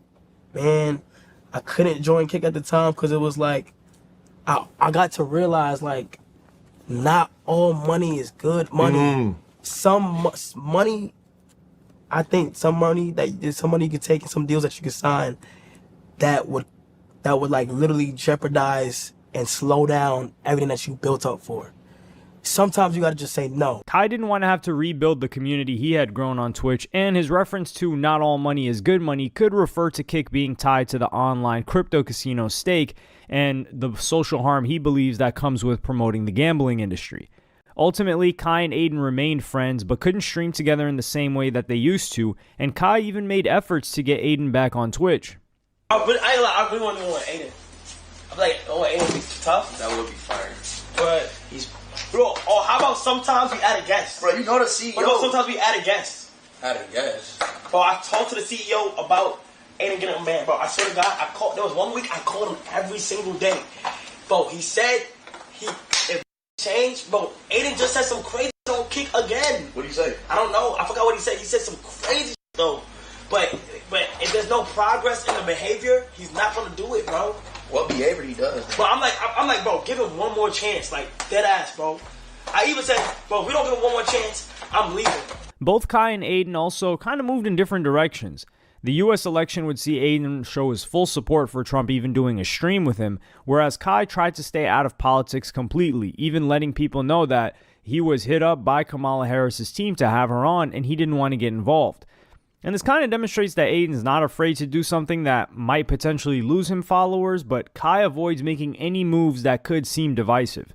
Kai would have multiple rappers on his show and enjoy some lucrative partnerships with Nike, as well as advertising the Chicken Mac sandwich for McDonald's. Kai also made plans to do a Mr. Beast type project where he said he was going to build a school in Makoko in Nigeria where he had visited. But there was another streamer that really started to stir things up between Kai and Adin and arguably could be the catalyst behind this entire drama getting as big as it did. In December of 2024, XQC, who's good friends with Aiden, started to take some unprovoked shots at Kai. Kai had become huge towards the end of 2024 because of his multiple collabs with famous rappers and entertainers. However, XQC decided to point out that Aiden was the person who brought streaming into the mainstream. Chat, I got you credit this, okay? I understand that Kai perfected it, but I'm only giving credit to Aiden because he genuinely added this new wave of this high tier collab branch to a more underseen market and integration of celebrity into live streaming, which had not been done before, which is now the current blueprint for people when they make it. When people make it, they literally leverage all they have, all their clout, all their fame to get celebrities on stream. So this comment in isolation doesn't look too bad, but he also had this to say about Kai on a stream with Agent, a member of AMP, the group that Kai Cenat is a part of. Kai Cenat strat, she's really, dude. Wow, Agent, you let him do that? Wait, when does Kai cry for subs? Oh, fuck, not say something, Q? When does he not? Kai would respond to the allegations that he cries for subs and is desperate to have celebrities on his stream. Felix, let me tell you something, Felix, okay? Felix, let me tell you something. I'll be holding my composure, but that. You. Dead ass, bro. If you gonna be on some funny stop, bro. Like, dead ass, gang. This had the time, this had the nerve to go ahead and tell me that all I do is bring celebrities on stream like that, do collabs like that and cool like that, which I understand is a big part of what I do in there. It's just the most viral, you feel what I'm saying? Don't even account for the half that I've already did, which is fine, that's cool, you feel what I'm saying? Then will say, oh my God, he only does this, he don't do nothing this, he cry for subs. Gang, I don't switch it up in so many, like we could do whatever you want. I don't switch it up to international, I done went international overseas, IRL, I done did gaming, and you was on my, while I was gaming Elden Ring, you was in my chat. And Aiden, to his credit, would try to simmer down this beef. That's why when I saw XQC and Kai today going at it, I was upset. Because, bro, they're two genuine people. And XQC is just a major troll. He's a major troll. I know that's how Felix speaks, and that's how he jokes. But one-on-one, Felix is like the sweetest guy ever, bro. He's the sweetest. He's a great friend. And Kai's a great human being, too. He's a sweet human being as well. So when I saw that, it made me mad. It's like, bro, like, it's just not, it just looks bad like that they're doing that. Because I know reality, these are two really good people. Kai has a big heart, and so does X. So that made me upset. But Aiden's attempt to put out the fire clearly wasn't successful. In 2025, there would be more and more hate directed at Kai, a lot of which was coming directly from Aiden's fans. And this is where the shots at Kai Cenat started to get truly insane. In January 2025, the Kick Champ account posted a video which was captioned, Kai Cenat just got exposed by a Nigerian for scamming their village, and was supposedly someone from Nigeria calling out Kai's charity work there. Kai Cenat came to Nigeria here to build school. He collect money from his fans and block us. We receive nothing. He lied to us. Kai cannot come to Nigeria here to build school. He collect money from his fans. He block us and block us. We receive.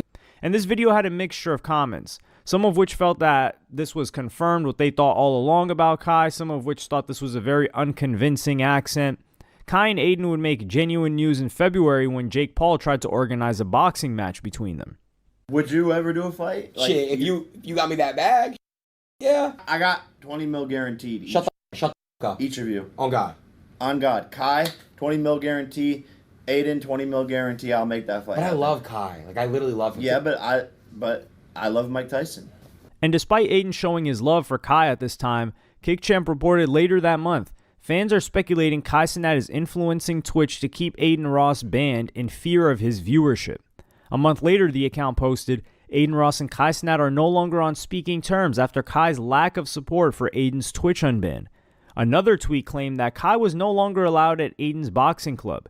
Aiden reportedly said, if Kai tries to pull up, my security is throwing him out head first, which would later come out to be fake news. Another claim that when Kai played a soccer game with the sidemen in the UK, Aiden's response was, "I don't want to be around fake creators like Kai anyway." Another rumor.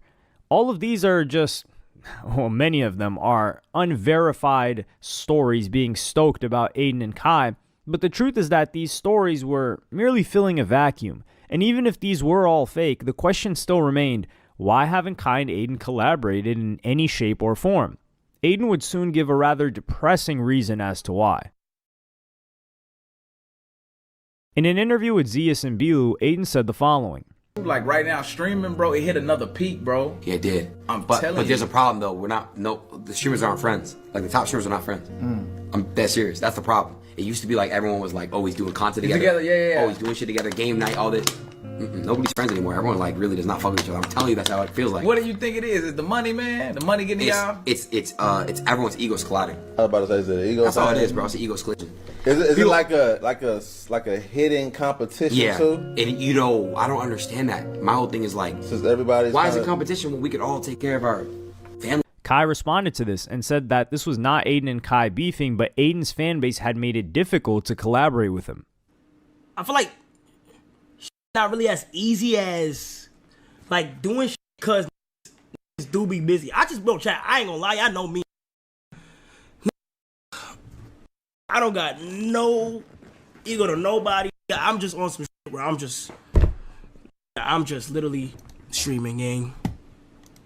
Bro, he trying to start streaming. It's really chat. It's literally those accounts that build those narration. Let me emphasize it. Those accounts. So Kai is doing his own thing and people are making things out to be more than they are. But at the end of May 2025, Kai curiously did not invite Aiden to his streamer university. And if you were going to host an event to teach people about streaming, it would seem very odd not to invite one of its biggest pioneers, especially after he had been unbanned from Twitch. Fans speculated that Kai views Aiden as a bit of a brand risk, which is Aiden's brand. If he's doing deals with McDonald's and Nike, then it would make sense to distance yourself from a controversial figure like Aiden. But one thing that doesn't really fit this narrative is that DDG, who had received a restraining order from his ex Halle Bailey on DV allegations shortly before the event, was invited to Streamer University as a professor. The YouTuber Cameron noticed that KickChamp had created a narrative that Kai only wanted black streamers. Kai Cenat Streamer University is facing backlash after fans noticed that only black streamers have been accepted so far. And as you can see, there is no source or anything to this post of anyone Kai Cenat having black streamers in Streamer University. No one was upset about this. This clip page just decided to make this false narrative, all because I guess he was bored and wanted some engagement. In July, Aiden traveled to the Wireless Festival in the UK with the Brazilian streamer Tota. Around this time, Kai had this to say about it. But he's always been a hustler, bro. I just want that nigga to be careful and shit, make sure he's making the right moves and shit, That right there, man, he's special, man. Shout out Tota, bro. He got Brazil on his fucking back. At the Wireless Festival, where Aiden was personally invited by Drake and told to bring streamers that he liked and felt would be a good fit, Aiden was front row with them and even got a shout out from Drake. Drake, as many people might know, was supposed to collaborate with Kai, but seemingly never got around to it. What's up? All my boys, Taco, my brother Aiden, DDG. There was also a situation where Aiden would be mentioned in Kai's stream, and Kai would simply ignore it, and even ignore Aiden when he was calling into the stream. Shooting. Because when Phantom gets hot, he gets hot. So as long as Phantom's not open shooting, we're good, bro. Oh my God! Stretch it out. Listen, bro. Clog the paint, because Chris can't shoot a jump shot. And help me with Duke. Blows past me. All right, bro. All right, what we doing with the art, bro? You gotta make our jersey, so look. Oh, we're making a jersey. Yes. Cool, nice. I got some. Take that shit. Which one? This, all right. I kind of like the. And unsurprisingly, XQC weighed in on this topic. But that's just awful, man. I don't. Well, yo, Aiden, I don't know how you deal with that. I'm not gonna lie. I wouldn't be able to deal with that. I hate that. And Aiden would even address this on his stream. Guys, there's a clip of literally Kai doesn't even say anything. He scrolled right past it. We had a conversation about that off stream. I mean, like, look, it obviously, like, it doesn't look good, right? I mean, it really doesn't, but whatever. Like, whatever. I mean, it's not that serious to me. I really don't care. If people do or don't want to fuck with me online or whatever, it is what it is. At this point, I just don't give a fuck anymore, bro. That's why I'm trying to tell y'all. After that, Aiden says something that I could be guilty of reading too much into, but seems to imply that there was some bad blood between them. Anything except the simple fact that I have self-respect for myself. And, like, I know that, like, during dark times, I've been there for people. And if they don't want to be there for me during my dark or even good times, then fuck them. That's it. That's it. It's that simple. And you have this weird situation where Aiden's fully aware that the internet is going to make a big deal about calling out Kai, but couldn't let this moment slide either. And these clip pages can try to clip this to how it may seem or look or whatever. But it's the truth. Like, I'm not going to go out of my way to just kind of, like, not defend myself from being belittled. And so far, we've only seen Kai lightly touching on the fallout, and other accounts making up their own minds on what happened. But eventually, Kai jumped on stream to set out exactly what happened, and he had some pretty explosive revelations about Aiden, his fan base, and his wider team. Kai explained that Aiden and other streamers moving to Kick and other streamers moving to Rumble meant that streamers were almost pitted against each other, and this caused some tension. And this is the truth. Different streaming platforms. Now listen, I'm not knocking nobody's streaming platforms down. W to every streaming platform out there. I actually salute to Kick because them niggas are getting paid. So salute to them. But let's just be real quick. When that shit started going on with Rumble, Twitch, and Kick, it became like a sided thing to where a lot of people in their communities feel like they had to choose a side to wear the stream on. And once they chose that side, shit was just a little weird. And I'm gonna be honest, I'm gonna call it out. Let's not be real. When that started happening, the audience took that as in competition, and that's facts. Kick's main motive was to bring down Twitch in any way possible, and that's salute to them. They were trying to get the marketing in, and they've been successful with that. But it split a lot of individuals up. Kai would then give a pretty shocking example of some of the verbal abuse, you could say, he received for simply choosing to be on a certain streaming platform. Exhibit A. Do y'all remember? My nigga, let's stop forgetting what happened. I got clowned for staying on Twitch. Are y'all forgetting that shit? Are niggas forgetting? I got 3v1 one night for staying on Twitch when photoshopped me on a plantation with the CEO with a whip and niggas laughing at me. For all that to happen and everybody come back on Twitch. So this is a very vivid example of why Kai has ignored a lot of streaming drama and just did his own thing. Kai also addressed what he calls the elephant in the room. Okay, a lot of people don't want to say this.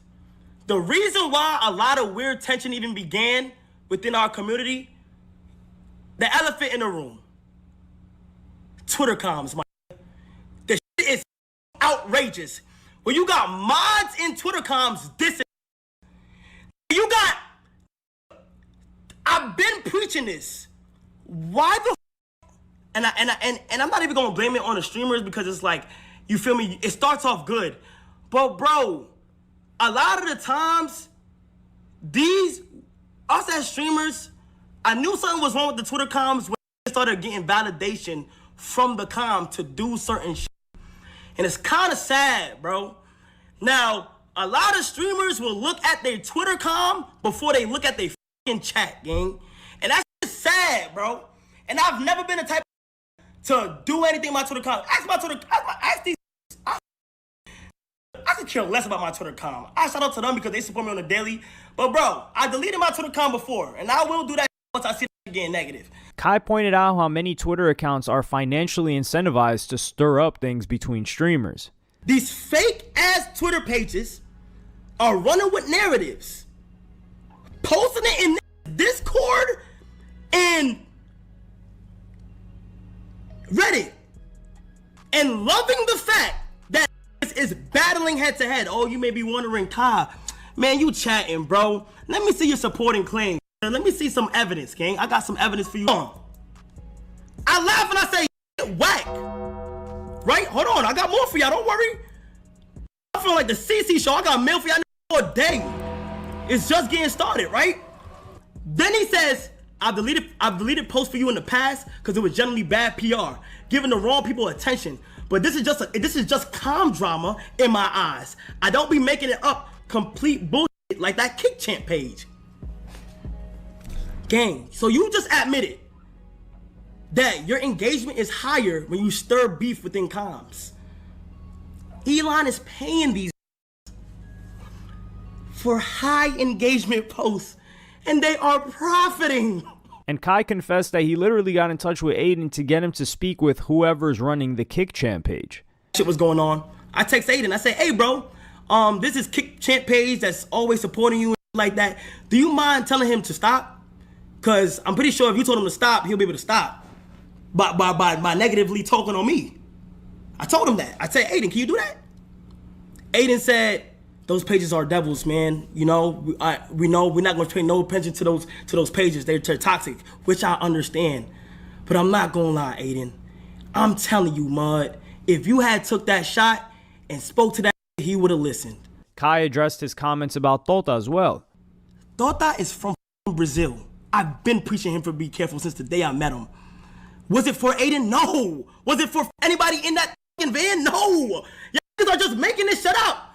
Moving on. And within this stream, Kai gave a perfectly valid reason why he hasn't been collaborating with Aiden. And just like a lot of the beef between them, the tension came from other people. In this instance, Kai shared a quite shocking conversation he had with Aiden's manager, Tav. Aiden's birthday come around 2024. His manager, Tav, calls me in the middle of night, 4 a.m. I'm gonna tell you, I didn't want to say this, but I'm gonna go ahead and just speak what's on my mind. Word to my mother, I never lie about nothing. Tav called me late at night, 4 a.m. drunk or off something, out his mind. I swear to God, if I'm lying, I'm flying. He calls me, he says, hey bro, Aiden having a birthday party, so you need to be here by tomorrow, bro. We'll send you a jet. We'll make sure everything, we'll send you a jet. We'll make sure you're good. We'll fly you out there, bro, if you can. He calls me at 4 a.m. He wants me to be there the evening of the next day. I tell him, I say, yo, Tav, I don't think I could be able to do it, but I'll let you know, bro. I'll let you know if I'll be able to do it, but most likely it's last minute. I don't think I'll be able to do it. He said, okay, just let me know, bro. We're going to have the jet. We're going to make sure the jet good for you. Aiden's manager then bizarrely started telling Kai that Aiden had a gambling problem. Then he going to tell me, I'm with Aiden right now. He losing millions in his gambling. If he keep this up, I'm going to go with the FaZe guys.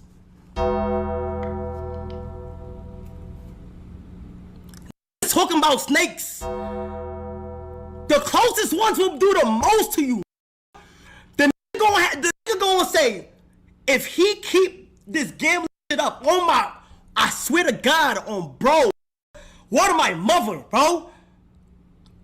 He says, if he keep this gambling up, I'm gonna go to the FaZe guys. It gets worse, my. So I'm there and I'm luring him. I'm like, bro, I'm luring him to try to get info out of him to see like where his head really at. He gotta be tripping. I'm like, what you mean, bro? He said, yeah, man, yeah, this gambling shit. I'm about to go with the FaZe guy. So already Tav has crossed multiple lines, calling someone drunk at 4 a.m., bad-mouthing his own client in front of someone he knows. But this is where things get quite unforgivable and brought to the public. Shit, and I'm telling Aiden all of this. I told him this when I got here, chat. I told him this already. I spoke to him, right? This is back in October. But let me tell you why I didn't tell him in October, though. He then forwards and says, yo, Kai, I just want to say, man, congrats on all the brand deals you doing and all that from Nike to McDonald's. Tav is a white man, by the way. He proceeds to say, from Nike to McDonald's. But, bro, keep it real, bro. A chicken Big Mac? A chicken Big Mac? He on my phone calling me the N-word at 4 a.m. in the morning. You're supposed to be a manager and you, what's up with you? The on my phone, 4 a.m.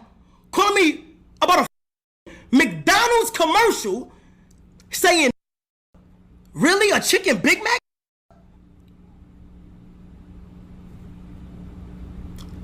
my face, in my head, I'm like, I should dead ass like start blacking on this right now. But deep down inside of me, I'm like, how do I even want to give my energy? Because then, if I was like, damn, I want to tell Aiden, but it was his nigga birthday. The way nigga made it sound like the nigga was down. I'm like, I know the feeling of losing somebody so important on your team. I don't want to f up his mental. And something within me, I should have told him. I told him the other day, I said, bro, I should have told you, bro. But something within me was like, I'm going to just take that one on the chin and keep moving forward. You feel me? Many people have defended Tav and said that he didn't say it with the hard R and he's not white. But none of these excuses really let him off the hook for someone that should be a professional in the space that they're in. And Aiden soon responded to all of the issues mentioned in the stream. Aiden didn't deny that his fans could be racist, but said that almost every streamer has this problem, a subsection of their fan base that is not only hateful, but trying to stir up drama for the most part. He's even claimed that, as a Jewish person, he's received his own share of anti-Semitic comments from his own audience in his own chat. Going for that, bro. I'm sorry, I'm not going for that, bro. Ray could sit there, do monkey noises, and say crazy all the time, but it's cool. But as soon as it's my community or anybody else's community, Cuffin will call me crazy Jew stuff, and I talk to Cuffin back the same way, bro. And Aiden said that ignoring Kai on Twitch is a big part of why he receives so much hate. Kai, the only reason why my community does not like you is because of look at the clip that I sent you a couple days ago, bro. Look at the clip I sent you a couple days ago. You see I'm praising you, saying W Kai, WWW, and then what do? You scroll right past it. No shit, they're not gonna fuck with that. Aiden then called his manager about the whole Chicken Big Mac situation. Yep. Are you eating a Chicken Mac? No. Dude, what the was that, dude? Did you say that? I don't remember. This is last year at your birthday, after we did your birthday. I don't remember most of it. If I did, I mean, I'm sorry. I don't mean anything bad about it. Nah, yeah, you good. I mean, I'm not one to say you're good, but wait, why did you get mad about a Chicken Mac though? Like, what's wrong with the Chicken Mac? I'm not doing this right now. I'll call you after stream. So this is probably not the response you'd like to someone who clearly insulted one of your supposed friends, but suddenly this beef would soon be squashed, supposedly. Me and Kai spoke on the phone. So Kai and I had a great conversation, just in general about a lot of stuff. And it's not, it's not about it's not Aiden versus Kai. We don't want that. We both came from a beautiful, beautiful industry, the streaming game. And whether you like me, whether you hate me, whether you like Kai, whether you hate Kai, there's no bad blood between us. It's very mutual respect that him and I have for one another. Then in the most bizarre twist imaginable, Aiden would reignite this beef once again, and this was so bizarre and out of the blue that even XQC was against Aiden.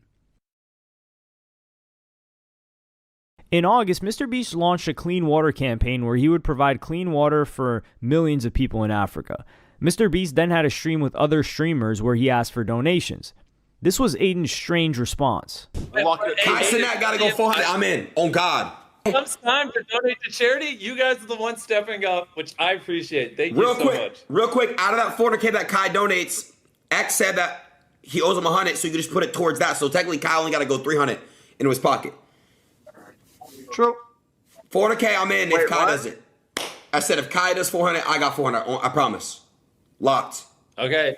Hey, yo, I need to call Kai. Call him up. We got a lot of clean water riding on Kai. This response received mixed reviews. Obviously, it's good to donate to charity, but it was weird to include Kai. Ed Craven, the owner of Kick and one of the youngest billionaires ever, thought it was strange that he tied this donation to Kai. Let's do whatever works best for you. And I don't think you should tie it to what Kai does, man. Like, let Kai do what he needs to do. And again, it'd be great to push him to do something, but what you do should be like independent of others, right? But that's just my way of viewing it. But yo, bro. Hopefully, everyone chips in and then it works out. But I think, you should just do, if you can afford 400K and you've got that 400K lying around, you want to do that, then I reckon you just do it, Yeah, hell yeah, man. 100%, bro. You know how to get the chat moving. And this is where even XQC drew the line at stoking any more beef with Kai. I think if you're about to pressure or like somebody to do something and they don't want to do it, you stop there. It's enough. Like if you ask somebody or whatever for somebody to be part of a charity and they just don't respond or don't, I think you have to move on. Otherwise, it's just solid. While XQC was mature enough to focus on the bigger picture of the charity, the same could not be said about the Kick Champ account. The account posted a video with the caption, "A YouTuber checked on the school Kai Cenat promised to rebuild, only to find no progress as it struggles to pay expenses and faces shutdown." And it was quickly pointed out in the community notes that this video is merely a YouTuber visiting Makoko and had nothing to do with Kai Cenat. Kai had already given an update in April and said that there had been setbacks due to a storm and they are at pre-construction and permit phase. I suppose the one good thing that might come out of this Kick Champ account is that Kai knows that he has people breathing down his neck and making sure that this school gets built. And hopefully this doesn't turn out like Akon City. And the same day, Kick Champ posted a video of someone who used Kai's AMP tone. Bro, I ain't gonna lie, bro. Yo, I use that new Kai Cenat AMP tone. Bro, my face has broken out crazy. I'm gonna be honest, I've been feeling weird. My face is broken out. Look at this shit. This is disgusting. Yo, that new Kai Cenat skincare, do not use that shit, man. Yo, look at my face, man. I broke out crazy, bro. Honestly, bro, this is not good for you. I'm gonna sue. I'm probably gonna sue. Any lawyers want to help me? Actually help me, bro. This is disgusting, man. And Aiden's relationship with Drake has now reached a level where they're consistently streaming together, talking offline. Drake is sending him music offline that nobody else has heard. Coincidentally, the person working on Drake's tech also happened to be called Kai. Prison. Right here, please. Right here. Oh, he didn't even. GG's. Kai, can you? Yep. Thanks, Kai. Yep. Hey, Kai. That's not Kai. Yes, it is. Okay. This is the best Kai. No, I'm kidding. Drake also looked to be baiting Aiden to talk about Kai. Like, who's your least favorite streamer that you've put on? Well, I don't know any streamers I made. Like, I don't know what you talk about. I put on. Well, it has to be made, but put on as in like, come on, man, like early beginning, like put on type thing, you know? Like the Neons, the Kais, like I can think of. I can think of. Come on, man. X is dropping balls. But in another world where Aiden and Kai are two regular people, you could easily see them being good friends and getting along just fine. But while this highly toxic and competitive atmosphere surrounds them, alongside fans constantly stoking the flames of beef between them, where everything they do is twisted and distorted in the worst way possible, and Aiden is even incentivized to beef with Kai, it's highly likely that their original friendship will never get back to the way it was.